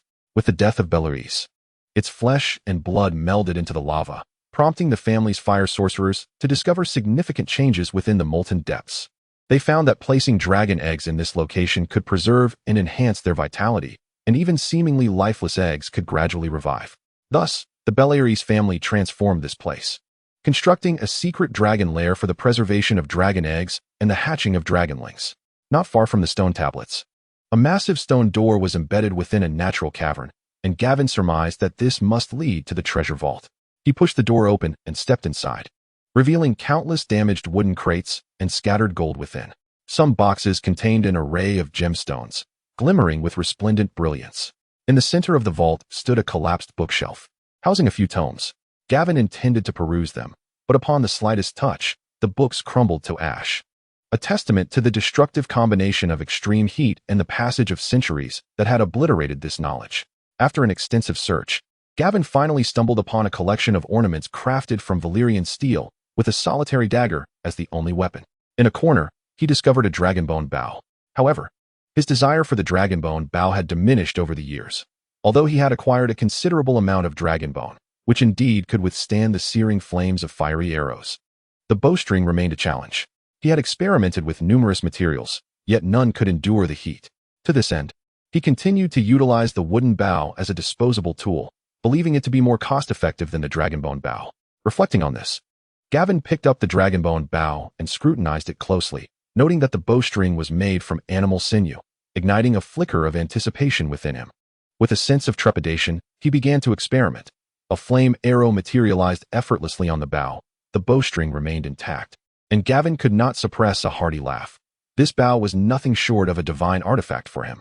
Overwhelmed with excitement, Gavin handed the dragonbone bow to the blood dragon guard beside him and continued to search meticulously, leaving no corner unexamined, yet ultimately uncovering nothing new. In a state of resignation, Gavin decided to venture out to observe the skull of Beleris at the center of the magma. However, upon reaching the edge of the molten rock, he found himself at a loss. Gazing at the boiling magma, he hesitated, uncertain how to traverse to the Dragonbone Island at its core. Although he possessed fire resistance, he was unsure if he could withstand the extreme heat of the magma. After a prolonged moment of contemplation, Gavin steeled himself and gently extended his hand into the magma. The intense heat was almost unbearable, yet he could tolerate it just enough. Chapter 60. Dragon Eggs and the Golden Dragon. Seeing that the magma inflicted no harm upon him, Gavin, fueled by exhilaration, swiftly shed his garments and advanced toward the molten flow. As he immersed his entire body into the magma, he was immediately engulfed by an indescribable searing heat. However, the magma was not deep and its density allowed for relatively easy movement. The closer he approached the center, the more intense the heat became. As if invisible flames clutched every inch of his skin. Each step forward felt like a struggle through a sea of fire. The scalding magma tightly enveloped his legs, inflicting waves of sharp pain. Gavin gritted his teeth, enduring the almost consuming agony. The burning sensation felt like countless sharp needles relentlessly piercing his body, yet through sheer willpower, he persevered against this inhuman torment and continued onward. Finally, after an arduous and painful journey, Gavin drew nearer to the immense Dragonbone. At this juncture, his body was pushed to its limits. The pain nearly rendered him unconscious. Yet, on the brink of fainting, he beheld the dragon eggs positioned within the skull of Beleris, radiating a mysterious and enchanting glow akin to a beacon of hope in the darkness. A flicker of astonishment flashed in Gavin's eyes, momentarily eclipsing his physical suffering. He bore the last remnants of pain and hastened his approach. Upon finally leaning into the mouth of the Dragonbone, an overwhelming sense of fatigue washed over him. Lying on the ground, Gavin gasped for breath, his body trembling, yet his gaze was filled with exhilaration and anticipation. The magical energy emanating from the Dragonbone of Beleris flowed into his being, gradually restoring his condition. After a brief respite, Gavin began to examine the dragon eggs, discovering 11 intact eggs alongside 2 shattered shells scattered about. He delicately caressed the eggs, sensing the latent vitality within them. The surrounding heat seemed to soften, as if welcoming Gavin's arrival. Gavin's heart raced with exhilaration as he realized that these dragon eggs would bestow upon him immense power in the future. However, while he was lost in joy, a deep growl suddenly emanated from within a cave, causing Belaerys' skull to tremble slightly. Gavin's heart tightened, and he cautiously turned his gaze towards the source of the sound. His heart pounded violently, as if it were about to leap from his throat. He fixated on a pair of vertical pupils that emerged from the cave, cold sweat uncontrollably trickling down his forehead. Just as Gavin was about to draw his sword, he found himself in an awkward predicament. At that moment, he was utterly unarmed, completely exposed, and isolated, far removed from the Blood Dragon Guard, with the lava lake now serving as an insurmountable chasm. The vertical pupils in the cave flickered with a mysterious and perilous light, each flicker striking Gavin's heart like a hammer. As a colossal figure gradually manifested, Gavin finally discerned that it was a dragon adorned with golden scales. It appeared frail, almost skin and bones, yet its immense body still measured nearly 17 or 18 meters in length, with its pink wing membranes shimmering beautifully under the dim light. The golden dragon slowly emerged, each step exuding a heavy sense of oppression, its scales glinting faintly in the subdued illumination. Gavin nervously swallowed, his mind racing as he contemplated his course of action. The golden dragon lifted its head, fixing its gaze upon Gavin, revealing a complex array of emotions: wariness, curiosity, and a hint of barely perceptible weakness. Gavin took a deep breath, striving to calm himself, aware that any hint of panic could lead to fatal consequences. The massive dragon gradually approached the lava lake, the searing magma swirling around it and erupting in a cascade of dazzling sparks. With each movement, it stirred the lava, creating scorching whirlpools. Gavin's eyes widened as he watched the colossal beast draw nearer, his heart seemingly gripped by an invisible hand, tightening with each passing moment. His breath quickened, and his heart raced, threatening to burst from his chest. Yet he understood that he could not afford to panic, continuously reminding himself to restrain the overwhelming tide of anxiety and fear. The golden dragon ascended the dragon bone, inching closer to Gavin, its immense head resembling a heavy mountain as it loomed towards him. Its eyes began to glimmer with a hunger as they fixed on Gavin, and then its maw opened, a faint glow igniting deep within its throat, reminiscent of a volcano poised to erupt. Gavin's face turned ashen, his mind racing as he frantically sought a solution. In that critical moment, he suddenly recalled a dragon taming technique inscribed on a stone tablet. Without a moment's hesitation, Gavin bit into his wrist, crimson blood gushing forth. He swiftly smeared the blood across his palm. Then, gritting his teeth against the pain, he rose to face the golden dragon's fearsome gaze with unwavering determination. He extended his blood-soaked palm towards the golden dragon, fervently calling out in High Valyrian, "Cease your flames, feel my bloodline, and submit to me." The golden dragon caught the scent of Gavin's blood, its movements abruptly halting. A glimmer of confusion flickering in its eyes as it ceased the fiery breath it was about to unleash, tilting its head in curiosity towards Gavin. Gavin's heart raced, the fiery breath of the dragon palpable in the air, and though the dragon had temporarily halted its flames, the unpredictability of the moment kept him on edge. Suppressing his inner trepidation, he maintained a resolute gaze locked with the dragon's, his incantation in High Valyrian unwavering. Each syllable imbued with an ancient and enigmatic power that sought to forge a connection between him and the beast. Drawing a deep breath, he advanced with measured steps, never breaking eye contact, his gaze unwavering. At last, Gavin stood before the golden dragon, gently placing his bloodied hand against its snout. The dragon shivered slightly, as if sensing a bond forming, nudging Gavin with its head. In that instant, an overwhelming surge of insatiable hunger washed over Gavin, illuminating the dragon's urgent need. Frantically glancing around, an idea struck him. He turned his gaze towards the blood dragon knights in the distance. A mere exchange of looks was all it took for them to comprehend and swiftly dart back along the path they had come. Turning back to the golden dragon, Gavin cautiously pressed his forehead against the creature's head, attempting to convey his thoughts, while softly yet firmly repeating in High Valyrian, "Do not worry, trust me. I shall not let you go hungry." The dragon transitioned from confusion to a dawning understanding, seemingly grasping Gavin's intent. Chapter 61. Blazing Shadow. Gavin inhaled deeply and tentatively climbed onto the dragon's back. The moment his feet made contact with its massive form, the golden dragon instinctively resisted, its colossal body quivering slightly as a deep growl emanated from its throat, expressing its reluctance. Yet, its intense hunger placed it in a profound dilemma. Seizing the moment, Gavin soothingly reassured the dragon with gentle words. Ultimately, hunger triumphed over resistance. Although the dragon remained somewhat hesitant, it acquiesced to Gavin's assent. At last, Gavin was seated atop the dragon's back, and he commanded it to crawl towards the far side of the lava lake. Initially, the dragon hesitated, its vast form remaining still. However, as Gavin continued to issue commands with steadfast authority, the golden dragon gradually rose and began its slow crawl towards the opposite shore. Upon reaching the other side, Gavin swiftly donned his attire and quietly reassured the dragon as they awaited in silence. Before long, the blood dragon knights returned, bearing 3 warhorses, which they heavily set down before Gavin. The golden dragon gazed curiously at the horses, its eyes filled with perplexity, clearly having never encountered such creatures before. Yet, an unbearable hunger compelled it to rush towards them. Gavin, witnessing this, suddenly recalled the dragon taming techniques inscribed on the stone tablet and immediately commanded the golden dragon to halt in High Valyrian. The dragon, filled with confusion, looked towards Gavin, who promptly pointed at the warhorse and commanded, "Dragonfire." The golden dragon seemed to comprehend, hesitating momentarily before unleashing a torrent of dragonfire upon the steed. As the fierce flames erupted, a mysterious bond firmly established itself between Gavin and the golden dragon. Gavin felt the enchanting waves of this connection, a surge of delight swelling within him. He could distinctly sense the dragon's emotions and thoughts, as if they had melded into one. After exhaling the fiery breath, the dragon's gaze reflected newfound submission and trust. Gavin gently caressed the dragon's scales, saying, "Well done, my companion." The golden dragon, evidently starved for quite some time, devoured all 3 horses, its weariness visibly dissipating. Gazing at the golden dragon before him, Gavin recalled the colossal silhouette he had first glimpsed and leaned his head against the dragon's, saying, "Let me bestow upon you a name, Ember Shadow."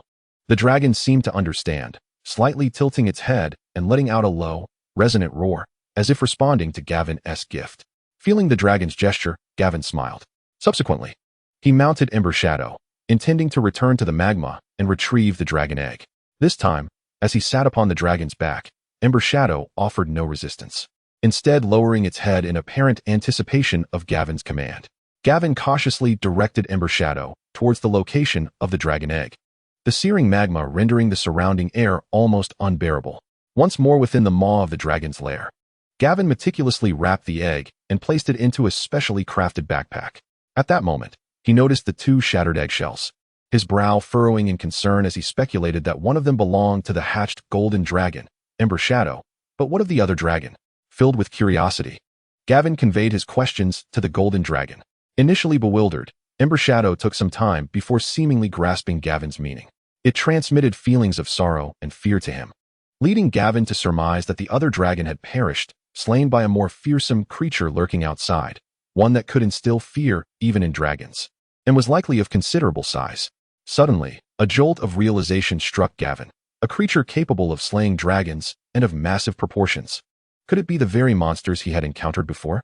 Might those beasts have the ability to grow even larger? Driven by curiosity, he continued to inquire with Ember Shadow about the sources of its food. After half a day of interaction, Gavin surmised that the golden dragon, known as Chiing, sustained itself by hunting the monsters outside. However, venturing out was not only exceedingly uncomfortable for it, but also fraught with peril. It is likely that there were more easily hunted creatures, yet Gavin had not encountered them. Due to frequent hunger, it was difficult to ascertain Chiing's age from its physique. Chiing could not often venture outside. Within this dragon lair, it was shielded from the mysterious forces that plagued the Valyria ruins, thanks to the magic of the surrounding magma. Prolonged exposure to the outside world would surely prove taxing for the dragon. It was no wonder that Chiing appeared so emaciated, clearly a victim of malnutrition.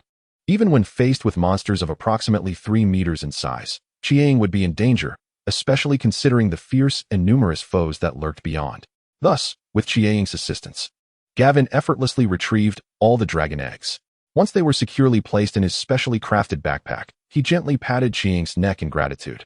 The dragon eggs were firmly strapped to Chiing's back, while the elite blood dragon warriors meticulously gathered some dragon bones and Valyrian steel artifacts, preparing for their departure. As for the countless treasures of gold and gems, Gavin felt an overwhelming sense of impotence. He would be content if he could ensure the safety of the elite blood dragon warriors on their journey back. In dire circumstances, he would not hesitate to abandon all but Chiing and the dragon eggs to flee this place. Once everything was in order, Gavin mounted Chiing and began to ascend through the cavern. Chiing's agile form weaved effortlessly through the winding passages, the protruding stones failing to impede its progress. The searing currents of air swirled around them, yet Gavin's heart brimmed with anticipation of their imminent return. At last, they traversed the long and convoluted tunnel, entering the vast chamber beneath the volcanic crater. With a powerful thrust of its hind legs and a forceful spread of its wings, Chiing propelled itself into the air, soaring directly towards the volcano's mouth, and in an instant, burst forth from the volcano. It was Gavin's first experience of flying atop a dragon, and the exhilarating sensation stirred his very soul. The howling winds roared past his ears, while the scenery below rushed away, as if the entire world lay beneath his feet. He felt the rhythm of Chiing's muscles, a wave of unprecedented exhilaration and freedom swelling within him. As he soared through the skies, Gavin suddenly caught sight of several shadowy figures in the grass, charging towards the advancing blood dragon warriors. Without hesitation, he drew his dragonbone bow, unleashing a volley of fiery arrows that struck their targets with precision. The ensuing explosions sent the creatures sprawling to the ground. Several blood dragon warriors swiftly broke formation, darting like lightning to the fallen monsters, their swords flashing in a seamless display of skill as they decapitated their foes with ease. With Gavin's support, the team advanced safely, drawing ever closer to the coast. However, at that moment, a thunderous roar echoed from the distant sky. A terrifying behemoth, far larger than the blazing shadow, burst forth from the mist, lunging towards Gavin and the blazing shadow with a chilling resemblance to a skinned bat. Upon witnessing this scene, Gavin swiftly commanded the blazing shadow to descend towards the ground, racing towards the blood dragon guard. As they descended, he once again drew his dragonbone bow, unleashing a volley of arrows at the creature. However, the monster appeared to possess formidable magical resistance, despite several fire arrows striking it. The only effect was the explosive shockwave that momentarily slowed its advance, as the flames failed to inflict any substantial harm. Once the blazing shadow touched down, the creature followed suit, plummeting towards the ground. Seizing the moment, Gavin released a fire arrow that diverted the creature from its trajectory. He then urgently commanded the blazing shadow to ascend, but the beast was unable to react in time, crashing to the earth. At that instant, several blood dragon guards, having already rushed to the scene, charged forward. One guard leapt from his mount, his sword piercing the creature's body with precision. The injured beast let out a piercing scream and ferociously bit the guard in half. Yet the upper half of the guard clung desperately to his sword, thrashing about. As he writhed, the creature's wound widened, inexplicably oozing a thick, white liquid instead of blood. The monster lunged again, but another guard seized the opportunity to leap onto its back, viciously slashing its wings with his blade. The agonized creature retaliated, flinging the guard away with a powerful flap. Countless blood dragon guards launched an all-out assault on the colossal beast, relentlessly inflicting damage. Attempting to take flight, the creature found itself hindered by its injured wings, while its legs, from which chunks of flesh had been severed by the guard's swords, struggled to propel it. The monstrous entity lashed out in a frenzy, attacking the guards and circling it. In that moment, the blazing shadow, taking advantage of the creature's distraction, dove down and sunk its teeth into the beast's neck. The monster thrashed and roared in a desperate bid for freedom, but the blood dragon guards persistently severed the joints of its wings with their sharp blades. As time passed, the creature's movements became increasingly sluggish. Gavin seized the opportunity to unleash the flame blade, leaping several times before plunging the fiery sword into the creature's skull. At last, the monster's screams ceased, and it lay motionless. Before Gavin could fully comprehend the fierce battle that had just transpired, he was alerted by the roars of more monsters nearby, evidently drawn by the earlier commotion. Suddenly, two creatures burst forth from the underbrush. The blood dragon guards, unwavering, immediately engaged. Concerned for the safety of the blazing shadow, Gavin gently patted its neck, signaling it to take flight. In the air, Gavin was horrified to see a multitude of monsters converging upon their location. He quickly issued a loud command for the 10 or so blood dragon guards who had not participated in the battle to hasten towards the coastline, while the others would remain to cover their retreat. The guards formed a tight circle around the few elite members carrying dragonbone and Valyrian steel. From time to time, a guard would fall victim to the creature's attacks, either tumbling down with their mounts or being slain outright. Gavin could only continue to order the blood dragon guards to draw the monsters away, ensuring the survival of their comrades. At last, Gavin, soaring in the sky, could discern the coastline and the Beleris. He promptly commanded Ching to land on the deck of the Beleris. As he dismounted from the dragon's back, Gavin immediately ordered the ship to set sail. Soon, 8 blood dragon guards rushed to the shore, disregarding the horses. They swiftly boarded the vessels that had been waiting at the water's edge and rowed towards the Beleris. Finally, upon their successful return to the ship, with the sails raised, the Beleris swiftly embarked on its journey under Gavin's command, retracing its original course. The Beleris sped along the waters, having traversed the route once before. Thus, on the return journey, it moved with full force. After securing the dragon egg, Gavin remained by Ching's side, soothing the dragon, who grew restless from the corrosive energy in the wake of their departure from the lair. The remaining 8 elite blood dragon guards formed a protective circle around them. As the night deepened, the Beleris sliced through the waves, the inky darkness enveloping it. The silvery moonlight bathed the deck in tranquility. Leaning against Ching's warm body, Gavin succumbed to slumber from the fatigue of recent days. Suddenly, the serene surface of the water was disturbed by an unusual commotion, shattering the night stillness. Ching instantly lifted its head, eyes wide open, alertly scanning the edge of the ship. Its nostrils flared slightly, emitting a low, rumbling growl. This sudden movement roused Gavin from his repose. Rubbing his sleepy eyes, he had yet to fully awaken when a shadow leapt from the water, crashing heavily onto the deck. The creature was enormous, its visage fierce, and its fangs glinted ominously in the moonlight. Before Gavin could react, Ching opened its maw, unleashing a torrent of searing dragonfire. The blazing flames engulfed the creature, reducing it to ash in an instant. However, the ferocious dragonfire also ignited the ship, flames rapidly spreading and illuminating the entire deck. Countless crew members awakened from their slumber, frantically running and shouting, each grabbing buckets of water to douse the flames. At this moment, Ching seemed to realize its recklessness. It lowered its head and gently nudged Gavin, emitting a low, remorseful growl, as if to express its apology. Gavin, however, bore no trace of blame. He approached, stroking Ching's neck, reassuring, "Do not worry, my companion." Then, extending his hand, he summoned the magic within him. The raging flames appeared to succumb to an invisible force, gradually diminishing until they were completely extinguished, leaving the deck in disarray and the crew panting in shock. 2 days later, the Beleris finally encountered 4 waiting sailing warships. The fleet successfully convened and entered the Sea of the Setting Sun, navigating towards the Stone Steppes archipelago. The scenery of the Sea of the Setting Sun was breathtaking, with the sunset painting the sky and sea in a brilliant orange-red tapestry. At that moment, Gavin stood on the deck, hands resting on the railing. His brow furrowed in contemplation regarding the external reactions upon his return with Qing. Suddenly, the nearby waters surged violently, splashing waves. Qing burst forth from the depths, its wings unfurling, sending a cascade of droplets sparkling like pearls in the afterglow. Suddenly, it gracefully leaped onto the deck, clutching a rather sizable fish in its mouth. Gavin, witnessing this, smiled and coordinated with Qihong, unleashing a torrent of dragonfire from Qihong's maw, perfectly roasting the fish without inflicting any harm to the vessel. Qihong joyfully relished its meal, savoring every bite. At this moment, Qihong appeared far more robust than when Gavin first encountered it. Its once frail body seemed to have filled out considerably, its scales glimmered more brilliantly, and its eyes sparkled with vitality and vigor.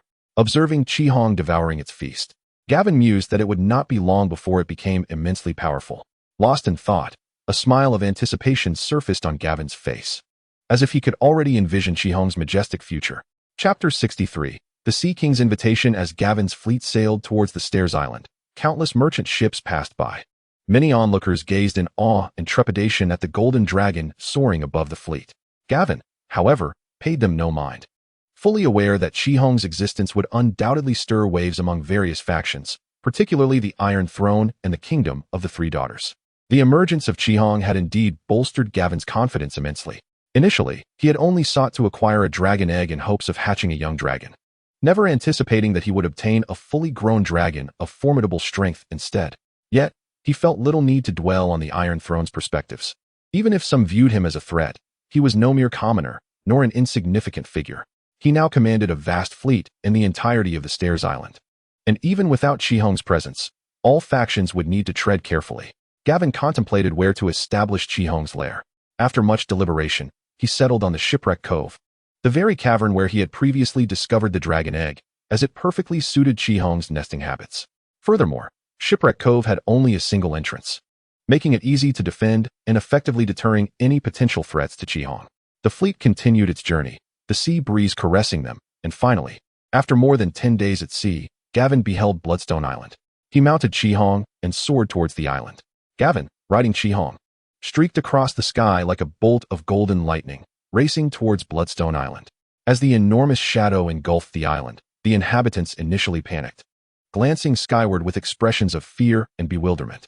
Upon spotting the figure upon the dragon's back, their faces transformed into expressions of utter astonishment, mouths agape, struggling to comprehend the sight before them. When they recognized their lord Gavin seated atop the dragon, their shock was palpable. Whispers of astonishment rippled through the crowd, as people exchanged incredulous glances and murmured amongst themselves. Gavin, guiding Qihong, landed directly in the open space before the Lord's manor, the tremendous impact stirring a cloud of dust. Boris and Hassan, having already heard the news, hurriedly approached. They stood frozen in disbelief, gazing at Gavin atop Qihong, their faces reflecting sheer astonishment. Boris widened his eyes, his lips trembling slightly as he repeatedly murmured, "Silver hair, purple eyes, so that's how it is." Hassan, on the other hand, was so astonished that his jaw nearly dropped.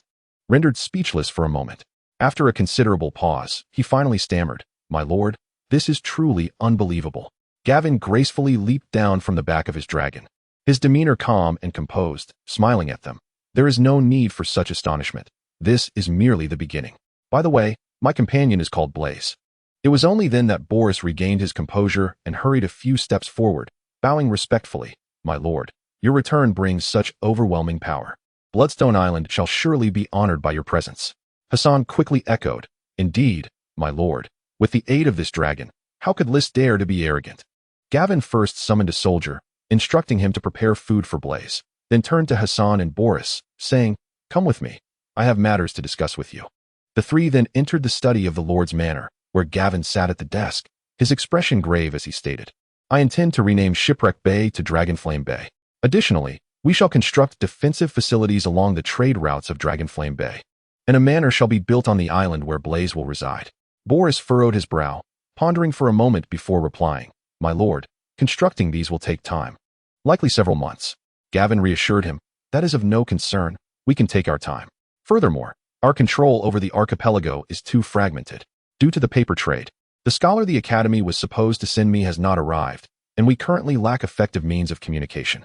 We cannot rely solely on messengers, as that results in excessive delays."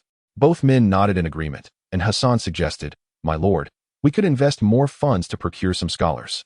We would surely acquire the knowledge necessary for raven breeding." Gavin then addressed Hassan, "Send a team to locate my uncle. If he finds Coben, have them bring him back. Moreover, from this point forward, we must remain vigilant regarding the movements of the royal fleet. With Blaze's arrival, it may provoke a severe reaction from the Iron Throne." Hassan immediately complied, "Understood, my lord." At that moment, Boris interjected, "My lord, a messenger from the Sea King has arrived on the island, inviting you to visit Braavos." Hassan, listening to Boris, then turned to Gavin and said, "My lord, I am from Braavos. It is customary for the Sea King to invite nobles, royals, and wealthy merchants from across the lands to be guests, which is quite normal." After contemplating for a moment while leaning back in his chair, Gavin inquired, "Are you suggesting that I would not face danger in Braavos?" Hassan affirmed, "Indeed, historically, guests invited by the Sea King have faced no peril. Once guests set foot on Braavos, they are under the protection of the Sea King, akin to the guest rights in Westeros." Gavin smiled and remarked, "As my most loyal subordinates, there are certain matters I can now disclose to you. Are you not curious about how I am able to ride a dragon?" Boris and Hassan exchanged glances and replied in unison, "My lord, we are indeed curious, but whatever your decision may be, we shall fully support it." Gavin smiled as he explained, "The surname Beleris belongs to one of the 40 Dragonlord families. Long ago, my mother's ancestors happened to be guests in Braavos and narrowly escaped the apocalyptic calamity. During the subsequent Blood Era, they were forced to flee Braavos, leaving behind the family sword." Gavin then turned to Boris and said, "The sword I previously asked you to negotiate for is indeed the family sword of the Beleris." Boris suddenly realized, "So that's the reason, my lord. No wonder you have placed such importance on that sword." Hassan also nodded, saying, "The origins of this matter are indeed profound. I had thought you were of Targaryen blood." After a moment of contemplation, Gavin replied, "Boris, respond to the messenger. I will attend the meeting at the Sea King's Hall in Braavos. I am uncertain of the circumstances there, but this presents an opportunity for me. I intend to reclaim the family sword and fulfill my mother's wishes." Boris replied promptly, "Yes, my lord, I shall take care of it." Gavin then turned to Hassan. "Hassan, strengthen the island's defenses during this period. We must not allow even a moment of laxity, for the appearance of the blazing shadow will surely attract spies." Hassan nodded solemnly. "Rest assured, my lord, I will make the necessary arrangements." The two then took their leave. Chapter 64. The Dragon Egg of Dominion. The blazing shadow soared high, powerful gusts of wind cascading outward. Its lithe form raced toward the sea. The inhabitants of Bloodstone Island looked up in awe, watching the ascending dragon, their gasps of astonishment echoing throughout the island. Gavin's destination was Dragonfire Bay, a journey that previously required a full day by boat. Yet now, aboard the blazing shadow, it took less than half a day to arrive. From high above, Dragonfire Bay appeared as an elongated claw, its curved portion forming a vast natural deep-water harbor. At this moment, 5 large docks had already been constructed at the harbor, with countless ships being vigorously built. The industrious figures of craftsmen moved about, the sounds of hammers striking and saws creaking intertwining, creating a scene of vibrant construction that showcased the vitality of this land. As the golden dragon descended slowly, a massive shadow enveloped Dragonfire Bay. Although the people had received word of its arrival, this was their first time witnessing a dragon firsthand. Their faces filled with astonishment as they paused their tasks to gaze up in wonder. Children excitedly pointed, while adults looked on with reverence.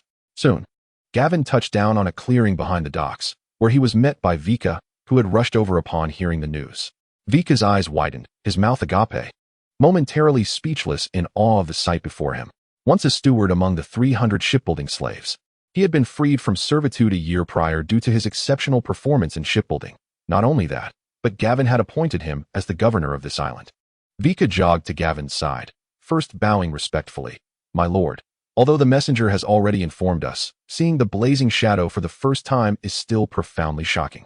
Gavin chuckled lightly. "No worries, you will gradually acclimate to it. In the future, the blazing shadow will settle here." He then inquired, "Vika, how is the progress of constructing the sailing warships at the dock?" Vika pondered for a moment before responding, "My lord, due to the increasing proficiency in our techniques, each dock can now produce a sailing warship in merely 8 months. With 5 docks operating simultaneously, the pace is indeed remarkable. However, we are running low on the colossal timber suitable for the keels." Nodding in acknowledgement, Gavin replied, "I have already dispatched Boris to announce our procurement needs." Vika quickly interjected, "My lord, acquiring such immense timber will be quite challenging. I heard from a merchant that beyond the Great Wall in the north lies a land abundant with gigantic trees. The timber he transported was obtained through trade with the wildlings there. We could venture to procure it. We need only exchange food, weapons, and warm clothing. And after some basic processing, we could tow it back. Gavin nodded thoughtfully. That is a clever idea. I will soon be visiting Bravos as a guest. In the meantime, prepare the fleet and have them venture north to barter with the wildlings for the colossal timber. He then asked, what is the current status of development at Dragon's Flame Bay? Vika responded earnestly, my lord, the population at Dragon's Flame Bay has surpassed 5,000. And approximately 1/3 of the island's land has been cultivated. Gavin decisively stated, very well, we shall temporarily halt internal development. Has the Blood Dragon Guard set out? Vika replied promptly, my lord, your Blood Dragon Guard departed yesterday. Gavin expressed his satisfaction, I see. You have done well. Continue the shipbuilding efforts. Bowing respectfully, Vika assured. Rest assured, my lord, I will make proper arrangements. Gavin intended to place the dragon eggs in the dragon's lair. The blazing shadow understood his intent and lowered its body. Gavin mounted the specially crafted dragon saddle. With a powerful leap, the blazing shadow soared into the sky, gliding gracefully across the heavens. Under Gavin's direction, the blazing shadow flew towards the dragon's lair he had prepared. Inside the lair, 20 members of the Blood Dragon Guard awaited, alongside 11 steaming iron boxes. Gavin dismounted and approached the boxes, opening one to reveal the precious dragon egg he had acquired.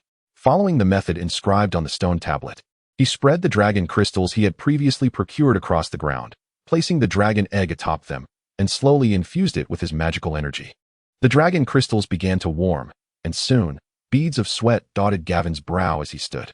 This time, he had artificially created a favorable and suitable high-temperature environment for the dragon egg, but this method severely drained his magical energy, leaving him somewhat overwhelmed. Weary, Gavin sat beside the eggs, opening a panel to inspect the details. Host, Gavin Belaerys, age, 17 bloodline, Bloodfire Dragonkin, development 63 Dragon King's bloodline. Possessing the ability to command dragons and manipulate flames with inherent fire resistance. Dominion, 6063. Your subordinates can be enhanced through the panel. 40 Junior Blood Dragon Guards, Blood Necromancers crafted from draconic lineage. Capable of 2 advancements. 8 Senior Blood Dragon Guards, unable to be advanced further. 1 Adult Demon Dragon, a magical creature composed of blood and fire. Capable of 1 advancement. 11 Dragon Eggs, unhatched young dragons. Ready for hatching. Skills, Flame Control, Legendary Swordsmanship, Legendary Flame Blade, Legendary Archery, Master Pike, Proficient Energy Points, 61, automatically absorbed from the ambient magical energy. Can also be actively drawn. Gazing at the panel, Gavin fell into deep contemplation. While he could comprehend the inclusion of Chihua under his dominion, the incorporation of the dragon eggs surprised him considerably. It was during the return journey on the ship to the Stone Steps archipelago that Gavin, while caressing the dragon egg, inadvertently infused it with his own magical power, which subsequently manifested on the Dominion panel. Upon careful examination, he discovered that hatching a dragon egg required 50 energy points, while advancing Chihua demanded as much as 100 energy points, a total that was nearly beyond his current capacity. Fortunately, he had brought back a substantial quantity of Beleris dragon bones, which he estimated would yield just enough energy upon complete absorption. Observing the energy points, Gavin could not help but feel a pang of frustration. After bringing back Chihua and the dragon eggs from a single expedition, he sensed a deficit in energy points. He planned to attempt hatching the young dragon using the method inscribed on the stone tablet once he returned from Bravos, hoping to conserve some energy points. He also needed to devise a strategy with Peter to ensure a greater supply of dragon bones. As for the dragon bones he had obtained this time, Gavin intended to prioritize their use for advancing Chihua, eager to witness the results, as previously there had only been a solitary dragon flame effect displayed in Chihuahua's section. Gavin speculated whether the advancement might endow it with the ability to transform into flames, much like Beleris. Feeling a slight restoration of magical energy within himself, Gavin summoned Chihua from the outside and commanded the 20 Blood Dragon Guards to remain here and guard the dragon eggs. A resounding roar echoed as Chihua soared into the Dragon Lair, subsequently taking Gavin away. Chapter 65. Robert's reaction over the narrow sea. The vast expanse of the azure ocean stretched infinitely towards the horizon, melding seamlessly with the cloudless cerulean sky. The sea breeze was vigorous, billowing the sails with a crisp sound. The rhythmic waves crashed against the ship's hull, splashing white froth into the air. At this moment, A formidable fleet was cutting through the waves towards the north, composed of 20 majestic sailing warships and over 30 armed merchant vessels laden with goods. From the sails to the flags, they were adorned with a blazing inferno, resembling a tumultuous sea of fire, dancing wildly under the caress of the sea wind. A golden dragon, measuring nearly 20 meters in length, spiraled above the fleet, occasionally diving into the water to catch fish, sending up a shower of crystalline droplets. The golden dragon occasionally emits a deafening roar, both a proclamation of its inviolable majesty and a guardian spirit for this formidable fleet. Such an immense armada compels the merchant vessels traversing the narrow sea to maintain a respectful distance, yet they still catch sight of the soaring golden dragon. The crew aboard the merchant ships gaze in astonishment at the spiraling dragon, their eyes wide with disbelief, whispering and gesturing amongst themselves. News seems to take flight, as the accounts from these merchants fervently spread across the straits. In no time, the shores of the narrow sea are abuzz with discussions about the dragon's master and the fleet, with a myriad of speculations and rumors taking to the air. In King's Landing, Robert Baratheon, unusually, strides towards the royal council chamber, a place he seldom frequents. Just days prior, he had been indulging in revelry at a brothel when he overheard merchants arriving in King's Landing speak of having seen a dragon, claiming its master to be Gavin Belaerys of the Stepstone Islands. Robert had scoffed at this, dismissing the merchants as mere attention seekers. In his mind, dragons were relics of a bygone era, long extinguished from reality. However, in recent days, numerous merchant ships arriving in King's Landing have brought credible news. The young conqueror of the Stepstone Islands not only commands a vast fleet, but indeed possesses a dragon. With purposeful strides, Robert enters the throne room, his heavy footsteps echoing a gravity befitting the news he bears. The king of the Undulls, the Roiner, and the First Men, ruler of the Seven Kingdoms and protector of the realm, has arrived. Upon the loud call of his name, the members of the royal council rise collectively to honor the king's presence. Robert plops down onto the throne with impatience, gesturing for everyone to take their seats. "Your Majesty," begins the hand of the king, "Jon Arryn, this matter may warrant our utmost attention." Robert, with a wave of his hand, interrupts him. "I wish to know if this Gavin is a remnant of House Targaryen." The courtiers exchange glances, and a brief silence envelopes the hall. It is Varys, the master of whisperers, who breaks the stillness, responding respectfully. "My little birds inform me that Gavin Valerian's mother is a descendant of the Valyrian exiles from Volantis. She is likely a scion of the dragon lineage that survived the cataclysm of old, but it is certain that his dragon rider bloodline bears no relation to the Targaryens." The Grand Maester Pycelle timidly interjects, "Indeed, there are many silver-haired, violet-eyed Valyrians in Volantis, their bloodlines intermingled with dragon lords, making it difficult to discern their true ancestry." Robert then turns to Varys, asking, "Spider, tell me, from whence does his dragon come, and where is it now?" Varys replies, "Rumors suggest that Gavin Belaerys returned from the ruins of Valyria over 2 months ago, bringing with him a golden dragon. Currently, he is leading his fleet towards Braavos, reportedly at the behest of the Sea Lord, with the dragon accompanying him." Upon hearing this, Robert's expression darkened abruptly as he proclaimed, "Those 2 remnants of House Targaryen are currently in Braavos. They cannot be allowed to live. Send someone to eliminate them." Jon Arryn hastily interjected, "Your Grace, to murder 2 children is not the conduct befitting a king. It tarnishes the honor of the crown." In response, Robert roared, "To hell with kingship, to hell with honor. I seek to rule 7 kingdoms. Can honor compel them to submit? It is fear and blood that will ensure their obedience. Those 2 must die." At this juncture, the newly appointed Master of Coin, Peter, chimed in, "The siblings are presently guests of the Sea Lord. Although their circumstances are dire, they are under his protection in Braavos, making it exceedingly difficult for our agents to act." Robert raised his goblet and drained it, some wine trickling down his beard. Setting the cup down, he scoffed, "Then let us recruit someone locally. We require merely 1 brave soul and a sharp dagger." At that moment, Jon Arryn furrowed his brow and cautioned, "Your Grace, our primary focus should be on Gavin Belaerys and his dragon, rather than 2 exiled children. Regardless of Gavin's lineage, we must be vigilant regarding the Iron Throne. Let us not forget Aegon from 3 centuries past. Perhaps Gavin possesses but 1 dragon now, yet his forces far exceed those of Aegon." The Queen, Cersei, then spoke, "The existence of that dragon poses a significant threat to the king. Why not prepare our own forces in Braavos? Should the dragon rider perish, the dragon will follow." Before she could finish, Robert barked at her, "Silence. Woman, do not provoke me to cast you out." He then turned to his council, stating coolly, "If he dares to declare himself king, I shall crush his skull into his chest." For now, he is a lord beneath the Iron Throne. To slay him unprovoked would surely incite turmoil across the Seven Kingdoms. Jon Arryn's brow furrowed deeper, casting aside formalities as he urgently declared, "Robert, we cannot wait idly for him to declare himself. The Stepstones differ from the Iron Islands. Once he proclaims himself king, our naval strength will be of little advantage. A young man with a dragon and a vast fleet will undoubtedly harbor ambitions. Aegon from 300 years ago stands as a testament to that." Robert glared at him before addressing the council. "What do you propose we do?" After a moment of contemplation, Jon Arryn replied solemnly, "We must closely monitor Gavin Belaerys' movements and gain comprehensive insight into the situation in the Stepstones. While they still bow to the Iron Throne, we should impose restrictions under the guise of the Royal Council." With resignation, Robert said, "I will defer to your judgment. Devise any measures you see fit for suppression." Jon Arryn then turned to Peter. "Peter, you must return to the Stepstones and bring them under the port tax system." He then looked at the Master of Whispers, Varys. "Varys, send your little birds there as well, and keep a vigilant eye on their every move." Chapter 66. The House of Black and White. Peter's expression revealed his dilemma as he remarked, "Currently, Gavin is not at the Stone Steps Isles, and is merely engaged in discussions with his officials. It may prove challenging to accomplish this matter." Jon Arryn responded, "Simply read to them the orders from the Royal Council and ensure our personnel are properly arranged. Most of Gavin's troops are mercenaries, and according to the law, they are prohibited from acquiring a slave army."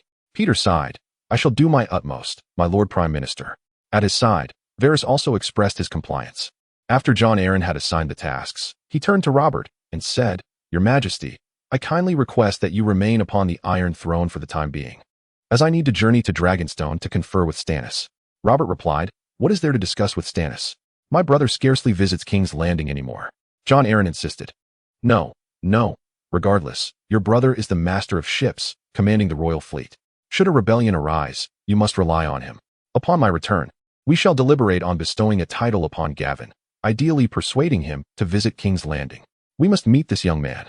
Robert relented. "Very well, very well. You are the Prime Minister. I shall heed your counsel." After the Royal Council concluded, the Spider, Varys, hastened back to his residence and immediately retrieved paper and ink to write. "My dear Illyrio, an unforeseen variable has emerged in our plans, which you may have already heard. The current Lord of the Stone Steps Isles, Gavin Belaerys, possesses a golden dragon, undoubtedly marking him as a dragon rider, and he is en route to Braavos. Simultaneously, the usurper Robert has explicitly ordered the assassination of Viserys and Daenerys. Our plans must be expedited. I hope you will journey to Braavos immediately and bring that pair of siblings back to Pentos, while also seeking contact with Gavin Belaerys to ascertain if he may serve our interests. Your friend, the Spider, Varys." Subsequently, Varys summoned his little bird, a boy of 7 or 8 years. After handing him a piece of candy, Varys entrusted the letter to the child, instructing, "Go to the harbor and deliver this to Captain Yorm." The boy nodded vigorously, clutching the letter tightly in his small hand before dashing out the door. In the high garden of the Reach, a beautiful garden flourished with vibrant blossoms, caressed by a gentle breeze. Marjorie, summoned by her grandmother Olenna, hurried to the location, her heart brimming with curiosity. Upon arrival, she found her grandmother seated with a grave demeanor, while her father, Duke Mace, appeared somewhat despondent. Marjorie promptly approached with a respectful curtsy, asking, "Father, grandmother, what has transpired?" Duke Mace immediately expressed his frustration. "The envoy sent to the Iron Throne has returned. Robert Baratheon has rejected my proposal for an alliance between our Tyrell family and his.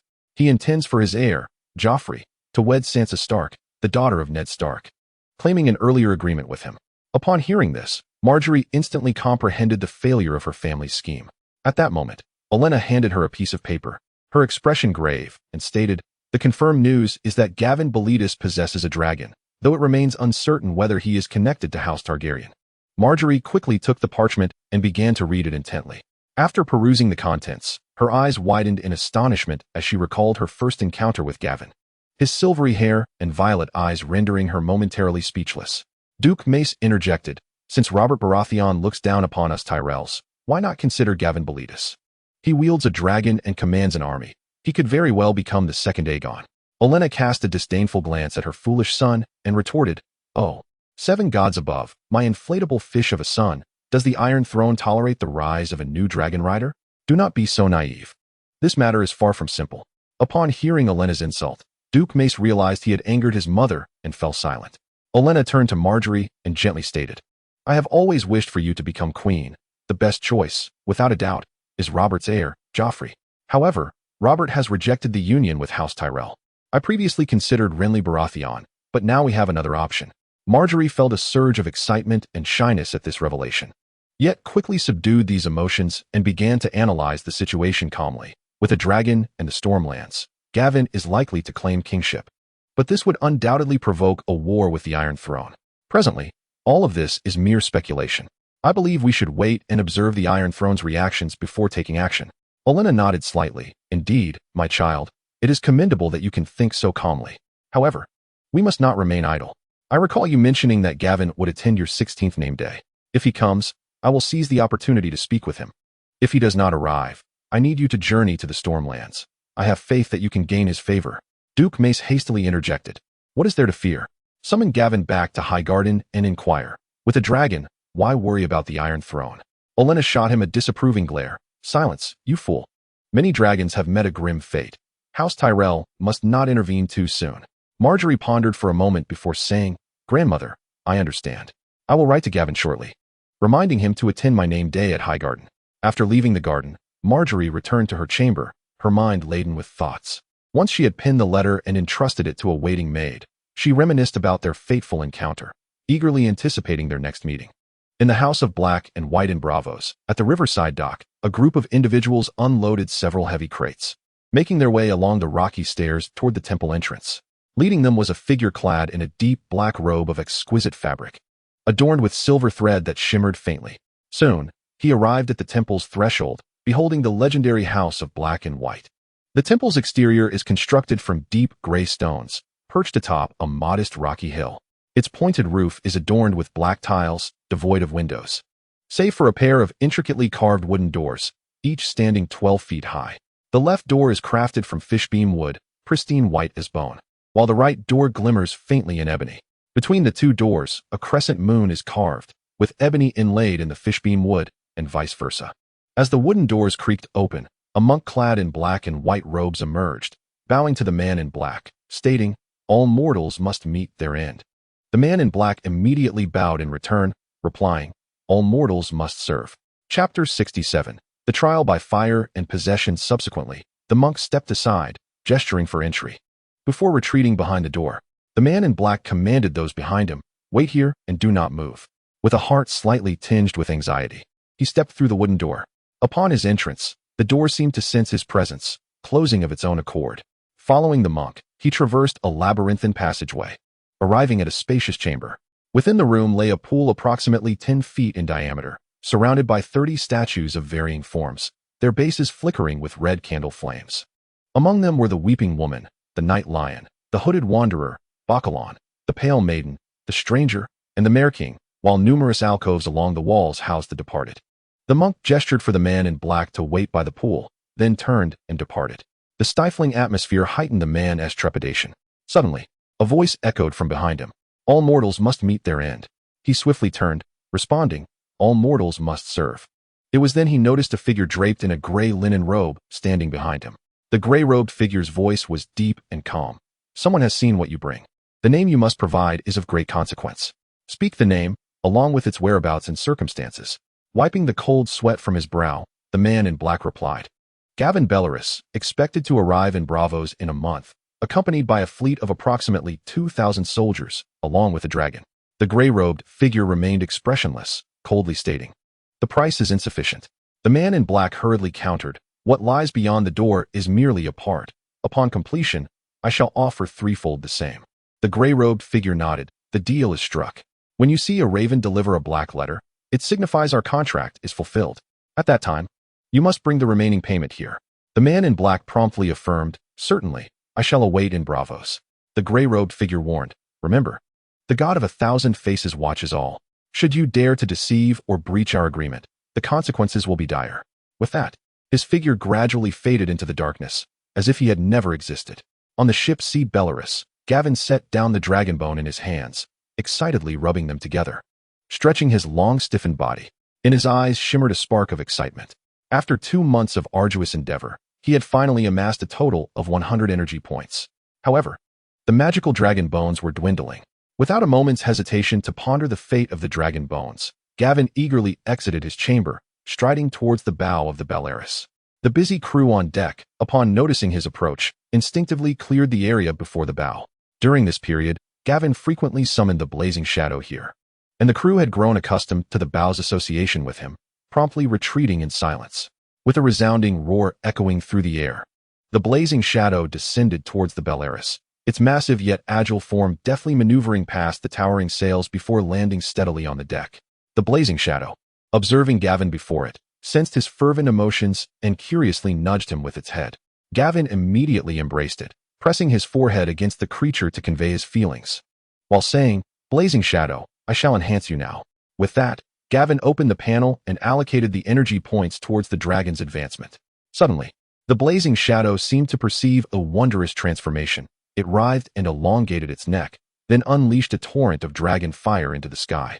Flickers of flame emerged from the gaps in its scales, and with a powerful thrust of its legs, it took to the air. In the sky, the flames erupting from the blazing shadow multiplied, coalescing into a magnificent sphere of burning dragonfire. Gavin watched intently, feeling the essence of the blazing shadow gradually transmute into flames. Moments later, the creature's form began to dissolve entirely, transforming into a pure conflagration that danced in the air, expanding and then abruptly contracting before collapsing in on itself. Suddenly, a far larger blazing shadow burst forth from the fiery mass, its scales gleaming with an even more resplendent radiance, exuding a formidable and regal presence. Gavin gazed in awe at the transformation of the crimson shadow, his heart brimming with joy and anticipation. The blazing shadow soared excitedly in circles above, then swiftly dove downward, landing squarely on the deck of the Beleris.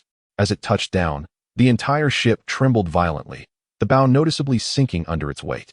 Gavin looked upon the newly transformed blazing shadow, gently caressing its scales. At this moment, its size was significantly greater than before, stretching over 20 meters in length, making it appear somewhat cramped upon the deck of the Beleris. Gavin then promptly opened the panel to assess the status of the blazing shadow. Species: Inferno Dragon. Rank: High tier abilities. Dragon Flame. Breathes fire formed by magic, capable of dispelling other spells. Fire Bath. Transforms its body into flames. Immune to both fire and physical damage, healing its injuries while consuming a vast amount of magical energy. Possession. Compressed elemental flames can merge with the host, enhancing their magical power and control over fire. Upon witnessing the newly emerged abilities of the Inferno Dragon, Gavin could hardly contain his eagerness to experiment. The Inferno Dragon immediately understood and soared into the sky, flames erupting from its body, swiftly coalescing into a dragon-shaped fireball, which charged toward Gavin. During this process, the flames continually contracted until they transformed into a fireball the size of a fist, merging into the palm of Gavin's hand. At the moment the Inferno Dragon integrated with his being, Gavin felt an abrupt surge of magical power within him, as if he could effortlessly incinerate anything in his path. He raised his right hand and waved it toward the heavens, unleashing a 30-meter-long fire serpent from his palm. Gazing at his right hand, Gavin was overwhelmed with excitement. Yet he refrained from any further actions, choosing instead to quietly absorb the essence of the magical energy coursing through him. He soon realized that the magical energy was consistently depleting, indicating that the possession had a time limit. If he refrained from engaging in combat, it was likely to last 7 or 8 days, and he could sense the Inferno Dragon's thoughts. 2 consecutive uses of Fire Bath were already the limit of its current capabilities. Suddenly, a massive wave surged toward the vessel. Gavin's gaze sharpened, and with another swift motion of his right hand, a torrent of searing flames evaporated the wave, transforming it into a misty haze. Feeling the overwhelming power coursing through him, Gavin could not help but feel a surge of anticipation for the dozen or so dragon eggs. If all the dragons could merge with him, would he not be akin to a deity? However, as this thought crossed his mind, he couldn't help but chuckle at the absurdity of such an unrealistic fantasy. Achieving it would be no simple feat. Chapter 68. Bravos. The energy required to enhance the Inferno Dragon had entirely consumed the dragon bones he had acquired from a prior expedition. Unless he ventured once again to Valyria, it would likely be a daunting task to achieve his goals. Meanwhile, the winds and waves on the sea grew increasingly tumultuous, causing the Beleris to sway violently. Gavin clutched the ship's railing tightly, struggling to maintain his balance, before releasing the Inferno Dragon to soar in the air while he hurried back to his quarters. A month later, at dusk, The fleet finally arrived at Braavos. Nestled at the northwestern tip of the Essos continent, Braavos comprises hundreds of islands, located at the confluence of the Narrow Sea and the Shivering Sea. Behind the city lies a land of marshes, surrounded by mountain-like islands, with only a single natural strait capable of accommodating ocean-going vessels. The Braavosi erected a magnificent statue of a Titan at this entrance. As the fleet drew closer and the statue of the Titan became distinctly visible, Gavin was met by an envoy from the Sea King, who arrived on a small boat to board the Beleris. Upon meeting Gavin, the envoy bowed respectfully and said, "Welcome to your arrival, Sir Gavin. I am Tyren Ryen, sent by His Highness the Sea King to greet you." Observing the rather portly envoy of the Sea King, Gavin smiled and replied, "Ambassador Tyren, you are most gracious. I ought to express my gratitude to His Highness for the invitation that allows me to experience the beauty of Braavos." Tyren Ryen smiled faintly and continued, "Sir Gavin, His Highness has prepared a charming seaside villa for you, and tomorrow a banquet will be held in your honor. The port is also ready to accommodate your fleet and soldiers with provisions and lodging. After you disembark, I shall guide you to your villa for some rest." Gavin responded, "I appreciate the meticulous arrangements made by His Highness. I shall rely on your assistance shortly, Ambassador." Tyren Ryen glanced around before asking, somewhat hesitantly, "Sir Gavin, forgive my impertinence, but I have heard that you are accompanied by your dragon, yet I have not seen it." Gavin promptly replied, "The fiery shadow has flown into the sea to hunt. Moreover, allowing it to soar above Braavos might inadvertently disturb the townsfolk, so I have kept it at bay." Tyren Ryen responded, "On behalf of the people of Braavos, I thank you for your consideration. However, there is no need for concern regarding their disturbance. They have likely longed to catch a glimpse of the dragon. Even His Highness and I are quite curious about it." Gavin gently declined, "At present, I fear it is not possible. The fiery shadow shall not return for a while. I apologize for being unable to immediately satisfy your curiosity, but once it returns, I shall ensure you and His Highness have the opportunity to behold it." Standing on the deck of the Beleris, Gavin gazed upward at the towering statue, which reached hundreds of meters high, feeling profoundly awestruck. He could not help but wonder how this colossal figure had been constructed.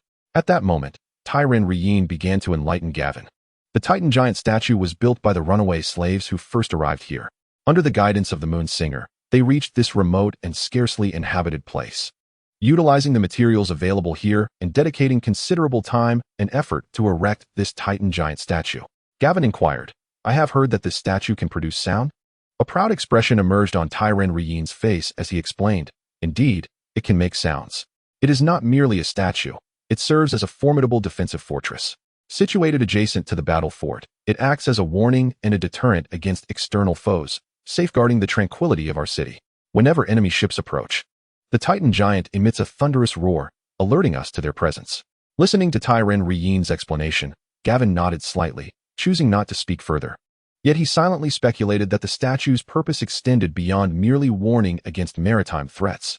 Its principal function might very well be to guard against aerial dragons. After all, Braavos was established by slaves fleeing the yoke of Valyria, and their anxiety about being recaptured by the Valyrian dragon lords likely spurred them to construct such elaborate defensive measures. The fleet glided slowly beneath the Titan giants, entering the natural strait, where Gavin beheld the imposing battle fortresses and vast dry docks on either side.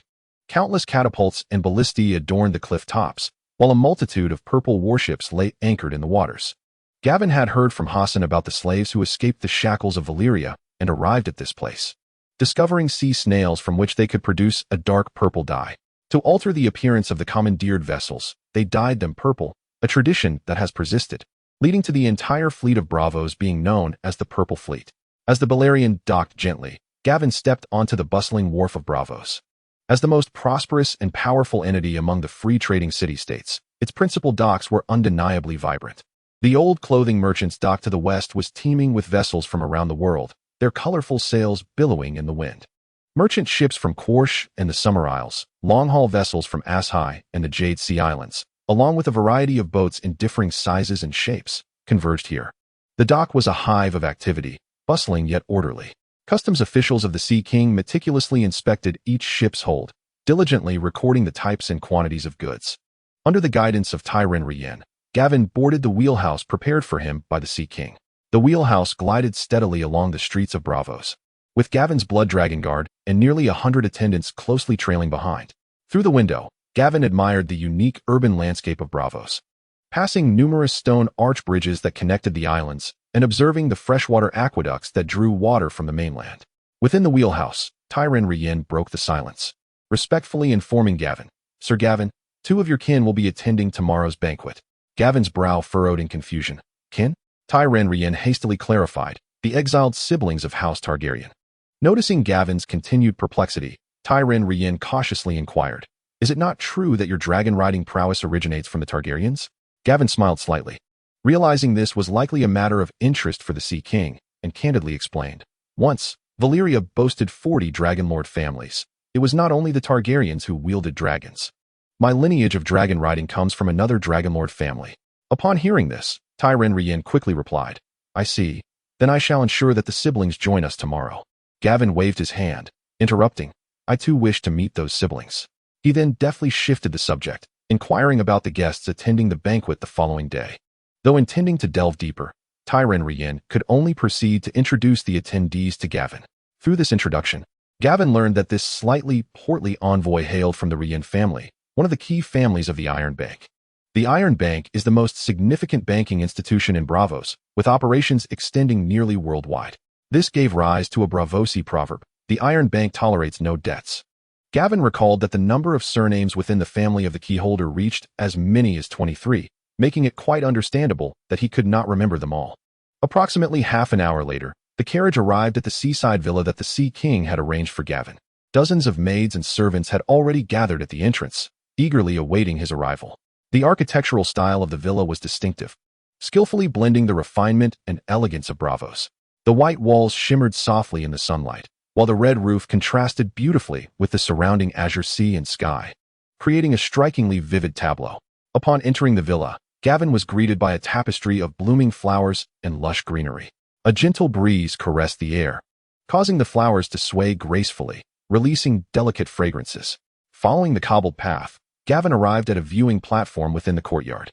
Standing there, he beheld the vast expanse of the sea and the bustling docks, the entire scene of Braavos unfolding before him in a panorama of prosperity. Ships traversed the waters like fish darting through the ocean.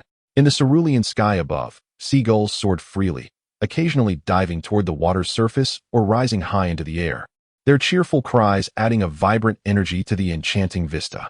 Gavin couldn't help but marvel at the Sea King's meticulous arrangements for his guests, a true testament to his hospitality. Suddenly, a surge of magical energy coursed through him, accompanied by the emotions of the blazing shadow. Gavin suppressed this tumultuous power and murmured to himself, "I shall endure for a while longer, and then I will release you." As nightfall quietly enveloped Braavos, the seaside villa where Gavin resided basked in tranquility. Moonlight spilled onto the stone pathway of the courtyard, casting a faint silver glow. Abruptly, a shadow appeared at the gate. Gently knocking on the door, the guard cautiously opened a small gap, and upon recognizing the visitor, allowed him entry. The figure traversed the flower-laden courtyard, his footsteps resonating distinctly in the stillness of the night. Soon enough, he found himself before Gavin, who had been waiting. The man quickly bowed and greeted, "My Lord Gavin, you have arrived." Gavin narrowed his eyes slightly and inquired, "Are you the one Boris arranged to be here?" "Indeed, my lord," the man replied. "Tell me about the situation prior to my arrival here," Gavin said sharply, fixing his gaze upon him. The man hastened to respond. "As soon as the news of your possession of a dragon reached this place, the personnel of the Purple Fleet in Braavos ceased their leave and were summoned back to their ships. The sailors who had previously lingered in taverns and brothels have now vanished without a trace. Currently, the Purple Fleet is on high alert, and the docks where the fleet is anchored are strictly off-limits.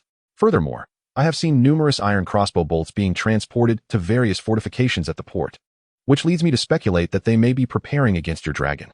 Gavin nodded, his expression calm as he remarked, "Such actions are quite normal. It would be strange if they were not on guard. And what of the brother and sister?" The man continued, "Immediately after the news of your dragon reached Braavos, the Sea King dispatched someone to locate the siblings, providing them with accommodation and hospitality. Moreover, the governor of Illyrio, Pantos, arrived in Braavos yesterday. Today, he intended to visit the sibling duo but was met with refusal at the gates by guards assigned by the Sea King. It is rumored that he conveyed a message to the Sea King's palace, indicating he might attend the banquet arranged in your honor tomorrow." Upon hearing this, Gavin furrowed his brow, deep in contemplation. This could perhaps be the butterfly effect triggered by my presence. The news of my dragon may have compelled Varys and Illyrio to expedite their plans. Otherwise, by the current timeline, Viserys would still be wandering for another year. Yet, I wonder if Illyrio has made contact with the Horse Lord. If he has not, what rationale would he employ to persuade Viserys to depart with him? Noticing Gavin's restless pacing, the man waited silently until Gavin abruptly inquired, "Is there any other news?" The man paused in thought before replying, "My lord, Braavos is bustling with visitors, and I am uncertain which tidings might be of use to you. However, I have heard that a ship from Lys has arrived, and those disembarking bore many boxes toward the House of Black and White. I do not know if this information holds any significance for you." Gavin, intrigued, pondered the implications. Why would the Lyseni send envoys to the House of Black and White? Are they seeking to hire faceless men? Who do they intend to eliminate? Gavin racked his brain but could not discern Lys as target. The disputed territories remain relatively stable, and the alliance of the Three Daughters Kingdom persists. Could it be me? The bizarre thought flickered through his mind, but he quickly dismissed it. Given his current standing and influence, the cost of hiring an assassin from the Faceless Men would likely be exorbitant. Suddenly, Gavin realized that high costs do not preclude Lys from affording such an expense. As it is one of the 9 great trading city-states, its wealth unknown to all. Moreover, the already strained relations between Lys and himself have worsened since his presence forced Lys to retreat from the Stepstone Islands. Now that he possesses the fiery shadow, Lys's apprehension towards him may intensify, potentially amplifying their desire to eliminate him. With this thought in mind, Gavin resolved to remain vigilant during his stay in Braavos, prepared for the possibility that Lys might be willing to pay a steep price to engage the Faceless Men, however unlikely that may be. He then produced a pouch of golden dragons and tossed it to the man, instructing, "Inquire whether those Lyseni have departed. If not, ascertain their whereabouts." The man accepted the pouch, swiftly stowing it away, bowing as he replied, "Rest assured, my lord, I shall find out." After the man left, Gavin summoned the captain of his guards, commanding, "Enhance the security here. From today onward, implement a password system, changing it daily. Anyone unable to provide the password, aside from the Blood Dragon Guard, shall be executed on the spot, including our own men. The servants and maidens left by the Sea King in the Annex are prohibited from leaving without cause. Those who must go shall be accompanied and remain within sight. Furthermore, ensure all food brought in is inspected to prevent poisoning." The captain responded, "Yes, my lord, I shall make the arrangements immediately." Chapter 70. The Sea King the following morning. As dawn broke and faint light began to emerge, Targaryen Larian awaited at the entrance of Gavin's annex, accompanied by the splendid wheelhouse and a retinue of guards. Gavin emerged from the annex and, upon spotting Targaryen, greeted him with a warm smile. "Good morning." Targaryen promptly returned the gesture with utmost respect. "Good morning, Sir Gavin." Gavin, with a hint of apology, remarked, "I sincerely regret keeping you waiting." Targaryen quickly waved his hand in response. "Sir Gavin, there is no need for such formality. It is still early." With that, the two entered the Wheel Palace, gradually making their way towards the Sea King's Hall, closely followed by the Blood Dragon Guards. The Wheel Palace glided along the broad, even streets, a gentle breeze wafting through, carrying with it a refreshing and pleasant aroma. Before long, the majestic Sea King's Hall came into view, its grand structure standing proudly by the sea, as if it were a seamless extension of the vast ocean. Upon entering the open square of the Sea King's Hall, they were greeted by an expanse featuring an outdoor palace. Before them lay a spacious plaza, surrounded by exquisitely adorned tables laden with an array of fruits and sumptuous dishes. The vibrant fruits emitted an enticing fragrance, while the delicate pastries resembled works of art, too beautiful to consume. A multitude of elegantly dressed individuals mingled about, engaging in soft conversations or raising their glasses in laughter, their garments fluttering gracefully, adorned with jewels. The ladies' skirts bloomed like flowers, while the gentlemen's attire exuded nobility and grandeur. The Sea King's Hall, constructed of immaculate white marble, featured imposing columns that robustly supported the expansive dome above. When sunlight cascaded upon it, it refracted a mesmerizing brilliance. Under Targaryen's guidance, Gavin was introduced to King Ferrago Antarian of Braavos. Upon seeing Gavin, the king rose to greet him, his laughter echoing warmly. "Sir Gavin, welcome. I have heard numerous tales of your exploits, and meeting you today, I am not disappointed. May this banquet bring you immense joy." Gavin bowed respectfully. "Your Highness, it is my utmost honor to be invited. I am grateful for your generous hospitality." The king gazed at Gavin's silver hair and violet eyes, curiosity gleaming in his gaze. "Sir Gavin, I have heard you possess a dragon. Does your bloodline trace back to the Targaryens?" Gavin replied with calm assurance, Your Highness, to be candid. My dragon-riding lineage originates from the Valyrian family, to which my mother belongs, not the Targaryens. The Valyrians are also one of the 40 Dragonlord families. The king nodded slightly, contemplating, I see. After the cataclysm, countless Dragonlord families perished in that calamity, and apart from the Targaryens, many dragon families have even been forgotten entirely. Today, I learn there exists still a Valyrian family among them. The king then inquired, If I may be so bold, might I ask where you discovered your dragon? Gavin, amused by the king's inquisitiveness, noted his boldness in questioning a guest, yet he answered candidly, It is not a secret. I believe you will hear the tale soon enough. Not long ago, I ventured into the ruins of Valyria, where I fortuitously obtained the dragon known as Scorched Shadow. The Sea King displayed an expression of astonishment, exclaiming, I never anticipated that you ventured to the enigmatic Valyria. I too once dispatched an expedition to that cursed realm. Yet the treacherous waters and perilous conditions resulted in considerable loss of life. It is unfathomable that dragons still inhabit such a place. Observing the Sea King's demeanor, Gavin surmised that the monarch was inclined to send another expedition there. However, having personally experienced its dangers, Gavin was acutely aware of the risks involved. Even with the powers of a fire sorcerer and the support of the Blood Dragon Guard, he had suffered significant casualties and had to retreat in a disheveled manner. If the Sea King wished to proceed, so be it. Gavin remained indifferent. Suddenly, a thought crossed Gavin's mind, and he inquired, Your Majesty, I previously dispatched an envoy to express my interest in acquiring the Valyrian steel sword from your treasury. Would you be amenable to selling it to me? I leave the price to your discretion. The Sea King, upon hearing this, waved his hand gently and replied with a smile, I regret to inform you, Sir Gavin, that I generally do not sell items from my treasury. However, you are welcome to admire them at your leisure, and I will make arrangements for you shortly. Anticipating this response, Gavin maintained a calm demeanor and remarked, What if I were to exchange the navigational chart of the Smoke Sea for it? I have traversed that route personally and can assure you of its safety. The Sea King pondered for a considerable time before hesitantly responding, Allow me to consider, Sir Gavin. I shall provide you with an answer before you depart from Bravos, or you may propose a price for me to purchase it. Gavin felt a twinge of displeasure at this, inwardly criticizing the Sea King for his obstinacy, yet he continued to smile and insisted, Your Majesty, the navigational chart is exceedingly valuable. I am not merely seeking to trade for monetary gain. I sincerely hope you will contemplate exchanging it for the sword. Beyond the chart, I am also willing to offer a substantial amount of gold that would surely satisfy you. Viserys observed Gavin conversing with the Sea King from a distance. Feeling a surge of irritation at the sight of the silver-haired, violet-eyed man who resembled him. Why does that fellow possess a dragon? I am the true dragon. He is merely a black fire. I am the king of the 7 kingdoms. He pinched the arm of his sister, Daenerys, with such force that it nearly elicited a cry from her, but recalling her brother's wrath, she gritted her teeth and endured the pain in silence. You remember the plan I spoke of last night, do you not? You must perform splendidly and ensure that Gavin takes notice of you. Only then shall we have a chance to return home. After speaking, Viserys noticed Daenerys' silence and pinched her again, demanding, Are you listening?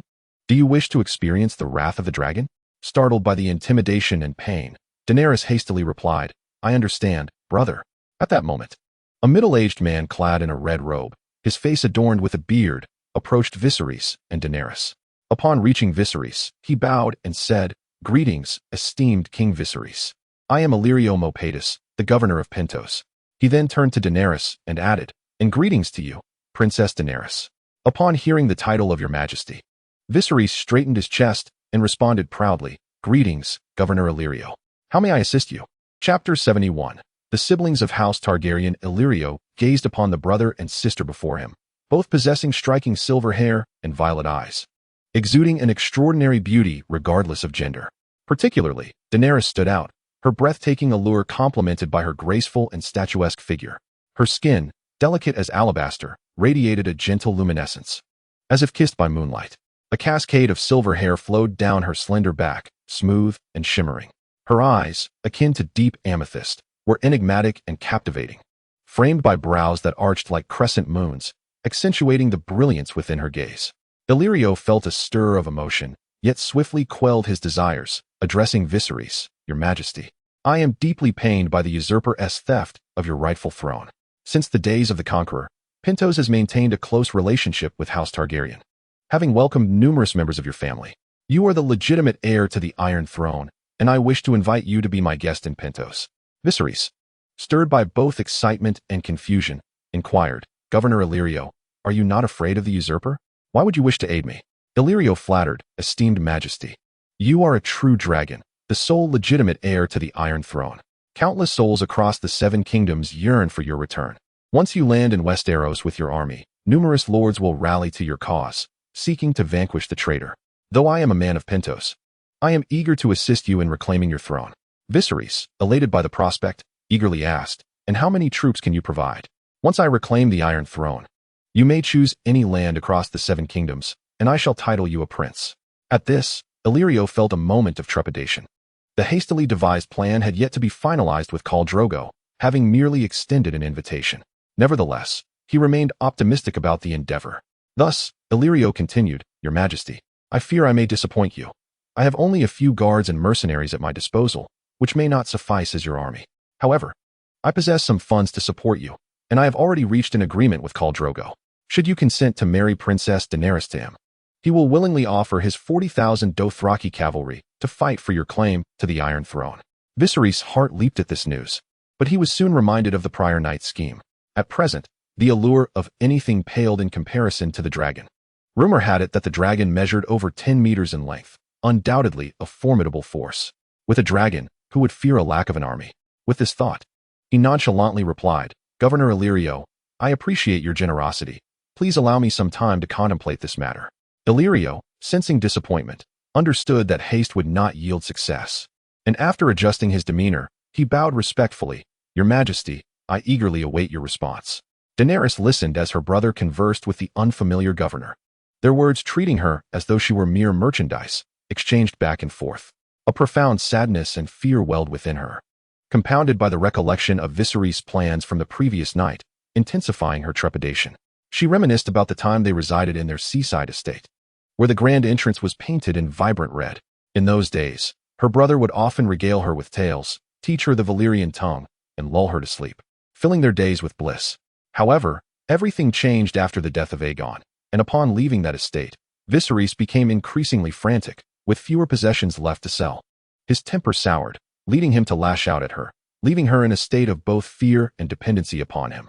She recalled Viserys' plan from last night. "Gavin Belaerys possesses a dragon. The banquet tomorrow presents an opportunity. You must find a way to approach him. If he takes a liking to you, we may secure a position by his side. Once we ascertain the dragon's existence, we can eliminate him, and I shall reclaim the Iron Throne that is rightfully mine." When she timidly expressed her reluctance to commit murder, Viserys responded with violent blows, only ceasing when he grew weary. He then declared, "The bed is where one feels most at ease. If he becomes infatuated with you, a chance will arise." Suddenly, Viserys gripped her arm tightly, abruptly interrupting her thoughts. "Do not dawdle. This is a splendid opportunity. We must approach him." Gavin, having achieved nothing in conversation with the Sea King, offered a few perfunctory remarks before excusing himself under the pretext of wanting to savor the delicacies of Braavos, making his way to a table laden with food. At that moment, he noticed two individuals with silver hair and violet eyes approaching him, and he surmised they must be the Targaryen siblings. With an air of superiority, Viserys presented himself and Daenerys to Gavin, stating, "Greetings, Sir Gavin. I am Viserys Targaryen III, the rightful king of the Iron Throne, and this is my sister, Princess Daenerys Targaryen." Gavin, upon hearing this introduction, privately scoffed, wondering if he was now expected to address Viserys as "Your Majesty." With a hint of mockery, Gavin replied, "I have indeed heard of you, the exiled Targaryen siblings." Viserys' face flushed crimson at Gavin's words, and through gritted teeth, he retorted, "I am the legitimate heir to the Seven Kingdoms. I have heard that you possess a fleet and a dragon. If you assist me in reclaiming the Iron Throne, I would be willing to marry my sister to you, granting you dominion over the lands of the Seven Kingdoms." Gavin smiled slightly and replied, "I appreciate your regard, Viserys. However, the price seems rather steep. With merely a dragon and a fleet, conquering Westeros would be exceedingly difficult. Even if I possessed such power, why would I not claim the throne for myself after seizing it?" Viserys was momentarily left speechless by Gavin's retort. At that juncture, Daenerys unexpectedly interjected, "Sir Gavin, do you truly possess a dragon?" Gavin gently explained, "Indeed, I do. It is a dragon with golden scales, which I have named Sunfire." Danielle immediately exclaimed with excitement, "May I see it?" At that moment, Viserys interjected, "Even if you successfully conquer Westeros, you shall never sit upon the Iron Throne. The people of the Seven Kingdoms only acknowledge the Targaryens.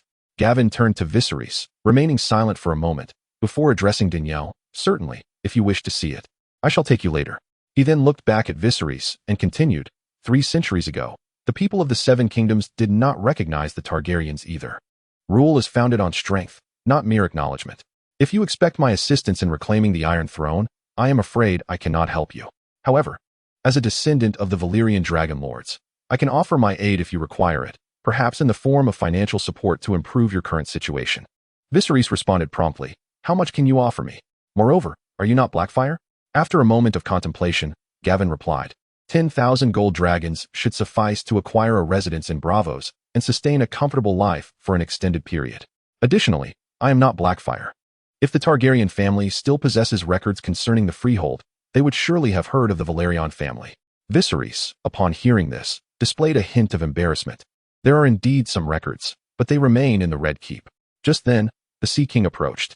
Accompanied by a familiar figure to Gavin, the envoy previously dispatched by Lys to the Stepstones.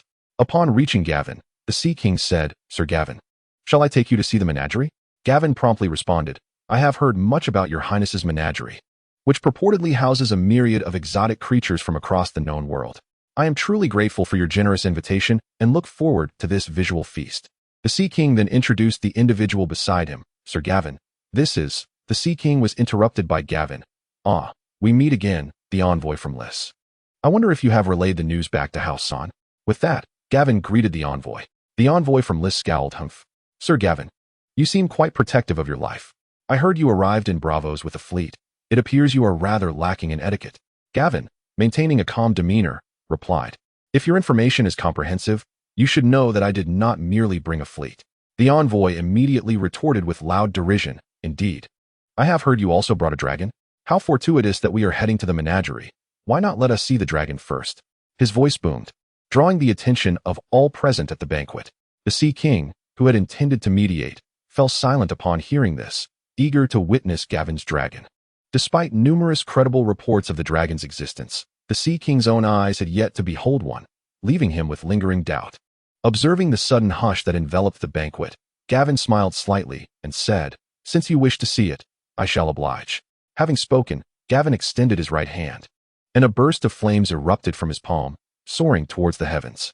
The flames expanded and ascended until they formed a fireball over 50 meters in diameter, hovering nearly 100 meters above the ground. This mysterious display left everyone present in utter astonishment, their gazes transfixed on the massive conflagration in the sky, dread washing over them. Soon, a thunderous roar emanated from the flames, and feeling Gavin's intent, the blazing shadow surged forth, spiraling through the air before swiftly diving downward. It landed in the square, unleashing a powerful gust that swept across the area, toppling countless tables and sending people scattering in panic. The Sea King, paralyzed by fear, watched the approaching behemoth with an intensifying sense of terror and oppression. Beside him, the envoy from Lys was in an even more dire state, trembling uncontrollably. As the dragon's gaze fixed intently upon him, the enormous dragon head gradually drew closer, mere meters away, before it opened its cavernous maw, capable of swallowing him whole, and let out a deafening roar. The envoy collapsed to the ground, a strange liquid escaping him, accompanied by an unusual stench. Viserys, experiencing the dragon's power up close, was equally petrified, while nearby, Daenerys gazed at the blazing shadow with rapt fascination. Noticing the envoy from Lys had fainted, Gavin chuckled and addressed the Sea King, saying, my apologies, Your Highness, for disturbing your banquet. It appears this envoy from Lys is in need of a bath and a change of attire.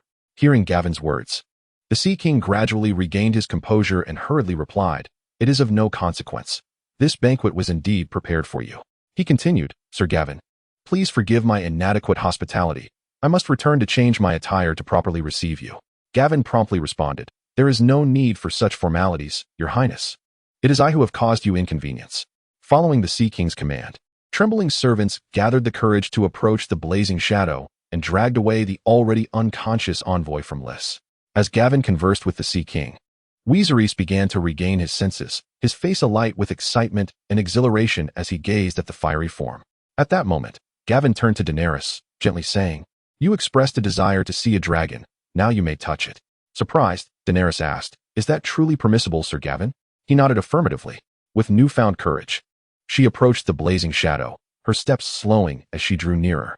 Sensing the royal bloodline within her, the dragon did not exhibit any signs of resistance. Just then, Westeros hurried to Gavin's side, stating, "Sir Gavin, I wish to betroth my sister to you." Gavin chuckled, replying, "Did I not mention? I cannot assist you in reclaiming the Iron Throne." Westeros quickly waved his hands, insisting, "No, no, no. I do not require your help to reclaim the Iron Throne. I merely hope you can offer us protection. Assassins sent by the usurper are relentlessly pursuing us, and I can no longer safeguard Daenerys on my own." Upon hearing this, Gavin was filled with confusion and quietly wary. The idea of offering a princess without any strings attached was far from the character of Viserys. The only two cards he currently had to play were the claim to power and his sister. Suddenly, upon observing Viserys' barely concealed excitement, Gavin realized that Viserys had set his sights on Daenerys. However, considering that Daenerys was also one of his objectives, it would be illogical to pass up such an opportunity. As for any potential schemes or machinations from Viserys, they seemed trivial in the face of absolute strength. When Viserys noticed Gavin's silence, he immediately continued, "My sister possesses the pure blood of the Dragon Kings and will surely bear you worthy offspring. Moreover, she is quite beautiful, is she not?" Upon hearing this, Gavin agreed, saying, "Very well, I consent. If your only request is for protection, then I can accommodate that. The Iron Throne can summon hundreds of thousands of troops, but they will never cross the narrow sea." At this moment, Daenerys, who was striving to draw closer to Drogon, felt a whirlwind of emotions as she overheard the conversation behind her. Gavin's recent offer to assist had conveyed goodwill, and as a fellow descendant of Valyria, his silver hair and violet eyes had sparked her interest. Since their encounter, he had spoken to her with kindness. Yet, she was filled with fear and concern over her brother's plan. How could she possibly carry it out? Chapter 73. The Death of Viserys. Do not worry. Drogon will not harm you. Go ahead, touch him. Just then, Gavin's voice broke through Daenerys' thoughts. Encouraged by him, she gently stroked Drogon's neck. Drogon glanced back at the unfamiliar Daenerys, then turned away, ignoring her. Meanwhile, servants had rearranged the overturned tables and swiftly cleared the remnants of food from the floor. Numerous attendants re-entered the hall with fresh and delectable dishes, and in a mere moment, the venue returned to its former glory. The only difference being the enormous golden dragon lying in the center of the square. Amidst the chaotic crowd, two men were intently watching Viserys and Daenerys. One remarked, "The earlier commotion was a splendid opportunity." The other quickly countered, "Then why didn't you act? Those two targets were too close to that massive dragon." Soon, the Sea King donned a new, splendid outfit and returned to the banquet. He approached Gavin with brisk steps, humbly stating, "Sir Gavin, come. Allow me to show you my menagerie." Gavin promptly replied with deference, "I would be grateful, Your Highness." The Sea King then turned his gaze toward Viserys and Daenerys, suggesting, "Perhaps our esteemed Targaryen guests would like to join us." Viserys instantly responded, "Thank you for your kind offer, Your Highness, but I shall decline. Allow my sister to accompany Sir Gavin instead." He then approached Daenerys, gently patting her shoulder, and whispered softly, ensuring no one was watching, "Do well." He then strolled towards the table laden with food. Gawain approached the side of the fiery shadow to offer solace, urging it to remain there peacefully. Subsequently, he and Daenerys, guided by the Sea King, leisurely proceeded towards the beast garden behind the Sea King's palace. The water dancers stationed at a distance, along with Gawain's blood dragon guards, promptly followed suit. The previously vigilant guards monitoring the banquet diminished significantly in number. Two men, who had been intently observing Viserys and Daenerys, noticed Viserys departing alone towards a table laden with food.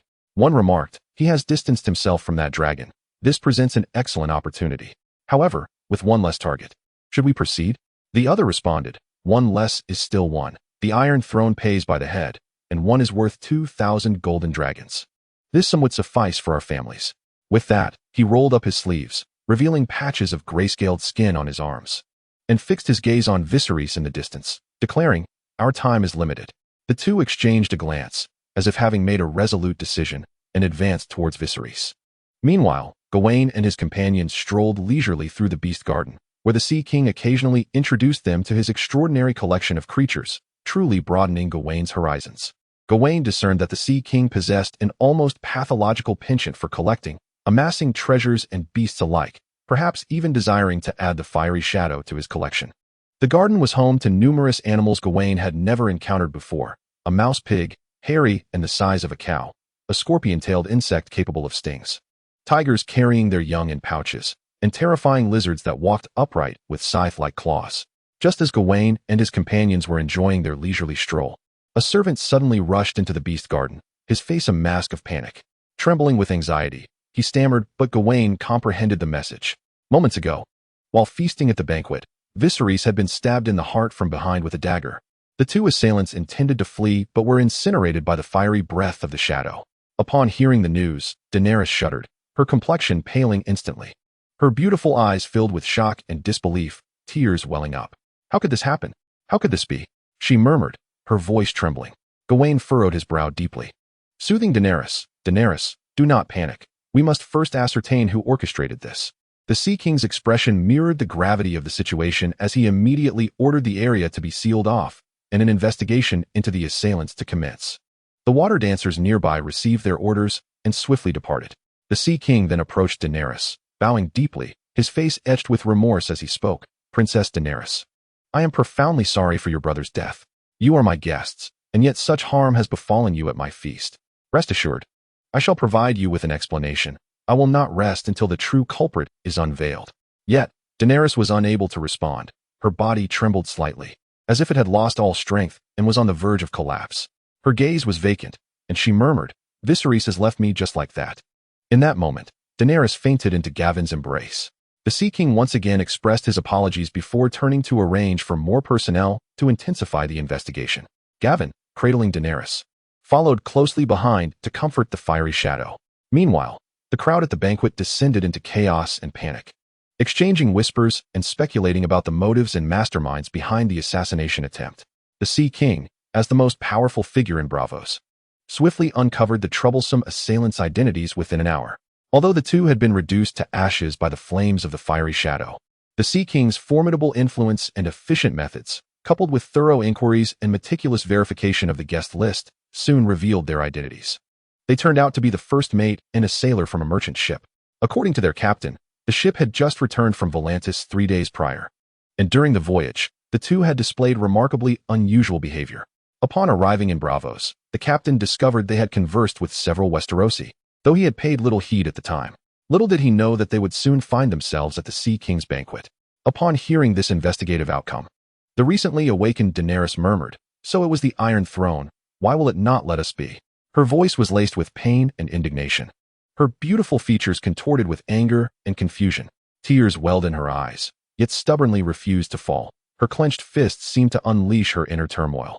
Gavin, standing nearby, furrowed his brow, unable to find solace in his thoughts. He understood all too well why Viserys had perished. His presence in this world had already altered the course of many futures, and it was likely that the assassins had been sent because of him. Chapter 74. Soaring in danger suppressing the tumultuous thoughts within, Gavin turned to Daenerys and said, It's all right, Daenerys. I promised your brother that I would protect you, and I shall ensure you remain unharmed. We will seek justice for Viserys. The Sea King also reassured her, Fear not, Princess, Braavos will stand by your side. Daenerys knew deep down that she could never avenge Viserys' blood on her own. She silently looked towards Gavin, realizing he was her only source of support. Gavin met her gaze. At that moment, she had yet to become the mother of dragons, adorned with a myriad of titles, untouched by betrayal or loss of children and loved ones. She was merely a timid young girl now. Gavin gently patted her shoulder in a gesture of comfort and said, Do not fear, I am here. Afterward, Gavin bid farewell to the Sea King, saying, Your Highness, I regret to inform you that I shall be unable to attend today's banquet. I kindly ask to take my leave with Daenerys. Additionally, could you assist in the respectful handling of Viserys' remains? I wish to give him a funeral befitting a Valyrian dragon lord tomorrow. The Sea King, filled with remorse, responded, Do not concern yourself, Sir Gavin. These matters shall be entrusted to me. I apologize for my inadequate hospitality, and it is indeed regrettable that such events have transpired. In 2 days, the Moonlight Temple will host a celebration in Braavos, where you and Princess Daenerys may enjoy a leisurely exploration. Please await my emissary, as I shall make amends for today's occurrences. After parting ways with the Sea King, Gavin chose not to return in the comfort of the luxurious ship, but instead mounted the back of the dragon, Valyrian. Gripping the reins tightly, he extended his right hand toward Daenerys, inviting her to join him atop the dragon. Taking a deep breath, Daenerys bravely climbed onto Valyrian's back, settling into Gavin's embrace. With a command from Gavin, Valyrian unfurled its massive, powerful wings and soared into the sky. A torrent of air erupted around them, stirring up dust and creating a miniature whirlwind. They ascended into the heavens, cutting through the clouds with a resounding rush. Daenerys' silver hair danced wildly in the fierce wind, her heart racing with a blend of excitement and trepidation. The dragon soared above Braavos, its colossal wings beating with strength, each flap generating a gust of wind. The city's buildings shrank beneath them, resembling miniature models. The people of Braavos paused in their tasks, gazing upward at the magnificent dragon, their expressions a mix of astonishment and reverence. Some marveled at the creature's grandeur and majesty, speculating about its purpose. Others stood frozen in awe, their minds blank. And still others silently prayed, hoping this was not an omen of disaster. In a corner of the Sea King's plaza, Illyrio watched helplessly as the dragon carried Daenerys away. His heart racing with urgency, his brow furrowed, veins bulging, and fists clenched in frustration. He cursed inwardly, regretting his tardiness, and feared that his plans might unravel completely. Gavin and Daenerys rode Valyrian toward the sea, soon gliding above the vast ocean, lowering their altitude to skim just above the water's surface. The waves were lifted by the dragon's wings, transforming into countless sparkling droplets that glimmered in the sunlight. Daenerys felt the exhilarating rush of the sea breeze and the spray of the waves, prompting her to scream with delight. She had never experienced such freedom and exhilaration, as if all her worries, pressures, and sorrows had been cast away into the ether. With each powerful flap of the dragon's wings and every clash with the ocean breeze, her heart swelled with unprecedented joy and courage. Unaware of how long they had flown, Valyrian gradually ascended, taking them once more toward the boundless blue sky. Heading back to Braavos, after an exhilarating flying experience, Daenerys felt her spirits lift considerably. The majestic form of Valyrian gently descended into the garden of the seaside villa, stirring a soft breeze that sent petals dancing through the air. Gavin, cradling Daenerys, gracefully leaped down from the dragon's back. As her feet touched the ground, Daenerys looked up at Gavin, her eyes brimming with gratitude and joy. She understood that he had orchestrated this wondrous journey to help her escape her sorrows. Blushing, she opened her arms to embrace him, whispering, "Thank you, Sir Gavin." Gavin smiled gently, tenderly stroking her hair as he replied, "It is no trouble at all. It is what I ought to do, for you are my fiancée now, are you not?" His words deepened the blush on Daenerys' cheeks, causing her to shyly turn away. Subsequently, Gavin led Daenerys towards the house within the villa. At that moment, the captain of the guards hurried towards Gavin, his expression urgent, hesitating when he noticed Daenerys nearby. Observing this, Gavin softly addressed Daenerys, "Why don't you choose a room here?" Enthralled by the breathtaking scenery of the villa, Daenerys' eyes sparkled with excitement as she eagerly replied, "Thank you, Gavin." And, like a jubilant bird, she dashed towards the house. Gavin then turned his attention to the blood riders who had already returned, and they instantly understood his unspoken command, swiftly surrounding Daenerys to provide her with protection. Gavin glanced at the captain of the guards, his gaze inquiring, "What has happened?" The captain promptly responded, "My lord, today someone attempted to infiltrate the villa. A soldier, dressed like us, failed to respond to the established password. When 5 soldiers confronted him, he managed to injure 3 before fleeing." Gavin regarded the captain with a commanding expression. "It appears we are being targeted. Heighten security measures, especially regarding the servants. No one is to enter without permission to prevent any intruder from masquerading as one of them." "Yes, my lord, I will make the necessary arrangements," the captain affirmed with a solemn nod before departing to bolster the defenses.